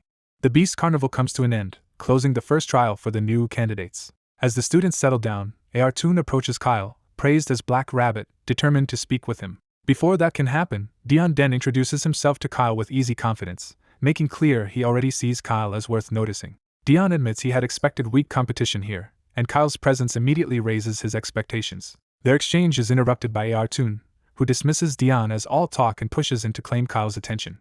Artoon directly asks Kyle for a private word, making it clear this matters to her. Dion objects, unwilling to let her cut ahead of him so easily. The tension between the three is cut short when everyone is forced back into order. A stern voice silences the room and reminds the candidates that this is not the place for bickering. Hero Berga, the examiner, formally addresses them and acknowledges that they all performed well in the Beast Carnival. His presence alone impresses the students, reinforcing how important this test really is. Berga explains that tomorrow's exam will be the Azrek Great Desert Crossing, beginning in Azrek. The objective is simple in theory but daunting in practice: cross the desert and reach Azenia. He warns them that the Azrek Desert is one of the most unforgiving places on the continent. From that warning, he offers the one lesson he considers essential for survival. He tells them not to mistake recklessness for courage, making clear that bravado will get them killed. With the briefing over, the students who skip the Academy's free preparatory lectures are told to introduce themselves. The explanation follows that those lectures were optional because recommended candidates are already considered exceptionally capable. When Artoon asks why Kyle skipped them, he answers that he believed he was strong enough without extra help. One by one, the other recommended candidates begin introducing themselves, starting with Steve Luel, a magic specialist. Ariete Vega follows, identifying himself as a spirit mage. Artoon introduces herself and encourages everyone to do their best, while Kyle gives his name plainly. As the introductions continue, Berga studies Kyle with growing suspicion and recognition. Dion gives his own name, still carrying the confidence of someone used to standing above others. That arrogance shows openly as he warns weaker students not to become dead weight in the coming trial. The introductions end, and the group is dismissed to check their assigned lodgings and return there. As Kyle starts to leave with the others, Berga stops him with a hand on his shoulder. Berga asks Kyle to remain behind because he wants to speak with him alone. Once the others are gone, Berga carefully confirms Kyle's name before asking the question that has been bothering him. He asks whether Kyle is the son of Reina, revealing that he believes Kyle's mother is someone he once knew well. Caught off guard, Kyle realizes this stranger knows his mother. Berga presses further, asking if Kyle might be Reina's son instead, trying to match the boy to the woman in his memory. Kyle confirms it, and immediately asks how Berga knows her. Berga's suspicion turns into certainty, and he excitedly declares that Kyle really is Reina's son. He explains that he was an old friend of Kyle's mother, and that she and another woman once represented their class in competition. Kyle says his mother never mentioned him, which leaves Berga stunned because he had believed they were extremely close. After a moment, Berga accepts that silence, reasoning that Reina rarely spoke about her school days at all. The memory still hits him hard enough that he has to steady himself. He recalls Reina as the person who changed his life, someone without whom he would never have become who he is. Kyle answers gently that his mother rarely spoke about the past. But he adds that she never regretted the choices she made, giving Berga a reassurance he clearly needed. That answer softens Berga, and his mood lifts into quiet, affectionate nostalgia. He fondly compares Reina to a flower that never faded in his memory, revealing how deeply he still admires her. Putting the past aside, Berga tells Kyle he was impressed by his performance, and that he looks forward to seeing him in tomorrow's entrance exam. Later, while changing in his room, Kyle reflects on how different the dorms are from what he expected. His quiet moment is interrupted when he senses someone outside. Artoon suddenly bursts in, calling for Black Rabbit, and announcing that she has come to expose a secret about him. Her dramatic entrance collapses into embarrassment when she finds Kyle half undressed in his own room. Kyle dryly points out the obvious and asks what secret she thought she had uncovered. Flustered but still intent on her point, Artoon blurts out that she recognized him from the Beast Carnival, and is trying to connect him to what she saw there. A beast-like figure presses the issue by pointing out that AR can transform too. AR is jolted by the implication and realizes the comparison is being made directly at him. The other side makes it explicit by presenting AR's own transformed state as the proof. AR explains that when he once turned into a beastkin through the hero's power, the change lingered even after the power should have ended. That impossible after-effect shocks his companion, because only Arron was ever supposed to transform at will. Sensing an opportunity, the white-haired girl eagerly offers to teach AR how to control it, leaving him unsure how seriously to take her. The story then frames AR as a possible successor to Arron, someone who may have returned in this era to gather allies for the coming war against Tarkus. The girl challenges AR to prove that possibility instead of merely accepting it. AR answers with quiet confidence, and the test she demands is whether he can truly become a hero. Her challenge unsettles him because he can feel that she is judging him from above. The pressure leaves her tense as well, as if both of them understand the weight of what is being asked. A lofty observer watches from afar, reinforcing that AR is being measured from a much higher place. That unseen presence places expectations on AR and leaves him with a burden to live up to. The scene shifts to the Academy's entrance ceremony, where elite students gather before the Great Azer Desert Crossing exam. Among the recommended candidates, AR and several other notable students are named. In the audience, senior figures discuss how strong this year's candidates are, while regretting that one missed the earlier Beastkin incident. One of them fixates on the name Kyle, wondering whether this student is merely bluffing or truly the beginning of a new hero. That thought reminds him of another promising youth named Leo, linking the current candidates to past expectations. When he spots AR on the field, he realizes this is the same student involved in the Beastkin confrontation, and now eager to challenge AR. The white-haired girl confronts AR directly, reminding him of the promise he made and insisting she will earn his recognition today. She admits she was too excited to sleep and begs him not to miss her performance, while AR accepts her enthusiasm with calm indifference. The senior observer grows more interested when he learns her opponent is a student named Kyle. His companion quietly focuses, sensing that something unusual may be about to unfold. He suddenly catches on as well, alarmed by the same possibility. Their suspicion is confirmed when Leo appears beside AR, stunning the onlookers. Before anyone can process it, the ceremony proceeds and the recommended candidates are ordered to take their oath. A sacred text is brought out. The condemned candidate must place a hand on Lord Arron's hero record. AR recognizes the record and is struck by seeing Arron's legacy reduced to this ritual object. The candidates are instructed to read the declaration aloud one by one. The white-haired girl begins the oath by vowing not to act cowardly before the name of the great hero. AR waits his turn, watching in silence. When Arron's name is spoken over the record, the ritual reaches a critical point. As the next line of the oath continues, the atmosphere shifts and the record starts to respond. Golden writing flares across the page, showing that Arron's record has truly awakened. A violent burst of light erupts from the record and tears through the ceremony grounds. The senior spectators recognize the phenomenon at once and are shaken by what it means. Even the instructor is left speechless as the impossible revelation unfolds before him. The pillar of light expands, engulfing the candidates and the surrounding arena. Within the radiance, a system message confirms that the hero record has opened. The opened record identifies the destination as AR's world, chapter, prologue beginning. The transition detonates fully, dragging everyone into Arron's hidden world. A panicked student demands an explanation, fearing the hero's world has been unleashed. The instructor confirms exactly that. Lord Arron's heroic world has opened, and the students fear a deadly heroic rampage. A more composed observer explains that a hero record dormant for 4 years has finally revealed itself, and that surviving this danger could let a worthy newcomer inherit Arron's power. The chapter closes on the central question of whether these children can really conquer Lord Arron's world. The white-haired girl steels herself, frightened but alert as the trial begins. They arrive in a ruined, darkened world where the sky churns ominously over dead buildings. Disoriented, the two realize they have been transported into the newly opened hero record and struggle to understand what happened. The girl notices the first clue and tells AR to look up. As they stare into the completely gray sky, the world hints at the kind of hero it awaits, one who brings light and carries the future. AR realizes they have entered the world once inhabited by the hero Arron and senses that this place is tied to a desperate plea for rescue. A warning echoes through the world itself, begging for salvation while cautioning that a creature called Jabberwock is hunting here. As the strange realm stabilizes, AR confirms that this is indeed Arron's world. They identify the ruined refuge city as ERASED, placing their search in a specific location. The sudden activation of Arron's world shocks them, because no one has opened one of Arron's pages in thousands of years. AR remembers that during hero studies in Berkia, touching a page connected to him caused this world to open. That realization unsettles him, because every page he handled should have belonged to him alone, not to Arron. Before he can resolve that contradiction, the world presents a new directive that clearly belongs to Arron. The mission is explicit. They must find Arron in ERASED. AR immediately notices that a mission objective means this place is not a standard hero dungeon. He pushes the logic further and wonders why, if the world is properly open, they still cannot contact anyone outside. His strain becomes visible, and Black Rabbit checks on him while he tries to steady himself. Black Rabbit focuses on the hopeful part of the mission and gets excited that they may finally meet the legendary Lord Arron. She assumes finding someone so famous should be easy, relying on the heroic image preserved in records. With that confidence, she urges them to start asking around.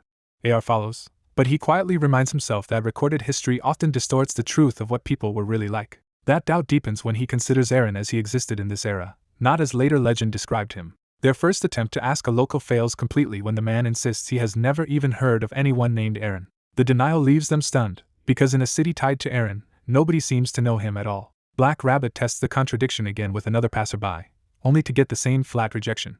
The locals respond with contempt, treating the two outsiders as insignificant beastkin rather than honored visitors. One resident offers them shelter for the night, but only from a guarded distance that makes the city feel even less welcoming. As the atmosphere grows stranger, they decide survival comes first and agree to find shelter before dark. AR places the setting in time, year 1462 of the Altigrian calendar, 20 years into the Calamity era. That date convinces him they do not need to search blindly for Arron, because there is someone from this period they should meet first.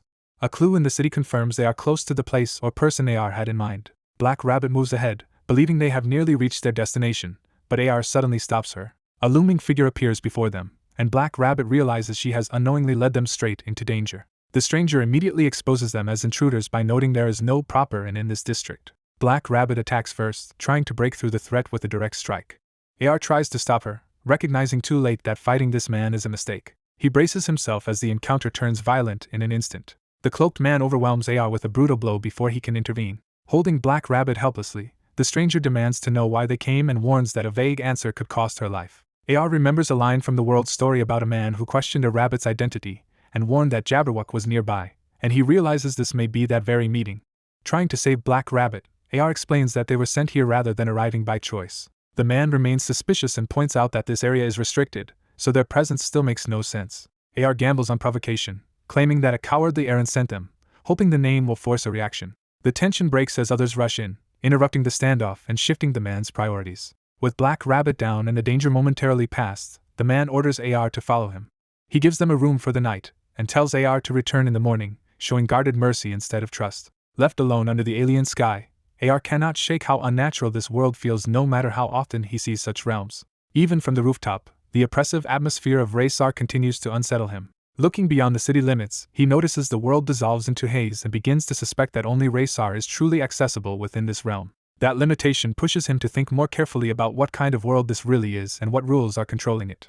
He recalls that in other hero worlds, objectives can change after key enemies are defeated, proving these realms can be structured around narrative progression rather than open reality. That memory sharpens the real mystery. If this world can issue objectives, why can no one outside influence or control it now? He reviews the known rule that a hero's world opens through either the hero's own object or something deeply connected to them. From there he forms a new theory that another kind of key may exist, perhaps a person with an unusually deep connection to Arron. Though he admits it is only speculation for now, AR runs with that possibility as his best lead for understanding how this world opened and how to find Arron.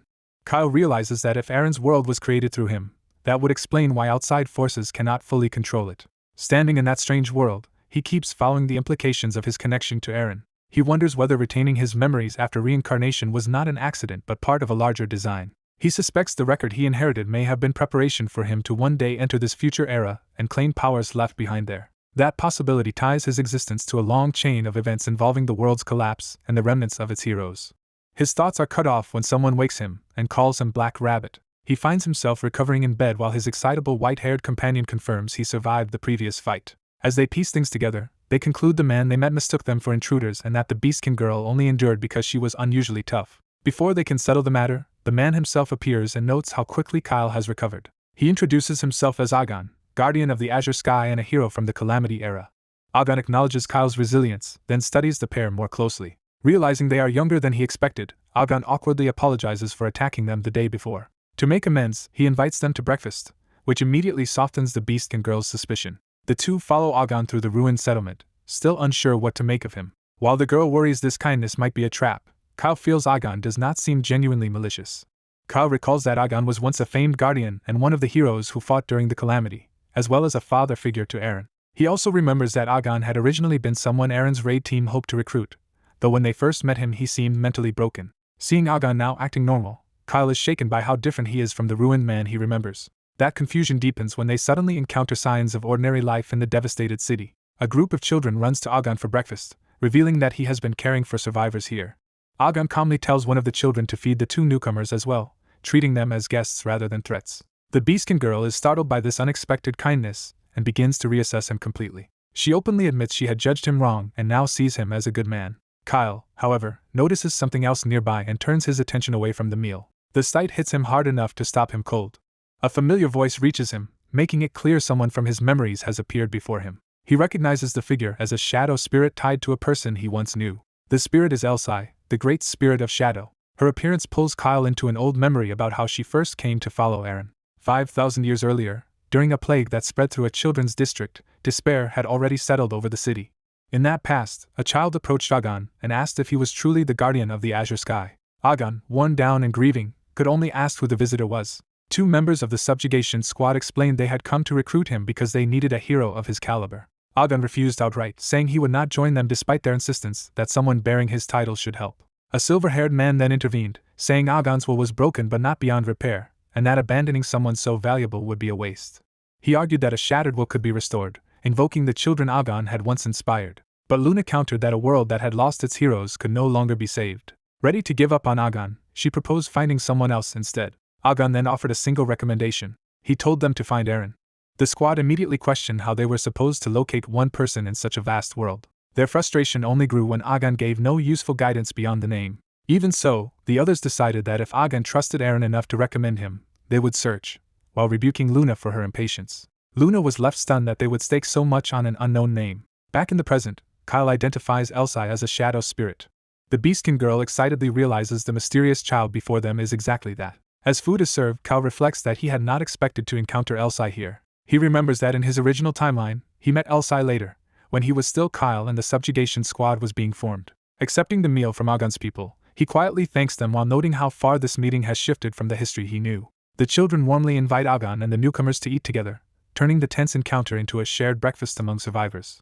A battered man accepts that the children were sent by Arron and tries to confirm whether they know where his disciple is. The two beasted students can only admit they have no idea where Arron went either. The white-haired girl bluntly rejects the idea that Arron would vanish without reason. Realizing who they are speaking to, she excitedly asks if this man is truly Arron's master after months of silence from the missing hero. He confirms it, though he speaks of Arron with harsh contempt rather than pride. That contempt clashes with the children's image of Arron as a noble, courageous hero shaped by this very teacher. The girl lightly scolds the master for being too modest to acknowledge Arron's greatness. He cuts off the misunderstanding and insists his disciple was never noble, great, or brave. He admits Arron possessed extraordinary power for someone so young, but in his eyes that power was wasted on a coward who fled Raysar because he feared battle. The accusation brings back the image of Arron leaving in armor, burdened by that judgment. The girl erupts in disbelief, unable to accept anyone calling Sir Arron a coward. Her devotion collapses into outrage, and the boy explains that she has built an idealized image of Arron in her mind. The master is unsettled that anyone could revere Arron so completely. The dark-haired boy steps in and reminds him that, coward or not, Arron once saved them.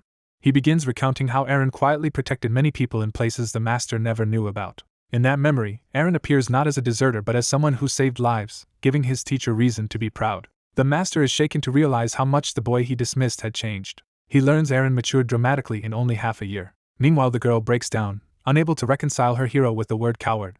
The boy explains that Arron became the source of his own courage. As a child, he had been timid and ready to give up, until his father pushed him to keep going. His very name, Hero, was chosen in admiration of Sir Arron. Inspired by that legacy, he decided he would grow into a confident adult who never backs down. So if Arron truly was a coward, Hero argues, that only makes his deeds more meaningful because that fearful man still saved the world. He insists Arron showed the greatest courage when everyone else had fallen into despair, which is why even the gods called him a hero. By that logic, Arron deserves even more respect, not less. The girl immediately embraces that new interpretation and admires Arron even more, while Hero notes how easily she is swayed. Hero's thoughts turn grim as he remembers that all the children around them are doomed to die. He recalls that within a month of his party arriving, nearly everyone in this district had died from plague. The scale of that death horrifies him, even allowing for disease. As he looks over the still filthy city, he senses the presence of the one responsible. The culprit reveals himself as Leviathan, trusted aide of the Lord of Twilight, who dismisses the victims as vermin. Hero remembers that during the calamity the world was divided, and the cruelest enemies were not outside but within human ranks. Leviathan had once approached Arron with false courtesy, addressing him by his title as Guardian of the Azure Sky. Behind the politeness, he accused Arron's group of stealing glory from the official subjugation forces, and Arron demanded to know his purpose. Leviathan mocked the heroes as decaying nobodies and tried to recruit Arron into the Hero Legion before his reputation collapsed. Arron answered that he would only cooperate if the Lord guaranteed the safety of the children under his care. Leviathan accepted that condition outwardly, hiding his real intent. The frightened children nearby showed exactly why Arron had made that demand.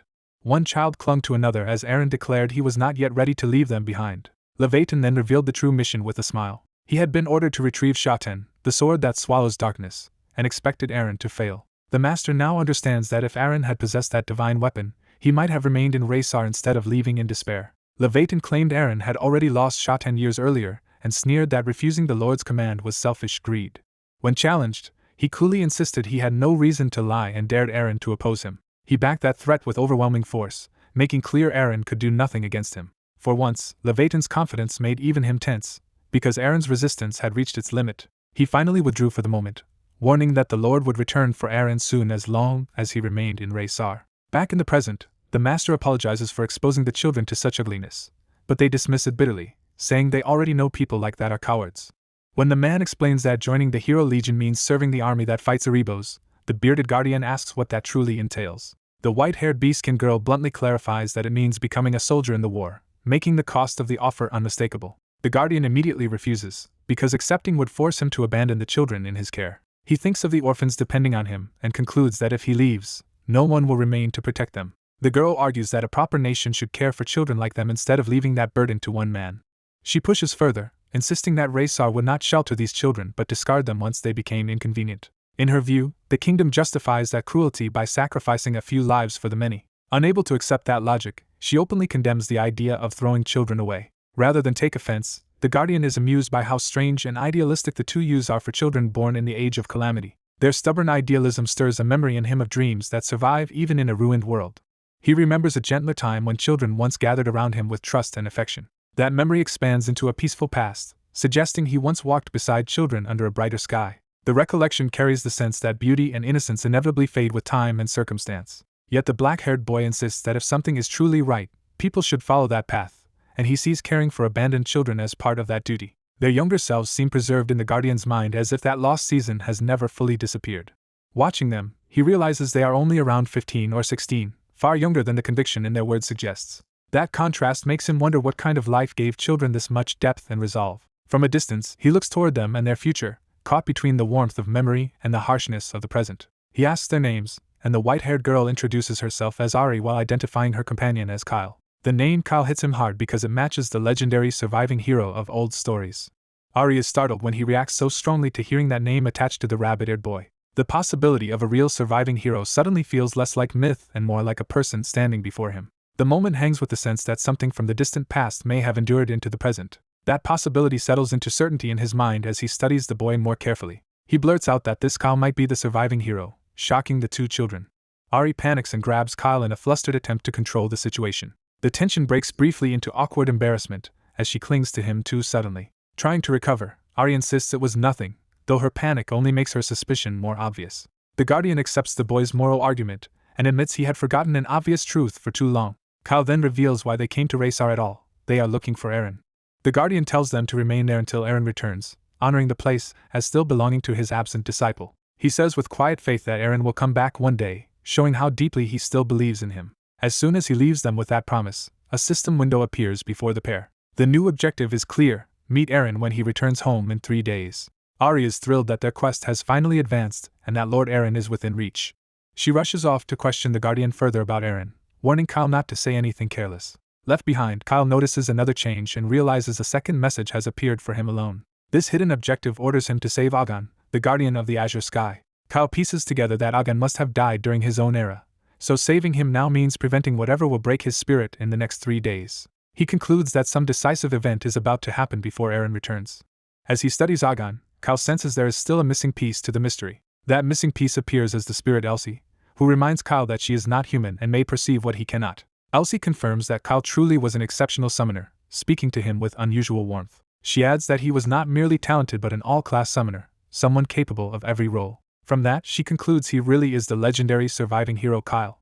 When Kyle tries to deny it, Elsie refuses to be misled. She explains that only an all-class summoner could possess the Light Jewel, a rare treasure that marks someone extraordinary. Kyle realizes she mistook him for the ancient hero because he carries that jewel. Elsie says she had already heard rumors that Lysinas left Gardelson with his companions to defeat Erebos. Because of those rumors, she had been planning to seek out Kyle and the others, leaving him to ask why she wanted them. A strange, cheerful spirit makes her purpose sound obvious. She wants to help save the world. Her behavior is so unlike the shadow spirit Elsie once contracted with that the boy can barely believe they are the same being. When he asks why she cares about saving the world, she pauses and considers the question seriously. She explains that she was born during an age of disaster, and has always wanted to see the night sky full of stars. That dream is tied to a world beyond ruin, a beautiful place she has only imagined from afar. She has heard that world is breathtaking, and that hope is what drives her. The boy shifts topics and asks after Lysinas, learning he is currently on his way to Raysar. Relieved that their paths have not crossed yet, the spirit asks why the boy wants to make a contract with Lysinas, already aware of rumors that he helped defeat a Legion commander. The boy says that in an era like this, someone who can slay Legion commanders and leaders like Erebos is exactly the kind of contractor he needs, and he admits she is far too different from what he expected. He adds that Elsie chose him as her contractor for reasons he still does not understand. That reminder makes the spirit realize there is something important she should tell him. He lowers his voice and reveals a secret connected to Agon. The secret is the true identity of Shaten, the sword that devours darkness. The story then shifts to Rysar's castle, where a darker scheme is already unfolding. At court, the Lord is told that Agon has refused his request. Lord Rodion argues that Raysar needs more power for protection and resents Agon for caring more about the Cursed Land's orphans than about his ambitions. Levaton coldly notes that Agon still prioritizes those abandoned children. Rodion explodes in anger at Agon's refusal. He condemns Agon for rejecting a greater cause in order to protect what he sees as insignificant lives. Levaton seizes the moment, invoking public fear by pointing to rumors of a plague spreading from the Cursed Land. When the danger to the city is raised, panic turns the discussion from rumor into policy. Levaton proposes crushing the problem before it spreads, meaning the orphans must be eliminated immediately. Rodion hesitates only because Agon might oppose it, but Levaton reassures him that the plague rumor has already spread through the city. He insists that stopping the plague is what the public wants, making the massacre politically convenient. Levaton further manipulates Rodion by suggesting Agon would never endanger the whole city for the sake of those children. Cornered by fear and persuasion, Rodion yields and places his trust in Levaton. He grants Levaton full authority over Rysar's security. Levaton accepts with false humility while privately vowing not only to repay the Lord's favor but also to retrieve Shaten. Meanwhile, word of the supposed plague reaches the shelter, and the children are confused and frightened that Agon has not acted yet. As fear spreads, some urge everyone to leave quickly before they are infected too. The boy realizes the rumors erupted suddenly, right after Levaton visited Agon's shelter. His thoughts return to the spirit's earlier praise of Rishina's and her insistence that he hurry to form a contract with him. He also remembers Rishina's asking a deeper question, whether this world is even worth saving. The spirit had answered with unsettling honesty that she meant the question literally, and did not know whether this world deserved to exist. Rishina's had replied that they should decide that only after they save it. That memory now sharpens into a grim realization as the truth of the present crisis comes into focus. He recalls the dead children at the shelter and understands they were not victims of disease at all. The truth becomes clear: these children did not die of the plague. A cattered girl finds him and asks for help with dinner, but he immediately asks where Agon is. When she repeats the question in confusion, the danger becomes more immediate. He learns Agon was summoned to the Lord earlier, just before an official order was issued in the Lord's name. That order launches a plague control operation at the shelter, turning the rumor into a sanctioned purge. Another child confirms Argon went to the castle a while ago, meaning the shelter has been left defenseless. A knight moves to kill the girl on the spot, treating her existence as contamination. Before the blow can land, someone crashes into the scene and interrupts the execution. The cat-eared girl clings to her rescuer in shock while he stares down the attackers in disbelief at their madness. The knight insists that protecting children comes after carrying out the Lord's command, but the boy openly denounces them. A Raesar knight named Jaren arrives and declares that obeying the command takes precedence over mercy, preparing to enforce the slaughter herself. The boy sees through the lie and accuses her of acting not on the Lord's will but on Leviathan's orders. He states the real plan plainly. The fake plague is only a pretext to murder all the children so Leviathan can seize Shoten.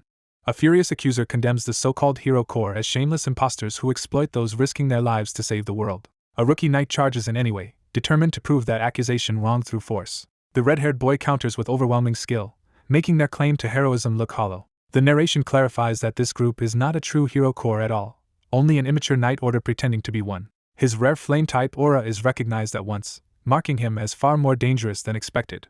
He launches a blazing strike before his opponent can properly recover. The attack tears through the knight's defense, showing that ordinary shielding cannot withstand his level of flame aura. The knight realizes too late that the blow is going to break through. The impact erupts violently, wiping out any illusion that this is an even fight. Standing amid the aftermath, the boy dismisses his enemies as weak in both skill and judgment.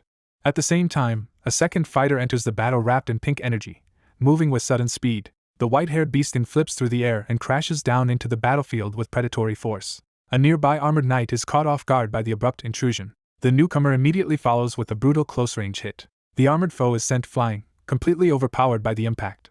Landing low and steady, the beastkin reveals glowing eyes and total control of the exchange. Above them, a dark red vortex hangs in the sky, turning the battlefield into something ominous and unstable. The beastkin stomps down hard, asserting dominance over the fallen enemy. Another crushing blow lands, leaving no doubt that the knights are being toyed with. She mocks their weakness, making clear that this level of resistance barely interests her.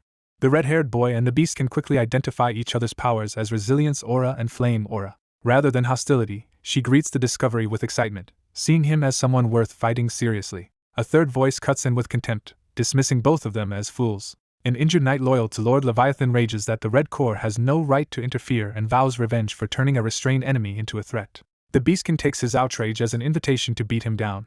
Before that can happen, the red-haired boy asks AR to take the children away from the confrontation. He insists because he has something personal and urgent to settle with this man. Sensing how dangerous the mood has become, AR leads the frightened children away. The wounded knight sneers that sending the children off only proves cowardice, but the boy coldly rejects that reading. He explains that he removed them because what comes next is not something children should witness.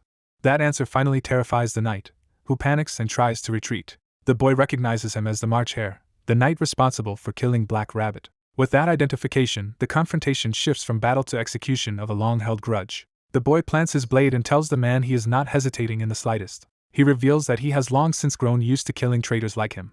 Nearby, a girl named Elsa lies weakly and realizes in disbelief that her friends were nearly murdered over a single shot and fruit. The story turns to the past, when Elsa was still living quietly and innocently despite her great spirit. Even then, her fate was tragic, because she died while trying to save the world. In that earlier time, a radiant being appeared before Kyle like a divine answer in the darkness. That being told him he still needed to find one thing before he could truly move forward. Kyle, shaken and desperate, asked what that missing thing could possibly be. The answer was simple and devastating. He needed a reason to save the world. Elsai's own wish had been painfully modest. She only wanted to see the starlit sky before the age of catastrophe arrived. Kyle answers that wish with a promise, tying Elsai to his resolve to save the world. As he reflects on the beauty of the night sky, he realizes that this beauty itself is enough to make the world worth saving. In that memory, he gently rests a hand on Elsai as she leans against him beneath the painted stars. Her bright, trusting joy becomes the emotional proof that his purpose is real. The memory closes like a farewell, with the hope of meeting again in a new morning. Back in the present, a quest message appears even as the flames still burn, warning that the mission is not yet complete. The hidden objective is revealed. Argon, guardian of the firmament, still has to be saved, meaning the true danger is far from over. The narrator reflects that Argon went to the Lord's castle while Elsai stayed behind, and even with his own strength absent, the immediate enemy should not have been beyond Elsai's ability. He concludes that if the orphanage still faced destruction, the threat had grown into something even a great spirit could not stop alone. With their current strength, he realizes they cannot guarantee the children's survival if the crisis continues. A child urgently calls for Black Rabbit, pulling him back to the danger at hand. Black Rabbit warns that stronger enemies are on their way because the ones they defeated were only the beginning. The cat-haired girl understands that stopping the enemy's first objective has only provoked a harsher response. Black Rabbit explains that if he and she fight together, they may hold the line for a while, but protecting the children safely is another matter. He decides the only real answer is to find Arron, despite the uncertainty around his whereabouts. A quest notice confirms Arron is supposed to return in 3 days, but Black Rabbit reveals Arron has already arrived in Raysar. He explains that he verified the Hero World's assigned area was restricted to Raysar, making Arron's presence there almost certain. Even so, the cat-haired girl argues they have already fulfilled their mission and should not take further risks. Black Rabbit answers her caution with quiet resolve rather than retreat. When she presses him about refusing to back down despite the danger, he stands by his choice. He admits that Hero Arron was the reason he once dreamed of becoming a hero himself. That admiration hardens into a personal conviction he can no longer ignore. He insists he will not run from this out of fear, especially when the one person who can help Lord Arron may later judge him for cowardice. Once she confirms he has a way to locate Lord Arron, she accepts his plan. They split responsibilities. She will guard the orphanage until he returns with Arron. As Black Rabbit departs, the story shifts into a memory tied to Arron. In that memory, someone challenges Arron's strength by asking whether his fear of demons has kept him from fighting for Raysar. Arron admits he has thought seriously about refusing to fight. He reveals that he once wanted to flee Raysar entirely and live somewhere high above the city, beyond its suffering. Yet that desire to escape was bound up with a wish to protect Raysar from afar. He imagined a place overlooking the whole city where he could watch over everyone. The younger Black Rabbit, hearing this, realizes someone unexpected is speaking to him from above. The figure identifies Arron as the only great hero born during the Age of Calamity. He describes Arron as almost laughably cowardly, yet possessing a courage so great it defied belief. Then he reveals his purpose plainly. He has come to take Arron away. When Black Rabbit asks how a stranger could know him, the man makes clear that he knows exactly who he is. He shocks Black Rabbit by warning that his siblings at Agon's shelter are in mortal danger. The stranger presses harder, saying they could all die that very night unless Black Rabbit lends his power. Black Rabbit responds instantly, unleashing his power without hesitation. That power spreads across the city in dark waves as he commits himself to the rescue. Something in the present triggers a sudden recognition in his eyes. A blazing golden presence appears above, interrupting the darkness with overwhelming force. The radiant newcomer studies him and feels a strange familiarity, as if they have met before. Black Rabbit answers that they will meet properly in the near future, but insists there is no time to dwell on it now. The golden figure moves at once, accepting the urgency of the situation. Seeing that instinctive rush to protect others, Black Rabbit recognizes the same unchanging nature he remembered. He tells the hero that despite everything, he has not changed. Their shared resolve becomes a vow to guide the lost and light the path forward together. Back at the orphanage, the children cower by the windows as the battle outside closes in. A white-haired fighter cuts through the enemy with precise magical force, focusing all his power into a single devastating strike. His opponent dismisses him as a fraud who relies on brute force while pretending to be a warrior. The clash escalates as a massive blue attack crashes down with enough force to shake the battlefield. The white-haired fighter lands and mocks his enemy as a mage pretending to be a warrior, turning the accusation back on him. Watching the fight, the enemy commander is rattled that a mere brat has nearly wiped out his entire Knight Order, ruining his plan to quietly restrain Agon. Enraged, he abandons caution and launches himself into the fight directly. He attacks while sneering that borrowed relic power means nothing without true skill of one's own. The exchange ends in a violent impact as the white-haired combatant is struck and hurled back by the commander's blow. The white-haired catgirl forces herself back up after being knocked down, and an unseen observer judges her persistence as promising. A demon woman named Talatunia appears, pleased that the rumors about the savage and dangerous sacred beast were true. Seeing one survivor still standing, Talatunia turns her attention to the catgirl as her next target. She moves to finish the girl off immediately, treating the outcome as certain. But Talatunia pauses in amused surprise, intrigued by what the girl might do.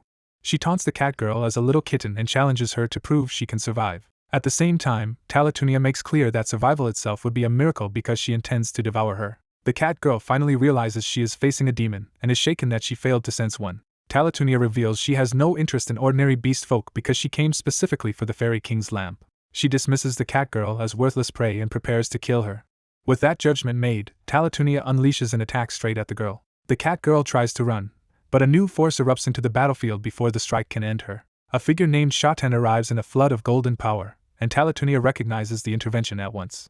The newcomer announces the Jabberwock and frames the confrontation as a deadly dance beginning in earnest. Shaten clarifies that this is not a personal name, but the name of the sword's spirit she inhabits. Talatunia rejects the distinction, insisting that names are irrelevant compared to strength. She declares that as long as a spirit's shadow tastes good, that is all that matters, and attacks. Shaten answers with confidence, pointing forward as if calling the next move. Dark power coils around her arm, signaling that she is drawing on the sword's spirit's force. Her body shifts under that power as she commits fully to the transformation. The surge takes over so completely that she realizes her body is moving on its own. Even while coughing and wounded, Shaten reminds Talatonia that 10 years earlier she defeated her with Agan and insists the balance between them has not changed. The cat girl, awed by Shaten's display, blurts out admiration, while Shaten brushes it off as nothing special. Before the exchange can settle, danger closes in again from Talatonia's side. A sudden strike tears into Shaten, catching her off guard and drawing blood. The blast sends the cat girl flying as the battlefield is ripped apart by the attack's force. Talatonia revels in the chaos, laughing that the fight is entertaining and urging them to keep trying. Shaten counters by raising a wall of dark golden power, forcing Talatonia to acknowledge the resistance. The cat girl rushes to Shaten in alarm, worried that the spirit who saved her has been badly hurt. Talatonia mocks her, asking whether this battle feels any different from the one 10 years ago. She presses the insult further, questioning whether a contractorless great spirit can really defeat her and the daughter of the monster queen alone. Then Talatonia looms over Shaten, making the gap in power feel immediate and personal. She opens her monstrous maw and prepares to consume Shaten's spirit outright. The cat girl refuses to watch it happen and throws herself into the attack to stop it. Her intervention knocks the clash off course and drags Shaten out of immediate death. Talatonia recoils in fury, recognizing that the little kitten has interfered with her kill. The cat girl freezes as the demon's attention locks fully onto her. Terror overwhelms her, and for a moment she can do nothing but stare. In that paralysis, she remembers being told that the coward was the one who saved the world. The memory pushes her toward a decision. If she wants to follow a hero's path, she cannot remain helpless. Rejecting fear, she launches herself forward with the resolve that standing still is no longer an option. She commits her whole body to the charge despite knowing how badly outmatched she is. Her power and will focus into a single desperate strike. The attack drives upward in a straight line toward Talatonia, turning the girl's desperation into a real blow. The impact tears through the space around them in a violent burst.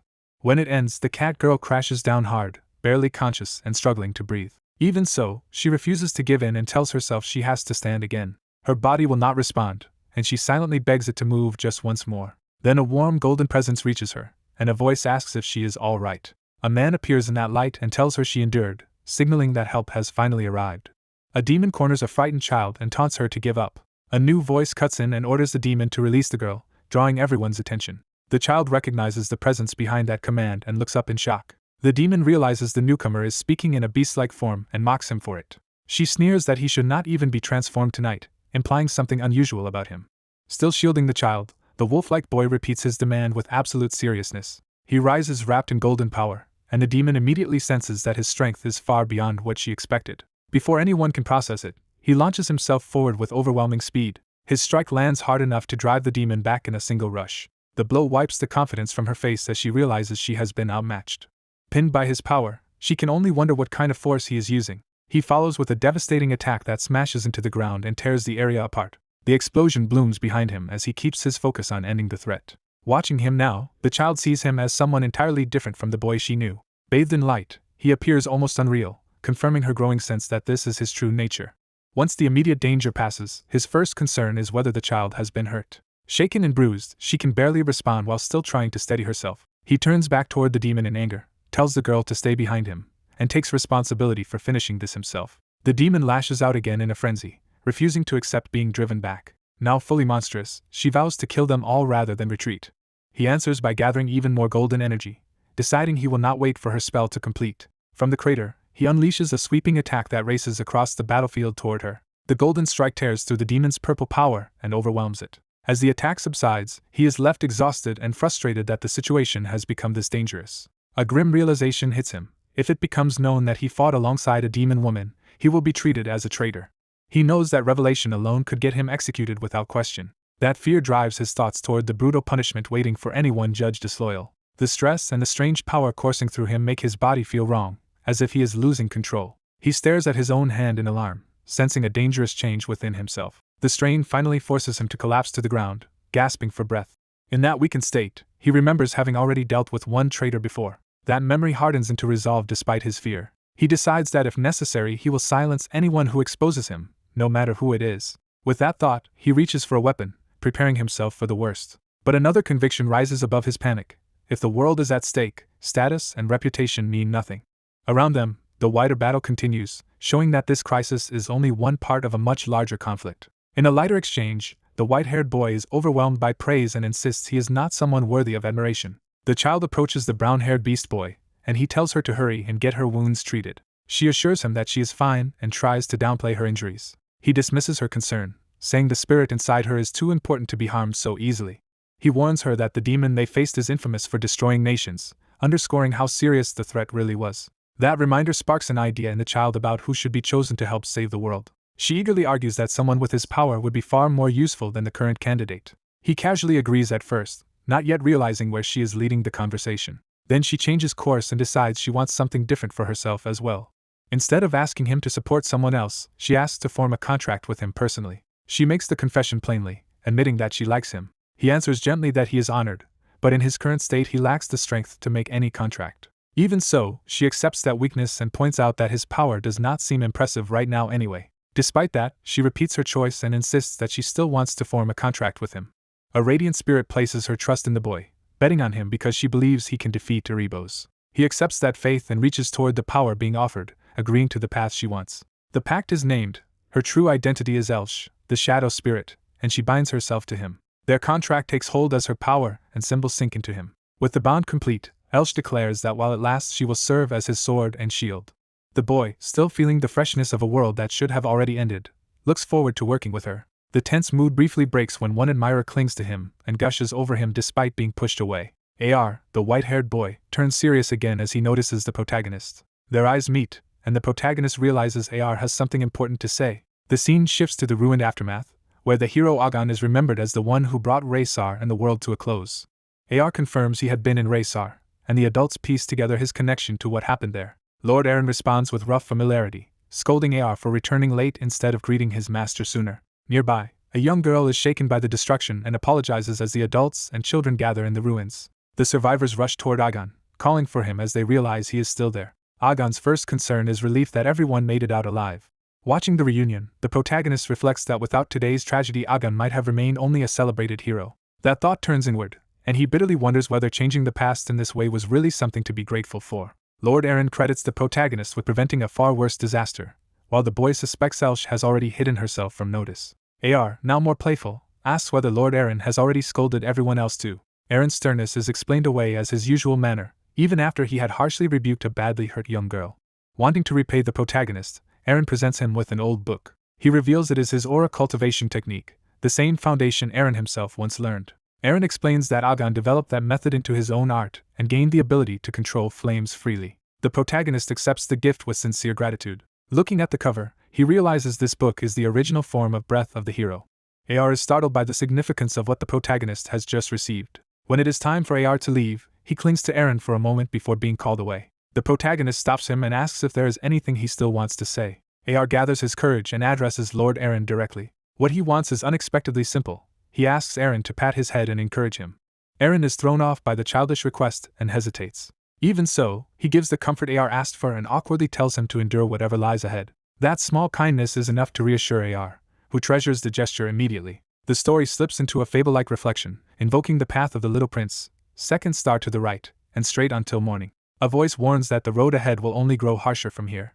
It foretells burdens that must be carried even when they seem small or strange, like guarding a box with a sheep inside. It also warns that there will be people he cannot save, and lonely evenings when all he can do is watch the sun go down again and again. The trials ahead are described as endless, enough to overwhelm anyone who keeps walking. Yet he is told not to forget that somewhere in the vast universe, the thing he cherishes still exists. Even when he feels lost, that faith will help him keep going.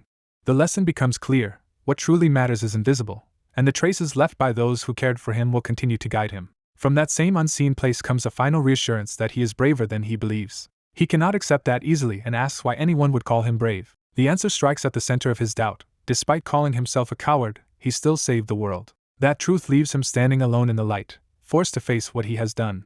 He can only stare back in disbelief, as if the judgment could not possibly be about him. But he chooses to accept it, and promises that he will keep trying his best. The farewell returns to the same guiding refrain, urging him onward like a friend sending him into the night. A system message confirms the prologue has been cleared and grants him Arron's breath, Agon's book, and the greater shadow spirit Elsh as rewards. Before he can rest, the next problem appears. The hero's world still has not been deactivated, and they realize the fight is not truly over yet.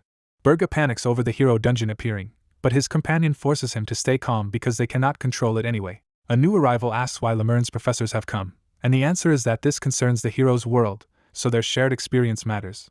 The visitors from Lumene make clear that their own school has also suffered related incidents this semester. They refer to a string of recent misfortunes, framing the current crisis as part of a broader pattern. The key revelation follows: one of Lumene's students was directly involved, shocking the others. Berger realizes the crucial evidence is the glowing tablet tied to the hero record. Its response implies that the hero's world was conquered rather than peacefully concluded. They narrowed the possibilities to two grim outcomes: either a conqueror took the world, or the page closed only because that conqueror later died. At that moment, 2 students are expelled from the record's light and returned to the academy. Their sudden landing confirms they have just come back from inside the open world. Kyle announces his return while taking in the academy around him, grounding everyone in the fact that the trial is over. Berger immediately rushes to his daughter AR, dropping all formality in relief and fear for her safety. AR proudly reports that she conquered Lord Arron's world, but her father only cares whether she was hurt. As Berger scolds her for frightening him, Kyle stands apart and quietly absorbs what he is hearing. Something about the exchange jolts Kyle into a deeper realization. He recalls the mysterious black rabbit and the trapped girl connected to that world, along with the unanswered question of why she was there. AR openly credits the black rabbit for making her victory possible, drawing Kyle further into the center of the matter. Kyle remembers the rabbit's praise, reinforcing that he played a decisive role in what happened inside the page. Berger confirms it outright. Kyle was the one who actually cleared Lord Arron's page. He goes further and declares that, whatever the exact reason, Kyle and AR together conquered Arron's world. On that basis, Berger judges Kyle worthy of entering the Hero Academy. Before the moment can settle, a representative from Azonia interrupts the ceremony. Kyle is startled to find the visitor is someone he knows, and the newcomer immediately recognizes him as class representative. Lumene's side bristles at the intrusion, but Kyle's familiarity with the visitor makes clear this is not a random challenge. The Azonia representative smooths over the tension, while Lumene's faculty note that their students have already been rude enough. One professor admits he still has no idea how Azonia managed to enter Azonia's own entrance ceremony so abruptly. Kyle steps in to stop the hostility and offers to introduce the visitor himself. He presents the newcomer as Leo Plav. Leo fixes the room with a sharp, confident stare that immediately changes the atmosphere. Kyle formally identifies him as Lumene's first-year representative. Elsewhere, a servant approaches a noblewoman while she is calmly taking tea. The servant informs her that a guest has arrived. When she asks who it is, she learns the visitor claims to be her son's school friend. She decides to receive the guest at once, suspecting that if the girl came without revealing her family name, she likely wanted a private visit. The guest introduces herself as Chelsea, one of Leo's classmates. The woman recognizes her as the same girl from Lowland who treated Leo during the entrance exam and welcomes her warmly. Chelsea offers a bakery gift as a polite token of the visit. The hostess is delighted by the familiar bakery and relaxes into a friendlier, more personal mood. Encouraged to speak comfortably, Chelsea agrees to drop some of the stiffness. The woman apologizes that Leo has been away from home for days and worries Chelsea may have come for nothing. Chelsea reassures her that it is fine because she planned to stay in Dillard through the summer anyway. Leo then appears in person, surprised to find Chelsea waiting for him. Later, Chelsea nervously enters when invited into his room. She is flustered by the idea of finally seeing Leo's private space. Her imagination builds it up for a moment as something special. Instead, she finds the room completely ordinary, and Leo dryly undercuts her expectations. Once she settles in, Leo offers to explain what happened at the Azonia entrance ceremony, and Chelsea eagerly asks for every detail. She hurriedly drags over a chair, fully committing to hearing the story. Leo begins with the crucial point. During the ceremony, Arron's world suddenly opened. The revelation is so shocking that everyone listening erupts in stunned disbelief at the idea that a great hero's sealed record had activated again. Elsie wakes up groggy while Leo is already nearby, and her discomfort quickly gives way to excitement. She reminds him that the Ajinako children are obsessed with the legendary hero Leo and eagerly demands special training from him that day. Once he agrees without much resistance, she immediately pushes her luck and asks to stay over as well. That night, Elsie falls asleep in Leo's home, secure in the promise she got from him. While she sleeps, Leo stays up alone by the fire, studying and thinking through something important. He reflects that in his previous life he crossed into this world from modern Earth. But unlike the usual stories, his path here was very different. He concludes that the strange overlap between worlds is happening because he is Kyle, the surviving hero of the past age. Before pursuing that thought further, he decides he must first confirm Elsie's condition. Using a magical tool, he activates a spell that reaches toward her and probes her state. As the power settles, he focuses on the result with full attention. The spell wakes Elsie, and she finds herself in an unfamiliar state and place under Leo's control. She realizes something is wrong with her body, noticing that features she normally has are missing. Leo confirms that she feels constrained because she cannot use her full power here, proving she is the same Elsie from another world who crossed into this reality. He explains that because she is bound to him as his contractor, she was pulled from the distant past into the present, just as he suspected of the hidden side of this world. When she looks outside and mistakes the moon and stars for something else, Leo sees how alien this era is to her. He tells her to listen carefully, because the truth of where and when she is will be hard to accept. Leo reveals that this world is 5,000 years in the future from the one she knew. He formally introduces himself as Leo Plav, grounding the revelation in his present identity. He then admits that 5,000 years earlier, during the Age of Calamity, he was known as Kyle, the surviving hero. Hearing that the hero she knew has been reborn into this era after defeating Erebos overwhelms Elsie with emotion. After seeing enough to believe him, Leo accepts that she now understands his words. When she asks whether that means the world is finally at peace, he tells her the answer is only partly yes. Leo explains that although Erebos was defeated, it was not completely destroyed, and Tartarus still remains a major threat. He resolves to finish what was left undone, and Elsie immediately declares that she will help him. She rises with renewed purpose, no longer just a confused guest but an ally choosing his side again. Elsie treats their reunion as fate and says she wants to work with Kyle once more, but Leo stops her. He insists on being called Leo Plav, drawing a firm line between his past life and the person he is now. By morning, the conversation shifts to Leo's family, and it is clarified that the Empress of Basterex was Reyna, his mother. Their household routine is interrupted when a servant announces that a guest has arrived. The visitor is said to be from Lumene Academy, which makes Leo realize this must be connected to the academy matter scheduled for that day. The guest turns out to be Chelsea Llewellyn, and her sudden appearance leaves Leo openly baffled. With her comes Professor Harland, whose presence makes it clear this is official business rather than a casual call. Chelsea cheerfully says she came to see Leo, while asking what brought the professor here. Harland answers that he is making a home visit and sends Chelsea ahead, showing he intends to speak with the family seriously. Leo's father greets the professor respectfully, recognizing the importance of the academy representative. As introductions continue, another figure approaches, prompting Harland to ask who else is present. Leo's father introduces his wife, and Harland realizes he is meeting someone he already knows from the past. Reyna greets him with sharp amusement, immediately teasing him about how age has caught up with him. Harland warns her to stop before he scolds her, and she snaps back just as sharply, correcting him on her married name and refusing to be treated lightly. The scene shifts into the Academy's formal evaluation of Leo, framing him as a legendary hero's heir and one of Lumene's most exceptional students. Harland begins the assessment bluntly, making it clear he intends to speak honestly about Leo's future. He tells Leo's parents that their son has outstanding potential as a hero candidate and already surpasses his peers. The praise is so excessive that even Leo's parents suspect Harland is building towards something more complicated. Instead of continuing aloud, Harland hands the detailed report to Reyna and asks her to read it herself. As she reviews the document, she sees that Leo excels in core fields such as magic studies and summoning studies.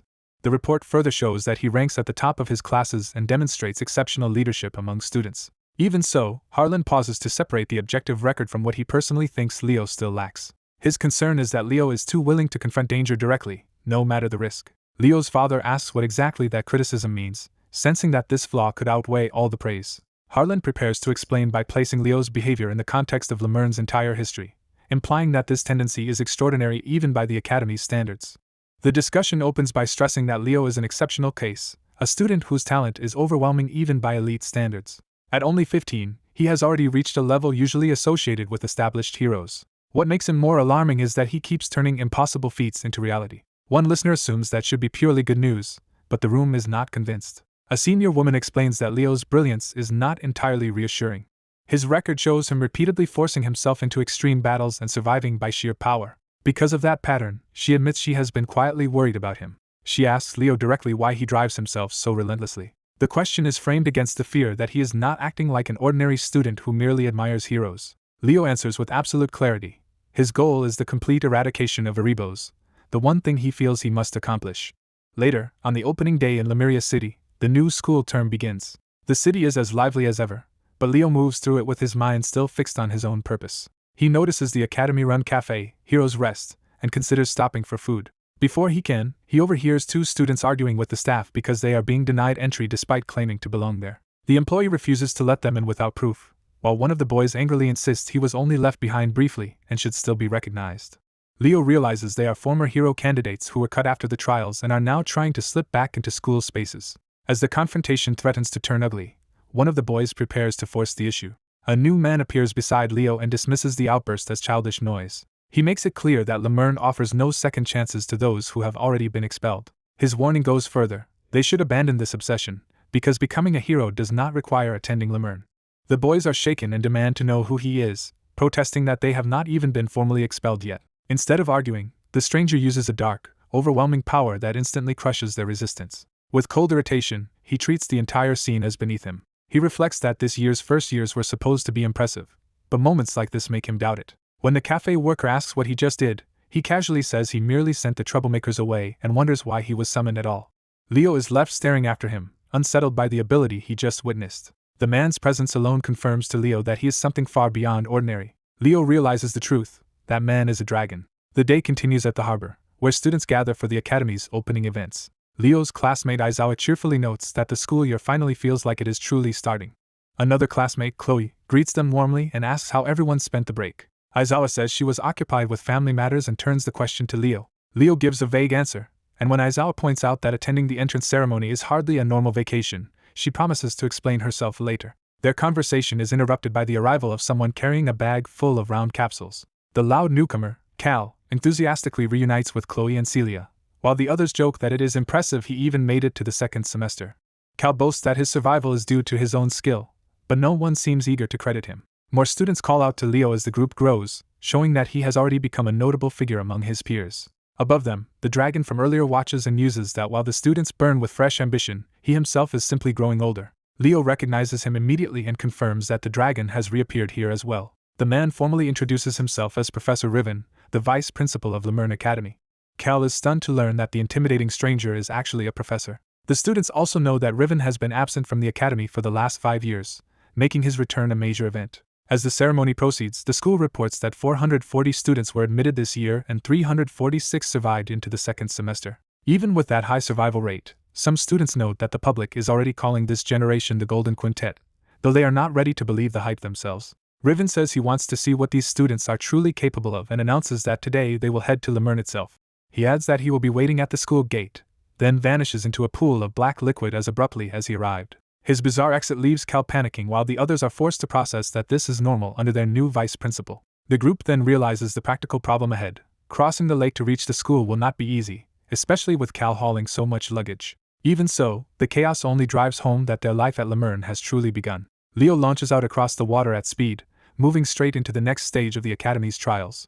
A white-haired student recalls that the lake is so vast it feels like an ocean, and that before the age of calamities it may truly have been one. He connects that history to an old report that the first land was attacked when the Erebos appeared, suggesting this place has always been tied to disaster. As he thinks it through, he keeps his focus on the battle unfolding over the water. That concentration breaks when a sudden attack streaks toward him and catches him off guard. A glowing opponent descends and reveals she has been preparing during the break specifically to beat him this time. At the same moment, another clash erupts nearby as water surges violently across the battlefield. Ruri enters riding a summoned creature and declares that she intends to settle the match they could not finish before, calling on Leoplav. Elsewhere, the event is treated as an excitingly chaotic start to the school year. A dark-haired observer notes that the students still cannot fully use their powers, but one of them is already moving faster than expected. Ruri follows up with a cooling wave, forcing Bai to react as the pressure around him rises. Bai grins and decides that if he cannot evade the attack, he will counter it by freezing the incoming water. His ice spreads through the wave, turning her assault into a frozen mass before it can overwhelm him. Ruri had anticipated exactly that, and shows she was baiting him into this response. She immediately calls for another strike, keeping him from regaining control of the exchange. A powerful pink beam tears through the frozen water and drives straight at Bai. The hit leaves him rattled, realizing too late that he has been set up. Watching from the side, Ruri's ally calmly praises her for executing the plan just as intended. That ally claims Eliza Herjin as his target, making clear the fight has split into chosen matchups. Bai, still composed despite the pressure, asks which of them intends to challenge him first. Both opponents immediately insist they should be the one to face him, turning the decision into a brief argument. They quickly resolve to fight each other first and let the winner take Bai afterward. Bai points out that this arrangement is only logical, since it saves him the trouble of dealing with both at once. The two accept that reasoning, and Duran Moira invites the other to come at him. Their duel begins with a towering wall of water as one side demonstrates overwhelming elemental control. Eliza answers by unleashing Aqua Gorgos, sending massive water forms crashing toward Duran. Duran had expected that exact move from her and prepares a direct counter. He bursts forward wrapped in yellow energy, turning the exchange into close-range offense. Bai drifts away from the main clash and reflects that everyone is unusually fired up for the first day back, though he assumes they should still make it to school safely. He notices other students racing nearby and thinks they have all grown stronger since before. But he also senses that the dragon old enough to have aged this much will not let events end so simply. A strange fog begins to spread, and while another student dismisses it as ordinary lake mist, the atmosphere shifts unnaturally. The red-haired girl is suddenly swallowed by darkness, and realizes too late that this is no natural fog. A figure steps out within the black haze, confirming an intruder has entered the scene. She recognizes the abrupt pitch-black fog as something dangerous and unprecedented. Refusing to retreat, she demands that the hidden presence reveal itself and attacks into the mist. The moment she sees who stands there, her confidence collapses into shock. The intruder is Professor Harland, whose appearance instantly turns the situation from suspicious to alarming. Bai also notices the sudden fog and realizes it carries dragon speech magic rather than any natural phenomenon. Then a voice addresses Lysinas from within a luminous vision, drawing Bai into an ancient memory or revelation. The vision explains that one of Tartarus's great powers created a dragon clan curse to oppose Tartarus's own curse. A symbolic image of an eye and spiraling force suggests the curse works through perception and compulsion. The explanation continues. This curse drives its victim to fixate on the person they fear most and to know that fear intimately. Bai is shaken as the meaning of the curse lands on him personally. A shadowed memory confirms his own case follows that pattern exactly, implying he has already been marked by it. Lysinas appears in the vision and warns that if his heart remains unstable at this point, he may never reach the Castle of Light.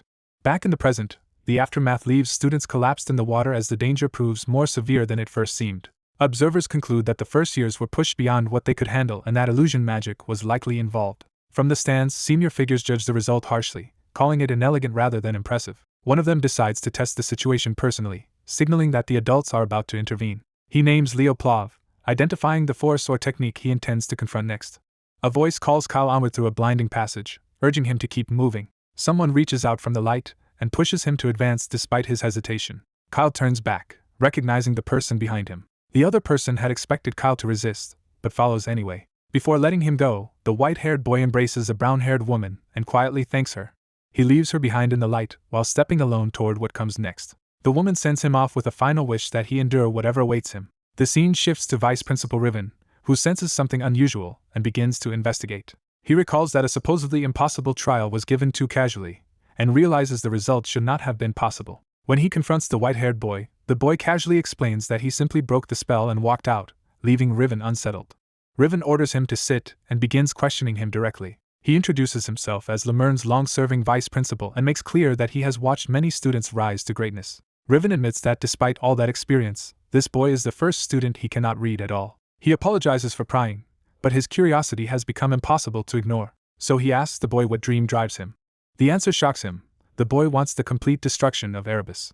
The boy explains that after years at Lumene, Riven should understand why a student would carry such a goal. Then he presses further, implying Riven already knows more than he pretends. He invokes the King of Wisdom, saying that true heirs of that legacy do not give up. By framing it that way, he suggests Riven's own hidden connection to that bloodline and challenges his resignation.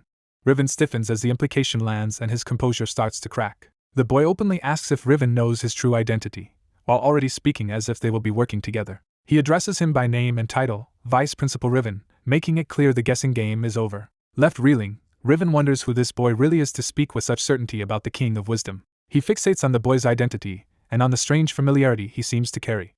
As he walks away, Riven remains consumed by the mystery of who the boy could be. The tension breaks with a joke that he and another troublesome figure are destined to keep clashing. Time passes to the opening ceremony at Lumene Academy, where the students gather for a new term. Leo is called back into the social bustle he would rather avoid. Two classmates greet him warmly and ask whether he enjoyed the break.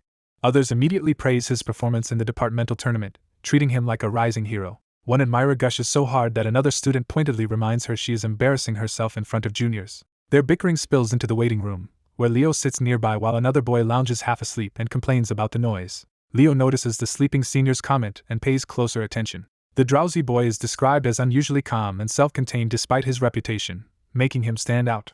Meanwhile, the girl flusteredly explains that the teasing nickname Monster Girl was forced on her by seniors. She insists she deserves the grander title Spirit Master of the Gale, even if no one takes it seriously. A senior named Elena wraps her up in playful affection and declares that Monster Girl suits her better. Leo cuts in to remind Elena that she had agreed to hear a favor from him. Elena says she may grant it now, but only if Leo will owe her one in return. Before that can go further, the sleepy senior interrupts and draws Elena's attention. He bluntly calls out Elena for trying to rope a first year into her schemes and tells her to mind her own business. The younger girl panics and begs the seniors not to start fighting in front of everyone. A black-haired senior arrives to lead the group out, cutting off the confrontation before it escalates. Elena and the others head toward the ceremony, leaving Leo behind with his thoughts. As they go, someone calls Leo by his full name, forcing his attention back. The sleepy senior warns him to be careful around Elena Zeron. He explains that Elena has a habit of collecting people she finds interesting and treating them like prized possessions. When Leo says he already knows she is difficult, the senior clarifies that this is more serious than simple mischief. He warns that the real danger begins when Elena decides someone is her special toy, and she already seems interested in Leo.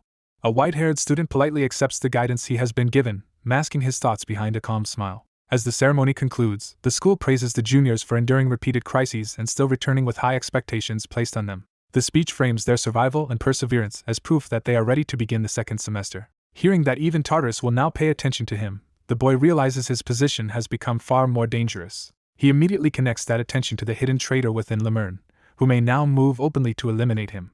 Determined not to be caught off guard, he resolves to stay alert, while remembering the warning that those who dream of becoming heroes at Lumene rarely remain untouched. When classes resume, his classmates grumble that Lumene has managed to make even the first day miserable with another curse and more lessons.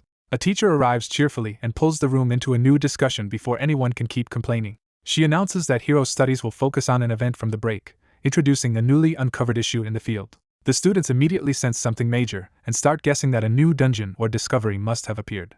Instead, the teacher explains that during Azonia's entrance ceremony, a previously unopened page from the hero of the beginning was finally cleared. More importantly, the person who cleared that prologue page mentioned a name tied to that ancient story. For the first time in the history of the great hero's world, a specific identity connected to that era was brought to light. The name officially revealed was Kyle, identified as the surviving hero. The white-haired boy is startled because he recognizes that name as his own, though he has not heard it spoken in a long time. The teacher quickly tempers the excitement by clarifying that no historical record has yet confirmed whether Kyle was a real person. At present, all they truly know is that the name appeared. Even the figure called the hero of the beginning remains unverified as the same person. A student presses the issue, asking the professor to explain what it would mean if that hero had actually existed. The question reframes the lesson from curiosity into a challenge to the foundations of accepted history. The answer is sweeping. The entire field of hero studies could be overturned, especially because many hero pages still belong to unknown figures.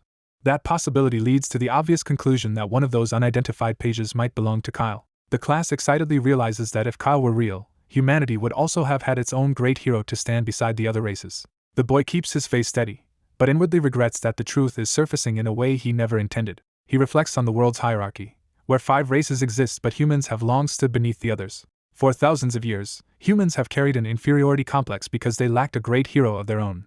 He understands that proof of Kyle's existence would finally give humans a figure they could take pride in. Another student asks whether such a legendary figure would have ranked as an all-class hero. The teacher says that is highly likely, and the answer lands awkwardly because the class already has an all-class student sitting among them. His friends immediately turn that implication into loud admiration, praising him while he pointedly refuses to indulge them. The lesson then shifts into a broader study of the hero of the beginning, and how much the students actually know about that ancient figure. Later, while exercising with a friend, the boy finds the conversation drifting back to Kyle, and his friend jokes while he remains dry and restrained.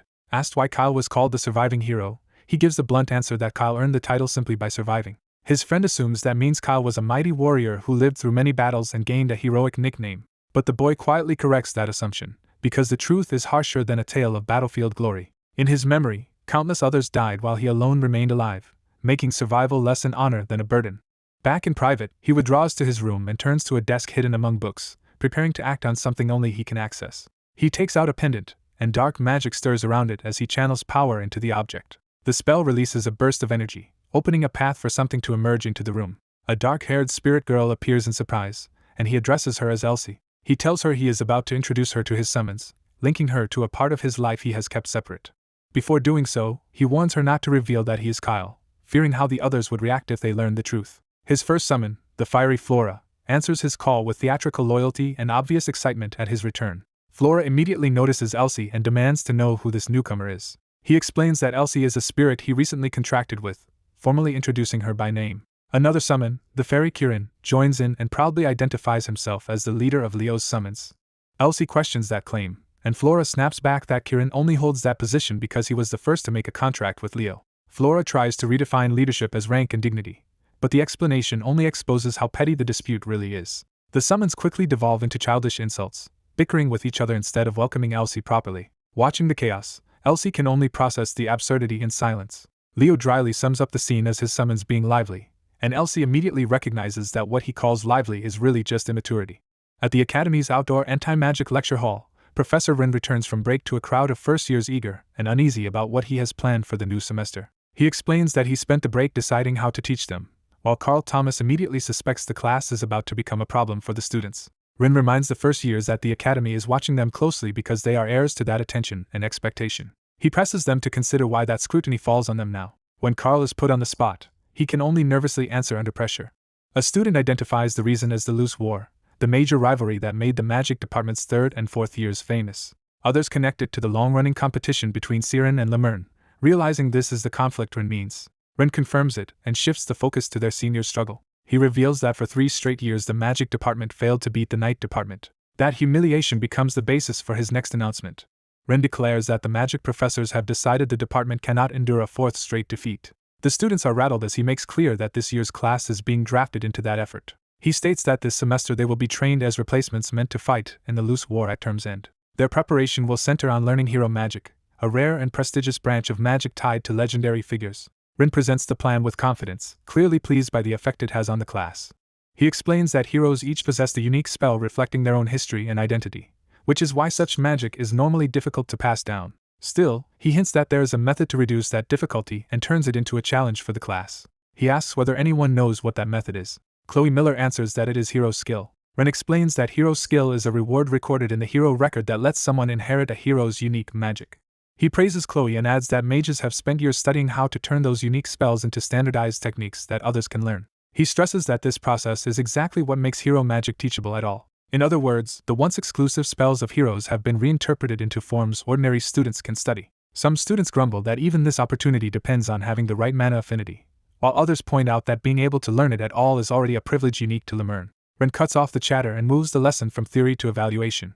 He announces that before training begins, he will assess their ability through magic duels. The class recognizes that a duel will reveal each student's real level. Ren adds that it will also show how well they can actually handle hero magic in practice. When he asks for a volunteer, someone immediately steps forward. The eager volunteer is Ileana, who confidently offers to go first. Ren calls her out as a dual-class student who even trained with the Night Department, making her a notable test case. Ileana boasts that her mixed training is exactly what makes her special. Asked who she wants to face, she is told she will duel the guest instructor instead, which instantly changes the mood. As the guest instructor approaches, the students realize this is no ordinary demonstration opponent. The newcomer tells Ileana not to be nervous, taking control of the match before it starts. He reveals himself as Professor Albie, coolly asking whether she really thinks she can beat someone admired by first years across the academy. Albie invites her to attack without holding anything back. The spectators gather around the court, excited to witness a direct clash between top-tier mages and wondering what kind of magic Albie will use. At Ren's signal, Ileana commits herself fully to the duel. She rushes to seize victory immediately, unleashing a barrage of shining blades under the rule that the first strike wins. Her hero magic floods the court with blades of light aimed straight at Albie. Albie remains perfectly calm in the middle of the attack, showing no sign of needing to evade. The storm of blades engulfs him, making it seem as though Ileana has overwhelmed her target. But as the light clears, she is still straining to maintain the assault while Albie stands untouched in front of her. The watching students first assume her magic is malfunctioning because she keeps firing despite failing to land a hit. Then one of them realizes the answer is not in her casting, but in what is happening around the target. They notice that the shattered blades are not disappearing. Even after being destroyed, they are holding their form instead of dispersing back into mana. Albie finally shows interest, recognizing the significance of what he is seeing. He identifies Ileana's technique as a unique spell she perfected during vacation, meaning she has gone beyond merely reproducing standardized hero magic. With that revelation, the duel becomes a serious evaluation of Ileana's original talent rather than a simple classroom test. The narration explains that until the first semester, her weak deductive ability had been offset by overwhelming offensive power. That destructive strength erupts again, announcing the start of another display of force. A blonde upperclassman watches the spectacle and judges it genuinely impressive. Ileana lunges into the exchange, straining as she presses the attack. Her movement carries her hard across the field as the clash continues at close range. Leo, watching tensely, realizes the imitation has even been given a human body. The narration identifies the opponent as a fairy-like mimic that has taken Ileana's form. Seeing two identical Ileanas on the field, Leo wonders if this is some kind of illusion, but the setup is clearly more substantial than that. The copy answers his doubt with a smug expression, making it obvious it has its own will. That unsettling independence shocks the onlookers as the clone openly mocks the original. The imitation keeps provoking her, proving it is not just a hollow duplicate. A huge burst of light-up magic spreads across the arena, leaving everyone trying to determine which Ileana is the real one. Ileana realizes the clone is using the same magic she does, yet somehow producing a far greater result. Under pressure, she suspects Professor Albie may have created a version of her that is simply stronger than she is. From the sidelines, the professor calmly tells her not to lose focus before the match is truly over.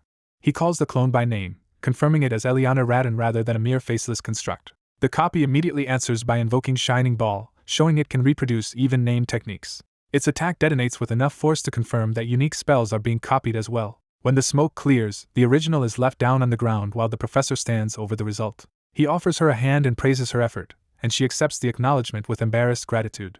With that demonstration finished, the examiner turns to the class and calls for the next challenger. He names Leo Plav, and the blonde student steps forward when summoned. Leo prepares himself quietly, showing no outward hesitation. Asked if he is ready, he answers with simple confidence that he is. The narration reveals that his chosen spell is Mirror Force, a clone-making magic focused on duplicating the opponent. As the spell activates, a green magic circle forms and a copy of Leo appears before him. The explanation clarifies that Mirror Force creates a clone built from the target's own data down to the smallest detail, making it ideal for combat testing. Leo's clone immediately unleashes a vast star-filled magic formation overhead. A spectator recognizes the phenomenon as star magic, surprised that Leo can wield something so advanced. Leo raises his hand and begins responding in kind, matching the clone's spellcasting.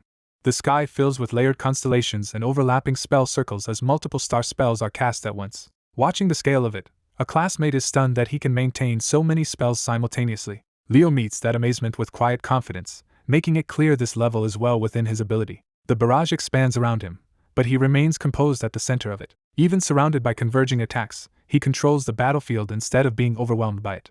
The examiner explains that because Mirror Force copies the target, the clone is ultimately using Leo's own magic against him. Leo reaches out to interfere directly with the incoming spell structure. His counter disrupts the barrage, breaking apart the clone's attack pattern. The examiner notes that this is exactly why the clone can be dispelled so easily by someone skilled enough. He adds that any truly capable mage should be able to do the same, and that at this academy the baseline for being called skilled is effectively professor level. The narration frames Leo as someone expected to become an unprecedented mage hero who could leave his name in the department's history. The duel escalates into another massive collision of star magic above the arena. Even the blonde upperclassman admits he is no longer sure how to define Leo's level. He concludes that the first year standing before him no longer fits any ordinary standard. The professor shifts tactics and prepares a different spell through the clone. A rain of fireballs is launched toward Leo from multiple directions. The attack is described as heavily amplified by power multiplication, but in essence it is still only fireball. Standing calmly amid the flames, the examiner states that a simple trick like this should never work on Leo, of all people. Leo surges forward through the attack and declares that this is no longer a duel with the clone but a direct contest between him and the professor. The professor smiles behind glowing lenses, clearly pleased that Leo has seen through the setup and risen to the challenge. A white-haired student charges through a storm of reflected attacks while closing in on the true caster behind them. He recognizes the basic rule of Mirror Force magic: defeating the user matters more than fighting the copies. Calmly reading the situation, he decides there is no need to waste time dismantling every illusion. Instead of retreating from the barrage, he dives straight through it to reach his opponent first. The caster tries to stop him by raising a firewall and turning the battlefield into a blazing barrier. He keeps advancing without hesitation, using the opening created by the spell itself. As the flames surge down toward him, he waits for the right moment rather than panicking. The attacker follows up with a flame explosion, trying to overwhelm him before he can break through. The white-haired student reveals he had prepared a wind spell, having already seen through the trap. His wind drives the fire into a distorted mass, turning the enemy's own spell into cover for his approach. With the caster's vision blocked by the swirling blaze, he slips through the chaos unnoticed. His opponent realizes too late that the fire screen had been used against him. The white-haired student reaches the nearby clone and strikes before the caster can react. The hit lands cleanly, ending the exchange in an instant and exposing the weakness in the Mirror Force setup. The match is over so quickly that the onlookers are left stunned by how decisively he won.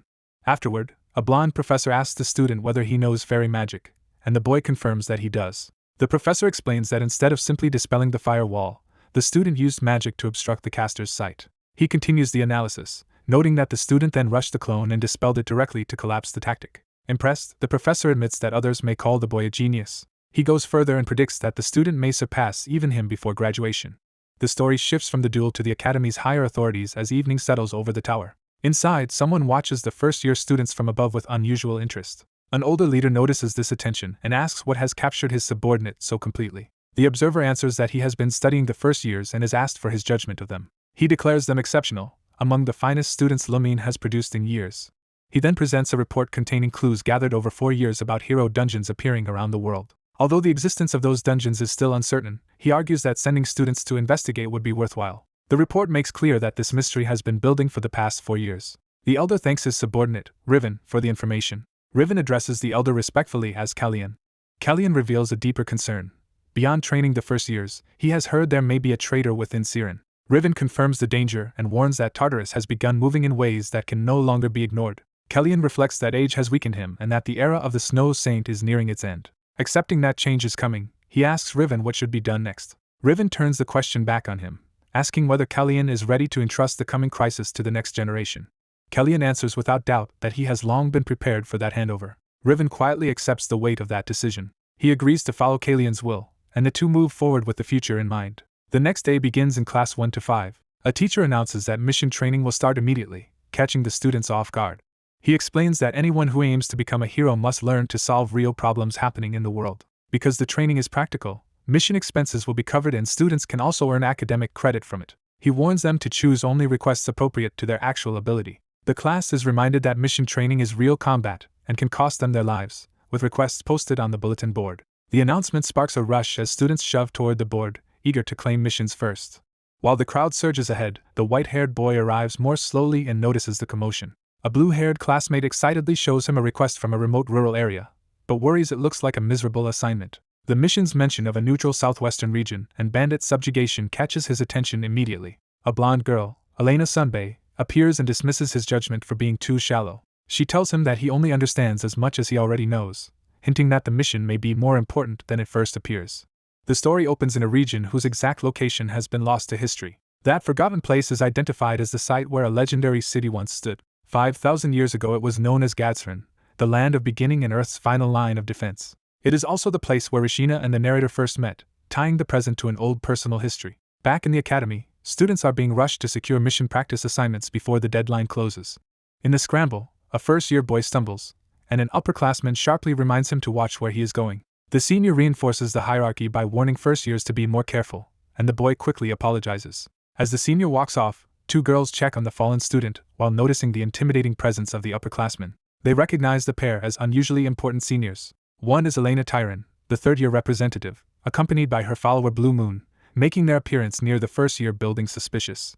Blue Moon concludes that something significant enough to draw the Queen of Lemurns must be happening in the first-year wing. The answer appears when Leo, a white-haired first-year, is confronted and asked why he is there. Elena reveals her purpose immediately. She intends to clear the hero dungeon with her raid party and wants Leo to join her. Leo rejects the offer without hesitation. When Elena presses him, he makes it clear that he has no intention of joining her senior party.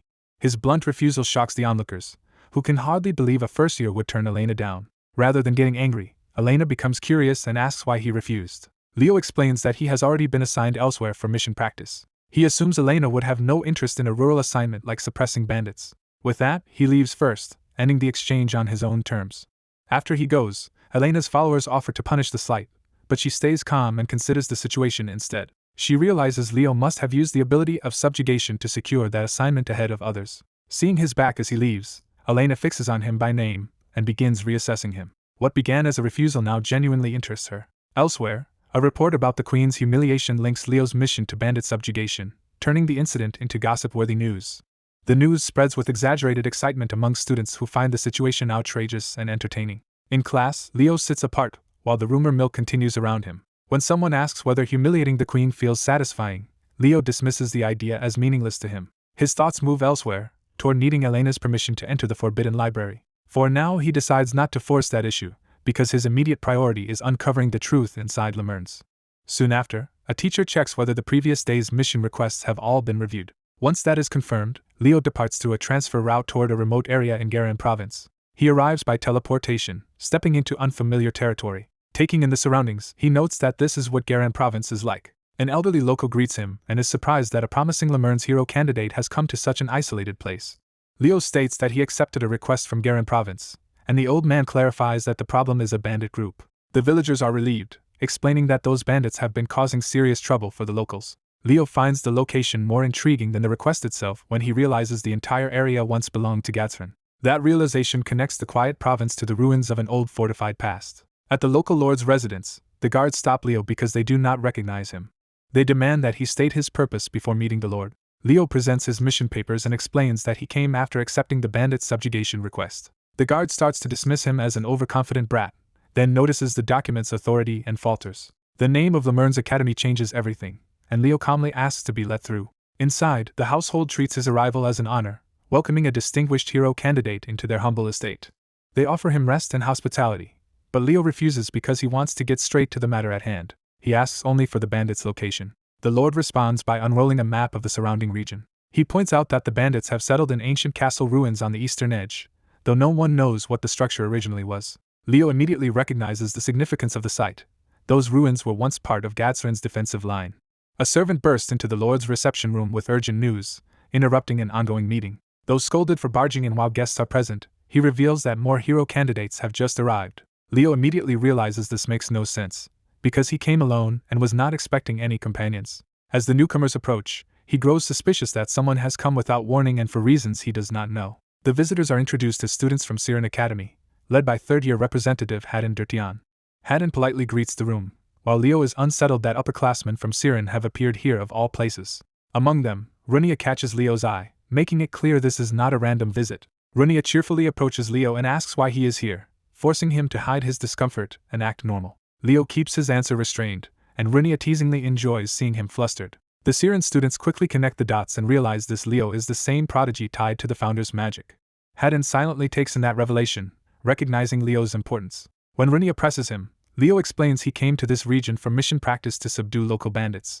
Runia instantly decides this is the perfect excuse to avoid the oppressive seniors, and the danger only makes her more interested. She declares that she will help Leo, treating the mission as a chance to stay by his side. The other students are baffled, but Runia insists that as a Siren student she cannot ignore civilians suffering from bandits.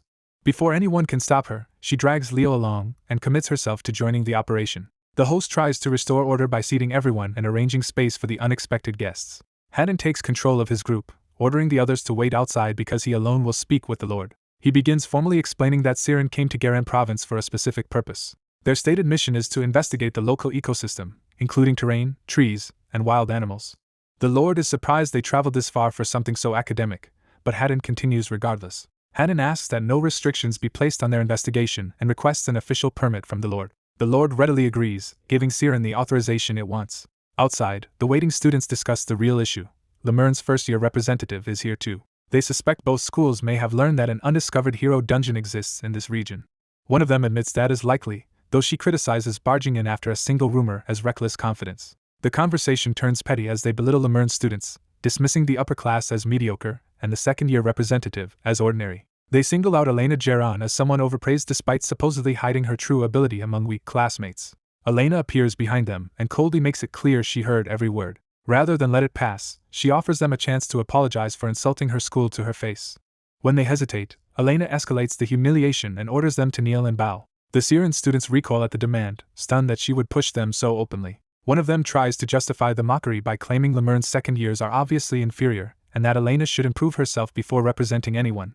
Another challenges Elena to prove her worth with skill if she dislikes their judgment. Elena accepts the challenge with a smile that makes clear she was waiting for this.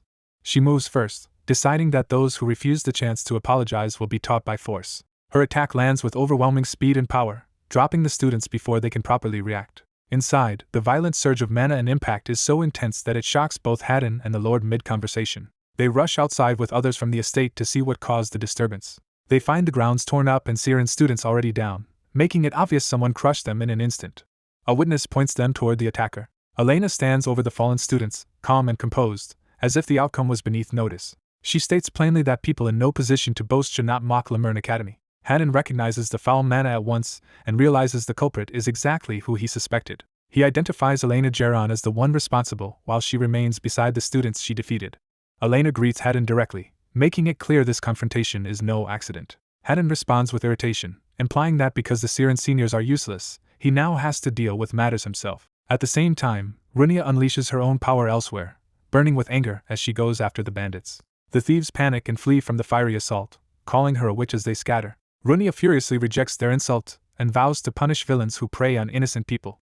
A fiery force condemns someone to hell as the scene opens in violent destruction. Leo judges that the situation resembles Luna's methods and decides Runia can handle suppressing the thieves while he investigates alone. At the ruined remains of Gardrian, he is struck by how completely the city vanished despite its former scale and the passage of ages. As he examines the site more closely, he senses that the ruin is wrong in a way he cannot ignore. A sudden surge of sinister energy confirms that something unnatural still lingers beneath the surface. Leo identifies the residue as dark mana and concludes Tartarus must have been responsible. He pieces together that Tartarus attacked the outer part of Gardrian and somehow buried the city itself underground. Elsewhere in the ruins, Rinia waits by a campfire for the night to pass. While waiting, she thinks about Leo's mission training and wonders if he will return straight to Lumene once he finishes clearing the thieves. That thought turns into hope that she might ask him to explore a hero dungeon with her someday. Her daydream ends when she suddenly finds Leo already there, calmly saying he was only checking the ruins. Leo begins explaining what happened after the Age of Calamity ended. He recounts that survivors abandoned Gardrian to seek new settlements, and the abandoned city was later attacked by Tartarus and buried. With nothing more to do tonight, Leo suggests resting until morning, and Rinia points out the fire she prepared for that purpose. As they approach the camp, Rinia realizes they are no longer alone. Two upperclassmen, Haddon and Elena, are already at the fire and casually invite the pair to join them. The seniors immediately tease Leo and Rinia as if they were spending the night together, leaving Rinia flustered and defensive. Trying to regain control of the moment, Rinia greets them and asks who they are. The blonde senior introduces herself as Elena Geron, and Rinia gives her own full name in return. Leo explains that he heard Elena had come to another region for dungeon exploration, which surprises Rinia because Elena is one of Lumene's top students. Elena reveals she dismissed the rest of her party because she became interested in the dungeon Leo and Rinia were investigating. Rinia immediately notices the problem with that plan and asks what happened to the other seniors. Elena cheerfully admits they were sent back to Syrian because some juniors had thrown away their chance, making it clear she is referring to Leo and Rinia. Rinia pushes past the jab and asks Haddon about the exploration schedule, and he answers that they will proceed as planned. Elena presses him with a smile, confirming that he intends to continue with only 2 people, and he insists that is enough. She recalls hearing rumors that an undiscovered hero dungeon existed here, meaning Lumene had learned of it too.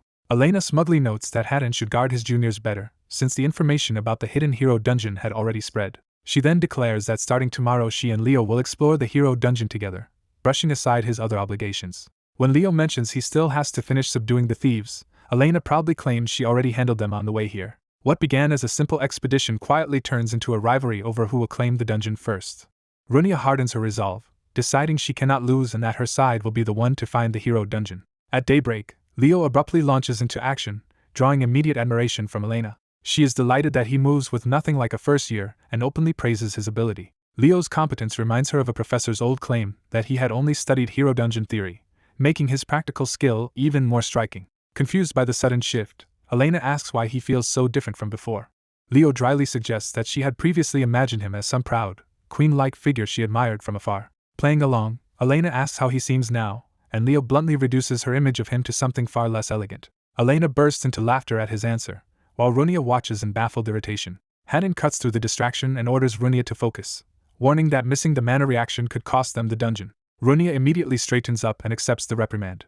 A moment later Elena rejoins them after checking another area, reporting that side was clear. She needles Haddon for being as slow as ever, keeping the competition personal as well as professional. Haddon refuses to be rattled and reframes his pace as thoroughness. With no issues found on their side either, the search party regroups and prepares to continue. Haddon leads them onward through the rain-soaked ruins. As they walk, Elena remarks to Leo that Haddon may seem cold but is actually easy to tease, and Leo quietly takes note. Then a subtle change underfoot signals that someone has found a lead. Rinia reacts instantly, realizing the mana pattern has shifted. Elena confirms it first and announces that she has found the location. The discovery triggers a violent magical reaction, and the hidden hero dungeon begins to open around them. The group identifies the structure before them as Garthrin's warp gate. Because the gate is still functioning, they realize the underground route may not have been destroyed after all. Leo connects the active gate to the possibility that the underground section still exists. That implication hits hard. If the gate remains intact, then Garthrin itself may not have fully collapsed. One of the others is unsettled to find ancient magic involved and asks Leo to explain what he has concluded.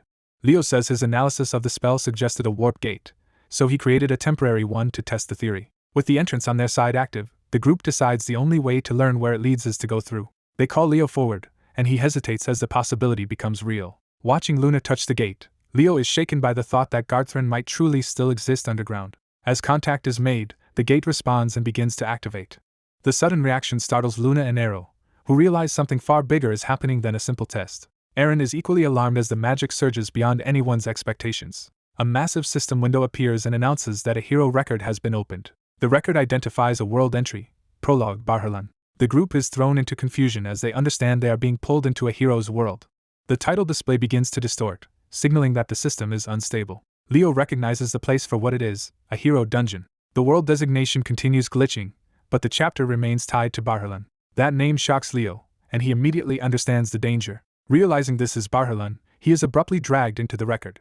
Leo steadies himself in panic as he arrives inside the new world. The surroundings resolve into an interior space lit by tall windows and filled with an artificial, storybook atmosphere. He appears alone in a grand hall and quickly notices that the others are nowhere nearby. A system screen confirms his suspicion. Unlike a normal mission, this hero dungeon has no objective. Leo concludes that the lack of an objective is exactly what he expected from a hero dungeon gone wrong.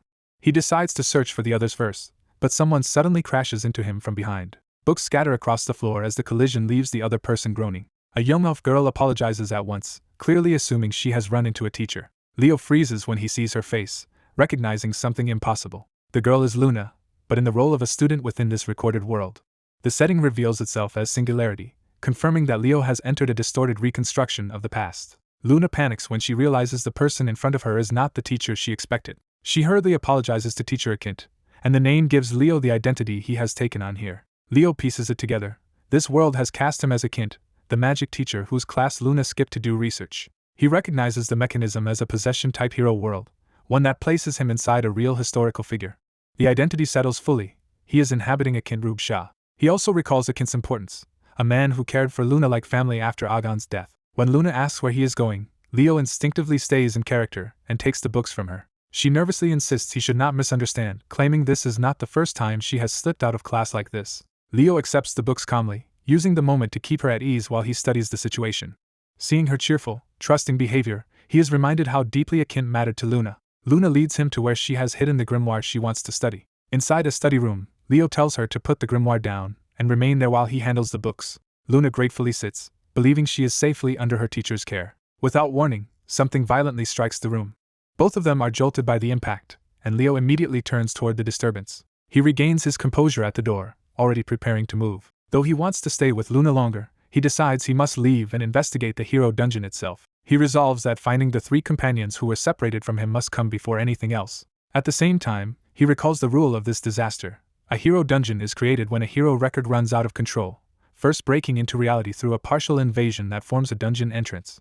A warning emerges that if the damage keeps spreading, the hero dungeon will lose its hold on reality itself. If that collapse happens, the dungeon's monsters will spill into the real world and trigger a disaster. Recognizing the place as Luna's world from when she first entered it, the observer realizes this memory reaches back to her childhood. The scene shifts to that past, where a young Luna unexpectedly finds her teacher Akint in a grand hall. Akint's companion dismisses the interruption and insists there is no time for confusion or jokes.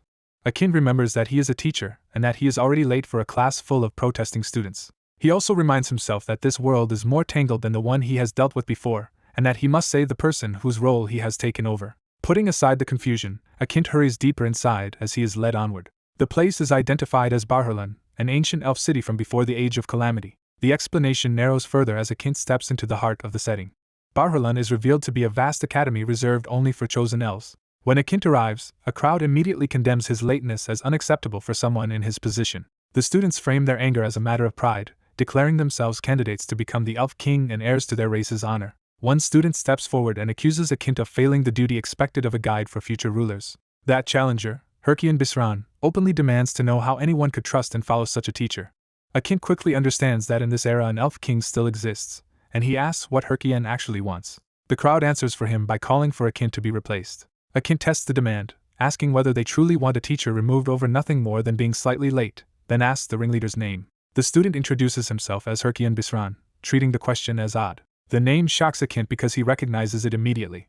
He recalls Herkian as the Kinslayer, one of Tartarus's first invaders and one of the few elves powerful enough to matter. The memory continues with the revelation that Herkian was also the one who surrendered Barharlan. Even with that knowledge, Akint forces himself to stay calm. He presses Herkian for the real reason behind this attempt to remove him. Herkian finally states the accusation plainly. Akint is unfit to teach in proud Barharlan.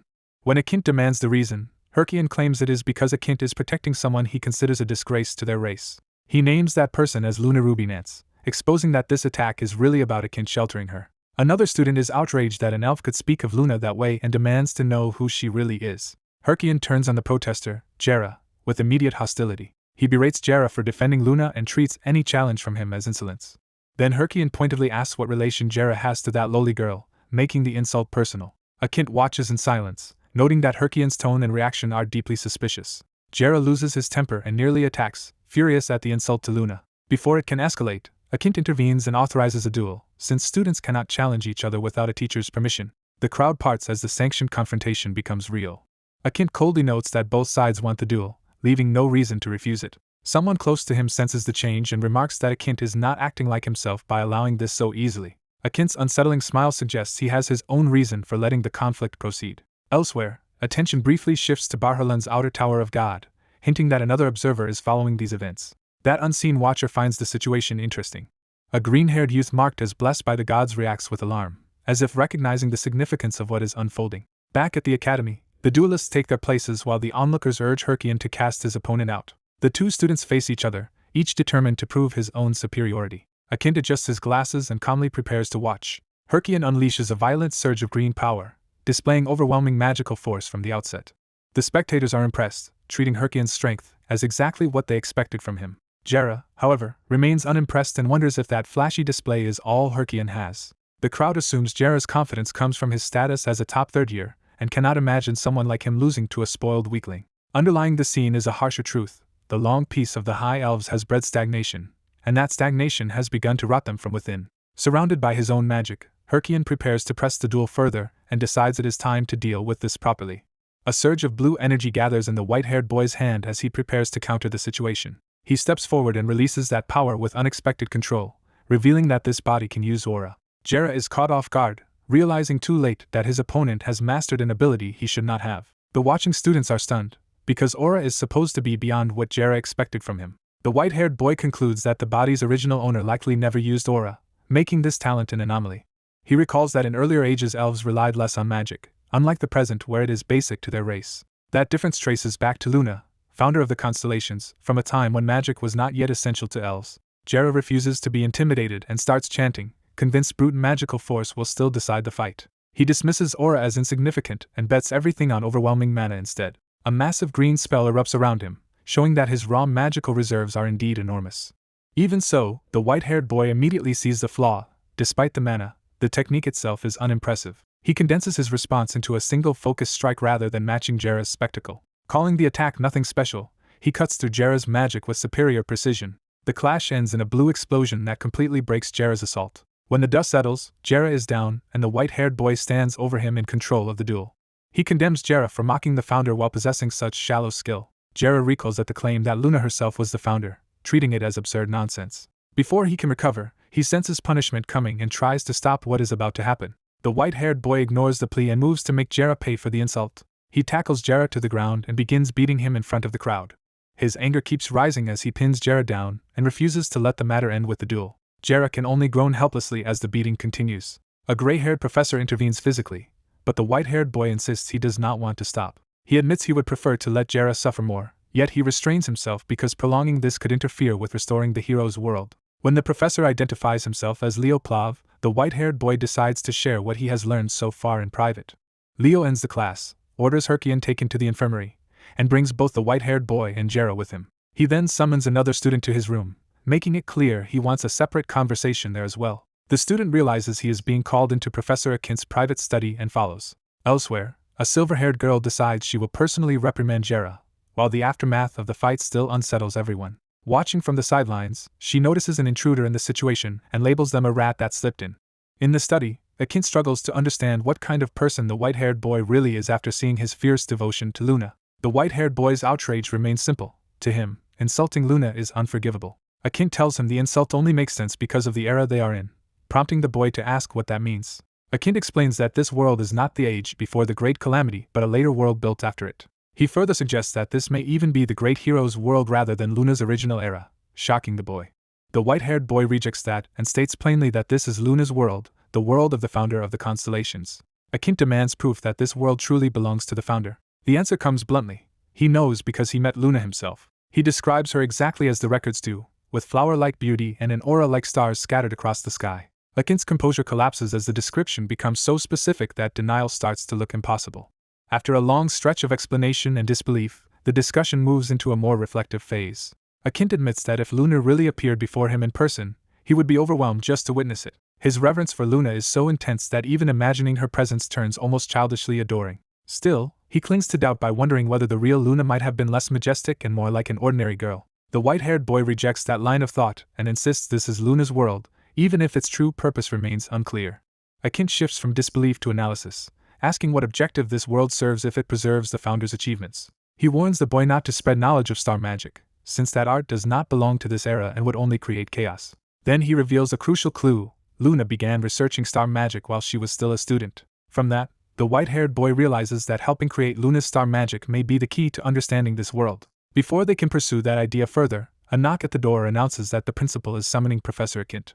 Leo is summoned unexpectedly and wonders why the principal wants to see him. Before he can guess further, he learns the summons is tied both to the earlier classroom incident and to orders from Barharlan's higher authority. An attendant makes the situation explicit: the student is to be detained by direct command. The escorting official agrees to obey for now, though his unease shows he does not trust where this is leading. Leo quickly realizes the matter has grown far more complicated than a simple disciplinary call. Rather than resist, he demands to be taken straight to the principal. He is brought to the great tower and left at the threshold, told he must enter alone from there. Leo steps inside calmly, facing the meeting on his own terms. The chamber itself reveals that this is no ordinary office but a place built around ancient records and symbols. As he takes it in, Leo senses that the room is meant to judge or reveal something about him. The atmosphere shifts enough to put him on guard, as if he has entered a hidden test. A dormant staff suddenly responds to his presence and rises with power. A voice explains that this staff once symbolized the elves before the Age of Calamity. It belonged to Lena, called the Death, and was shattered when she died. As Leo reaches toward the phenomenon, the relic's reaction confirms a direct connection.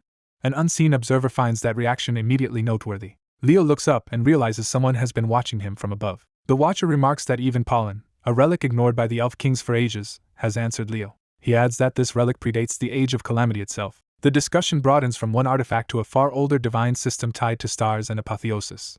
The principal, Fibua, openly states that pollen has reacted to Leo and treats that as something extraordinary. He frames the matter in mythic terms, recalling an era when gods still walked among mortals. To him, Leo's appearance in this chain of events is deeply fascinating. He repeats that the long-abandoned relic has chosen to answer Leo alone. Fibua is visibly delighted by the implication.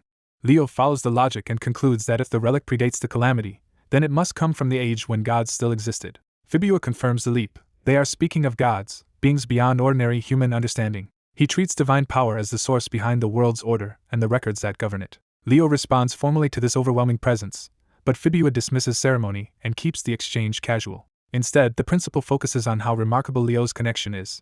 Leo presses him to stop circling the point and explain what he really means. Fibua answers that gods once controlled the world's records and distributed power through them, making divine authority the highest source of knowledge. Then he sharpens the point: among all possible recipients, Leo is receiving the kind of insight that should belong only to a god. Recognizing the implication, Leo asks how much Fibua has already seen. Fibua is impressed that Leo immediately understands he is dealing with someone who can read traces of divinity.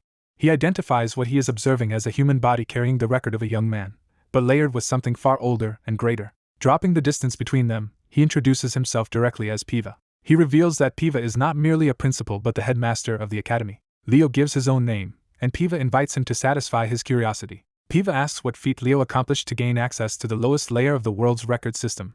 Leo identifies that system by another name: the hero record, the force that shapes this era. Piva notes that Leo understands its existence, but not its full nature. He explains that the hero record is only one fragment of a much larger divine archive that governs reality. Wanting to measure Leo properly, Piva asks how much of that truth he actually knows. Leo answers with what he has learned: the record was made by gods, it can grant rewards for achievements, and those rewards can be seen as clear, objective outcomes. Piva seizes on that phrase, interested that Leo perceives the system in such concrete terms. Thinking it through, he concludes that a system this powerful must have been created by a single god of overwhelming authority. He then asks the decisive question: what did Leo do to earn power from such a being? After a heavy silence, Leo finally gives the answer in the starkest possible terms: he saved the world. Then he clarifies what that meant: he defeated Erebos. The story opens by framing the world as something astonishing, a place vast enough to make even divine matters feel distant. In a celestial hall, the seated godlike figure insists he did not create this world alone, hinting that a far greater structure lies behind it. The white-haired youth presses the real question: if gods exist, why was Erebos left to endure its fate alone? The answer begins by separating Erebos from ordinary divine jurisdiction, describing the creature as a primordial force beyond mortal reach. The blue-haired figure explains that light and darkness are inseparable, establishing Erebos not as an accident but as part of the world's design. From that logic, he concludes that if this world embodies light, then Erebos is the darkness that must exist alongside it. He traces Erebos back to the beginning itself, an ancient monster that has existed since the first age of the world. Even the gods could not destroy it, so instead they protected the lower world by pushing the darkness back for ages. What followed was not victory but stewardship, with the gods preserving balance between the world of light and the ever-present abyss. That balance was unstable, because every growth of light also strengthened darkness in return.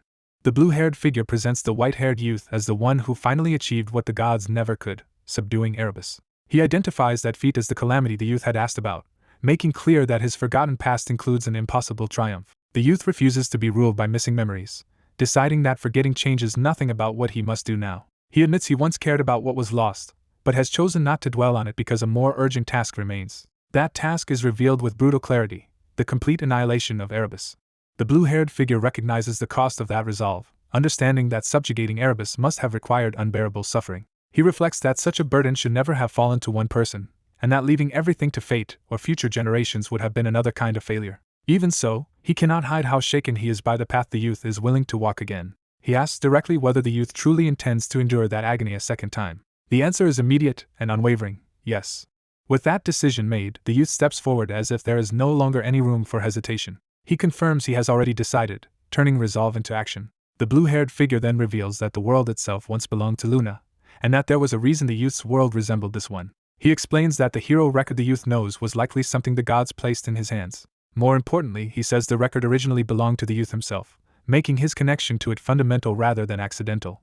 That is also why the youth alone receives special rewards, because the system is responding to its rightful owner. To help him, the blue-haired figure creates a staff from his own knowledge and offers it as a tool for what lies ahead. The youth hesitates at taking what seems like a divine treasure, but the gift is pressed on him anyway. The staff answers the transfer with a surge of light, proving it is no ordinary object. He is told that Polum chooses its own master, and that it has now acknowledged him.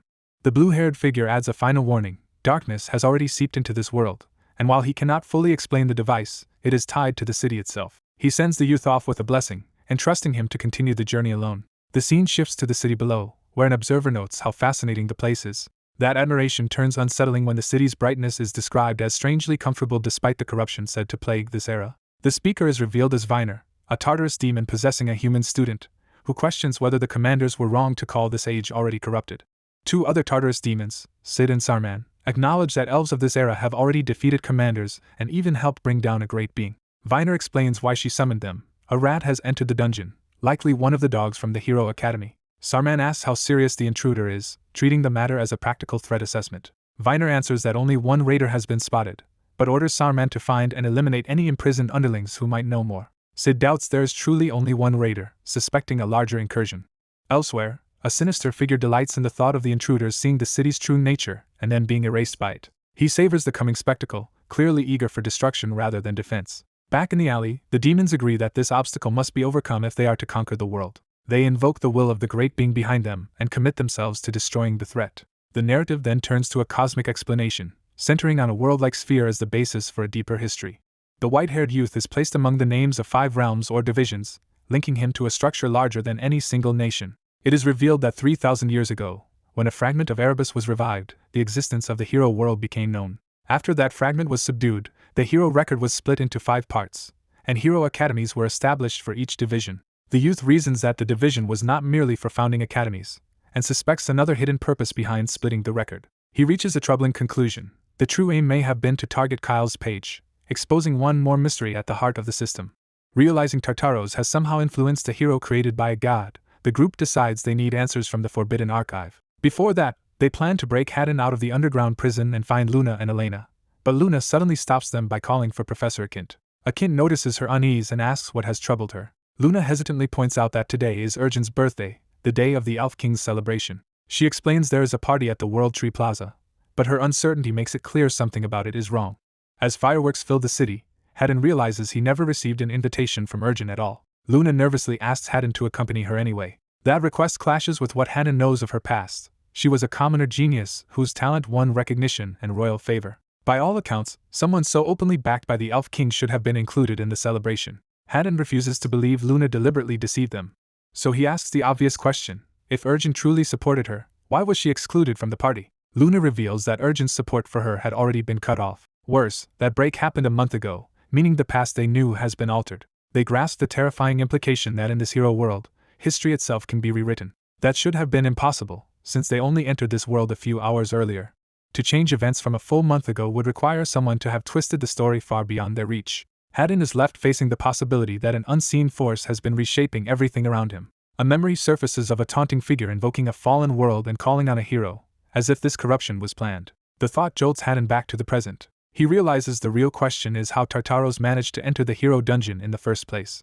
Elsewhere in the underground prison, a chained elf prisoner sits in regret after a failed attempt. He admits he acted rashly and reminds himself that every move in the hero dungeon must be made carefully. Even so, he cannot dismiss the prisoners here as mere criminals. The prison itself feels wrong to him, as if the past he remembers and the present before him no longer match. He resolves to report everything to Siren if he can return alive.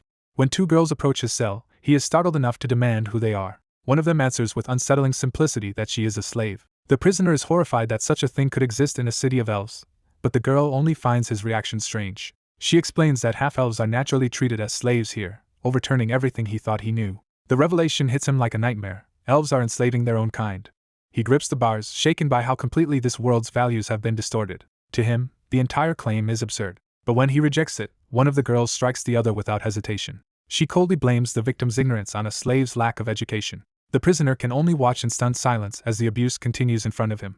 The attacker's contempt shows that cruelty here is casual, not exceptional. When the prisoner protests, she dismisses the beating as nothing more than punishing a slave. She steps over the fallen girl as if her suffering means nothing. Then she turns on the prisoner and demands that he accept his ancestors committed such acts. Recognizing him as Haddon of Siren despite not knowing how he got there, she unleashes dark power and declares him an enemy. She names Tartaros and vows that Haddon will die in this prison. Haddon realizes the restraints are suppressing his aura, leaving him unable to fight properly. Even bound, he tries to force power through the bars. The woman answers with a surge of violent purple energy. Her attack slams into his defense and overwhelms it. The blast erupts through the cell in a destructive explosion. She advances through the aftermath, confident she has crushed him. But the result shocks her, suggesting something unexpected has interrupted the kill. From inside the cell, Haddon stares in disbelief at the newcomer who has appeared before him. He recognizes the two girls at once as Elena and Haddon's ally, confirming the rescue party has finally reached the prison. A blonde woman confronts a fallen enemy with contempt, mocking the pitiful state he has been reduced to. As she gathers magic, she notes that Elena has grown stronger since their last encounter, treating the clash as a rematch. Her words trigger Marin's memory of Elena promising that she would be ready for the next loose battle and might even be able to use magic. In that memory, Elena gently reassures Marin that she is inhabiting a friend's body only to punish evil people, not to harm her. Marin had once mistaken Elena for an angel, and Elena carefully told her to keep her eyes shut until it was safe to look. Back in the present, the elf man watching the fight is caught off guard by what Elena is doing. The demon she is facing drags himself up in fury and curses the woman who refused to stay down. Elena coldly makes clear that his only mistake was surviving long enough to draw her attention. She stands over him with confidence, admitting she might have ignored him if he had remained defeated. The demon answers with murderous rage, vowing to erase her without leaving evidence. The elf observer recognizes Elena as the same hero candidate from before, stunned by who she really is. He recalls meeting her 2 years earlier during a conflict between the Luce and the Empire's magic department. At that time, Elena's aloof confidence immediately irritated him. Determined to force her to acknowledge him, he challenged her directly. But the instant he truly faced her, he sensed something overwhelming and faltered. That was when he realized she was not merely arrogant but fundamentally different from everyone around her. When Elena was declared the winner, she walked away while others lay defeated behind her. Watching her leave, he understood that some people are simply born to become heroes. Now, in the present, he identifies the woman before him as that same extraordinary person. Elena warns the demon that this time he will not die quickly. She unleashes a massive spell, trapping and crushing him within a radiant circle of violent magic. Bound and panicking, the demon cannot accept that he is being overwhelmed by someone he dismisses as only a hero candidate. Elena tells him that if he truly wants to defeat her, he should send someone far stronger, specifically the commander's aide. She dismisses him as nothing more than a trivial demon and finishes the attack. With casual finality, she bids him farewell as the spell consumes him.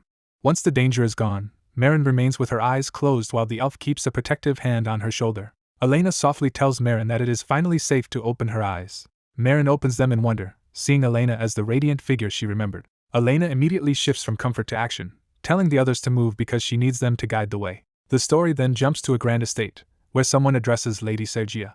A blue-haired woman answers, confirming the summons. Servants begin preparing her for a formal appearance, correcting her posture and expression. Sergia forces a polite smile as she is coached on how to present herself at the upcoming party. Though praised as beautiful and worthy of a princess, she inwardly resents having to keep acting refined even after arriving here. The attendants bring out the princess's adornments and continue the transformation.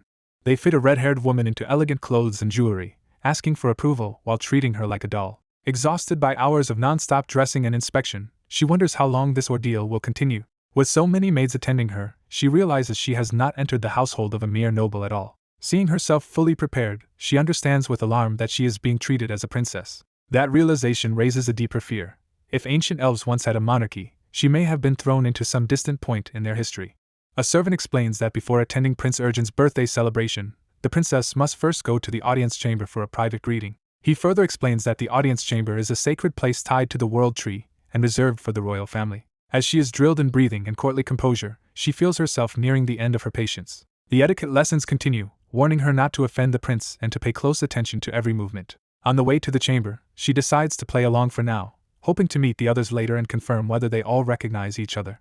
Before they can proceed, a violent red distortion suddenly erupts from beyond the great doors. The corruption bursts outward with terrifying force, shattering the calm of the palace. She recoils in shock, instinctively clutching herself as she tries to understand what she is seeing. As blackened veins spread across the white space beyond the doorway, she realizes this is no ordinary disturbance. Faced with the impossible phenomenon, she can only stare and wonder what on earth it is. Sergia senses a monstrous presence looming over her, as if something inhuman has fixed its gaze on her from the darkness. Startled, she turns when someone calls her name, unsure whether what she just perceived was real. She and her attendant question the sight, trying to dismiss it as a mistake. But a burst of light high above the stairway draws their attention toward the audience chamber. A calm, commanding voice summons Sergia forward. Nervous, she steadies herself and obeys despite her fear. As she approaches, she formally offers birthday congratulations to the ruler waiting above. She is introduced as Princess Sergia and realizes she is standing inside the world tree of Barkarun. The elf king Urgent receives her gently and invites her to raise her head, asking whether anyone has mistreated her. Sergia denies any discomfort.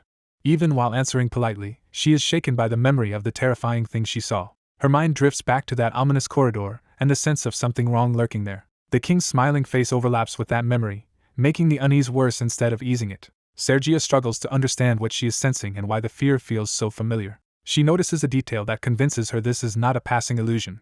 The image in her mind resolves into a hostile, beast-like form radiating murderous intent. She realizes she has seen this exact presence before. The memory sharpens into the black creature with burning eyes that once threatened Akint. She identifies it as Erebos, the same force tied to Akint's past. Elsewhere, Luna confides in Professor Akint that she no longer knows whether she is truly an elf meant for Barkarun. She admits that life has become painfully difficult and uncertain. Her confusion has grown so deep that she no longer understands who she is supposed to be. Luna fears that the magic she carries may be something extraordinary, and that history itself has been twisted around her. Akint concludes that Tartarus's goal is to obstruct the hero by corrupting Luna's world, and his anger hardens into resolve. When Luna hesitantly asks what he means, she waits for an answer that could define her future. Akint tells her with certainty that she will become an elf honored beyond anyone in the future. He personally guarantees it, speaking with a confidence that feels strangely familiar to her. Luna recognizes those words at once and realizes she has heard this promise before. She remembers that he used to tell her the same thing long ago. The memory returns with the promise that she would be acknowledged by all and become the next ruler. That recollection hits Luna with overwhelming force. Her fear breaks into joy as she accepts the promise as something that truly belongs to her. Akint reaches out and invites her to go to the party with him. At the same time, he decides that if Tartarus exists within the hero's world, he will act directly against its agents. He resolves from this point on to eliminate them. At the celebration, guests greet Princess Sergia in turn as the formal party continues. Sergia forces a polite smile and returns the greetings, hiding how unsettled she still is. Inside, her hands keep trembling because she cannot forget what she witnessed in the audience chamber. She spirals into fear, wondering whether she alone can see the threat and what she is supposed to do now. Then Luna approaches and nervously offers a greeting to the princess. The moment Sergia hears Luna's voice, something clicks in her memory. Seeing Luna makes Sergia's fear suddenly recede, as though she has recognized a missing piece. Drawn forward by that realization, Sergia approaches her instead of retreating. Sergia remembers at last and understands that this place was once Luna's world. Luna introduces herself fully as Luna Ruby Vance, the progenitor of the nebula. Their meeting is interrupted by the arrival of another figure watching them from nearby. Luna immediately recognizes the newcomer as the hostile girl who should not be here. The silver-haired man confirms she was never invited and bitterly accuses the past and present alike of repeating the same pattern. Akint confronts him, recognizing his talent for sneaking in and demanding an explanation. Akint identifies him as Professor Akint's counterpart, and declares that the corruption he carries can no longer be concealed. An enraged elf vows that whoever interfered in this world will be punished. The threat comes from Barhakrin, the vice principal of the elf city, who treats the situation with cold confidence. He dismisses his opponents as insignificant, convinced that a mere teacher cannot challenge him. He predicts that the world revered by the great hero will be left to perish helplessly. At a formal night gathering, he carries himself as though the outcome is already decided. Elsewhere, Akin notices Luna approaching and restrains his urge to act rashly because too many eyes are on them. He asks whether Luna has spoken with the princess, and Luna reports that the princess has changed dramatically. Luna explains that the princess, once hostile, now treats her warmly, giving Akin a useful clue. Under the calm night sky, the tense political game continues beneath the celebration. The banquet setting hides the fact that everyone present is maneuvering for advantage. Akin formally approaches the princess and presents himself with proper respect. The princess receives him politely, and he quickly moves past etiquette toward the matter he came to confirm. She senses he is leading to something specific and gives him room to ask. Akin directly asks what she knows about Lumene. By kneeling before her and pressing the question, he makes clear that Lumene is central to his purpose. The princess recognizes him as Leo, and he admits he does know the truth she is asking about. Realizing Luna is a princess in this world, Leo sees a chance to make his plans easier just as Prince Urgent arrives. The arrival interrupts the exchange and forces Leo to reassess the shifting balance around the princess. Guests turn their attention to Prince Urgent, greeting him warmly and celebrating the occasion. Urgent appears as the center of the party, drawing immediate respect from everyone nearby. The princess leaves Leo to attend Urgent, and he lets her go while the conversation remains unfinished. Urgent thanks the assembled guests for honoring the event with their presence. He keeps the mood light, asking everyone to enjoy themselves while he tends to his own matters. Once the formal interruption passes, Luna notices Leo is unusually tense. Luna admits she is anxious because winning Prince Urgent's favor could determine whether she receives his sponsorship. Before they can continue, the princess cuts in and asks Leo to dance. Leo accepts without hesitation, seeing opportunity in the invitation. Luna is left stunned as he agrees at once. While they move away from the crowd, the princess confirms his identity as Leo and he confirms hers as Lunia. As they dance, Leo asks how much she has learned about this world. He explains that this is a time before the calamity, and that the world they stand in belongs to Luna. Lunia says she inferred as much after meeting Luna and asks whether he has figured out the conditions for clearing this place. Meanwhile, Luna excitedly pieces together another clue. Luna once possessed the ability to create star magic. That discovery suggests the clear condition may involve restoring or recreating star magic, but Luna keeps searching for a fuller answer. Back on the dance floor, Leo reveals a more urgent truth. Tartarus exists in this world, even here at the party. When Lunia assumes he means the Tartarus of the past, Leo corrects her and implies something far more immediate. A corrupted star-shaped object cracks apart as Leo explains that, just like them, outsiders have broken into this world. Lunia is shaken as the threat stops being theoretical and becomes something present and hostile. Leo warns her to stay calm before delivering the full revelation. He tells her that in this world Erebos is here. Elsewhere, someone unleashes a surge of blue magic, signaling that open conflict has already begun. The blast tears through the area and confirms that the intruders are no longer hiding. A blonde woman, unimpressed by the prolonged struggle, complains that the fight is dragging on. She orders Haddon to clear away the enemy presence instead of letting the battle stagnate. Haddon answers with a sweeping magical strike that carves through the space with overwhelming force. When asked why they do not simply destroy everything with stronger magic, he refuses because civilians may still be nearby. The blonde woman dismisses the concern, but he rejects her callousness as unworthy of a hero. As the argument hangs in the air, another presence approaches through the ruined corridor. A contemptuous voice mocks heroes as hypocrites and announces itself like vermin emerging from the dark. A schoolgirl-like intruder steps into view and sneers at the hero's manners, revealing a new enemy has entered the scene. The white-haired girl taunts her opponents to keep talking while they still can, making clear she believes their deaths are imminent. Her killing intent sharpens as she reveals why she is so calm. She sees everyone here as already doomed. She dismisses humans as insects and declares that, unlike a bug's death, the deaths about to matter are those of the so-called gods. The threat escalates when she announces that their god is about to awaken. A blonde woman challenges that claim by asking whether the god in question is Erebos, only to provoke immediate outrage at the name.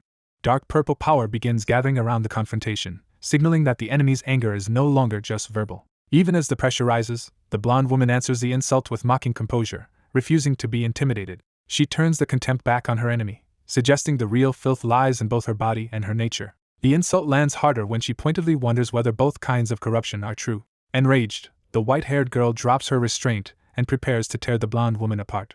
A monstrous vortex of purple-black force erupts above her as she unleashes a devastating attack. The blast crashes forward, but a blue hexagonal barrier appears in time to intercept it. Behind that shield, a dark-haired elf protects a frightened girl and checks whether she is safe. The girl can only stare in shock, overwhelmed by the sudden violence.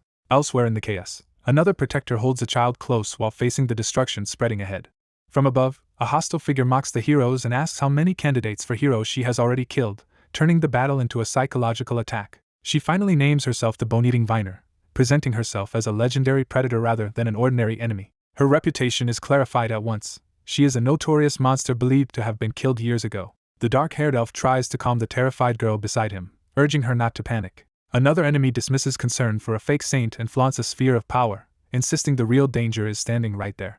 The elf counters that if anyone deserves concern, it is not the enemy's target but everyone else who may suffer from what is coming. He reasons that if the saint were truly willing to descend to this level, the consequences would be extraordinary. That possibility becomes real as a massive pink beam slams down and tears through the area. The enemy recognizes the attack as pink mana, a power she has only heard about before. The realization leads to a name, Elena Geron.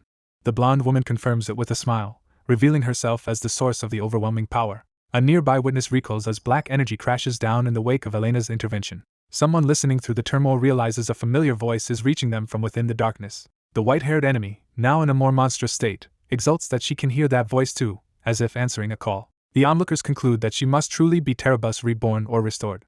As the battle continues, another observer notes that this nightmare seems less like a simple attack and more like a deliberate move to lure out the great hero. In a different place, a pale-haired elf suddenly senses the truth and asks whether Erebos has appeared. The answer is yes, and although the speaker has never seen Erebos before, the presence is unmistakable. At the same time, someone notices Leo has changed and urgently tells him to look at himself. Leo realizes he has returned to his original form, a change he did not expect. A white-haired girl nearby also notices something happening to her own body and struggles to understand it. Leo looks up in confusion, unable to make sense of the sudden transformation around them. The answer appears overhead in the form of red-black flames, which are identified as the flames of Erebos. The disturbance draws attention from others in the building, who demand to know who these intruders are and what they have done to the princess. Leo immediately recognizes the situation is spiraling out of control, especially with the ritual's conditions now compromised. Their accuser presses harder, condemning them as infiltrators and demanding an explanation for their presence. As the crisis deepens, someone realizes the world itself is beginning to break apart, and that the process meant to save Luna is instead collapsing. Faced with that realization, Leo steps forward as if deciding he can no longer hesitate. A silver-haired girl stops him with a direct question, forcing him to identify himself before he acts. Another girl arrives in alarm, immediately asking where Professor Kint is. The three gather in the grand hall while the surrounding crowd remains at a distance, sensing the gravity of the moment. Leo states the truth plainly. The world has begun to fall apart, so clearing the dungeon no longer matters. He reveals there is only one way left to save Luna's story. That single answer is to defeat Erebos, and the declaration triggers a surge of power through the white-haired girl. The decision detonates into a violent burst of energy, marking the start of their final move against Erebos. A white-haired boy calls on Luna again, asking her to help him save the world. He places a staff in Luna's hands, entrusting her with something important. The relic responds the moment she touches it, and Luna realizes this is the folium. Its sudden reaction shocks her, because it is answering to her specifically. As the relic resonates, an unseen observer judges the boy to be unusual. That same presence warns that he is a human worth fearing. Luna cannot understand why he feels so familiar to her, as if she has known him forever. The boy's gaze stays steady, reinforcing the strange bond forming between them. Luna is left struggling to name the emotion this encounter has awakened. When he asks for her help directly, the choice becomes unavoidable. After a brief hesitation, Luna accepts. She commits herself fully, promising to help him with open sincerity. Elsewhere, others notice the sacred relic in human hands and are alarmed by what that implies. A sinister force dismisses their concern, certain that resistance is meaningless. It frames the coming conflict as hopeless before a godlike being. Its intent becomes clear. The world is being driven toward destruction. A red-haired girl arrives, senses the weight of the moment, and decides not to interrupt their exchange. The white-haired boy immediately shifts to action and proposes that they go defeat Erebos. His casual confidence stuns the newcomer, but he reassures her that the threat is manageable. He explains that the Erebos she encountered is probably not the true one they know. He reasons that if the original Erebos is still sealed elsewhere, the one in this world must be only an incomplete fragment. Luna quickly understands the implication and realizes they may actually have a chance to win. With the plan set, the red-haired girl turns to introductions. The three of them move together as she starts to give her name. Luna enthusiastically introduces herself in return, overwhelming the girl with instant friendliness. The red-haired girl introduces herself as Leo Plav, while Luna excitedly treats meeting her like an honor. Luna's admiration only grows, and she half-jokingly decides Leo's fame must have spread across worlds. Leo is flustered by Luna's intensity, while the boy quietly notes that Luna reminds him of someone. He cuts through the chatter by calling both girls back to the mission and reminding them a monster is waiting. He heads for the confrontation first, declaring that they are going to bring Erebos down. As he opens the way forward, he warns them to expect many obstacles. Leo and Luna follow, startled by what lies ahead. They find the area swarming with monsters, confirming the danger has already spread. The boy explains that if Erebos is here, a nest of monsters is only natural, and he readies himself with fire. Leo answers in kind, eager to prove the flame she has been honing in battle. A new voice praises the two of them, revealing another powerful presence nearby. That figure decides to join in as well and begins unleashing formidable magic. Leo is thrilled at the chance to witness the progenitor's power firsthand. Before the assault begins in earnest, the newcomer gathers a concentrated sphere of energy. The spell erupts upward in a massive pillar of light that tears through the darkness above them. Watching the heavens split open, the boy recognizes the path being cleared for their advance. With the opening made, he grins and tells the others it is time to move. Luna asks if he is taking the lead, and he silently does exactly that. She supports him from behind, casting a strengthening buff so he can break through faster. The moment stirs old memories in him, because fighting beside allies like this feels like something he thought was lost forever. Monsters rush him from all sides, trying to overwhelm him before he can advance. He answers by drawing and igniting his weapon in one decisive motion. The nearest creature lunges straight into his attack. He cuts through the charging monsters in sweeping red arcs, clearing the path at once. When the strike ends, he stands calm and focused, fully settled into the battle ahead.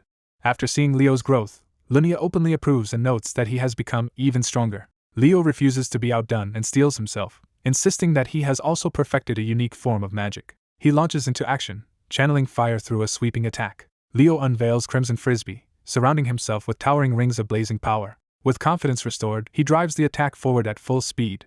The fiery discs tear through the monsters, and Lumene watches the display with calm approval. Seeing Leo advance pushes Elena to decide she cannot afford to lag behind any longer. Leo turns to her with nervous anticipation, wondering what kind of magic she will reveal. Instead of anything grand, Elena casually produces a simple fireball, leaving Leo baffled. Before anyone can process it, another monstrous threat roars from the ruined hall.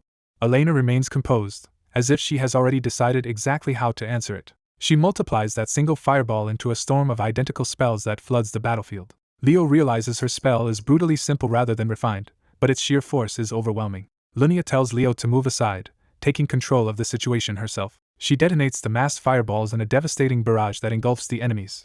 Watching the destruction, Leo recognizes this as the frightening power of the progenitor. From within the protective circle, the others can only stare as her attack continues to dominate the field. Once the danger passes, Lumene smugly basks in the moment, while Leo is left unsure what she wants from him. His confusion spikes when a hand reaches down toward Lunea's head. Leo gives Lunea the praise she was clearly waiting for, patting her head and calling her amazing.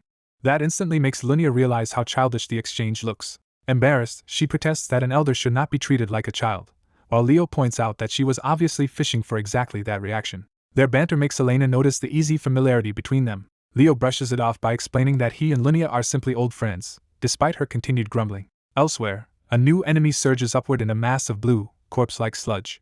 The creature's body writhes with screaming faces, turning its very form into a wave of horror. It rises higher and howls, building toward another attack. A pink-haired girl meets the threat with contempt and prepares a precise counterspell. Her beam slices upward through the monster's mass, carving into it with concentrated force. Nearby, Elena and another ally assess the fight and conclude that the possession has not been resolved so easily. The corrupted foe lashes out in rage, hurling a dense sphere of dark power at them. It vows to tear them apart as the attack races across the battlefield. Elena is shaken by the speed of the assault and realizes Erebos has amplified the enemy far beyond before. More black tendrils and void-like projectiles erupt upward, multiplying the pressure. The darkness swells into a massive consuming force aimed straight at them. The pink-haired girl answers by raising a hexagonal barrier to intercept it. The impact crashes against her shield, forcing her to absorb the full weight of the enhanced attack. Even while holding, she recognizes that the enemy's offensive power is on an entirely different level now. The corrupted attacker mocks them, revealing that its growth is not limited to speed alone. It taunts them as fools for underestimating how much stronger it has become. Inside the barrier, the defender admits the blow actually hurt, showing the strain is real. She then breaks through the pressure in a burst of power, shattering the immediate threat around her. As the battle pauses, Elena begins to tell her companion that the world itself is changing. Her companion already understands. They both see that the surrounding reality is fading away.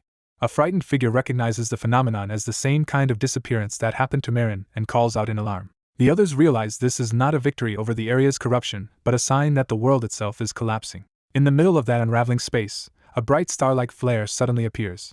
Elena identifies it as Leo and Lunea's signal flare magic, a message directing them toward another location. Concluding that Leo and Lunea must have found a clue to clearing the area, Elena resolves to head for them.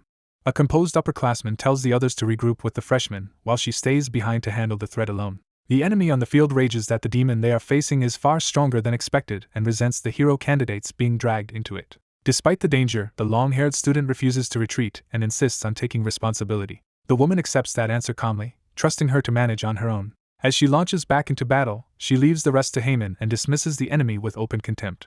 Heyman steels himself, his focus sharpening as the burden shifts onto him. The demon lashes out with a surge of power, furious at being looked down on. A sudden strike cuts through that attack before it can land. An unseen newcomer mocks the demon's awareness, making clear the battlefield has just changed. The newcomer reveals himself as another opponent, arriving with total confidence. Elsewhere, Leo tears through the academy at high speed, heading straight for the source of the disturbance. He lands inside the building and immediately demands directions to the audience chamber. Before anyone can answer, danger crashes down into the corridor around him. Luna intercepts the attack in a burst of force, clearing the way. She points out the route and urges Leo onward without hesitation. Leo, Luna, and a red-haired ally sprint together through the hall toward the chamber. The red-haired girl is shocked by Leo's speed and realizes she can barely keep pace with him. Even Luna, while moving beside him, is left wondering who this boy really is. Leo feels an uncanny familiarity with her, as if their brief meeting carries the weight of a much older bond. They finally reach the audience chamber. Leo prepares to have Luna cast a spell as they move to act immediately. A hostile presence cuts him off and forbids them from going any farther. A silver-haired enemy appears inside the chamber and treats their arrival as an unforgivable trespass. He looks down on them as inferior beings beneath his notice. Behind him, a massive ominous opening hangs in the chamber, confirming the ritual or summoning is already underway. The enemy declares that people like them should never have entered this place. Leo answers by attacking first, refusing to waste time on the villain's speech. The clash drives the enemy down to one knee, proving Leo can pressure him head-on. Watching the exchange, the red-haired girl realizes Leo is far more battle-hardened than he looks and fears the others may already have fallen. The enemy decides to stop holding back and unleash his full strength. Invoking power granted by Erebos, he summons a swarm of dark manifestations around himself. Leo meets that escalation with blazing resolve, declaring that even borrowed divine power will burn away before his flames. The enemy mocks Leo's defiance and insists resistance is pointless. His dark power crashes down in a violent assault meant to overwhelm Leo outright. Leo answers with a named sword technique, combining crimson flame with scorching heat in a direct counter. As the red-haired girl struggles to understand how Leo can wield the Phoenix's flames, he reveals that he is a Phoenix contractor. That explanation stuns her, because his power resembles a secret magic tied to her own family. Leo drives his attack through with decisive force. The immediate threat breaks, and the three of them move deeper into the chamber through the aftermath. Luna and the red-haired girl pause, unsettled by strange sounds coming from ahead. A voice from the darkness addresses Leo directly and announces that they are meeting again at last. The name Erebos is spoken, revealing the true presence behind everything in the chamber. The others look on as Leo faces that revelation in tense silence. When Luna notices Leo's hands have blackened, he brushes off her concern and claims he is fine. He explains that the enemy's overwhelming power was only an imitation of his own flames, not the real thing. Luna immediately reduces the problem to something simple. If that monster is the source, they should destroy it before it fully awakens. Without waiting for approval, she begins casting a large-scale attack aimed at killing the creature before it can rise. Even as the others try to stop her, Luna smiles and commits to the spell anyway. She releases the magic in a blinding eruption. The blast leaves the others stunned, with one of them reduced to speechless shock at Luna's recklessness. After the clash, the white-haired boy dismisses the damage as insignificant while the others catch their breath. They realize the massive church-like structure on the creature's back remains completely unharmed, which immediately unsettles them. Luna fixates on the monster and starts charging at it, forcing the red-haired girl to try to stop her. Her anger is fueled by the gap between the gentle Storvox she had heard about and the monster now in front of her. Luna decides she will personally smash the creature to pieces. Leo can only watch with weary disbelief at Luna's reckless temper. Luna's fury escalates further as she vows to make the monster pay. She keeps raging despite attempts to calm her, becoming impossible to reason with. Leo reflects that once Luna reaches this state, almost nothing can stop her. He remembers the one absurd exception that usually works on her.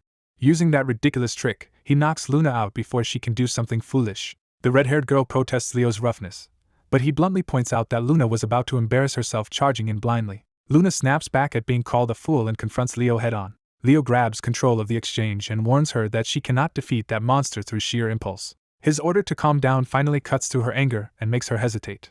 As he studies the enemy, Leo becomes troubled by the fact that even Luna's overwhelming magic failed to finish it. He concludes that if a fragment can endure that much, the true being behind it must be far worse. When the creature starts moving again, the group realizes the fragment is still alive and far more persistent than expected. The fragment erupts in outrage, condemning them for trampling what it considers sacred. It demands forgiveness with grotesque self-righteousness, framing its own violence as divine judgment. Before the situation can worsen, a new arrival crashes into the scene. Elena appears, saying she came because she was worried about them. Seeing everyone still standing, she notes with relief that they seem unharmed, and the others are glad she is safe too. Luna is distracted by Elena's title and asks what the progressor of the nebula means, more interested in the cool name than the danger. The two formally introduced themselves, turning the meeting into an oddly polite first encounter in the middle of chaos. Their cheerful greeting feels surreal to the others given the crisis unfolding around them. When asked what the monster is, Leo identifies it as Erebos. That name shocks Elena, who immediately senses the scale of what they are facing. The others grasp that the stories of a god awakening refer not to the whole being, but to this terrifying fragment. Leo clarifies that this is only a sleeping fragment of Erebos, not the fully awakened god. Elena sees an opportunity in that and begins gathering power to destroy it before it fully stirs. She decides they should finish the fragment, while it is still trapped in a dreamlike state. Her attack starts to break through the fragment's body. The fragment resists and begs them to stop, but Elena only takes its persistence as proof she is hurting it. It reforms into a more human-like shape and denounces them as blasphemers. Elena remains unimpressed, treating its grandiose villain speech as tiresome rather than intimidating. The fragment retaliates with a curse, vowing to erase them so completely they can never return. Its power surges outward, and the atmosphere shifts from manageable danger to overwhelming catastrophe. The red-haired girl is frozen by the sudden scale of the threat. Even Elena loses her composure, as she realizes this is no ordinary counterattack. A colossal red eye opens above them, revealing that something much larger is awakening through the fragment. A towering black-red form begins descending, as if the sleeping god is taking shape in the world. A blazing core ignites within that form, signaling the completion of its manifestation. The fragment exults that its god has awakened at last. It orders everyone to kneel and worship, casting them as hateful remnants of an old hero it despises. The newly manifested being raises its power and proclaims itself the great flame of calamity, demanding fear. Its command to fear becomes a direct assault, pressing down on the space around them. Red-black energy engulfs the scene as the god's presence tears through the hall. The destructive force closes in, threatening to swallow everything before them. A blinding impact erupts, cutting off the moment at the instant the catastrophe strikes. A grotesque black-red presence begins to emerge, its body forming out of violent, unstable energy. Its face resolves into a void with burning red eyes, making clear that this is no ordinary creature but something deeply unnatural. The monster fully manifests above the students, immediately overwhelming the scene with a sense of catastrophic danger. One of the girls quietly accepts that she may die here, while the blonde beside her stays outwardly composed despite the threat. As the shock settles in, concern shifts from fear to survival, and someone urgently checks whether the others are still alright.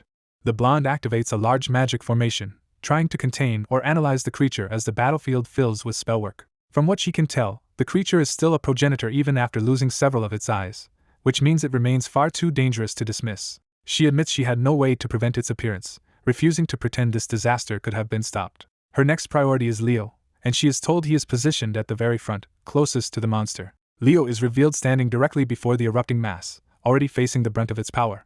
He looks battered but steady, showing that he has not retreated even under direct pressure. The others lock onto him at once, realizing he is still in the fight and that everything now depends on what he does next. A grim explanation begins. In ancient times, when the stars were still young, a twilight of doom was unleashed upon the realm. That old calamity devastated cities and left civilization in ruins, establishing the scale of the threat now returning. At the center of that destruction stood a red-eyed shadowy being, the same kind of existence now before them.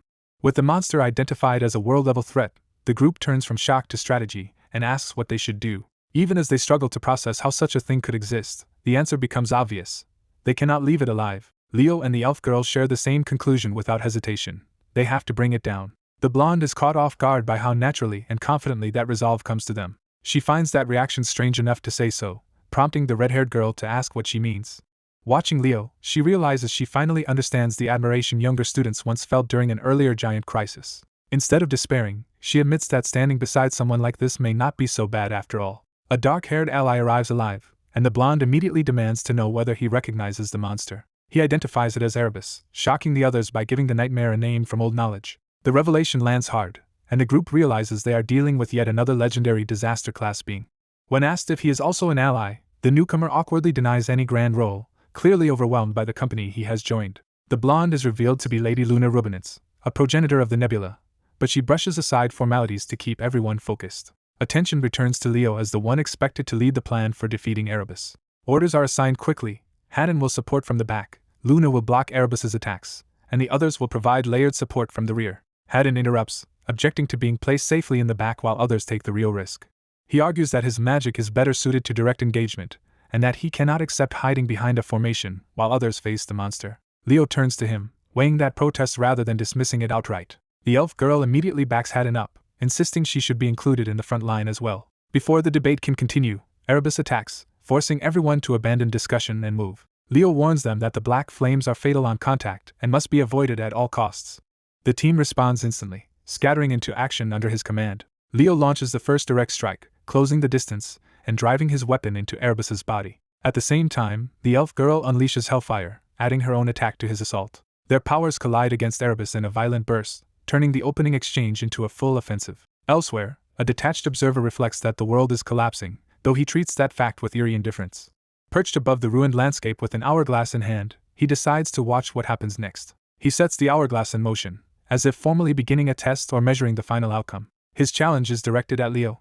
Prove why he deserves to be called a great hero. Leo braces himself under that unseen pressure, as though the battle has become both a fight for survival and a judgment. The narration explains Erebos' true weapon, the flame of Erebos, immortal black fire that never goes out.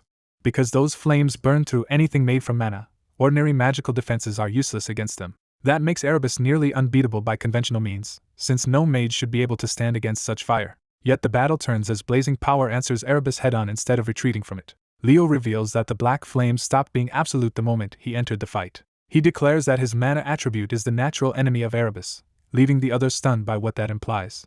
Kyle is told that his mana only seems attributeless at first glance, because in truth it has no fixed properties at all. That makes him unlike ordinary all-class users, and his companion hints that comparing him to them misses what makes him exceptional. By the campfire, the explanation continues.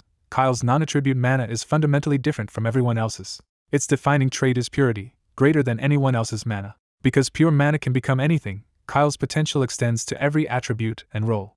In simple terms, Kyle is told that his mana can transform into anything he needs. But that same gift has another implication, and the speaker turns to the danger hidden inside that limitless adaptability. Back in battle, Kyle launches himself forward to act on that understanding. He realizes the enemy's body is built from an assigned attribute, giving it a specific weakness. Drawing on the divine power of Erebos, he shapes his mana into the exact force needed to exploit that flaw.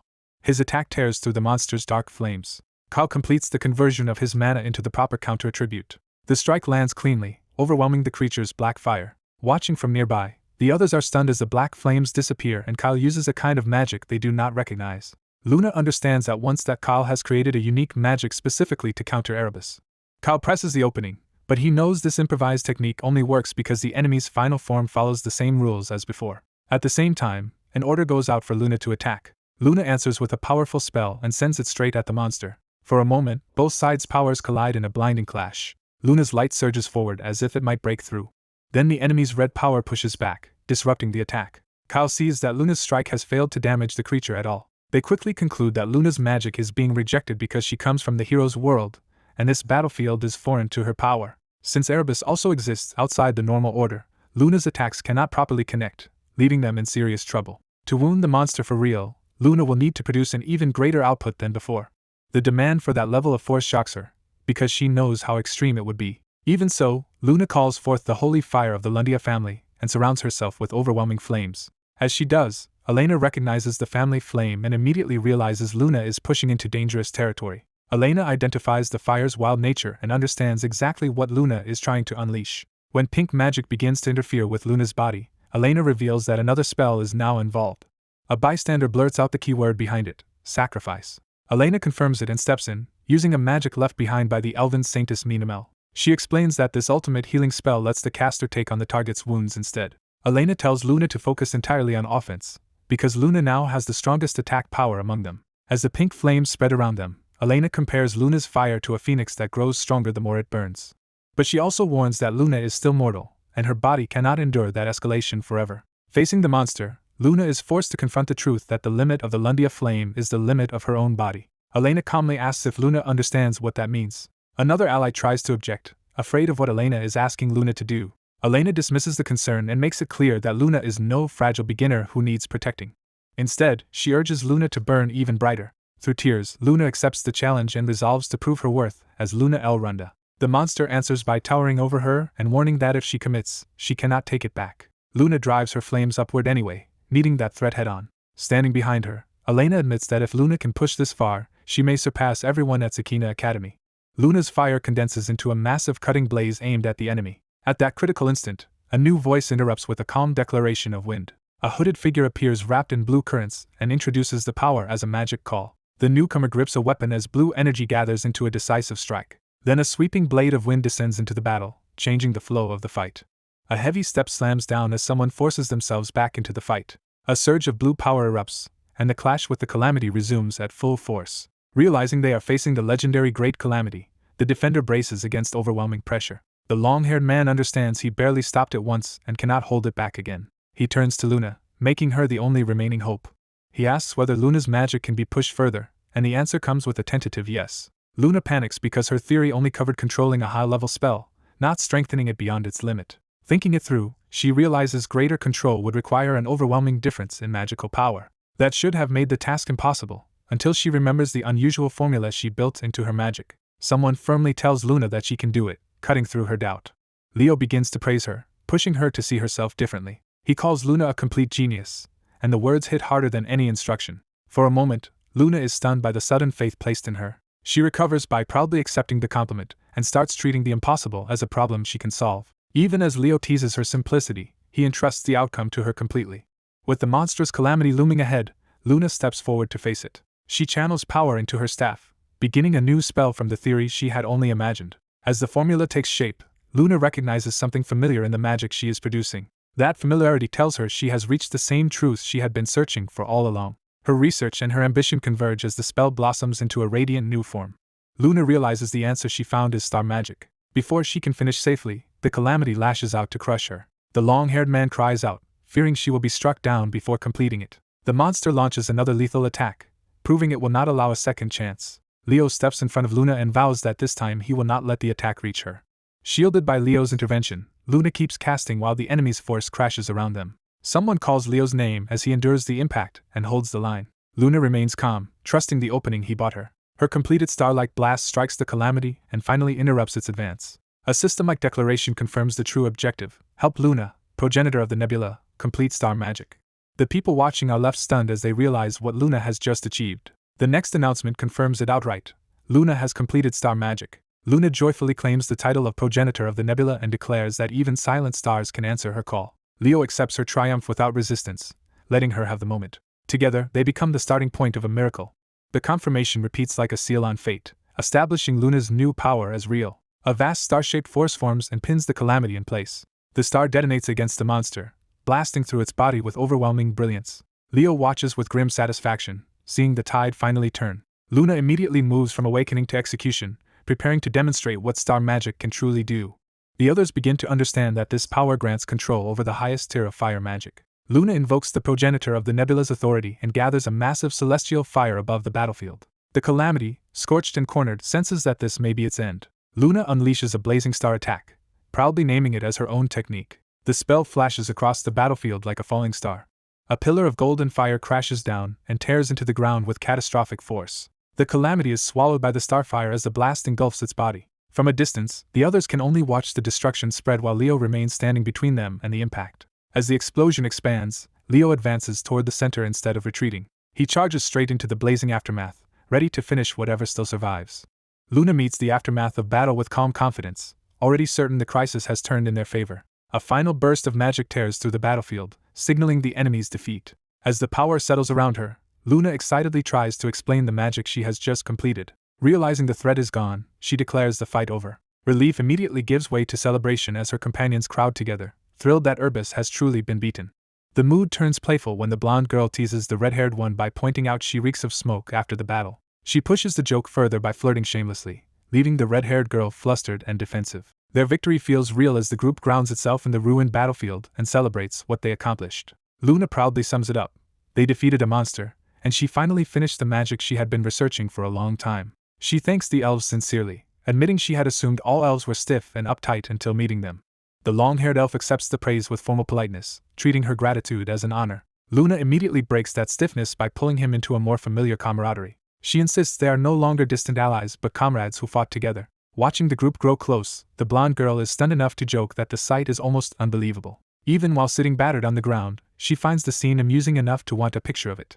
Her attention shifts when she notices Kyle approaching her with concern. Kyle offers her a hand, quietly checking on her despite his own injuries. She tries to preserve her pride by warning him not to fuss over a woman on her own. Kyle dismisses the act and makes it clear she should worry about herself first. When she points out that he looks worse than she does, Kyle brushes it off as something he is used to enduring.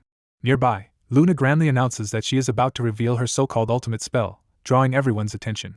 The others brace for something extraordinary and ask what this ultimate magic actually does. Luna steps forward like a performer about to unveil a masterpiece while the group watches expectantly. The long-haired elf hears the title and starts to suspect something ancient and profound is about to be revealed. The red-haired elf likewise tenses, expecting some overwhelming supreme magic. Luna proudly reveals that her ultimate spell simply makes flowers bloom. Kyle receives the demonstration with warm approval instead of mockery, letting her small magic feel meaningful. The others are left speechless by the absurd gap between the build-up and the result. Kyle pointedly pretends not to notice their disappointment, sparing Luna embarrassment. Without hesitation, Luna announces that she intends to go with them from now on. That declaration shocks the others, who realize she means leaving this place behind. The long-haired elf confirms the implication. Luna wants to go out into the wider world. For Luna, the decision comes from a long-held wish to be taken along rather than left behind again. Kyle refuses, telling her plainly that she cannot come with them. He explains that their paths must separate, because she has a future of her own to follow. Luna struggles to accept the answer, hurt by the sudden distance he places between them. When Kyle takes hold of her shoulder, she freezes, caught between protest and hope. He softens the rejection by promising that she will meet others meant to stand beside her. Kyle tells her that great companions will one day join her in remarkable achievements. He reassures her most of all that she will not be alone. The moment takes on the weight of prophecy as the story of Luna's world turns toward what comes after Barhoran's liberation. Luna listens in stunned silence, trying to grasp the scale of what he is telling her. As they prepare to part, she asks if he is leaving now, and he confirms that he has to go. Kyle gathers magic into his hand, turning his farewell into a final gift. He recalls that their meeting was sudden and brief, but insists she will become someone history remembers. With a flower formed from light, he foretells that she will save the world and earn the reverence of every elf. Luna receives the flower in awe as he names the destiny awaiting her, the progenitor of the nebula. Before departing, Kyle urges her not to lose heart on the road ahead. A vast magic circle opens, and the farewell becomes final as the power of departure activates. In the quiet that follows, Luna is left in a field of blooming flowers with his last encouragement lingering behind. Confidence suits her. The story closes on a peaceful note, with the girl happily accepting the moment as if everything has finally turned out well. A forgotten tale is declared to have awakened again, and Leo receives a clear reward called Folium, marking the end of one chapter and the start of a new one. A final farewell is offered to a distant first star, sealing the previous journey with tenderness. That ending is abruptly broken by a violent disturbance, as if something is forcing the story back into motion. In the darkened hall, Leo creates light to inspect the place, and he and his companions realize they have not fully left the mystery behind.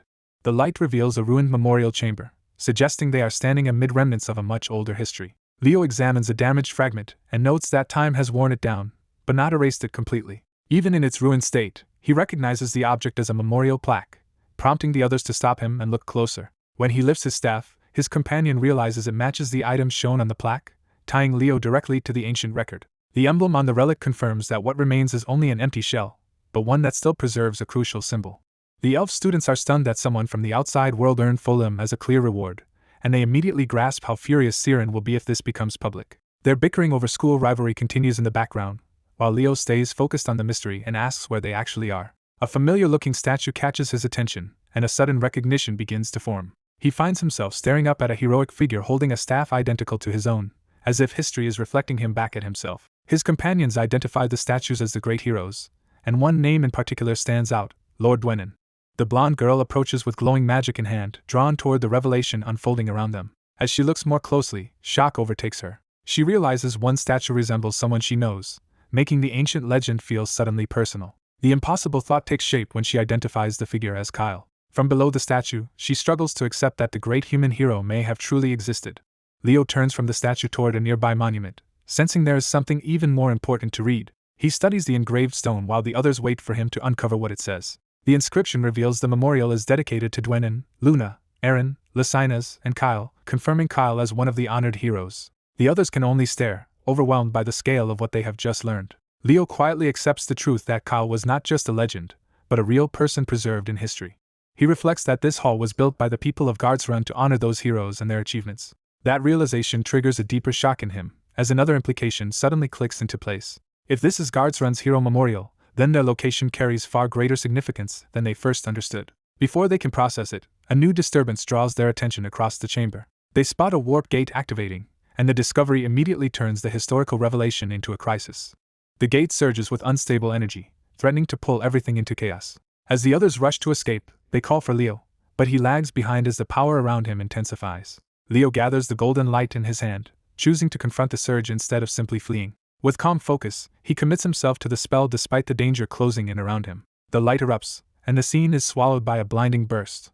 When the brightness fades, the story has shifted to a quiet room bathed in warm light. Leo wakes in a bed, injured but alive, as someone checks whether he has regained consciousness. He recognizes Principal Kellyan at his bedside, and the older man orders him to rest. Kellyan explains that surviving contact with Erebos flame flower, even in a weakened state, should have been impossible, making Leo's survival miraculous. When praised, Leo downplays his role and credits his party members instead. Kellyan reveals that Leo's discovery has already been reported worldwide, turning the incident into major news. Leo refuses to engage with the publicity, especially any praise centered on him surviving. The newspapers have already declared that the surviving hero Kyle truly existed, based on records from the memorial and witness testimony. Kellyan then shifts the conversation, making it clear he wants to ask Leo something more personal than what the papers say. He carefully asks whether Leo might have some connection to the very beginning of this long mystery. Leo repeats the idea back in confusion, unsure what Kellyan is really implying. Kellyan explains his reasoning. Until now, the rumor was that the great hero Kyle had been an all-class student, while Leo had been dismissed as talentless by the Academy. Yet Leo has now risen from that reputation to become the first-year student ever recognized as an all-class talent, making the parallel impossible to ignore. The memory of Leo's earlier feats resurfaces, showing how he could already control summoning power with precision even while enduring the bloodline's burden. That recollection reinforces Kellyan's conclusion that Leo possesses extraordinary talent in both summoning and magic, placing him on a path that may truly connect him to the heroes of the past. An older man presses Leo directly, asking whether he has ever heard of Kyle, the world of heroes. Leo immediately denies any connection, and the man follows by probing whether Leo might actually be an all-class being from birth. Leo realizes Tartaros may already be watching him, so he decides not to draw more attention until he recovers some of his former power. The interrogation narrows to Leo's hidden interest in Kyle and his plan to investigate the hero of the beginning, confirming that his curiosity is deliberate. Leo admits the reason is simple. The hero of the beginning is the only all-class figure ever known in history. That answer satisfies the old man, who ends the exchange and tells Leo to rest. As he leaves, he entrusts Leo to Elena Jerkin's care, and she obediently accepts. Once they are alone, Elena teasingly suggests Leo himself could be the hero of the beginning. When Leo rejects the idea, Elena still insists she has a strong feeling about him. She treats her suspicion as instinct rather than evidence, showing she trusts her own read on him. Leo is left puzzled by her confidence, and asks what makes her so sure. Elena can offer no proof beyond intuition, but her certainty remains playful and unwavering. Leo brushes it off and says he will not pry into her reasoning if she refuses to explain. Elena turns the conversation back on him, reminding him he had wanted to ask her something. Leo admits he has grown curious about Gigant and wants to understand how far its influence reaches. Elena jokes that he sounds like an old man, while Leo accepts the comparison with dry amusement. He then makes his real request: access to Lumene's forbidden library so he can study the history of the hero records. The mention of the hero records visibly unsettles Elena, suggesting the subject is more sensitive than he expected. She agrees to help him enter, though she warns the records are not something she can simply decide to show him. Her reaction leaves Leo wondering who Elena really is and what authority she actually holds. The story shifts to the Academy as a new day begins over Lumene. Leo arrives and immediately draws attention as the class president, and a student whose recent exploits have made him famous. His classmates bombard him with questions about his victory, and even gossip about Lady Luna, eager for every detail. A stern instructor cuts off the chatter at once and forces everyone back into order. Even as they obey, the students make it clear they still expect Leo to tell them everything later. The instructor announces that beginning tomorrow, Lumene will hold joint classes with students from other academies. The class is stunned by the idea, since cooperation with rival schools is unheard of. He explains that the guests will come from the other 3 prestigious academies, the ones Lumene applicants usually consider only after failing to get in. The first of those schools is the Knight Academy, ERASED. The second is the Magic Academy, Tivril. The third is the Summoning Academy, Secret. Their history is laid out plainly. They were founded to break Lumene's monopoly, but over time they became fallback institutions for those shut out of Lumene. In practical terms, they are now seen as places students end up after failing to enter Lumene. The instructor adds that expelled Lumene students are often transferred there as well, reinforcing the hierarchy between the schools. Among the students, the sudden invitation is read as politically motivated rather than educational. They connect it to Lumene's damaged reputation after repeated incidents during the first semester. The conclusion is obvious to them. Lumene invited the others on purpose to prove it still stands above its rivals. Before the discussion can continue, someone calls Leo aside by name.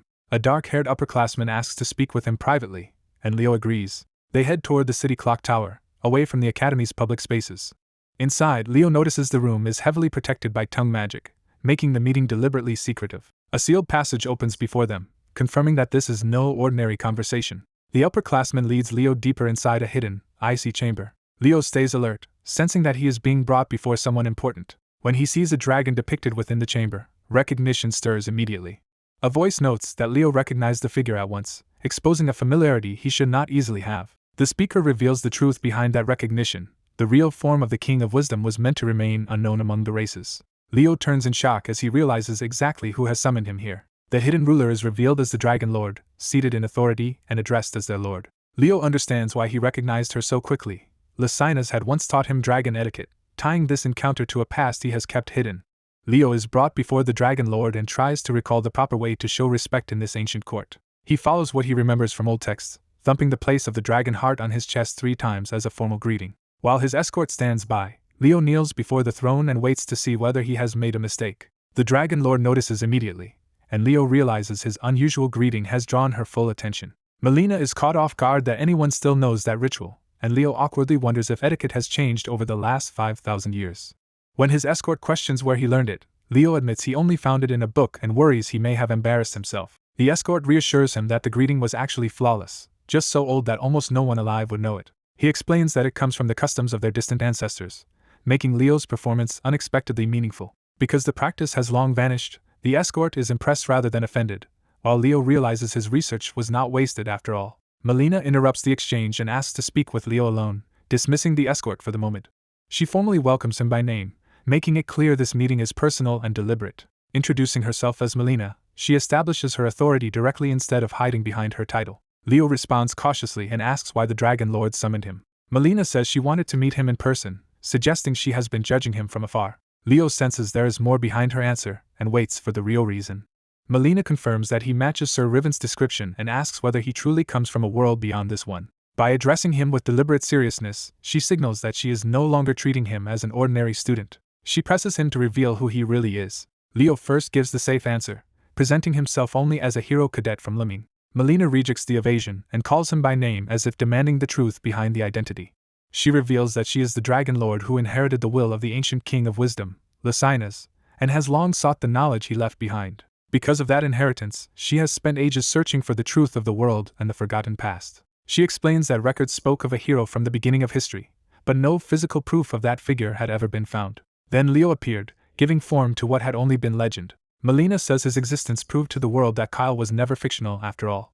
She points to the evidence that overturned history. The surviving hero Kyle was real, not a myth. Leo tries to downplay it as coincidence, even though his very presence has already changed what the world believes. Instead of arguing, he offers her something to examine, and Melina instantly senses it is extraordinary. What he presents is an ancient children's book from the beginning of recorded history, preserved as if it carries a hidden truth. He explains that unlike modern fairy tales, this book contains unaltered history from the distant past. According to that record, Kyle inherited Lysinas' dragon heart. Leo then reveals that he once cleared Lysinas' world and successfully retrieved a page tied to that legacy. As he begins to explain what he gained from that reward, Melina is stunned by where the story is leading. She confirms that she herself inherited part of Lysinas' mana, a power she has revered for ages. But the mana is now reacting to Leo, as if recognizing him as its rightful master rather than her. Shaken, Melina asks him one final time to stop hiding and answer plainly. She demands his true identity. Leo's confidence makes Melina realize he has already decided to tell her everything. He finally gives the name she has been searching for, Kyle. He clarifies that in this era he is called Leo, but in the Age of Origins he was known as the hero of the beginning. With that confession, the ancient battle against the primordial darkness is no longer distant history but something standing before her. Melina can barely process that she is speaking directly to the legendary hero within the world he once saved. Leo asks whether confirming his identity was the only reason she called him here. Melina tells him that the matter is far more urgent than simple confirmation. She reveals that agents of Tartarus have infiltrated the Hero Military Academy. Worse, one of the infiltrators is a traitor hidden among their own ranks, and even the Dragon Lord's side has struggled to identify them. Leo understands the seriousness immediately, because he has sensed no suspicious mana or trace that would expose the culprit. Melina explains that Tartarus' goal is to destroy future heroes before they can rise, which is why she wants Leo to act as bait. She states the logic bluntly. To Tartarus, no target would be more irresistible than him. As an all-class hero on the level of the Great Kyle, Leo is exactly the kind of existence Tartarus would move to eliminate. A white-haired boy is asked for a difficult favor and whether he will do it for them. He agrees without hesitation, accepting the request. He sets one condition: his identity must remain hidden, though the other person treats it more like a plea than a demand. She explains that she is only someone living in the peaceful era he created, and now that she knows who he truly is, she wants to serve him. Kneeling before him, Melina addresses him by his old title and offers her loyalty. She goes further, swearing her life to the inheritor of the King of Wisdoms will whenever it is needed. He rejects any grand image of himself, insisting he did not save the world out of noble purpose. Instead, he admits he was simply pulled along by Lysinas. Melina is caught off guard by how plainly he dismisses his own legend. He says he still fights only because he wants to, and he wants her to live the way she wants as well. Later, someone asks Riven what he thinks of Leo Plav while Melina rests nearby. Riven judges Leo to be an exceptional boy, worthy of becoming a great hero. When Riven is addressed formally, he notices Melina seems to be in unusually good spirits. Melina asks him to watch over Lemerne's first-year students. She is confident those children will grow into remarkable heroes. At the academy, Leo's unfamiliar uniform draws attention and marks him as an outsider from Lumene. A student stops him and confirms he is from Lumene Academy. She introduces herself as Cecilia, a first-year from Emerald Academy, and asks whether he studies magic. When he says yes, she immediately decides he is the perfect person to use for her purpose. She frames it as a simple request for help from someone in the magic department. As she leads him inside, she introduces herself more fully. Before he can even finish introducing himself, she brings him to a board and explains they were discussing a magic formula when a Lumene student happened by. She reveals her real intent. She wants an opinion from someone at Lumene because students at her school have been mocking them, and this formula is currently popular there. Leo immediately realizes the formula is incomplete, and that Cecilia is trying to humiliate him. He recalls hearing that other academies resent Lumene and wonders whether he should just play along. Before he decides, two adults outside the window burst in with intense interest. Leo is left baffled by the sudden interruption. He realizes they have been secretly watching the exchange for some time. The two professors are delighted because they want to see whether the famed Lumene student can handle the situation without embarrassment. Their enthusiasm makes it clear Leo is now expected to prove himself. Accepting that he has to follow the professor's lead, Leo decides to answer seriously. Cecilia initially pities him, convinced that even a Lumene student cannot solve it. Leo calmly says the spell can be activated with only a few tweaks and begins explaining his interpretation. Cecilia laughs it off as impossible, certain the formula was designed as a trap. But as Leo works through it, even the students who set the trap begin to wonder if it is actually activating. Leo continues refining the formula according to his own reading of it and asks for their judgment. Cecilia is shaken, unable to understand how he derived a workable interpretation. The room realizes with disbelief that the supposedly impossible spell may in fact be valid. Cecilia tries to retreat to theory, arguing that practical use is still a different matter. Leo dismisses the objection as trivial. He proves it by activating the spell in his own hand with ease. Cecilia assumes he must have researched this branch of magic, but Leo denies it. He explains that Lumene usually adapts existing magic for combat rather than inventing new systems, which is why this came naturally to him. When pressed on how he converted the formula into an activation equation on the spot, the others can hardly believe he did it instantly. Leo confirms that he did exactly that. He reveals his method was simple mental calculation, which sounds absurd to everyone else. Cecilia breaks down completely, convinced no normal person should be capable of that, and flees in defeat. As she runs off calling for her leader, Leo wonders if he was too harsh. One of the watching professors enthusiastically praises Leo and says he should major in magic. The scene closes by broadening the rivalry among the three great academies, where talent is measured not only in magic but also in swordsmanship. The story opens by introducing Emerald, a school famed for magic. It is followed by Scown, known for summoning, as another of the three great academies.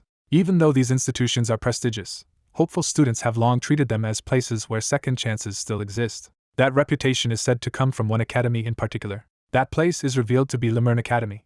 At Lumene, students from the three great academies are formally welcomed to a joint exchange. The host is Professor Sejen, a renowned Lumene instructor whose reputation is already known among the visitors. Sejen privately enjoys the admiration and attention his name still commands. He explains that the event was arranged to let the schools share their values, though the time together will be brief. He urges the exchange students to use the opportunity to grow beyond their current limits.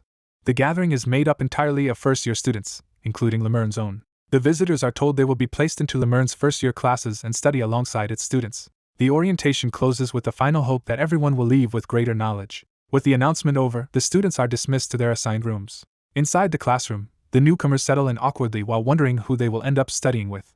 Some Lumene students step forward and begin introducing themselves to the exchange students. One of them, Carl Thomas, eagerly presents himself and tries to make friends with the room right away. Carl quickly shifts from introductions to business, pitching his homemade fatigue recovery potions. He claims the potions are useful not just for first years but even for upperclassmen, insisting intense study makes them necessary. He sweetens the pitch with a discount and a free gift, turning the classroom into his personal sales floor. Carl's loud promotion draws a crowd as he pushes the sale like a limited-time event. Someone finally decides they have had enough of his act. Carl is singled out by name before he can keep going. The speaker makes clear he came to meet Lumene's upperclassmen, not a petty merchant, and dismisses Karl as a commoner. The one insulting him is Havadin Burson, a prince of the Burson Kingdom and a student of Jade Academy. Two nearby students also treat status as the natural order, expecting deference because they will outrank others in the future. Havadin formally introduces himself as Crown Prince, making his identity impossible to ignore. His homeland, the Burson Kingdom, is known as a northern power with a formidable knightly tradition. Its military prestige is especially tied to its elite knight orders. Among them, the Winter Knights and the Snow Knights stand above the rest. Their commanders are celebrated enough to be recorded as heroes. Karl immediately flatters Havadin, acting honored by the prince's presence. Havadin answers with contempt, mocking Karl's low mana and implying someone like him barely belongs at Lumene at all. A girl beside Havadin joins in, laughing at Karl rather than restraining the insult.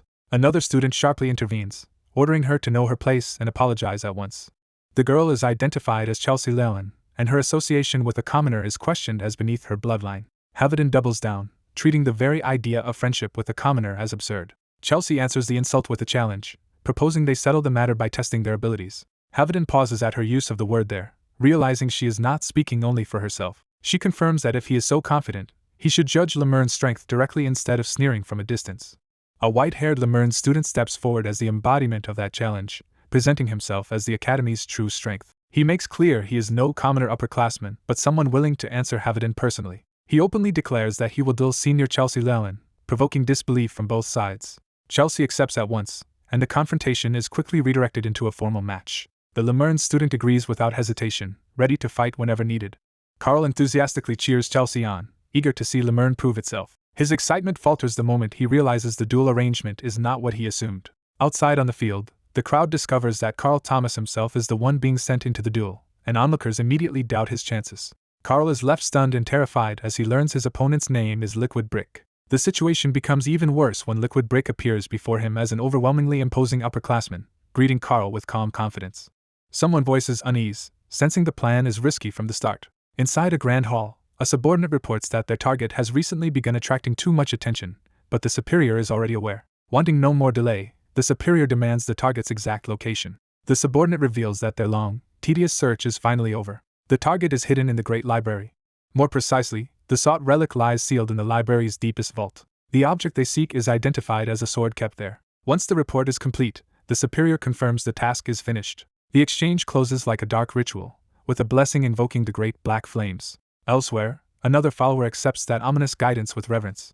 At ERASED Academy, first-year Ricky Brick introduces himself to a classmate and makes clear he expects support from him. The classmate immediately recognizes the weight of that name. Ricky belongs to the Brick family, leaders of the Snow Knights. That reputation evokes the military prestige and authority behind Ricky's house. Observers also note that Ricky himself will not be an easy opponent. Ricky's blonde companion points out that he is openly setting up one of his own classmates to be humiliated. Senior Leo steps forward to begin the match, wielding a polearm and preparing a formal display of strength. Ricky awkwardly realizes that the blonde boy does not even regard that senior as a friend, only as a tool. The white-haired boy tells him to stop guessing and simply watch what happens. A small signal starts the confrontation. Leo immediately floods himself and his weapon with crackling power, showing overwhelming control. He opens the fight by driving his weapon down with force, seizing the initiative. Ricky is startled as he realizes the attack is designed to trap him. He barely escapes in time and understands that a moment's delay would have ended the match instantly. Instead of panicking, Ricky decides it is his turn to answer. He launches into the air and fires a flaming projectile spell while staying mobile. The attack multiplies into several fire arrows at once, proving that his supposedly low mana has made others underestimate him. But Leo remains composed and shifts his grip, preparing a stronger response. He unleashes avalanche through his weapon, turning his magic into a large-scale snow attack. A wave of ice and snow surges across the field to swallow Ricky's offense. Ricky is forced upward as the frozen blast tears through the space around him and collides with his flames. The clash erupts in a violent explosion of ice and shattered magic. Watching from the sidelines, the white-haired boy coolly explains that this is exactly why Ricky wanted to face Leo, to test whether he could break through a knight who specializes in area control. Even Ricky's little summon mascot gets caught in the aftermath and pops out of the snow in outrage. The creature complains that it nearly froze to death, adding a brief absurd note to the tense match. Leo studies the situation and concludes that a straightforward exchange will not work against Ricky. He is unsettled by the realization that Ricky fights like a mage while relying on a weapon. Ricky suddenly dives back in, refusing to let Leo dictate the pace. This time he sends blazing sword-like projectiles instead of ordinary arrows. Leo recognizes the change at once. Ricky is using magic swords. The attack cuts close enough to put real pressure on him. For the first time, Leo is actually grazed and starts bleeding. Ricky grins at the near hit, pleased that he has finally broken through Leo's defense. The blonde observer sneers at Ricky's style as crude and beneath proper standards. The white-haired boy dismisses that complaint, arguing that worrying about elegance in a real fight is pointless. Confident now, he tells Ricky's critic to keep watching. Ricky presses on, framing the lesson plainly. This is what actual combat looks like. Leo steadies himself and prepares to adapt rather than lose control. He creates a ring of water-like portals or currents around himself and challenges Ricky to keep evading forever. Then he notices a small bottle entering the exchange, its contents marked with a flame-like symbol. Before he can react, the bottle shatters against his chest, splashing him and abruptly changing the terms of the fight. A student reveals he refined a special oil as part of a trap. He explains that the oil is highly volatile and once it touches mana, it keeps burning. With smug confidence, he reminds his opponent that the setup should now be obvious. The realization hits too late as flames race around the target and cut off any easy response. The trap detonates violently, overwhelming the opponent in a single blast. When the smoke clears, the fight is already over and the victim is down. The winner brushes off the dirty tactic by insisting that cleverness is part of real skill. Elsewhere, a white-haired student boasts that Lumene's weakest still surpass others. The earlier victor jokingly asks to leave out the weakest part, while the defeated student is carried away. The white-haired student argues that at Lumene, using every available tool still counts as ability because survival is what matters. He then turns to the next challenger and promises to teach him the same lesson. He calls out Chelsea Lilin, famed for defeating giants, and she accepts without hesitation. He mockingly tells her she can go home and boast to her parents if she wants, trying to belittle her before the match begins. Chelsea answers by summoning her power and preparing to test him directly. Seeing her aura, he immediately identifies it as spirit-based power. He introduces himself as Chelsea Lilin and manifests a wind spirit knight with a lance. The white-haired student recognizes the summon for what it is and braces himself. Chelsea's spirit mount launches forward with explosive speed. He drives in with a direct, high-speed charge meant to end the exchange instantly. The attack closes on the white-haired student before he can evade normally. At the last moment, she slips through the strike line and avoids being skewered. Chelsea judges the dodge respectable, but only barely. She counters by rushing him head-on, dismissing the idea that wind magic alone makes him a true battle mage. Their weapons and magic collide in a violent clash of speed and force. Chelsea scorns him as an arrogant mage trying to fight like a knight. He rejects the insult, insisting he never claimed to be imitating a knight at all. Instead, he turns her accusation around and prepares to expose the flaw in her approach. He warns that casting from that distance leaves her open to a lesson about real control. He unleashes Wind Break at point-blank range. The technique erupts with enough force to blow apart the immediate battlefield. Chelsea realizes in shock that her own wind has been neutralized and cannot understand how he did it. He tells her she never truly understood how to control wind in the first place. To prove it, he plants his staff and seizes command of the surrounding airflow. With calm confidence, he shows he has been in control of the exchange all along. A massive tornado forms above him, far beyond the scale Chelsea had been using. He raises the storm higher and shapes it with precision, turning raw wind into overwhelming technique. Then he catches and redirects a heavy object in the gale, using the vortex itself as a weapon. As he sends it soaring skyward, he tells Chelsea to learn how vast the world really is. The object comes crashing back down and hurls Chelsea through the air, ending the lesson with total dominance.